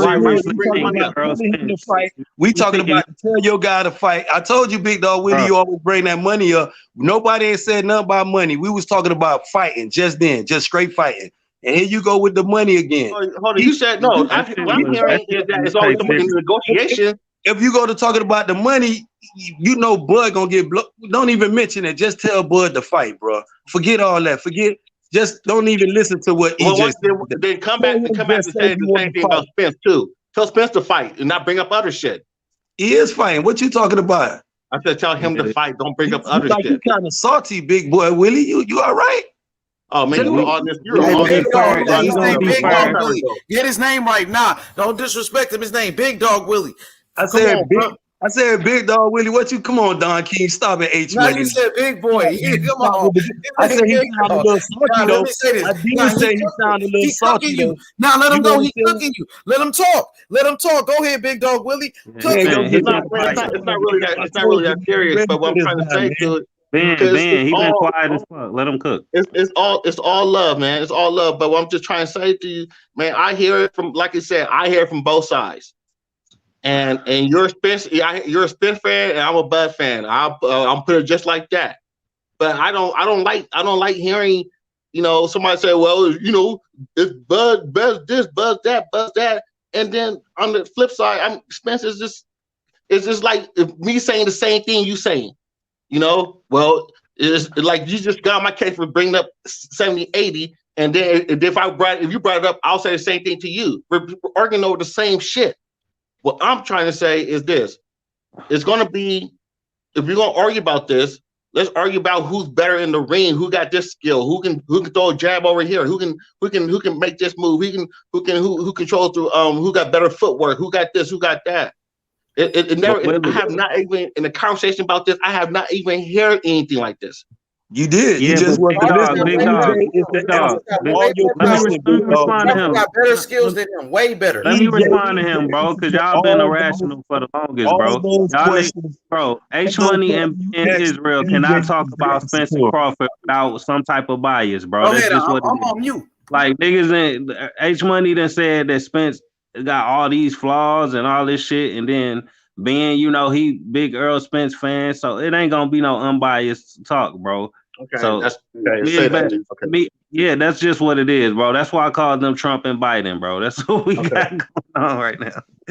Okay, I'm not on nobody's side, bro. I think Errol Spence will beat Crawford ass, to be honest, but that's not because I'm a fanboy or I'm biased or nothing like that. That's just what I think, bro. But I ain't being irrational and saying one fighter trash or the other fighter trash, and I'm not about to do that. I'm blaming both of them for the fight not happening at this point, bro, because I'm tired of both. I'm tired of both parties, bro. Red Knight straight Bud. Okay, I'm on the same. I'm on the same cup as you are, man. I'm done. I'm done hearing about it, and I think you know what? I'm not gonna say Crawford is a clear-cut winner because I know that ain't true. But it ain't gonna be no walkover. I know that ain't gonna be a walkover. It's gonna be a wash. You see what I'm saying, bro? Now H Money gonna tell you the same thing. Crawford gonna knock Spence out, Ben gonna say, is he gonna Spence gonna watch him? No, it's gonna. That's what make it a good. That's what Wait make. Wait a minute. The truth lies in between what y'all talking about, bro. The shit will be a close fight, and somebody gonna win, but it ain't about to be no wash on either side. That's what I'm saying. Like that shit, that extremism just make the shit not even worth talking about. Like, bro, we could talk about something else. I'm ready, bro. I'm so tired of people could talk about Terence Crawford, Errol Spence nonstop, bro. Because that's a fight that everybody wants to see. That's a fight that everybody's talking about. That's just like Devin Haney and Teofimo Lopez. We talk about that nonstop. You know what I mean? Bro, it's a great topic. Conversation though. It just goes round and round the same bullshit being said. Until Keith Thurman get himself in the ring, he can get in the midst of it. If he fight the Uber driver tomorrow, though, bro, he don't want to fight the Uber driver, bro. He can get in the midst of this shit. He don't want that. Keith Thurman do not want to fight nobody, bro. He ain't trying to fight. Pacquiao got Mikey lined up. Who Keith got? Keith don't got nobody lined. It been 2 years since they fought, bro. And you can't compare Pacquiao to no Thurman. Pacquiao can fight anybody he wants anytime he feel like. Pacquiao can fight anybody he wants. Pacquiao can fight anybody he wants. That's how it goes. Thurman can fight anybody he wants to, except the elite. Not Spence apparently. Not Spence apparently. I said except the elite, except a Bud or EJ right now. Why they Pacquiao can fight both of them. They on the same fight whoever you want. We want your boy. We want both. We want Big Dog Willie and we want H Money guy right now. We'll take him right now. If y'all tell y'all got to fight, we'll fight him. We'll put Ugas to the side right now. We'll let that WBA sit there. Keith Thurman in and do that. Why you won't give Sean Porter a rematch and do that then?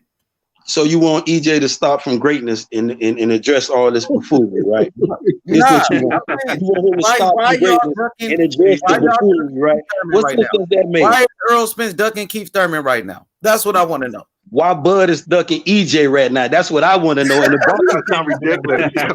You ain't answering that question yet, Don King. Why is Bud ducking? Why is Bud ducking? Come on, man, let's go. That dude is good. You just said it. Why this dude ducking? And talk about he want to. We know your boy talking about 20%. Hold up, this another kick he lied to the people. You know your boy lying again. He talking about he want EJ smoke. Your boy with the foolery. Then he say he want to go up there and fight Charlo at 154. This man lying on top of lies, bro. When the lies bro. He'll beat the fuck out of Charlo. Man, come on. See what I'm saying, bro? Y'all gotta stop, bro. Charlo got beat by Tony Harrison already, bro. Stop it. Crawford ain't Superman, bro. And Tony Harrison to beat Crawford ass too. So Harrison got knocked out by a couple of bums, bro. He did, but he's still a good fight for Terence Crawford, though. Harrison didn't get it knocked out, bro. Put that jab on that boy, man. Terence Crawford to knock out Tony Harrison, bro. Crawford stay with his fucking chin in the air. Somebody gonna knock his ass out, bro. You think Spence can knock out? You think Spence can beat Canelo? Do I? Fuck, man. Hell no. Nobody beat Canelo with them judges he got and the fucking PEDs and everything else. I'm talking about for real. Crawford can beat Canelo though. With no fucking like cheating shit. If he taking drug tests, bro, EJ gonna fight him. But if he ain't, you're with Derek James. No, I'm just asking you. You think EJ can beat Canelo? Drug tests. I'm asking you. You think EJ can beat Canelo? On the straight, he'll beat Canelo straight up. He'll beat him at 160. He'll beat him. If he taking Vada, man, look, man, Canelo need help, bro. That ain't the same fight that Floyd is not the same fight that y'all see in 2021. This man taking his, he got a green light to boxing. Canelo, whatever you say about Canelo can fight, man. Canelo can fight. Big Dog Willie. Canelo is on another level, bro. He ain't even playing fair. What y'all fella realize, that's why I don't even like speak. When you take a fighter like Canelo and when Canelo retire, it's gonna be a lot of shit connected to his name. Oh, man, I'm not down that at all. But what I'm saying is that you ask, can EJ beat him? I just said at 160 we'll whoop him. He ain't gonna take no. He ain't gonna want to accept no drug test, bro. He gonna buck the drug tests. This one, is your fighter really that good fighter, bro? I don't know, man. That's what I'm saying. I'm hearing that's an EJ fan right there. Ask them other dudes who fight Canelo. I was gonna keep going. Can EJ beat Benavidez at 168? I won't put him in there with Benavidez right now, bro. You tripping? You just looking for something. You like No, I'm just a Bulls asking. fan. You looking for EJ to take a L at any cost, huh? No, You I heard don't the whole get EJ. I heard EJ fans. I heard EJ fans that he could be Marlon Madison Hagler. bro. I In a heard minute, EJ you fans said that EJ can be Hagler. Wilder, bro. The way you going to be Dog Willie, you ready to put him in there with Wilder. No, you going up. Who next? No, I'm just trying to test your boxing knowledge. You think? Come on, No, man. because I hear it. I hear it. You ain't testing no boxing knowledge. You testing the IQ right there, bro. You testing it. And that goes hand in hand. That goes hand in hand sometimes because I heard the other day somebody said EJ can be Hagler. You need to test your that. Somebody say EJ can be a prime Hagler. And tell Bud to get his behind in the ring and stop all that there who EJ can be. He can beat Bud. How about that? I'm gonna ask you. Can EJ be a prime Hagler? He can beat Bud right now. A prime Bud right now. Let's have a dialogue, man. Come on.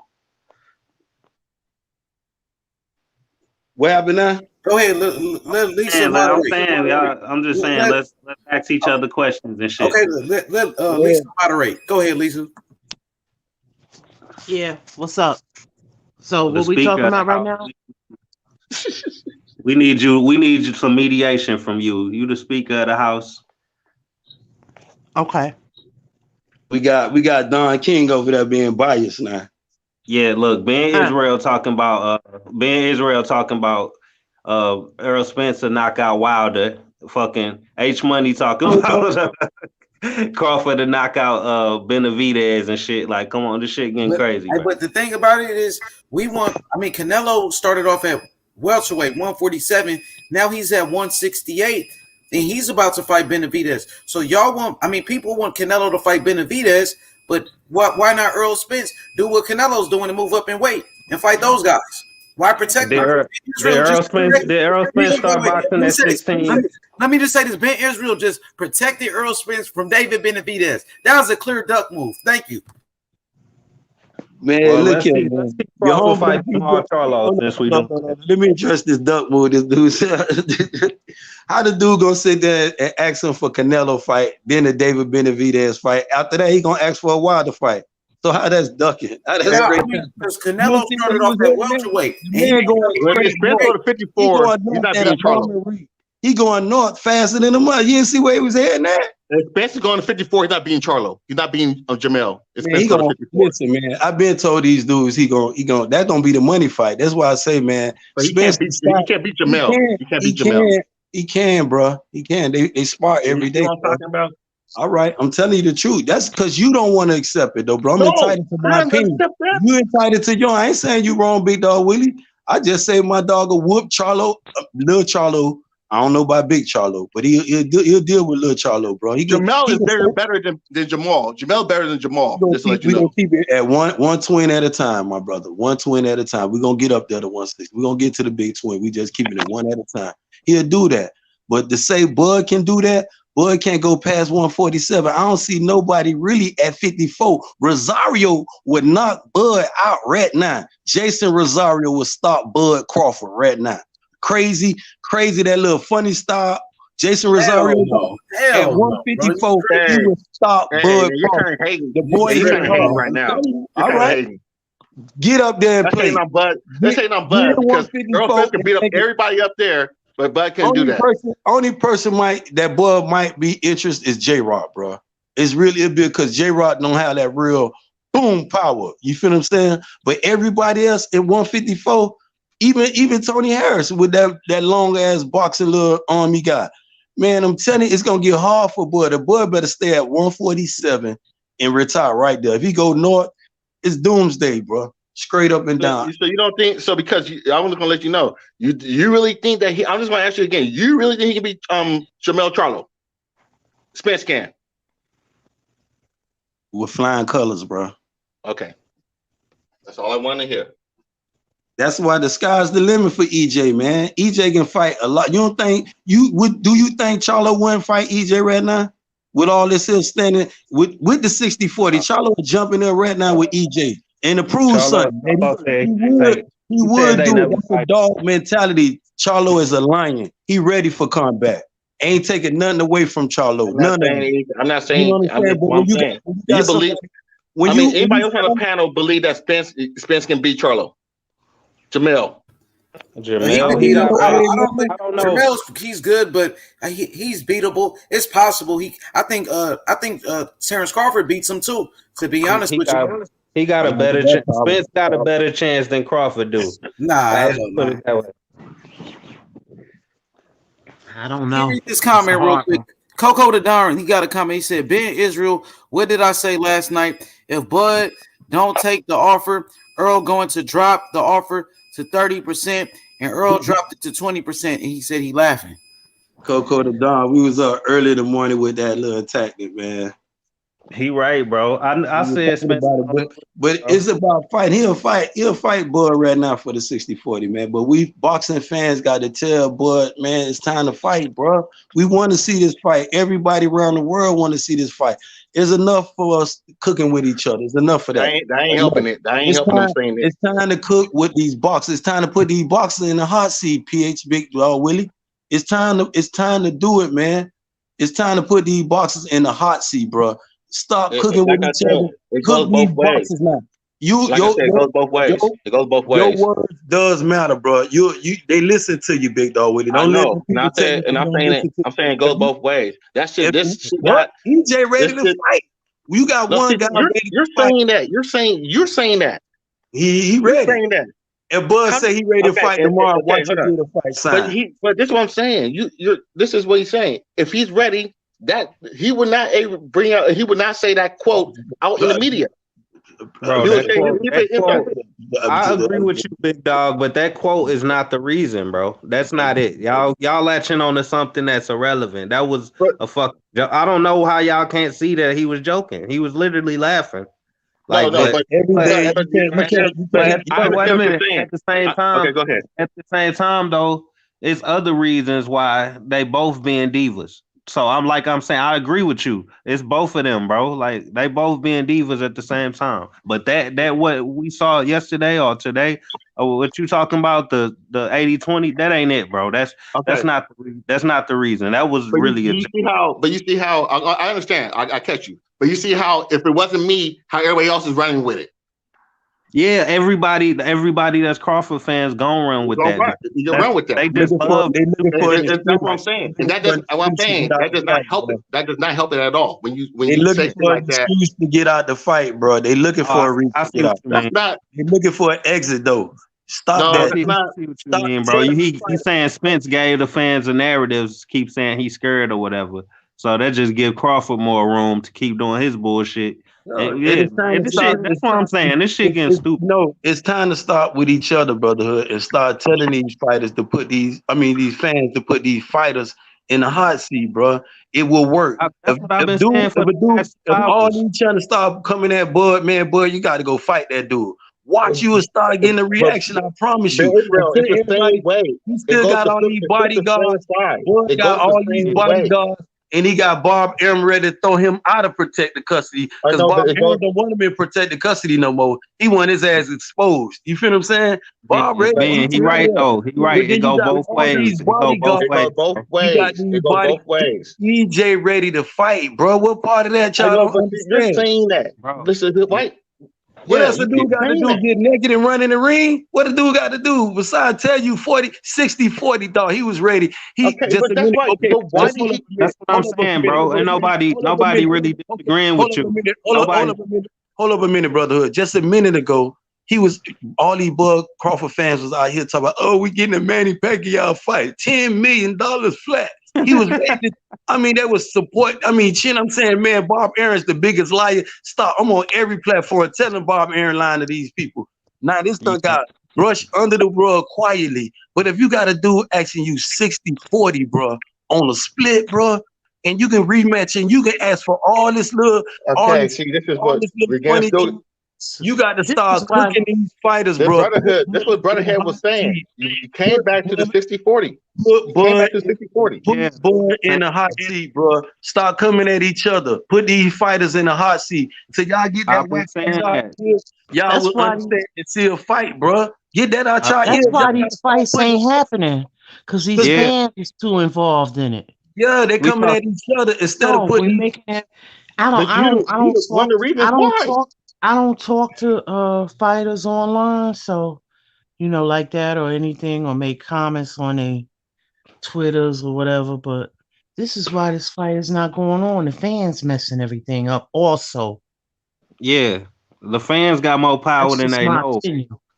They got way more power than they know they got, for real. And this bullshit, And this I'm shit. telling you, if y'all sit here and start putting Hold on, let me pressure, just say it's this extremism on both sides that's giving these fighters excuses. Like Errol Spence say some shit like 80-20. We know he playing around, but Crawford fans gonna latch on to it. And then Crawford say some shit like the fight ain't never happening on Twitter. And then Spence fans say, he's scared. You know what I'm saying? It's just a big back and forth. And these fighters see that they got big fan bases that support any goddamn thing they say. So they just like, all right, we can get these fans whatever fight we want to get them. I could fight I could fight any old bum fighter, and my fans just gonna say, well, he only fighting this bum because Crawford ducking or vice versa. You know what I'm saying? We fucking ruining it for ourselves, bro. That's And why you know I'm what? not. Yeah, because I'm not gonna promote no fight. I'm not a promoter. I mean, I Right. could just talk about it, but I'm not. I don't go from social media to social media trying to get the word. That's for the promoters to do if they have a promoter. I'm not going to do all of that. I'm just not going. I don't. That's not my job. You know what I mean? I hear you, but look, if anything, I'm gonna put more pressure on Crawford because he ain't been fighting better fighters than Spence. So if we gonna cut a percentage for who should be getting pressured more, then yeah, that's when we can get a 60-40. Y'all should be pushing Crawford 60% and pushing Spence And I agree. 40%. Because And I agree. And I agree with that. I agree with that. And I have no problem with that. Yeah, now I have no Spence problem with giving that. us closer to a 50-50 fight than Crawford is. So, you know what I'm saying? That's why I lean towards Spence being the real Why deal you give because the so much fight energy to fights that's not even in signed or official negotiation? You man, know what I'm I've saying? been Like trying to we don't even talk about fights that's actually happening. I don't No, but understand the logic in that. this comes back to this is what happened with the fucking with the Wilder and AJ fight. Man, they had cats arguing for a year and a half about money, and the fight never even happened. And both of these niggas got losses on the records now. And now the fight's not gonna be as big. Now, see, this is this is the same bullshit. And it started with Manny Pacquiao and Mayweather held the fight out for 5 years with this shit, and we're letting it happen. And guess Right, what? and Both of the fan I bases was pointing fingers, right? They was pointing, it's Floyd ducking. No, it's Pacquiao ducking. And that shit went on right. forever. Like that's what fuels it. Yup. And they just And after the Floyd and Manny thing, I was like, I'm done with this. And then with the Wilder and AJ thing, I was done with that. So I didn't think I had another one of those. it's hard. It's hard. It's hard to Yeah, talk I about it said I anymore. don't have another one of those in me. You It's know what not I just mean? for So I it's haven't put a lot of years. energy into this. It's years. It's years of this shit. It's like years. Right. We Right. probably taking years off our life fucking arguing about this shit, man. Like Exactly, because all it is just a pitting the fans against each other. Of course, people gonna take a side who they like, or you know what I mean. And it's like they going back and forth. The fans, we doing the promoting. That's why I just try not to partake in a lot of that anymore because, like, they gonna do what they want to do until that money is there. But You I know what think I the mean? promoting, I don't mind fans doing promoting, but we're not promoting the right shit. We're not talking about their skills. We're talking about somebody's pockets and what girl they're sleeping with, or what car they have, and who has this. What kind of Right. who does that? Right. But That's see, not I'm gonna let promoting. the promoters do their job. I'm not a promoter. right. I'm trying to focus on the fights that can happen. Like we can't get Crawford versus Spence. Then why the fuck we can't get Crawford versus Porter? Or Crawford versus any fucking body in the top 5, like I've been saying, because at least Spence doing that. That's what I'm saying. That's my whole gripe with it. One But person that comes down giving to us, huh?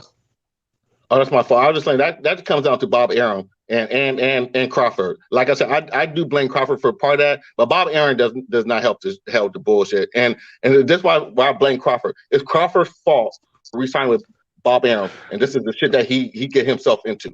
That's his fault.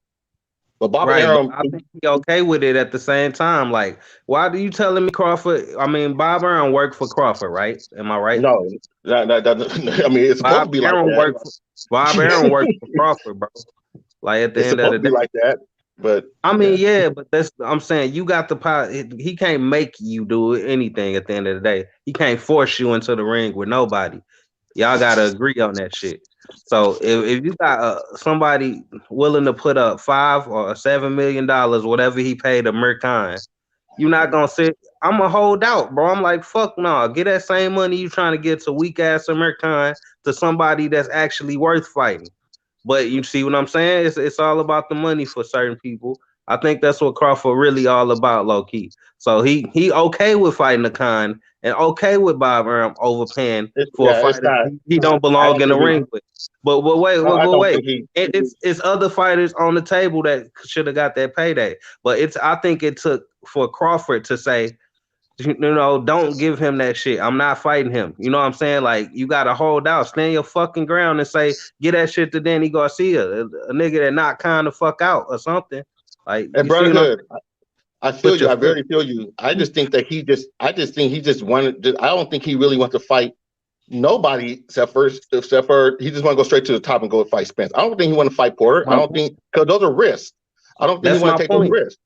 That's my point. He don't want to take the risk if the risk don't come with a big ass payday like Pacquiao and Spence, he don't want to take it. See, and you know what that tells me? He don't give a fuck about pleasing the fans. He just give a fuck about lining his pockets. Now Spence, I can't say the same about Spence. At least Spence giving us fights that's closer to a 50-50 fight with Garcia, Porter, Brook. You know what I'm saying? Like, he giving us something close to it at least. So that's why I give Spence more credit than Crawford. People call me a Crawford hater. They call me a Crawford hater, but it ain't that. I just I know this dude can do better. I think what it is that these like Crawford's that guy who is like, remember Michael Jordan was just an asshole and he just all he cared about was his shoes and his money. That's what Crawford reminds me. That's what Crawford reminds me of, that guy. Not saying he's Michael Jordan status, but just that mean old nigga. That's what he is. And Spence is more for, I'm doing it for, Dallas, Houston, my people, da. But Spence is also falling into that game too, into that bullshit game that goes along with this shit. And it's not helping the situation, knowing Crawford's personality. And so it's knowing you're working with Bob Arum, and Bob Arum hate Al Heyman. And it just doesn't mix. But you can I pinpoint for you where this shit went left? Do you remember Crawford, like, I don't know, maybe a month ago, saying that I don't know what's wrong with Errol Spence. That car crash must have fucked his head up. Like, that's kind of some low down dirty shit to be saying. You see what I'm saying? And I think that's what Errol Spence set Errol Spence off and made him start acting the way he acting now, like kind of teasing him in the media and shit. So people want to act like it's just Spence. No, Crawford did some low down dirty shit when he said that. I find out that's just. I mean, if you're playing, they don't want the fight. Then they're playing with the fight. I just don't think they want the fight. If that's the shit that they're both going to play the game, if they're doing that, either they're doing it by design to milk us, or they're being stupid. It's either one or the other. Yeah, and look at this comment. He said, we want Crawford, the pound for pound #1, to take less, but guys with no hard work to get huge paydays. You see what I'm saying, bro? That's how they worried about what's going in Crawford pockets rather than worrying about Crawford giving you a fucking good fight, bro. Like, how about that, bro? If Spence is they want to use the present. They say Spence is ducking.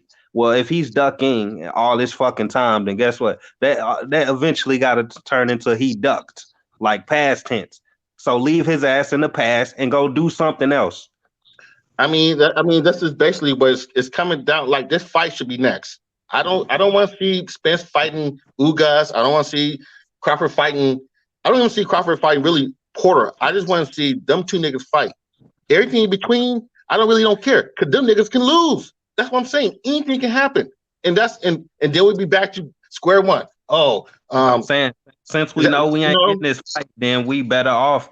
I mean, at least give us the in between fights, like Spence been doing. I don't want giving us low level shit, man. The more in between fights that happen, the less I want to watch the fight. To be honest with you.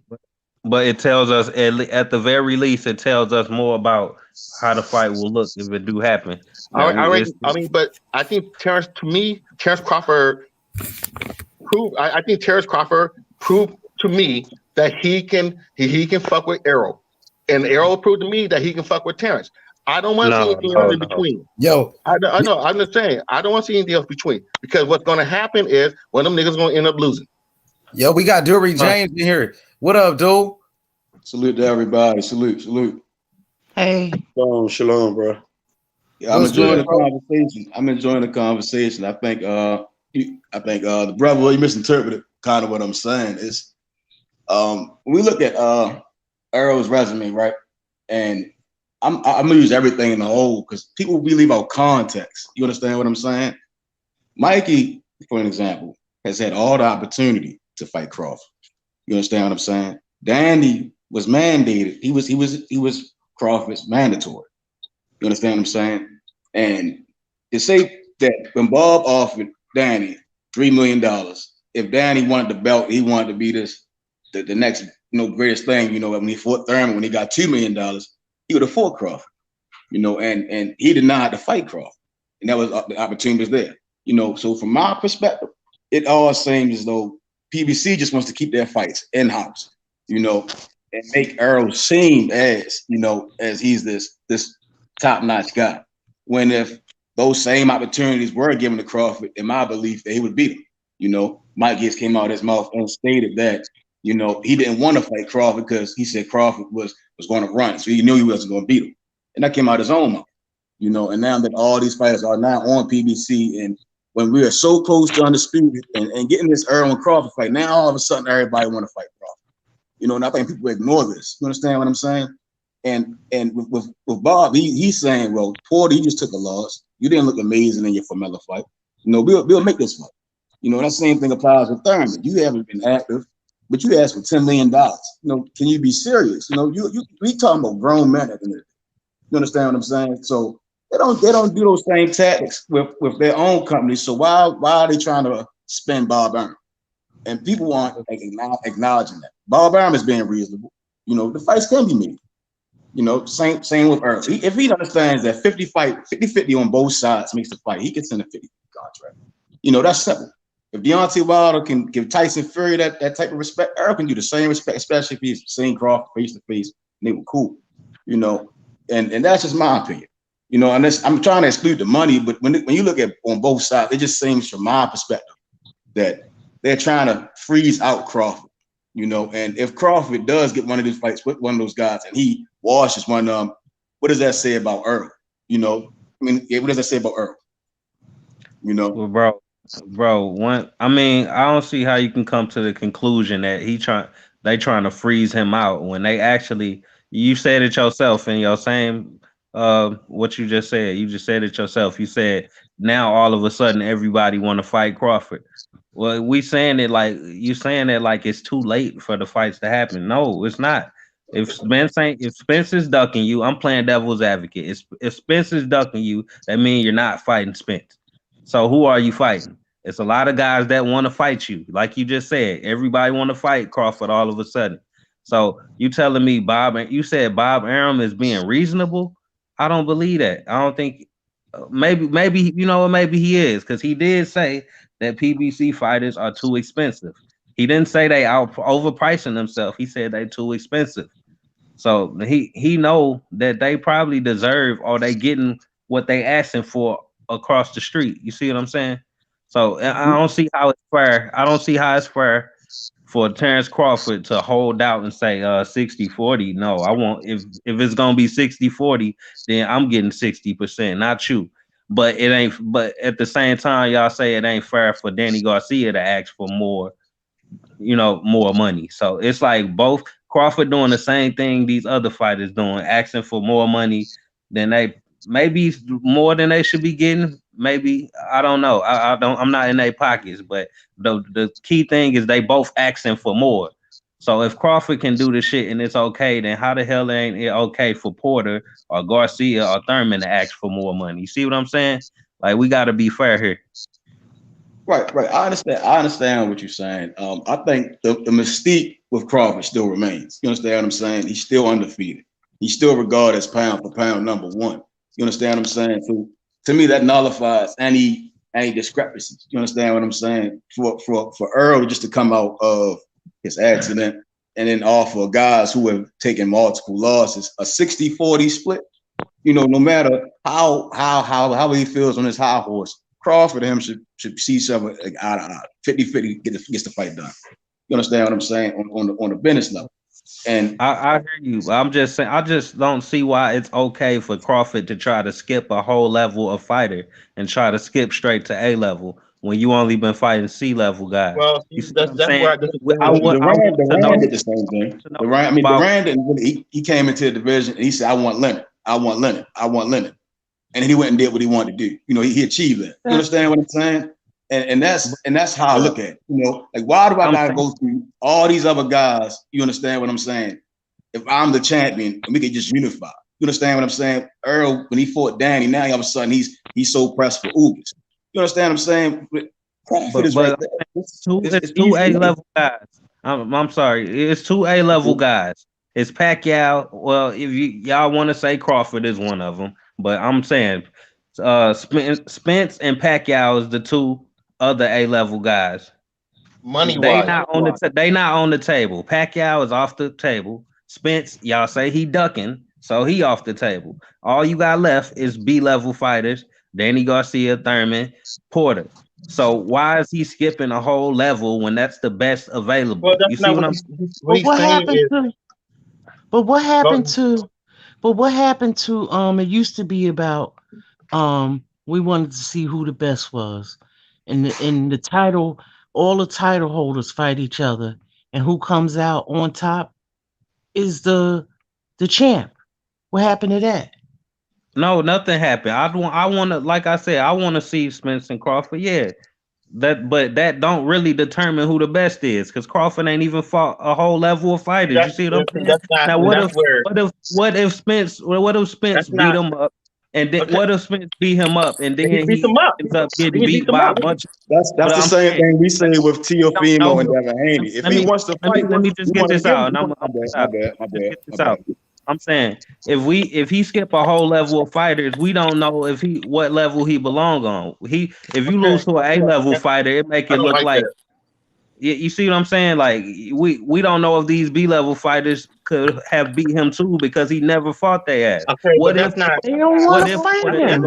They freezing him out. That's a triangle. No, they not freezing him out. Like this man just said it himself. They all come. It's always an issue over there with them. Yo, what up, BH? What's good? Man, what's up? It's always an issue over there. My brother, man. How y'all Yo, we doing? got Bill Haney in the building. Good, hey, man. Bill Haney. Good. How Hello you to doing? everybody. Shalom, Hello to shalom. everybody, you know, on the panel, man. Everybody in the chat. Hey. H, you've been cooking. I went to sleep. I was tired. I've seen you started, and then I woke up. I woke up, and you still going, brother. You know, shout out to all the energy that you guys are putting out here, man. It's great. It's great for boxing, man. You guys are doing the fighters amazing job. You know what I mean? Something that in past, you know, it wasn't allowed to happen, or at least it wasn't on the forefront for these boxers. You know, the machine, the traditional machine. You know, the ESPNs of the world, the LA Times.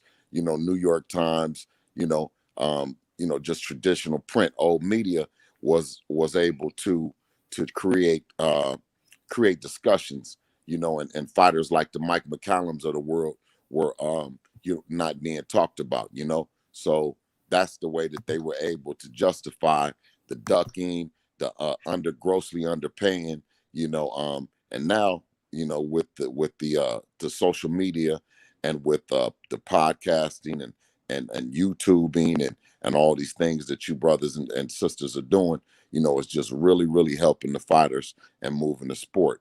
One of the brothers, I heard him say that if the demand of the people was there, for the fights, then the networks will be forced to put them on, and the promoters will be forced to put these fights on. And I couldn't agree with him even. I couldn't agree with him more. Bob Arum, who has a huge machine and the top ranked brand, also with the ESPN, has been able to create these narratives that certain guys want to be seen or have to be seen more than other guys. And now that's just not the case, man. You guys are working. The energy is on 10, and I know that I and both Devin Haney, we really, really, really appreciate it. Yeah, for sure, Bill. Hey, Bill, you see, we talking about Devin Haney versus Jorge Linares. We seen a report yesterday that Devin should be getting $3 million to fight Linares. That's a lot of money right there at 22 years old. They can give us, hey, not to cut you off, but what they doing is they trying to run it. They trying to run Linares and acting like we're not looking for Lomachenko. So they want to sweep that shit up under the rug because we're going to get more. You know what I mean? We get, I don't even be liking to talk that. I've always told y'all, you know what I'm saying, that, based on our business, we get paid. You know what I'm saying? We came in the game handling our own business. We fronted our own shit, right? We went down there to Mexico and we handled our business. We started out there, then we went over to Showbox as an independent, owning our shit, our masters, all our shit. And then we approached Eddie Hearn with a deal for his fighter in Luke Campbell. When I did talk to Eddie for the first time, Eddie said, man, let's get together and let's do something, and he came with the right numbers, the right approach in business, and in terms of we keeping our brand, keeping the Devin Haney Promotions brand and our stake in Devin Haney, and also our ability to have legacy defining fights. For the money is there, but with Devin is that with Matchroom, they know that he's willing to fight everybody. Meaning we came in the game, did the deal with him for Luke Campbell and for an action at putting together the Lomachenko fight. So our numbers was already there. Already wrote down how much we're going to get paid for X, Y, and Z.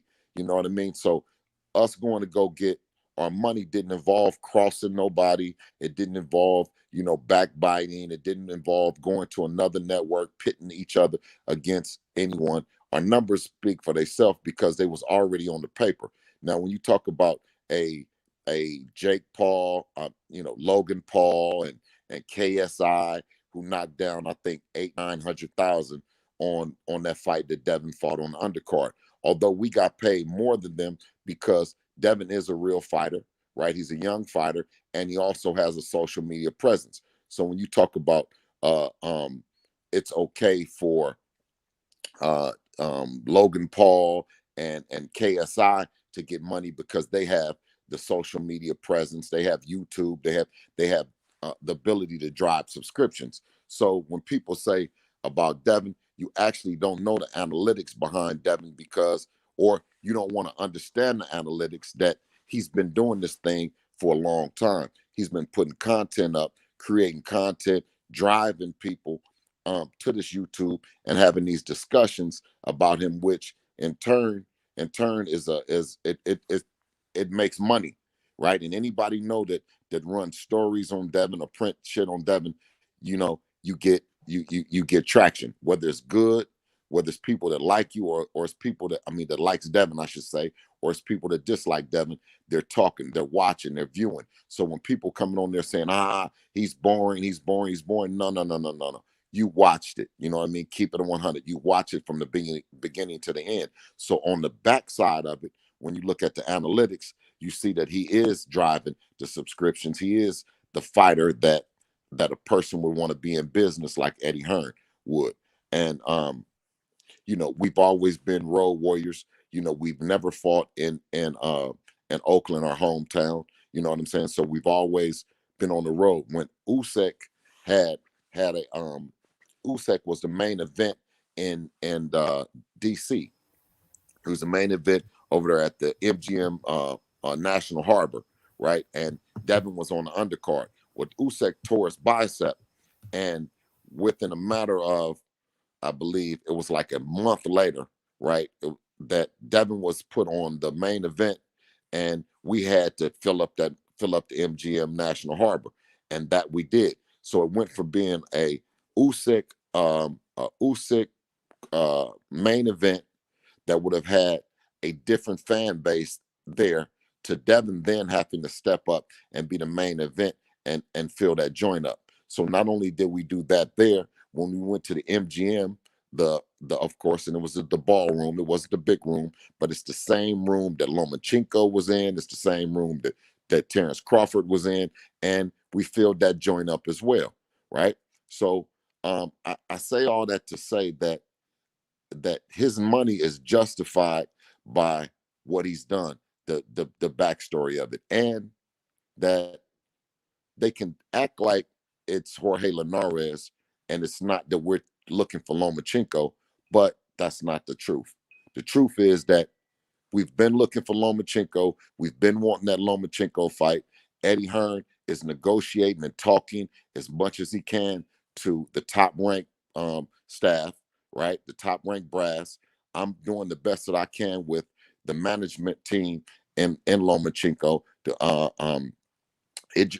Igis Klimas, you know what I'm saying? And they capping. They're acting like we not trying to check for that, when on all actuality, if we're not looking for him, and it's Jorge Linares, like the old media is saying that it is, then why Lomachenko ain't came back out and said something? You know what I'm saying?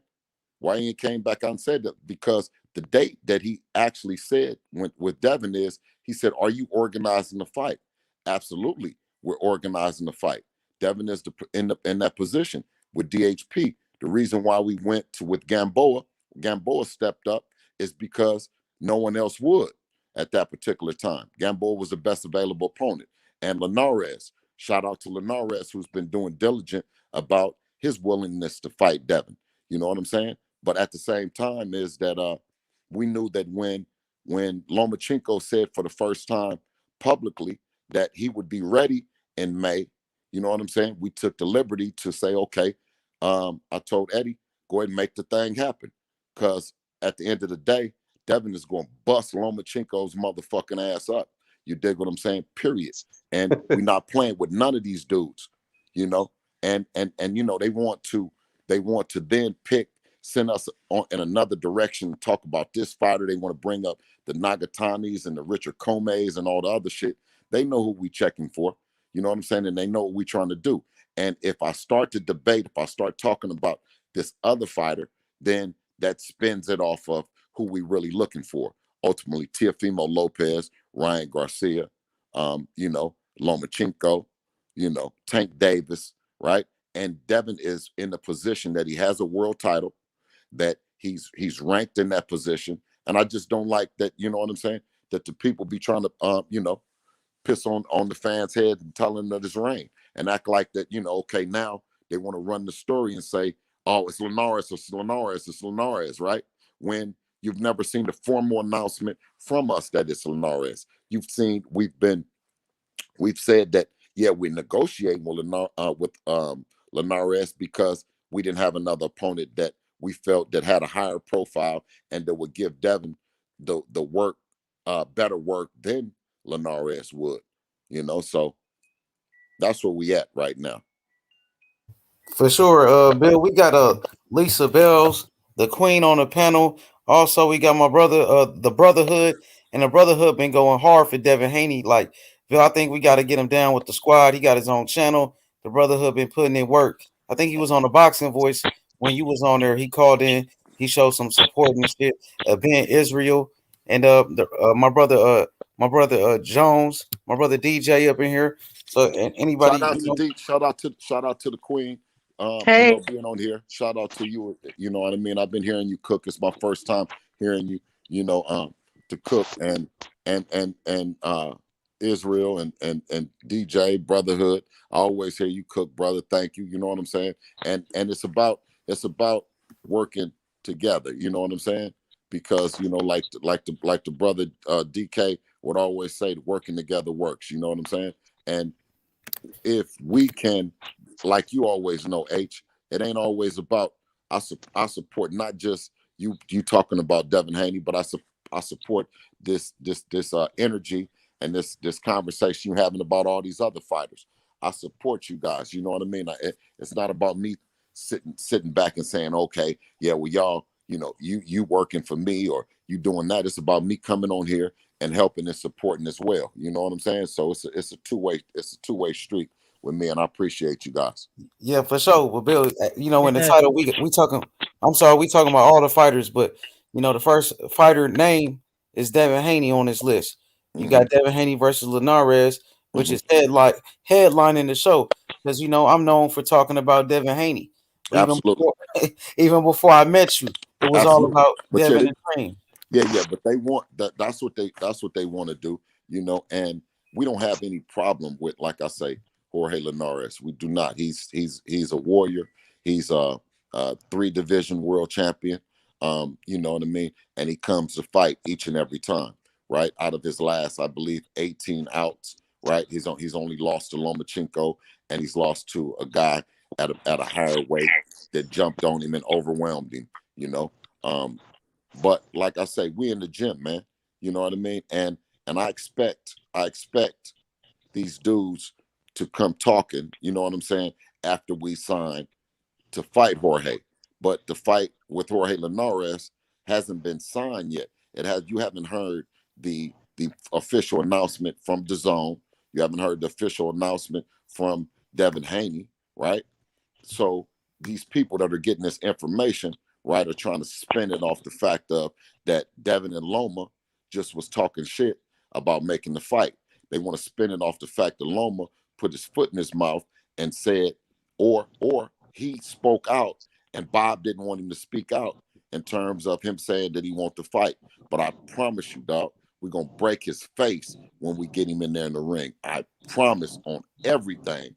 Dog, we are not playing. We're in the gym today. And I hope Lomachenko, I hope Linares is in the gym too. We are not playing, bro, with none of these cats. I love to hear that, PH.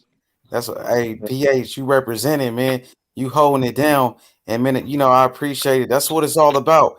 You got that hunger, you got the heart for it. Your son, Devin Haney, one of the best fighters in the world. This is what it's all about, So Lisa, you want to talk to Brother Bill? Any questions for him? Yeah, I respect what you're doing. Shout out to you, Mr. Haney, and your son. I'm watching greatness, and I'm watching I just watched this fight not too long ago. I think it was his 4th fight. He took the guy out in like a round or 2 or something. Thank you, Queen. Yeah, so we appreciate it. You're welcome. So I appreciate, everything that you're doing. Been putting in a lot of work. I've been hearing you everywhere. Yeah. I can run my mouth, can I, Queen? You know what? I enjoy listening to you talk, and I enjoy your passion, and I enjoy, and I appreciate, how you set your son up, and very business oriented, and very, very smart. And like you was talking about owning your masters and all that, I was like amazed. You're taking the game to another level, so keep doing what you're doing. That 4th fight, you got my full support. That 4th fight, we own that fight. You know what I'm saying?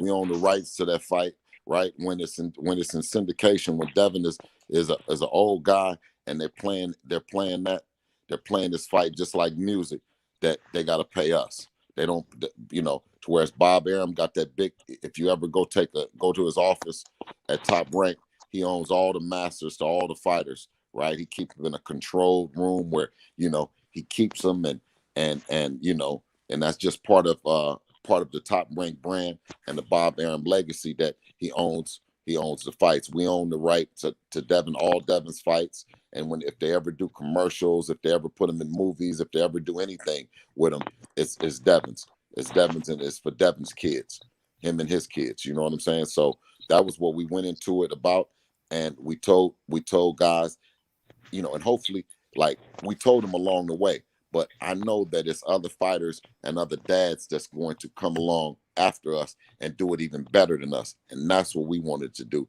We want to trailblaze the opportunity for other fathers and other sons and nephews and moms and sons. I know that I DM'd Keyshawn Davis's and I told him he's doing a great job with his brand. He's over there, and I think everybody was initially thinking that he was going to sign with Top Rank.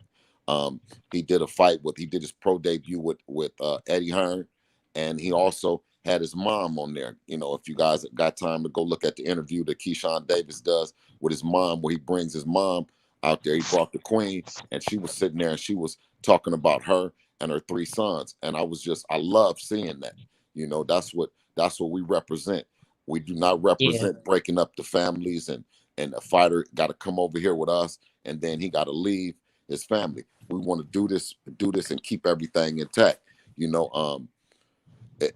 got a fighter named Darren Cunningham, who's, I think he's 12-0 now. He's 12-0, but Darren has aspirations that to one day have DC3 promotions and go back and get fighters, out of his hometown and bring them to the table. And that's the mindset when you talk about raising your people up, that you're doing that. You hear Teofimo Lopez talking about takeover promotions right now. You know what I'm saying? So I think that, even our rivals, find pleasure in our story and our journey, and they want to take bits and pieces to make theirs better.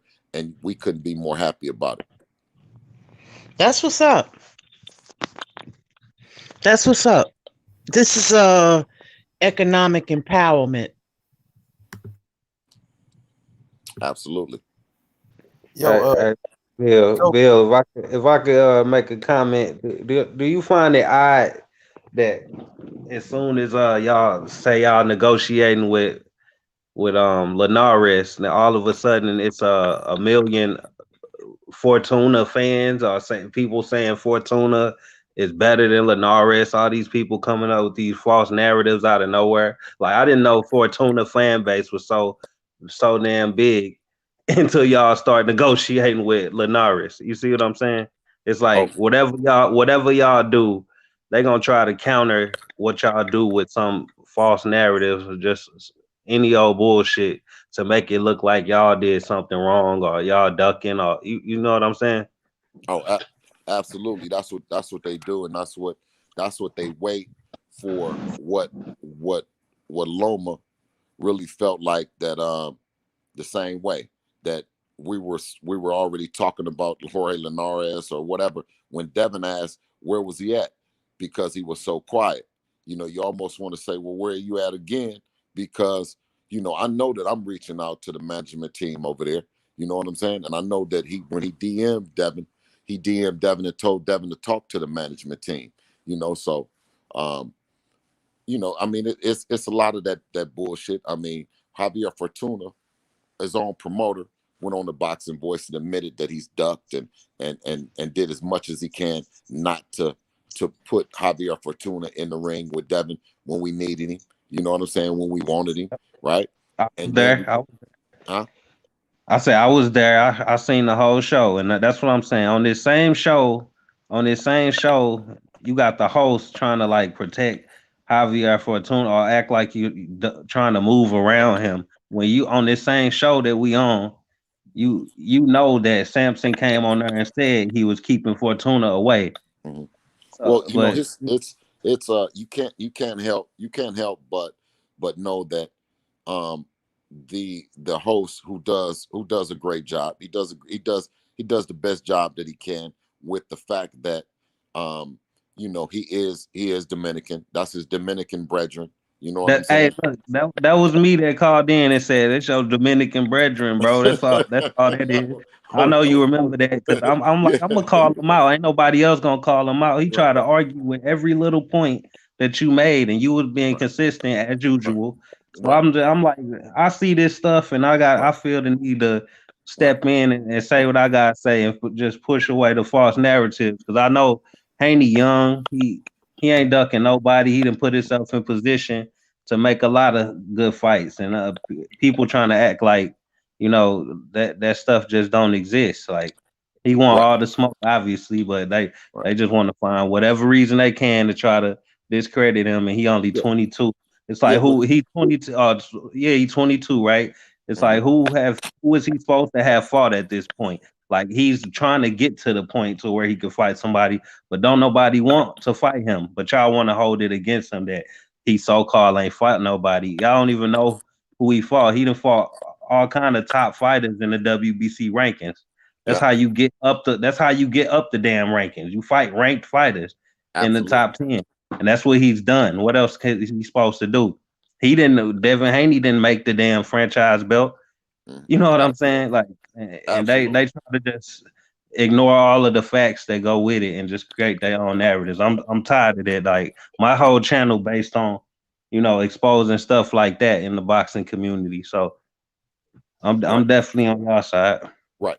Well, like I say, the guy he does a great job at covering the stories, but you almost can't help but have a favorite particular fighter or to show respect for the fighter that you're choosing, right?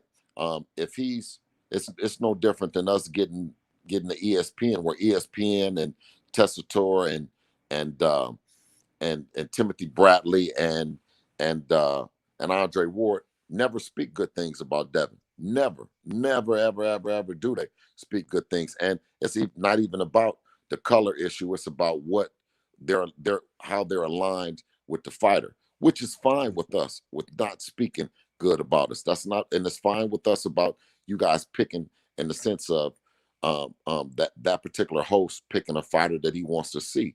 That's not a problem. What we have the problem with is discrediting us as saying that people don't want to see us or that we wouldn't make a big event happen with any of the fighters. You know what I'm saying? That's why I first said that, the engagement, it means a whole lot to us, whether you're talking good or you're talking bad, right? You're showing energy towards us, and the behind the scenes of it is those analytics will give a test to Devin ultimately getting paid. So when you talk about how long y'all talking about him and how many times he's brought up and all this stuff is a tribute to how much money he's getting paid. So I wanted to 100% be honest with the good brother that said, hey, listen, we talking about these guys, right? And we're driving them to get paid. We're making these fights happen, or we're letting fights happen that shouldn't happen by certain things that you're doing. If you don't watch it, if you don't participate in it, then it's not going to happen, right? And both Eddie knows that, at least I know for sure the Matchroom team, right, and DAZN knows that fight with Teofimo Lopez would be a tremendous fight. That fight with Ryan Garcia would be a tremendous fight. The fight with Lomachenko would be a tremendous fight. You see what I'm saying? So, I couldn't be more appreciative to each and every one of you guys, man, that, are constantly showing the energy that you're showing. Yeah. Good morning, all. Good morning, Bill. Good morning, H Money. Good morning, panel. Good morning, chat. I mean, Mr. Haney, you come out every day and you're pushing the boxing game. You're in your son's corner, like I can't even believe, and it's such a beautiful connection, Mr. Haney. I can't wait to see Devin fight. I think he's one of the most talented boxers, pound for pound, in the world, possibly. I just want to see the kid fight some competition, and I know you don't want to see your kid get shortchanged, Bill. And I get it, Bill, and I appreciate Mr. Haney so much all the time out here. Bill is the hardest working dad in all of boxing. He's just out here promoting the game. And H Money, the next time you do get Mr. Haney on, it would be nice to see what Mr. Haney like. Who are his favorite boxers from the past? Because he's got to love this game of boxing, H Money. Oh yeah, he definitely does, and he just fell off. So hopefully he can get back to the panel. He probably lost connection, but but I think Bill Haney, his favorite fighter was Sugar Ray Leonard. Yeah, I know that for a fact. Sugar Ray Leonard is his favorite fighter of all time. And ironically, after Sugar Ray Leonard, Bill is back right here, so we get him back. Yo, what up, BH? What's good? Mad Chad came through. Mad Chad had a few questions. Go ahead, Mad Chad. He's back. Hey, good morning, Mr. Bill, Mr. Haney. I'm all the way from Portland, Maine. I've been a boxing fan. I'm 51 years old. I'm a dad myself. There's nothing I love more than God and my kids. And Mr. Haney, I have to give you the respect for every day out there, pushing your son, pushing the love, Bill, and it's a warrior sport. And you're out there making sure your kid ain't getting shortchanged. He's a crafty, talented fighter, Bill. And that father-son bond connection, Bill, is beautiful to me. And I have the utmost respect from Portland, Maine. I wish you nothing but the best and nothing but success, Mr. Haney. Yes, sir, King. I appreciate it, man. That means a whole lot to me, per se. Those are the things that, being a great father and putting your children in the position, you know what I mean, where they could to chase their dreams and to also be competitive in the workforce, through education, right, and preparation.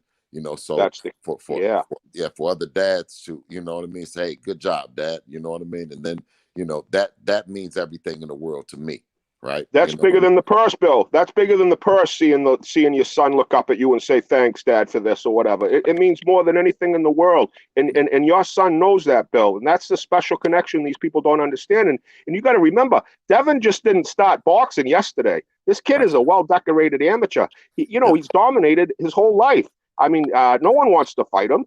That's the reality of it. No one wants to fight him, or they want to shortchange him. That's my take, Bill. I don't sit down at these negotiate, but I know it's a dark game, and I know these rich people are trying to get richer and richer off these pugilists.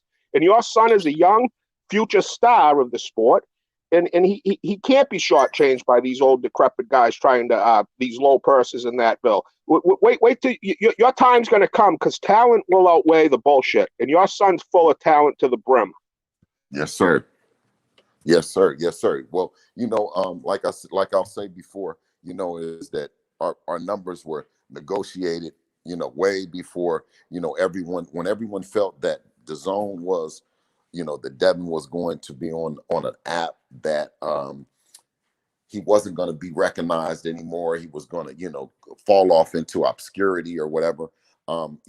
We believe different. We bet on ourselves going over there to the zone, knowing that, it's an app that, was the same app that Devin had become, that he had become known on. He became known on the YouTube, right? Which is the same app as the zone, right? It's no different, right? But when you talk about the linear television and Fox, or you're talking about linear television and ESPN, what Bob Arum came out and did is he used the attraction of ESPN to seduce fighters to come and work and sign for, instead of what he was describing as fame and not fortune. He was saying that more people were going to be able to see you, so come sign with us on ESPN and don't sign with the zone, right? So the Teofimos of the world, right, the Ryan Garcias of the world, they signed after. They did their deal after, and they did their deal turning pro with these companies. So when you're a young fighter and you're starting your career, the money that looks to be for a world title fight then looks to be enormous, right? So when you're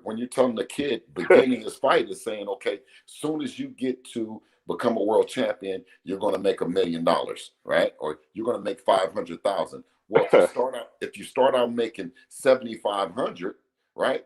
500,000 looks like it's a whole lot of money until you actually become the mandatory, or you become, you're looking to fight a Lomachenko, right? But when you started out, you're saying, okay, 500,000 looks good. But when you look over Dennis Lomachenko, you say, no, hell no, I don't want 1.2. Well, to Bob's credit, Bob saying, well, you've signed this paper, bro. You signed the paper that it was going to be this. So guess what I did?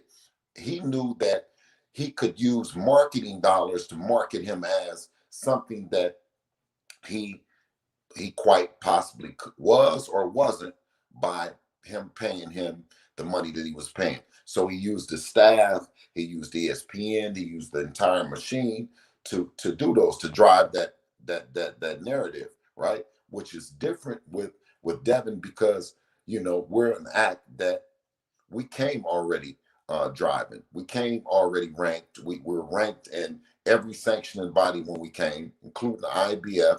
We had belts in 3 out of the 4 sanctioning bodies. We were in a position we were already ordered to go into the WBC tournament to fight Luke Campbell, right? And Teofimo Lopez had went another direction, a direction that he described as an easier route. Javier Fortuna got out the tournament as well, so that left us with Zaur Abdullaev. Zaur Abdullaev was he was an independent out of Russia, but Igis Klimas was guiding him and as a manager. So he had someone else. So Zaur Abdullaev as an independent could negotiate with Devin, who also was independent, to make the fight happen for us to become a mandatory for Luke Campbell. Although Lomachenko came in and petitioned to take Luke Campbell out our mouth, it still made the Devin be an independent as a #1 contender or interim champ. So what Eddie did was said, man, you guys are right there at that position. I'm going to put something on the table for you, as a co-promoter. Shout out to him for at least agreeing to do business with us in the way that we saw our business. Top Rank was not willing to do a deal with Devin based on Devin being a co-promoter. That wasn't on the table, nor was it on the table with Golden Boy or anybody else. So when it came time that he did do that, we just stand on the numbers. We don't come back and say, okay, well, we want more because we've raised the profile. No, as promoters, we did what we supposed to do, what we said we was going to do. And that was be great, work hard and be great, and do the things that will bring awareness to Devin Haney and the Devin Haney brand.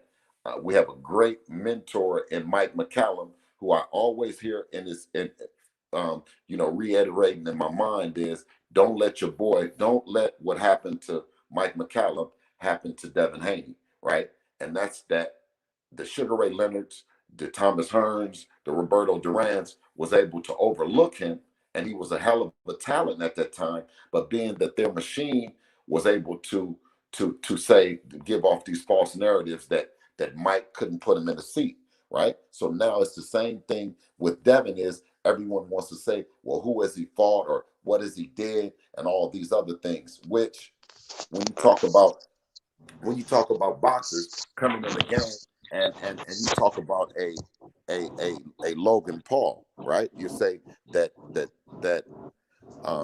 Floyd Mayweather will attempt to have a fight with the Logan Paul. That's because the analytics substantiate what he's doing, right? That means that with the YouTube and all the things that he's doing, right, that he'll drive subscriptions. He'll have people eyeballs watching it. Well, I did it in reverse. We worked from the top and reverse engineered it down to we looked at the top of the game and we said, what is a top level fighter? The characteristics of a top level fighter is that he has both national and international appeal, meaning people all around the world will watch him. So what we did was we just kept driving, kept working, kept putting up content way before this YouTube wave of boxing, right? And they were like, why do you guys put up sparring? Why do you guys put it? Because what we're doing is getting fans one at a fucking time.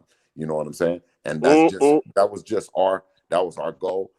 Whether it's 20 people here, on the panel, we respect the 20. It doesn't have to be 200,000, right? Every time we come out, each and every day we keep grinding more and more and more, to bring awareness to Devin and the Devin's brand. And then when it came time to going in as a B side, right? Because we know that we've been grinding and they don't want to give us the A side, but it's a testament to what Floyd Mayweather did and the green print that he laid down for us, that he went into the fight with Oscar De La Hoya as a B-side, and from that point on he shot off like a rocket and to A-side stardom. So we have no problem going in with these guys, where they're considered the favorable and they're considered all these things, right?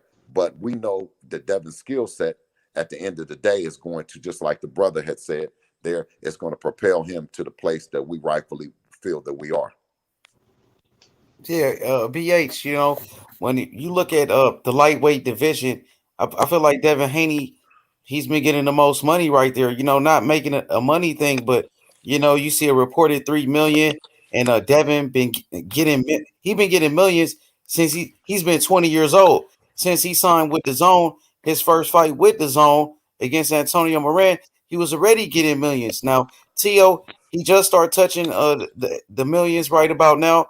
But you know, people were just so happy when Theo got his big money deal with Triller, you know, for that one fight.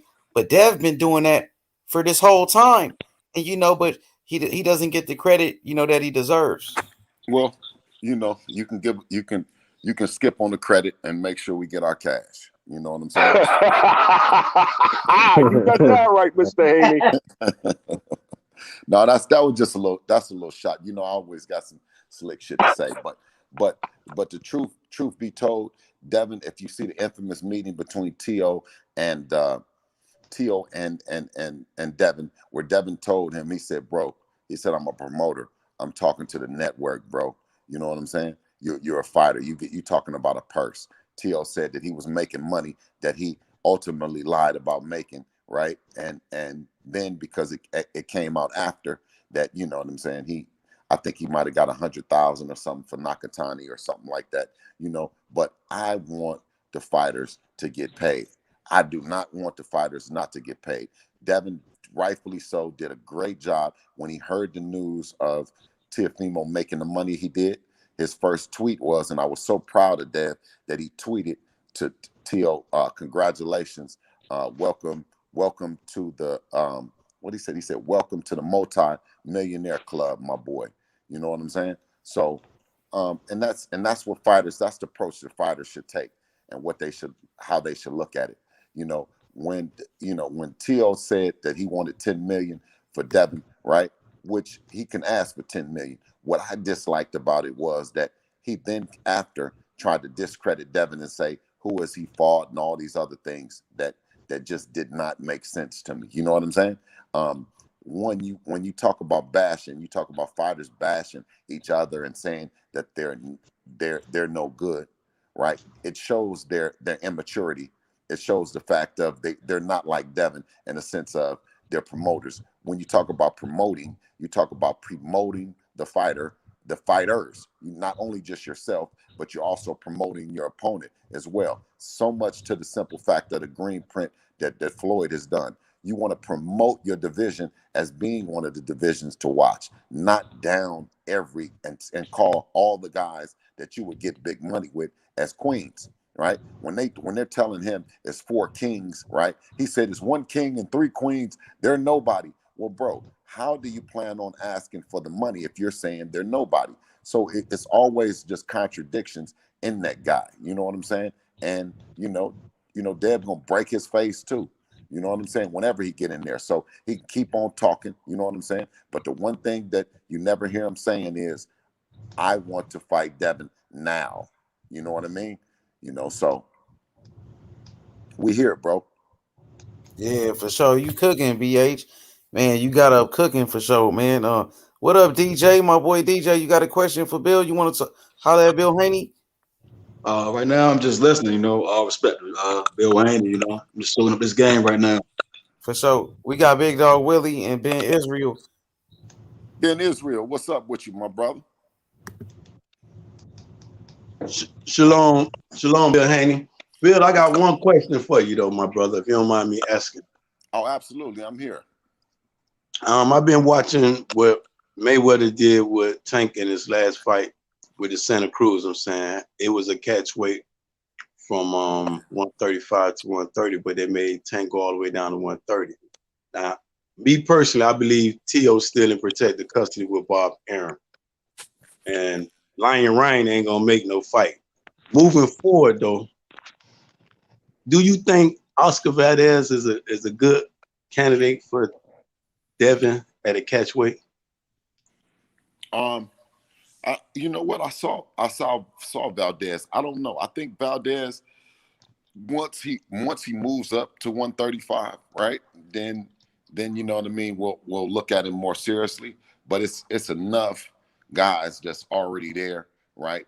That, you know, for us to focus on, right? If he comes up, he comes up. You know what I mean? But he's a hell of a talented fighter. And that fight that he had, his last fight, man, was, you know, it was a barn burner, man. It was something that, you know, I really enjoyed. I was glued to that fight. You know what I mean? It was a high energy fight. You know, he showed some banging and he showed some boxing. So, you know, that's what you want to see. Will Valdez is the WBC champion at 130 now, right? Yes, he is. And it shouldn't. I mean, can Devin make a catch weight at 132? Yeah. Well, in terms of the catch weights and stuff like that, you know, I don't want to yet. You know what I'm saying? Start doing that. I want to keep it straight, you know, because then when you talk about the catch weights, you talk about fighters. In terms of Devin going down to make it, I would rather go up to make the catch weight. You know what I'm saying? To test Devin's greatness, you know, against the likes of like of course, Adrian Broner would have been a big fight that we were talking about doing the catch weight at, where Devin came up instead of going down. We don't want to go down. I don't think, you know what I'm saying? Well, I've talked to Devin about it going down to 130, you know, throughout his short, you know, career. And he's never got on board with me with going down to 30, you know. For sure. So Bill, you know, 135. I know y'all been there for a while now, and I know Devin said it a couple of fights ago. He said that you know, his time at 135 was coming to an end. So you know, do you think this is the last fight at 135? But is it a lot of money right there? So you think about staying, or is 140 an option in the next fight after you know, this fight coming up? Well, I think what kicked in with Devin was, you know, being his maturity kicked in terms of at the dinner table. You know what I mean? So being a young fighter, right? Sometimes fighters being young and being immature, they will you know, do things and have diets that's not consistent with being an athlete, being a boxer, right? When the you know, when it's not fight time, you know, they go to knocking down what young dudes do. You know what I'm saying? The young dudes eat, you know, I mean, all the stuff, the sweets, the things that are, you know, that are detrimental to you making weight the next time. This last fight was probably our best weight cut, right? It was Devin's best weight cut. The weight came off like butter, but I think that it was just the fact that he's now more mature and he's eating like a champion. For sure, BH. That's what it is. So 135, we can see Devin back at 135, possibly. Possibly, absolutely. Oh, that's what's up, for sure. Anybody else got anything for him? Big Dog Willie. H Money, I'm off to work here, but I want to thank you, H Money, for your boxing talk daily and pushing these young great fighters. Much respect to Mr. Haney. My prayers and my wishes are with you and your family, Bill. Yes, much sir. respect to the panel. All you guys have a blessed, great day, and I'll talk to you guys later on. For sure, appreciate Stay that. safe out there. Salute. Appreciate that, man, Chad. Yo, Big Dog Willie, what's good, Big Dog? Where you at with it? Come off mute, Big Dog Willie. He might have went back to work. But hey, Bill, man, my boy, the Brotherhood been going hard for Devin Haney. No, I'm telling you, we got to get him with the squad, man. He got the channel too. I think I told you about him. So he been representing for sure. Absolutely, brother. You know what I mean? I can't say it more. Is, you know, I love to come on and support, you know, and show my support to all the brothers, you know what I mean, and sisters, man. You know, good boxing people. You know what I mean? That's what I like to do, man. I like to, you know, come on and you know, and try to give some kind of encouragement to not just in boxing, man, because, you know, me and my son, my youngest son, you know, we'll be on the tennis court in about 3.5 hours, right? So, you know, it's about getting behind these youngsters, man, and pushing their passion, get behind what they're passionate about. And I just want to be us, the Haneys, to be an example of that, about having a strong sense of family, right? Supporting each other, and not just looking that, no matter how tall the task is, we don't look at it like that. Going into it with Devin, because there's so many kids around the world, we set out for Devin to be one of the best kids in the world. You know what I mean? And that's the same thing that we're with our approach with tennis is with Sean. Sean has the vision of him being a big tennis star with big endorsements and all that. So, however far that might look to some, right? I hope that fathers and daughters and you know what I mean, alike, can come together and look at it as one step at a time, and going up there. You don't got to take the elevator up. You just got to every day get better and better, just like what Kobe Bryant said. And then over a 20 years or over 10 years, you know what I mean, you'll be looking at something no different than what we did. For sure, BH. My vision for Devin, when his career is over, hopefully, he could break Floyd Mayweather's record of 50-0. He's on pace to break that record. Also, Devin Haney, retiring, on top of the sport, making a whole lot of money, you know what I mean? And leaving the sport of boxing with all of his faculties, and boxing is a dirty sport, Bill. We see a lot of fighters go broke. We seen Riddick Bowe go broke. We seen a lot of fighters, man, struggling after boxing.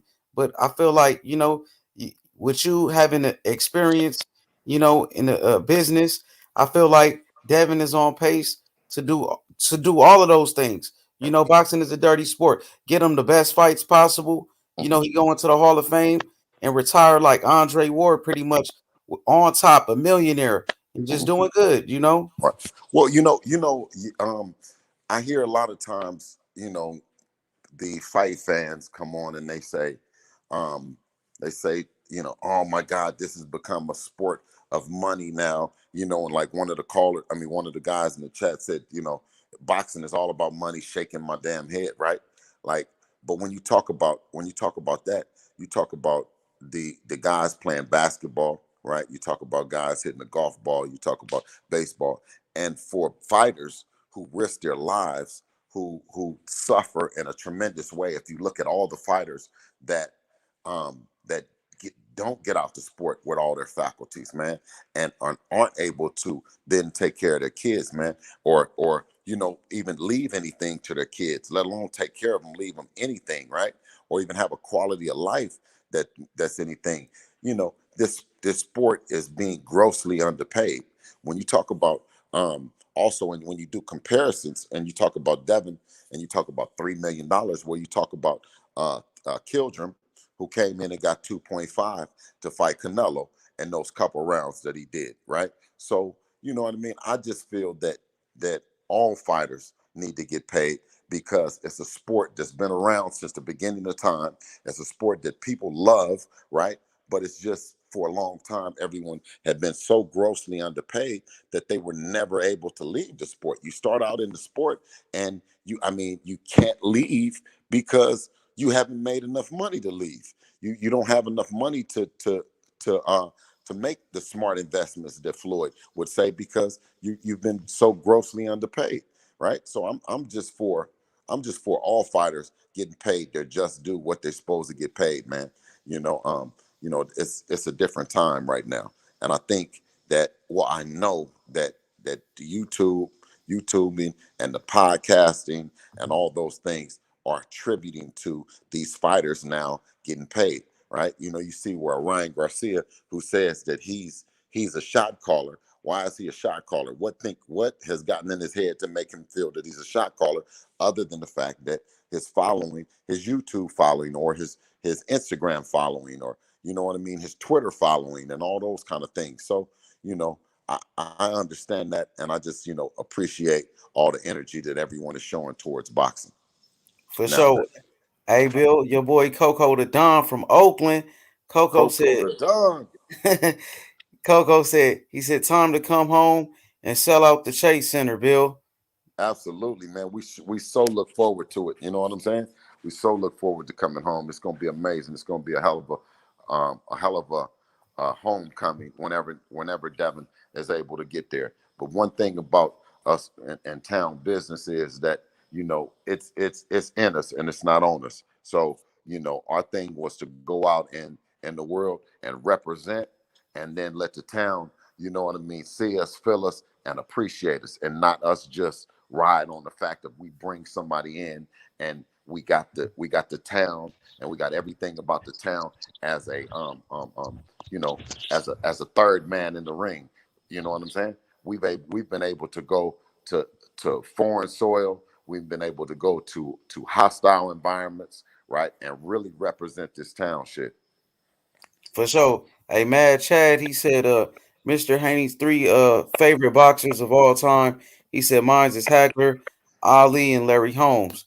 So, BH, who's your three favorite fighters? I think I know two of them. Yeah, well, it's gonna be Ali, and Sugar Ray Leonard. You know what I mean?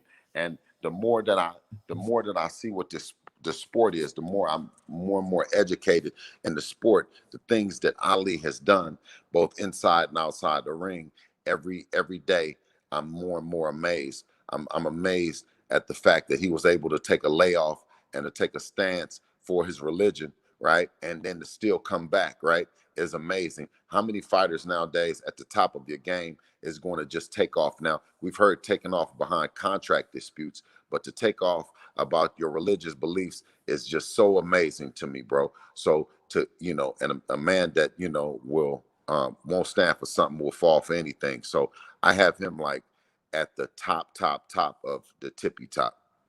Ali, that is. And Sugar Ray was a guy that I wasn't able to, as a a thinking mature young man, I was able to watch Sugar Ray Leonard and watch what he did and watch his talent. So he's the most talented fighter that I was able to watch and grasp. But the most respected fighter is Ali by far. For sure. And do you got a third? I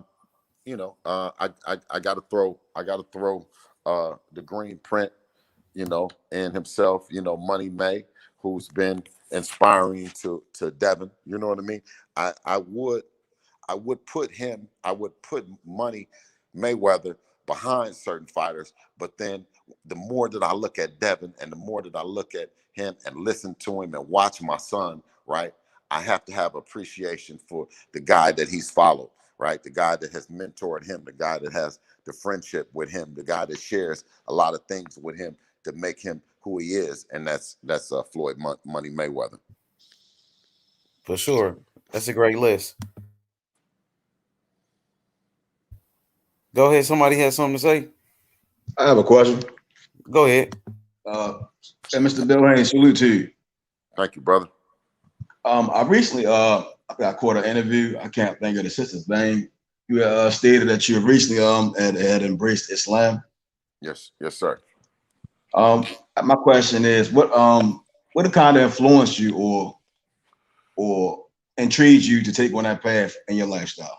Well, alhamdulillah, brother. That right. So always,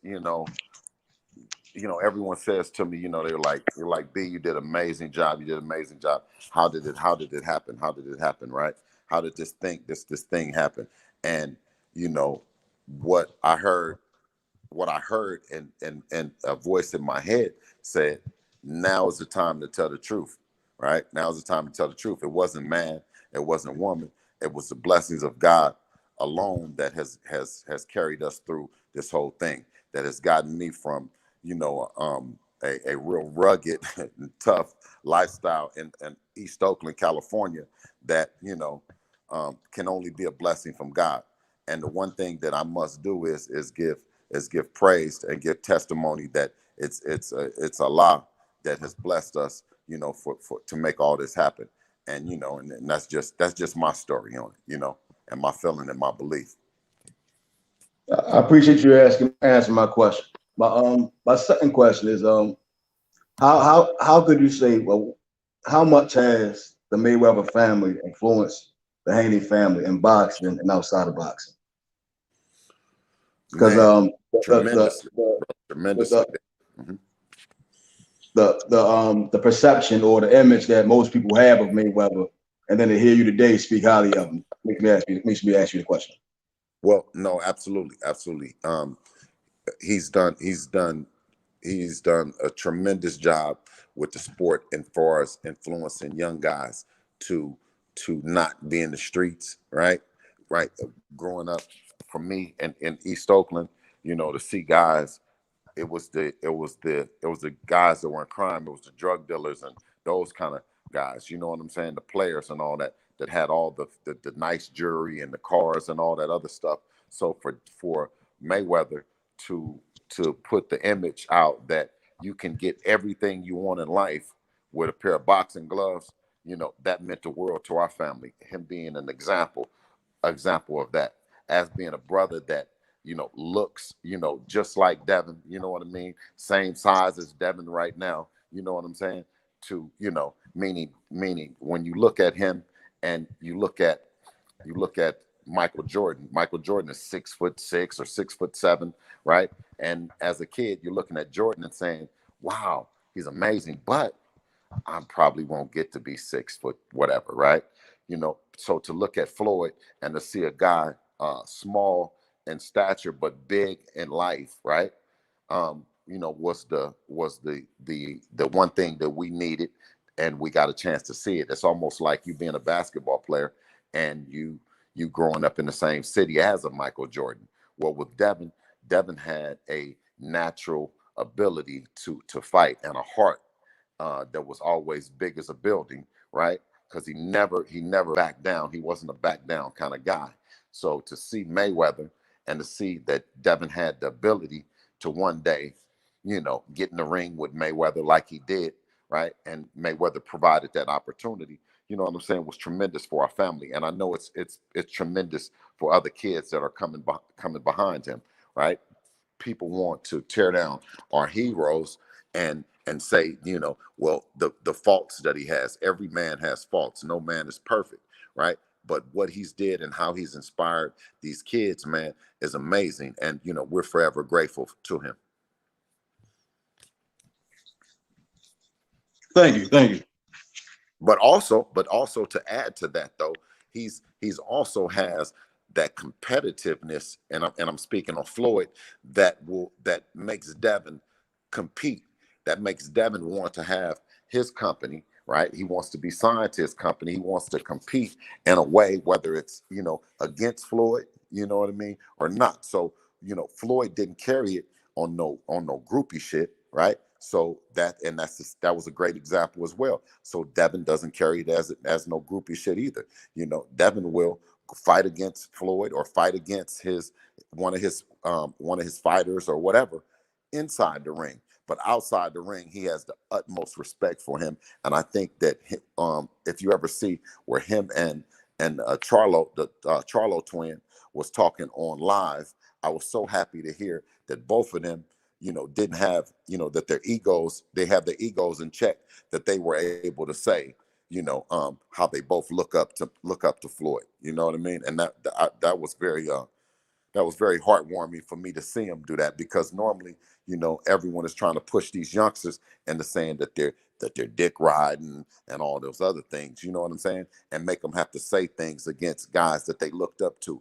You'll never hear Jordan talk about Dr. J, or you'll never hear LeBron talk about Mike Jordan, and you'll never hear LeBron talk about Kobe. So you know what I mean? And to see those fighters embrace it like that, man, that just was so heartwarming to me. With saying, excuse me, Bill, with saying that, and seeing Devin grow up in the Mayweather camp, do you really think Floyd will sign that fight, Tank versus Devin? Well, like Eddie says, that the promoters work for the fighters, right? And the promoters are supposed to give the fighters their opportunities to be great, right? You're never supposed to take away their opportunity. If they feel that they want to fight someone, you do your best as a promoter to give them the green print to go out and fight. Meaning, you give them this fight, that fight, right? That'll lead up to that, that the fight that they yearn for, So on one hand, it says, that I feel that Floyd has the respect for Devin, right, and the respect for his skill set, that he doesn't want to necessarily put his cash cow in there. But then on the other hand, I feel that uh, that Tank has an ability and a star power that can demand from his promoter the fight that he wants to have. So you know what I mean. It can happen. It's just a matter of when, and how long. You know what I'm saying? I mean, where, when, and where. Then that leave us with the Ryan Garcias of the world, because Tio somewhere in protected custody in China somewhere right now, though. Well, Ryan Garcia is the first person that I know of in history and my personal, that he's hasn't activated his mandatory, but fought to be in a mandatory position, right? That he would not. So, one thing that they're going to see this next fight, if they were if they were intimidated or if they were reluctant, right, they're going to see a polished Devin like they've never seen before. The world will get a chance to see more growth in Devin. Hell yeah. Yo, Bill, Ben Israel, his favorite fighter is Errol Spence, but Devin just start growing on him. Like, I think a lot of people appreciate, that Devin bringing that smoke. And a lot of people, they realize that nobody is calling out Devin Haney. You know what I mean? It's a reason. So people, they see it, and the fans, they know what's going on. They respect it. Well, yeah, like Devin said, in his showbox days, he said, if you don't catch me now, it's gonna be even. I mean, I know it's not even worse. It's not a word, but he definitely let them know, if you don't catch him now, it's gonna get even tougher, right? So we think that Devin is maturing, much more, even more than his last fight, right? Both inside and outside the ring, man. And it's like I say, it's just a pleasure to be in the Devin Haney business, and we appreciate, Ben, for acknowledging it and and receiving Devin's hard work. Errol Spence is a fighter that we've been watching, right, since Devin's been a kid. We have a relationship with both Earl and Derek James. So we're a big fan of what they're doing. We're also a big fan of what Crawford is doing, and and his trainer as well. And that particular fight, what Devin always says, and I do, is the winner of that fight will be the fans.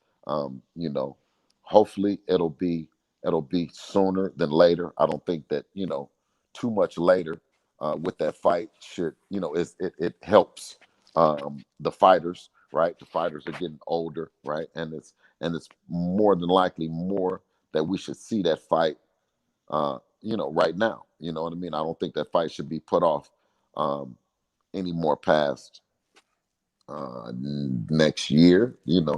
I think that's what I think.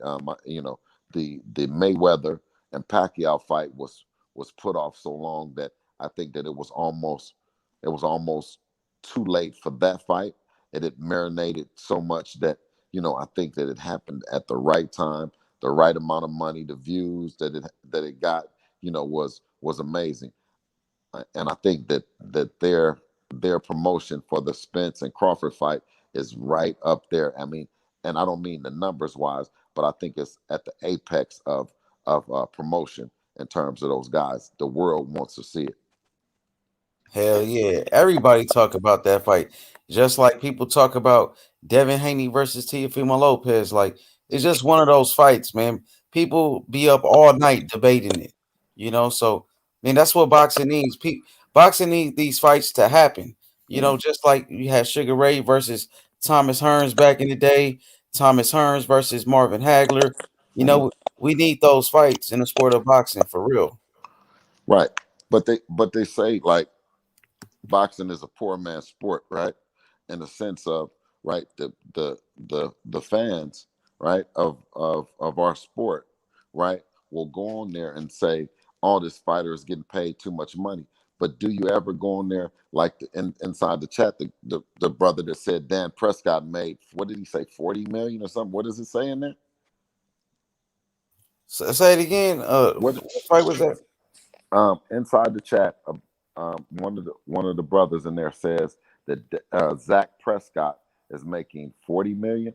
Yeah, for the Cowboys. Yeah, he Right. just got paid. Right. Oh, So he signed a 4-year deal, I believe. 4-year deal. Okay, Yeah. so yeah, but you never hear the Dallas Cowboys fans saying, "Oh, that's too much money," and you never hear the peers saying, more importantly, even if you hear the fans say it, but you'll never hear other football players saying that's too much money because they know behind the scenes how much the owners are making, how much the networks are making, how much the advertisers that are making. You know what I mean? So when you talk about fighters and then you talk about the fans who say that they're boxing fans, but come on and say that fighters shouldn't make the money that they're making is a detriment to the sport. And those guys and those people that say that, we don't need them.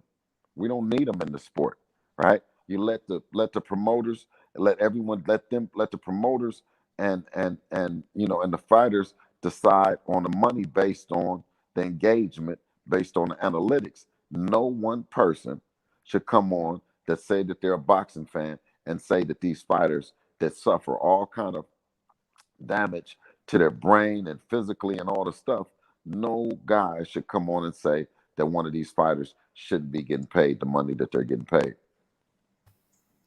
Hell yeah. Yeah. Hey, Bill, like I said, man, I got a vision for Devin Haney.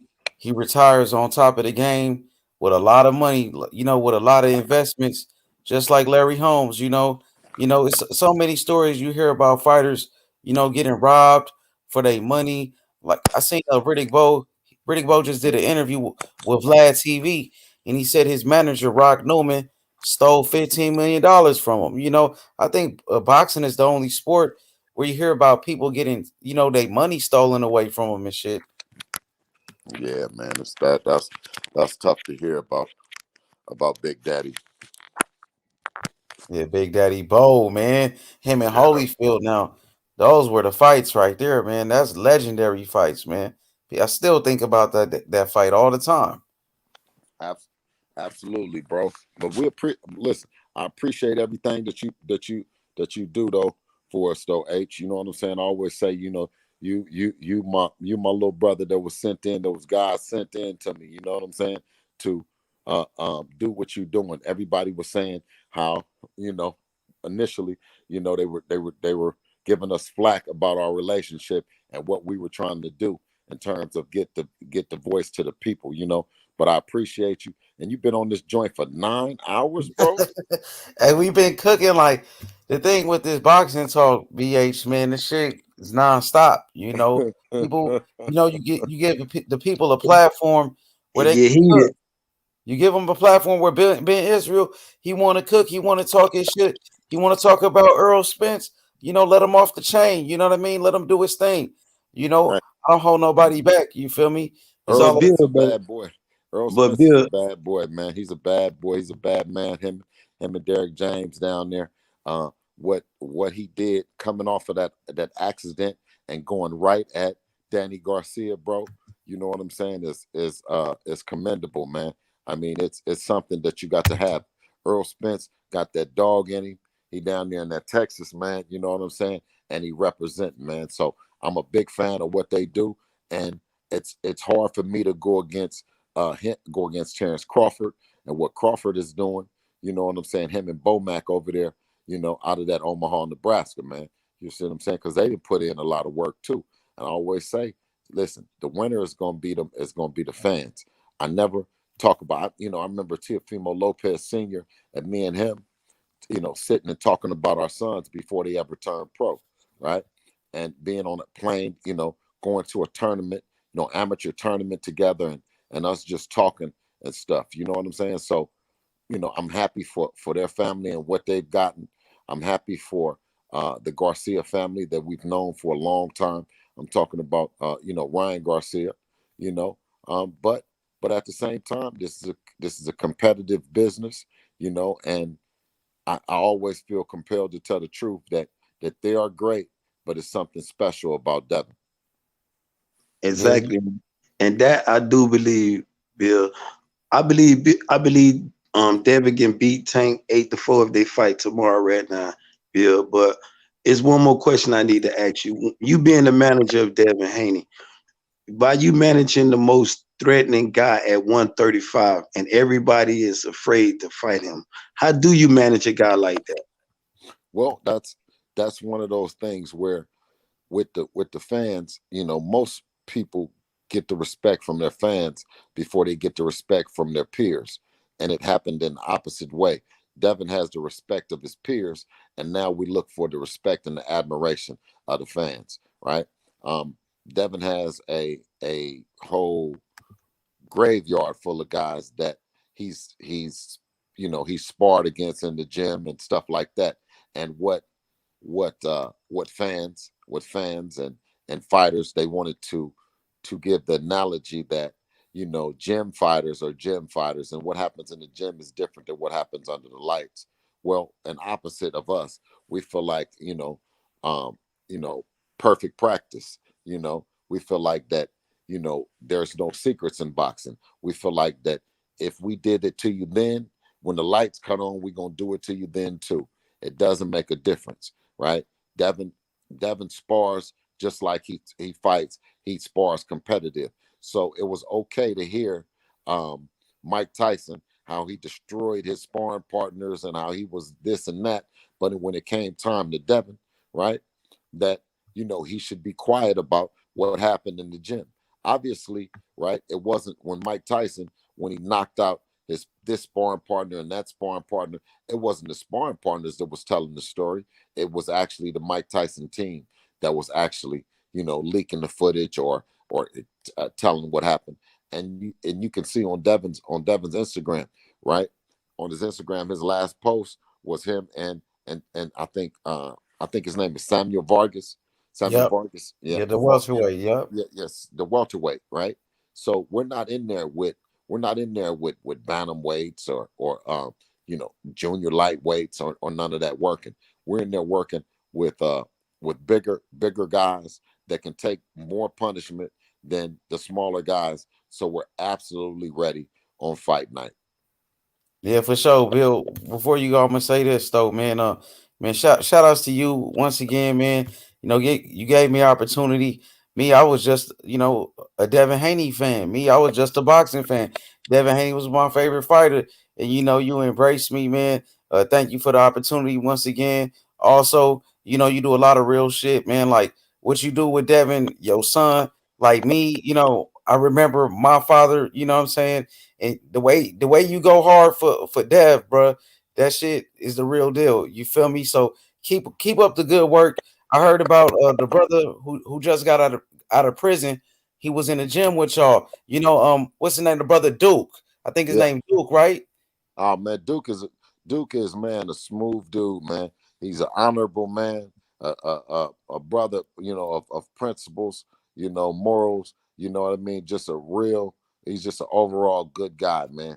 It was a pleasure for us to reach out to him. I reached out to him when he was on Fred's show and told him that if it's ever he needs something in Vegas and he need to come on, he need to talk, or he need to just any resources that we would do our best to give him. You know what I'm saying?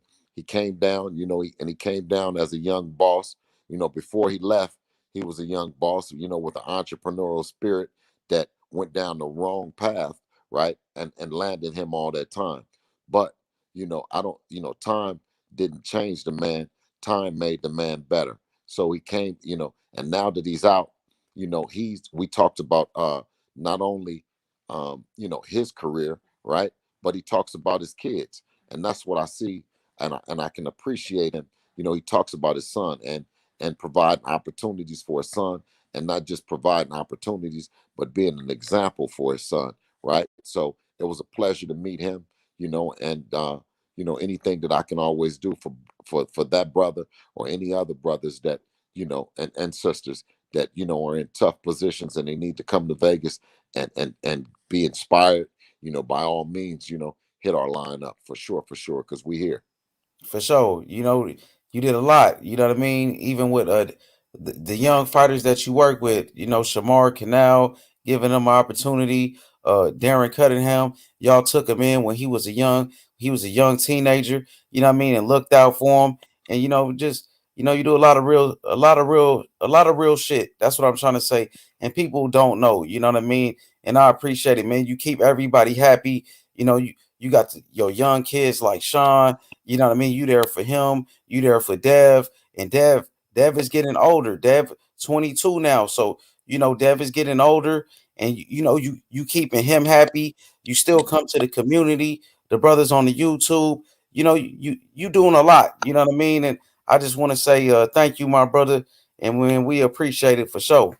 Oh no, I appreciate it even more because believe it or not, I'm receiving while we giving. When you're giving, you're receiving, brother. You know what I'm saying? And to be able to have to be able to be fortunate enough to have brothers in my lives that in my life that I can give to is the blessing. I receive so much by giving, by being, what they say RNS, you know what I mean? And that means everything, I see shout out to Lolo Harris, you know what I'm saying? We've had him on the show before and talked to him.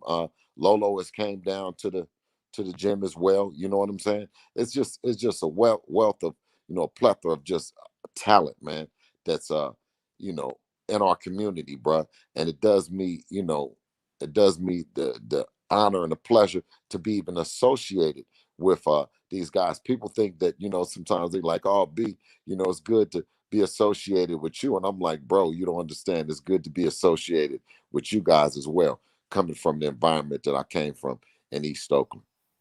For sure. You already know, BH, man. Get with me. We gonna be working, man. We gonna be working every day. And yeah, Man, working ain't the word, bro. It's what you doing 9 hours in, bro.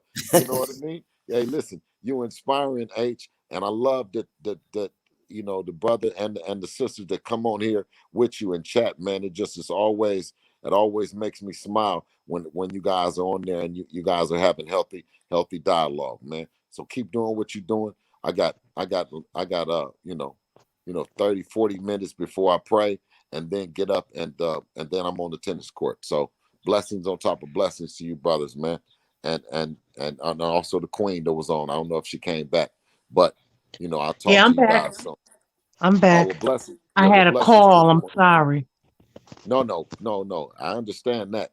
But blessings to you. Thank you, for coming over here and sharing and supporting H Money, because that's my little brother, man, and I love to see you guys, man.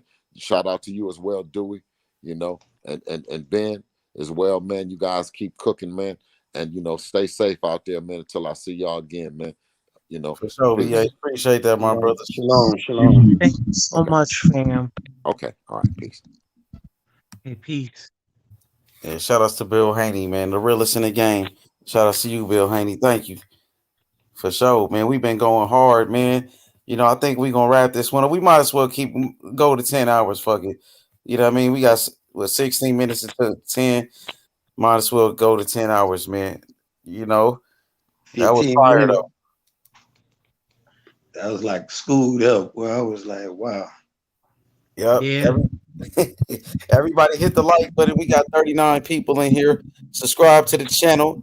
It's all good, man. Shout out to the super chats too. My boy Ronald Finkley with the super chat. Appreciate it, Ronald Finkley. Always in the super chat, showing love. Shout out to my boy Just Blaze. Just Blaze one. Yeah, we've been cooking all day long, man. This shit don't stop, man. You know what I mean? Hey, H, I think Lisa deserved the last 15 minutes, man. Oh yeah, Lisa. I think the queen. Y'all talking about I can't go for no 15 minutes. Hey, I need to sleep all night, man. Y'all crazy. I ain't had to do nothing today. I was off, so that's why I just kind of hung in there. Yeah, so that was good. I really enjoy listening to Bill Haney talk. You know, he be schooling us on so much stuff. You know, he's schooling us on the game of boxing, and you know, I really respect what he's doing. Putting his son in position. He's a very, very cerebral, intelligent young man, as well as his son, and I respect, what he's doing, and he's just not gonna let nobody just come in there and you know, uh, what's the word?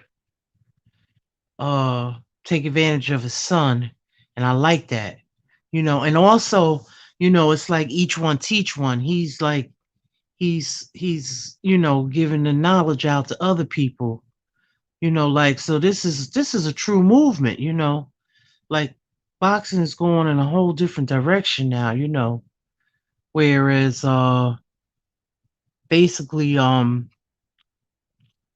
the fighters have more say so now, they have more control of their careers, and they don't just have to just be in those slave contracts, and you know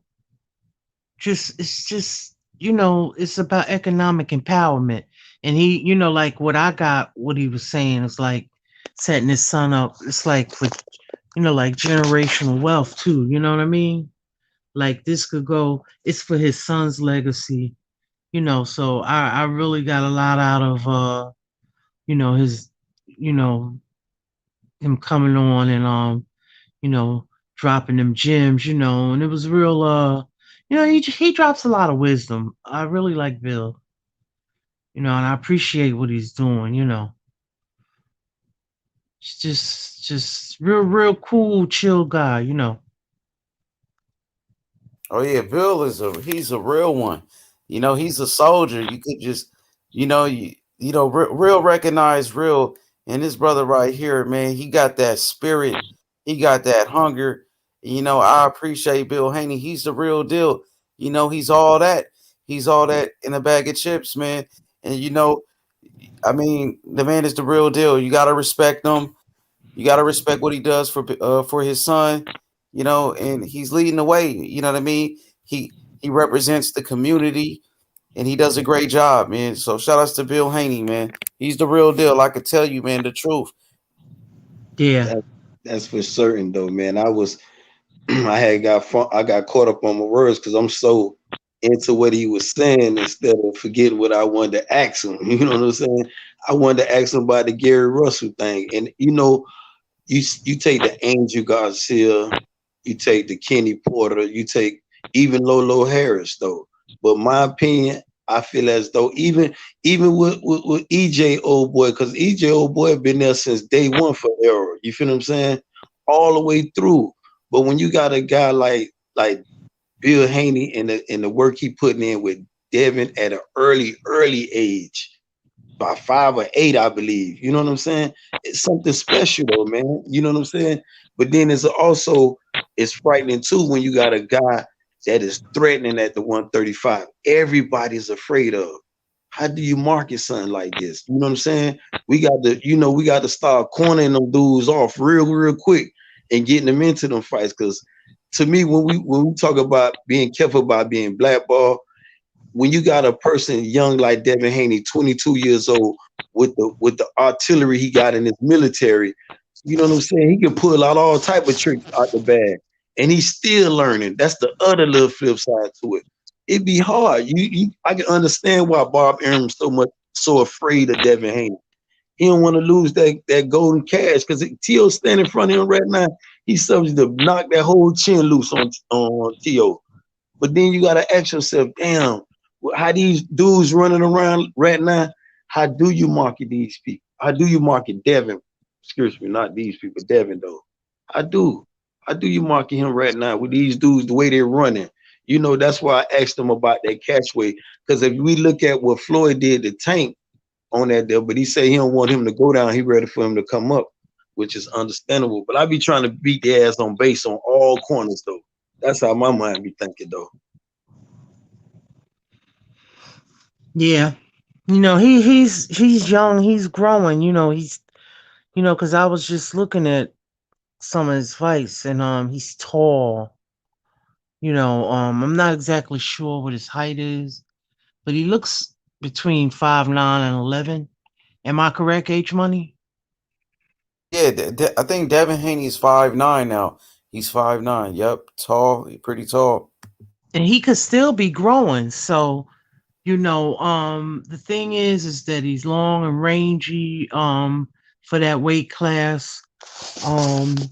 So his body is definitely gonna grow. So, he's disciplined too, because I see he stay in the gym.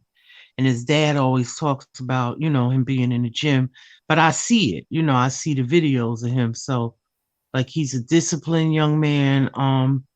But I know that eventually, like he's 22 now, his body's gonna start filling out. And Lisa, this man done turned all them dudes' dreams into a nightmare at 135 too, though. Mm-hmm. I mean, yeah, we gotta tell him about. We gotta tell Bill Haney about the nickname you gave Devin Haney, the Nightmare. I mean, he done turned all them dudes' dreams into a nightmare. Got them straight spooked, man. I mean, how can you run around and call yourself a champion and this dude barking like that in the yard next to you? Man, I'm finna get in the gate or something. And these dudes made like they don't even who Devin? What? I don't know that. What? Straight spook, man. Yeah, man. Hey, Ryan, right now he don't want no smoke. Like you, the mandatory. Y'all on the same network. You could make the fight happen if you want it for your biggest payday. And he's scared to look at Devin Haney's weight, bro. He don't want to go near Devin Haney. That's crazy. And Devin could be a bully right now if he wanted to. He could make Ryan Garcia look really bad. With Devin just being cool, Not just with Ryan, the whole 135. If Devin get on some bully boy shit right now, nothing they can say about it either answer. You feel what I'm saying? And he's been more calm and more collected than I would be. Man, I'd be out here screaming, calling, man, I'd make them fight, bro. For real, because the way they carrying on, I'm gonna fight you. Then tomorrow they hide behind Lola Falana or somebody. Man, come on, man. Stop playing with me. Facts, bro. Teofimo Lopez don't want no smoke. The man talking about 3 to 5 years to fight Devin Haney. He don't want no smoke, bro. He don't want to fight. Yeah, I see that fight happening with the money being right. I see it could happen, and then I also see that these guys are all young. I mean, we think that they're almost like Yu-Gi-Oh cards. These kids are young with bright futures, and I think we're just a little impatient with all of them. Even Ryan Garcia, you can look in Garcia's eyes when Devin looks at him. Ryan doesn't want no piece of fucking Devin. I can just see it. I can tell a lot. I'm not all that book smart, but I'm a little street smart, and I can see that Ryan doesn't want a piece of Devin.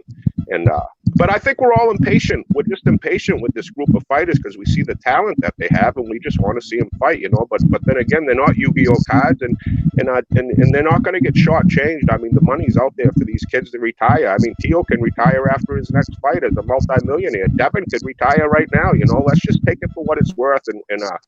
But Devin, H Money, that was a great stream. And you get on that grind. Shout out to Ronald Finkley in the house. He always with the boxing news, what's coming up. And H Money, thanks again. I'm off to work. I'm going through some personal shit right now. But thank you for keeping my mind occupied. And you guys have a great day. I just wanted to say thanks, H Money. For sure, and thanks to the panel. Lisa Bells, the yeah, brother. I hope you feel better, Mad Chat. Yep. Me yeah, too, thank you all. Thank you all. And give a shout out to your loved ones. Call your mom, call your dad, call a sister, call a brother. Send your love out because life ain't guaranteed. You never know what can happen. And just be thankful for today. And I'll talk to you guys all later on. Have a blessed day, guys. Thank you. For sure. Thank you, Chad. Thanks for coming through. I was gonna say, man, shout out to the panel once again. Lisa Bells, Ben Israel, the Brotherhood, my brother DJ. Shout out to my brother, man. It was a great panel. Bill Haney for coming through, showing love. everybody that was here. You know, we had a lot of people on the panel. You know, Major Key Boxing. You know, it was so many people. If I forgot you, please forgive me. You know, but I'm gonna say this. You know, Danny the Great with the comment. He said, Devin should have listened to his pops and slapped the shit out of Ryan Garcia. Maybe that would have made Ryan grow the cojones to step up to the plate. Yeah, that was funny. Bill Haney told him to slap him. Yeah, That would be great. that's funny. Hey, Bill Haney funny, man. You know, but the thing is this, you know, Ryan got to get up in that ring. Devin wants those big fights. Man, you could definitely appreciate the fact that Devin Haney wants to make the best fights. He wants to make the Teofimo Lopez fight. He's willing to fight Ryan Garcia, Tank Davis, Lomachenko. So you got to give that man that satisfaction right there. You got to give him the benefit of the doubt that he's calling the big names and they don't want to fight him. You know what I mean? The man been calling out T.O. T.O. don't want no smoke. Devin Haney's the only fighter, the only lightweight in the division calling out Teofimo Lopez. And that everybody else don't want that smoke. But Devin steps up to the plate and he wants to fight T.O. And T.O. don't want to fight him. T.O.'s the one saying 3 to 5 years, making all type of excuses, putting all type of obstacles in front of Devin Haney, trying to protect himself, bro. Stop it. You don't want the smoke, man. And if you did, we can make that fight happen next. And Devin been calling out Teofimo Lopez. You know what I mean? So that's what it's all about at the end of the day. That's what it's all about. They want that smoke. They want that smoke, bro. We know that. Yeah, I want to see the undisputed fight. Me too. I want to see Devin Haney versus Teofimo Lopez. That's the biggest fight for me. That's the best fight for me. If I could get any fight in boxing, the number one fight will be Devin Haney, Teofimo Lopez. I think that's the best fight in boxing, bro. For real, for me, right now. You know, a lot of those other fights. I'm sorry, go ahead. Two young lions going at it. Yep. Like a lot of those other fights, they kind of lost their steam a little bit. Like Errol Spence, Terence Crawford, you know, it's still a big fight, but that fight, you know, it's kind of like people, you know, people kind of like, you know, forgot about that fight. It's a fight that should have happened already, but you know, people been waiting for so long. I think the people they lost their interest in that fight. But as far as Devin Haney, Teofimo Lopez, it's really just started. It's really heating up right now. So I think that's for me. That fight right now is the most talked about fight. You know, I'm gonna still keep my energy like that. I think we should turn away from each other and turn towards them fighters though, and put pressure on them to fight. You feel what I'm saying? Regardless of, you know, make it a fair thing. You know, make it a fair negotiate whatever you feel, but get in the ring though. Bottom line, you know what I'm saying? We could be cooking all night to tomorrow to next week, but we got to start cooking these fighters though, bro. That's the only way they're gonna get in the ring tomorrow, bro. You know what I'm saying? We got to turn from each other, turn towards the fighter. Look, man, you're going to fight this guy. If you're a Keith Thurman fan, tell Keith Thurman, man, it's time for you to go find an ice cream truck driver, the Uber truck driver, anybody. Get in the ring. It's time to fight, bro. It could have been EJ. If EJ was running hip masquerade like that, I'd tell him, bro. We got to put pressure on these fighters. Fight, bro. That's all. Hell yeah. You know, hey man, shout out to listen to that though, Ben Israel. You think it's fans? Yes, they'll listen to us. They listen to us now. Bill Haney just got off and told you they listening to us. Everybody, EJ definitely listening to this here. You feel what I'm saying? A lot of fighters. Bud be listening. He be sitting right next to Bernie when he be going live sometime. Yep, that's true. Sitting right next to Bernie. They be listening, hearing this stuff. But if we put pressure, we get pressure off each other and start going to Bernie chat. Look, man, get in the ring with EJ. I'm tired of EJ. I'm tired of Ben Israel. I'm tired of all his fans. I need you to kick all their ass. You feel what I'm saying? We don't put pressure on them like that, Lisa. We'll probably know this will become a fantasy fight almost, man. You feel what I'm saying? I'm older, you know, I'm not accustomed to I mean, I do the social media as far as YouTube, but like that's just not my way of doing things normally. So I'm not from the social media genre. From a boxing So fan, or even as a consumer, if you're a paying customer, you deserve this fight, though. You feel what I'm saying? A boxing fan, you deserve this fight. A Boy Crawford fan, you deserve this fight. Either way you look at it, you deserve the fight, though, Lisa. So we got to put pressure on these fighters, not each other. I'm down to cook any dude by EJ. I'm ready for that. But I know now that's not what's gonna get this fight. That's what not gonna get. That's that. Bud ain't gonna get in the ring if we keep cooking each other. Bud to get in the ring if we turn our energy towards Bud. Bud, get your behind in the ring. Cause EJ there with his gloves on, ready right now. For real. You know. right, I guess everything is today. Information is readily available to you. But when I was younger and coming up, it wasn't like that. I mean, we had the newspapers or whatever, but it was like you had to wait for the magazines or whatever. You could write a letter to the editor. Or, you know what I'm saying? But I'm not really accustomed to just talking to online to fighters, going on an Instagram or whatever, like that. That's just not the way it's just different now, so I know people saying that, but I've never done it. You've been on the platform tonight with people all in British. You probably just didn't know it. This is how social media is today, though.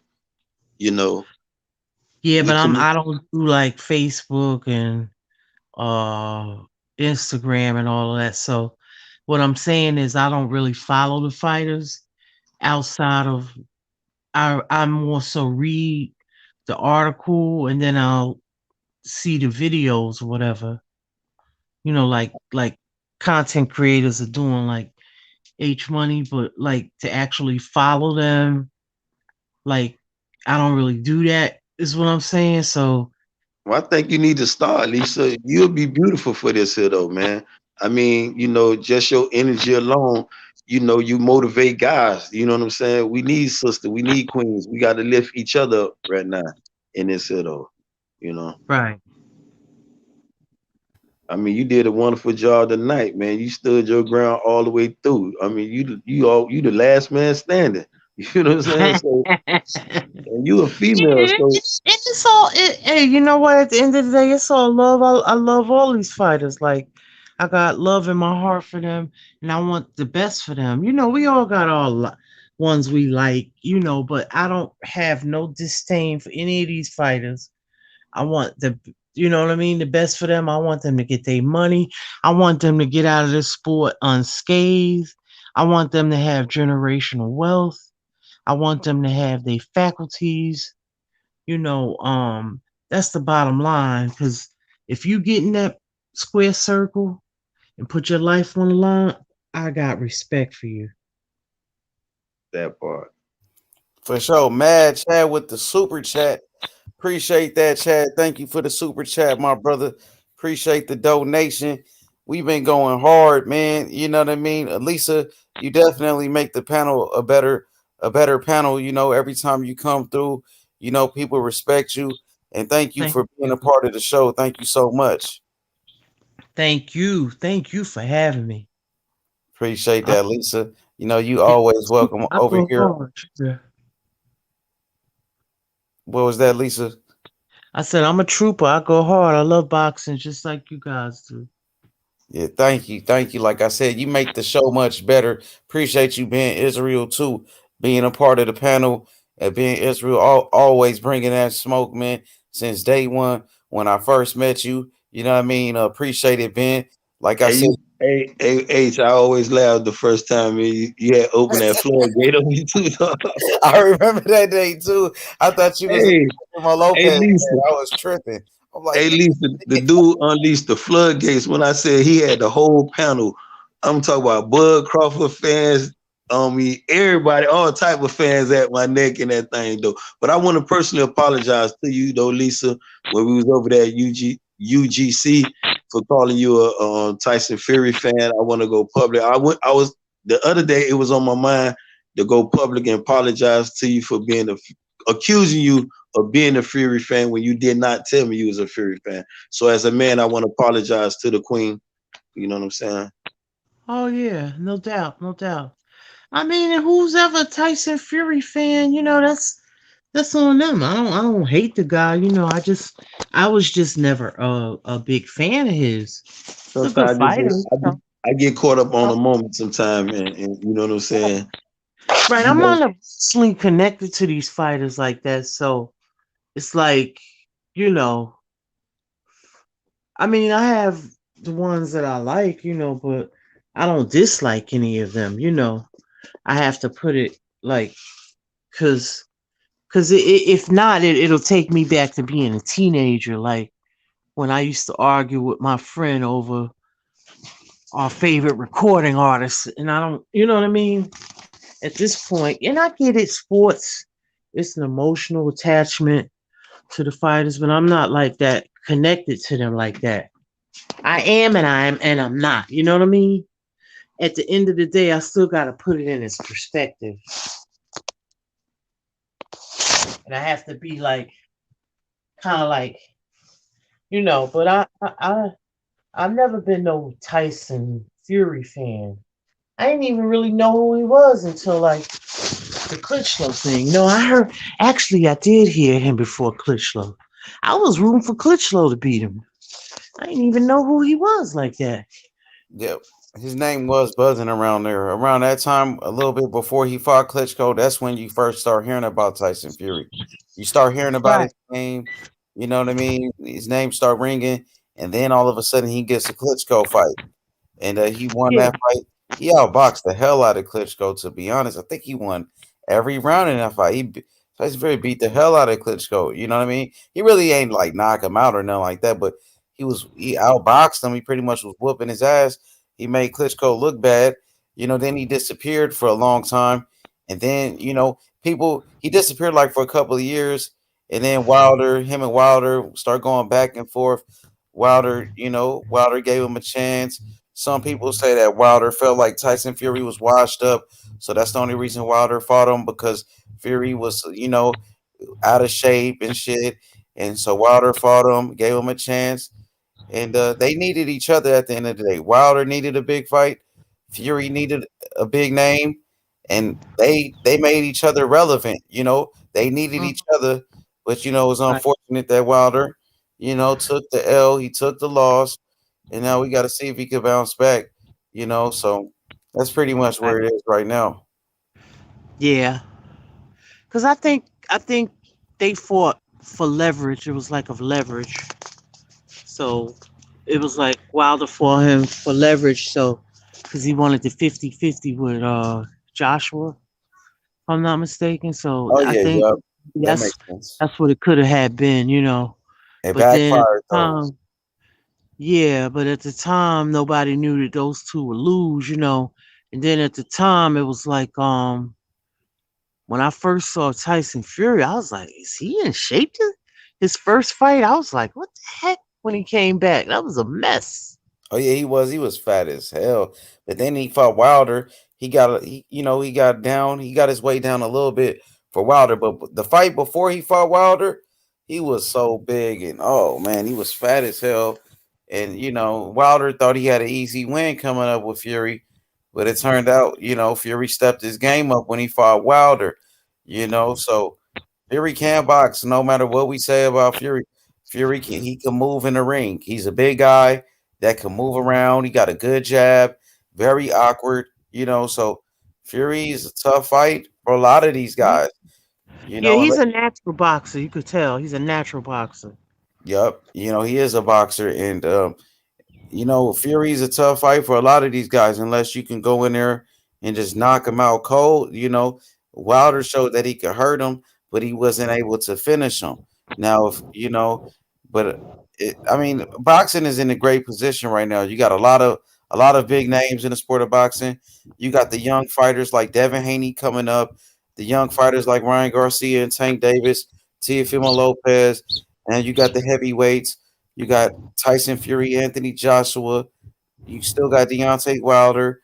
We got Canelo Alvarez. You got so many stars. You got Terence Crawford, Errol Spence Jr. You know, you got so many stars in the sport. You still got Andy Ruiz. You know, so you know you got the Charlos. You got Demetrius Andrade, David Benavidez, Caleb Plants. You got so many great champions. You know, so you know, I mean, Clarissa Don't Shields. forget the little guys. Oh yeah, Chocolatito and them.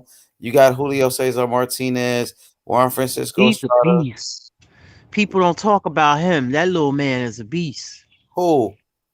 Julio Cesar Martinez. Yeah, he's a beast. He is. I like Martinez. He's a very good fighter. You got the Inoue's of the world. Inoue's, Josh Taylor, Jose Ramirez. You got so many fighters in boxing.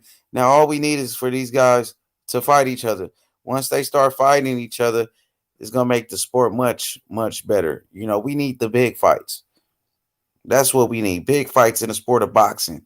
And that's what we need. You know, so you know, like I said, man, appreciate everybody that turned up with us, that watched the show. Ben Israel cooking, Lisa Bell, she was cooking tonight. Bill Haney, JFL, the Brotherhood. You know what I mean? Get the smoke. Shout out to Charles Lolo.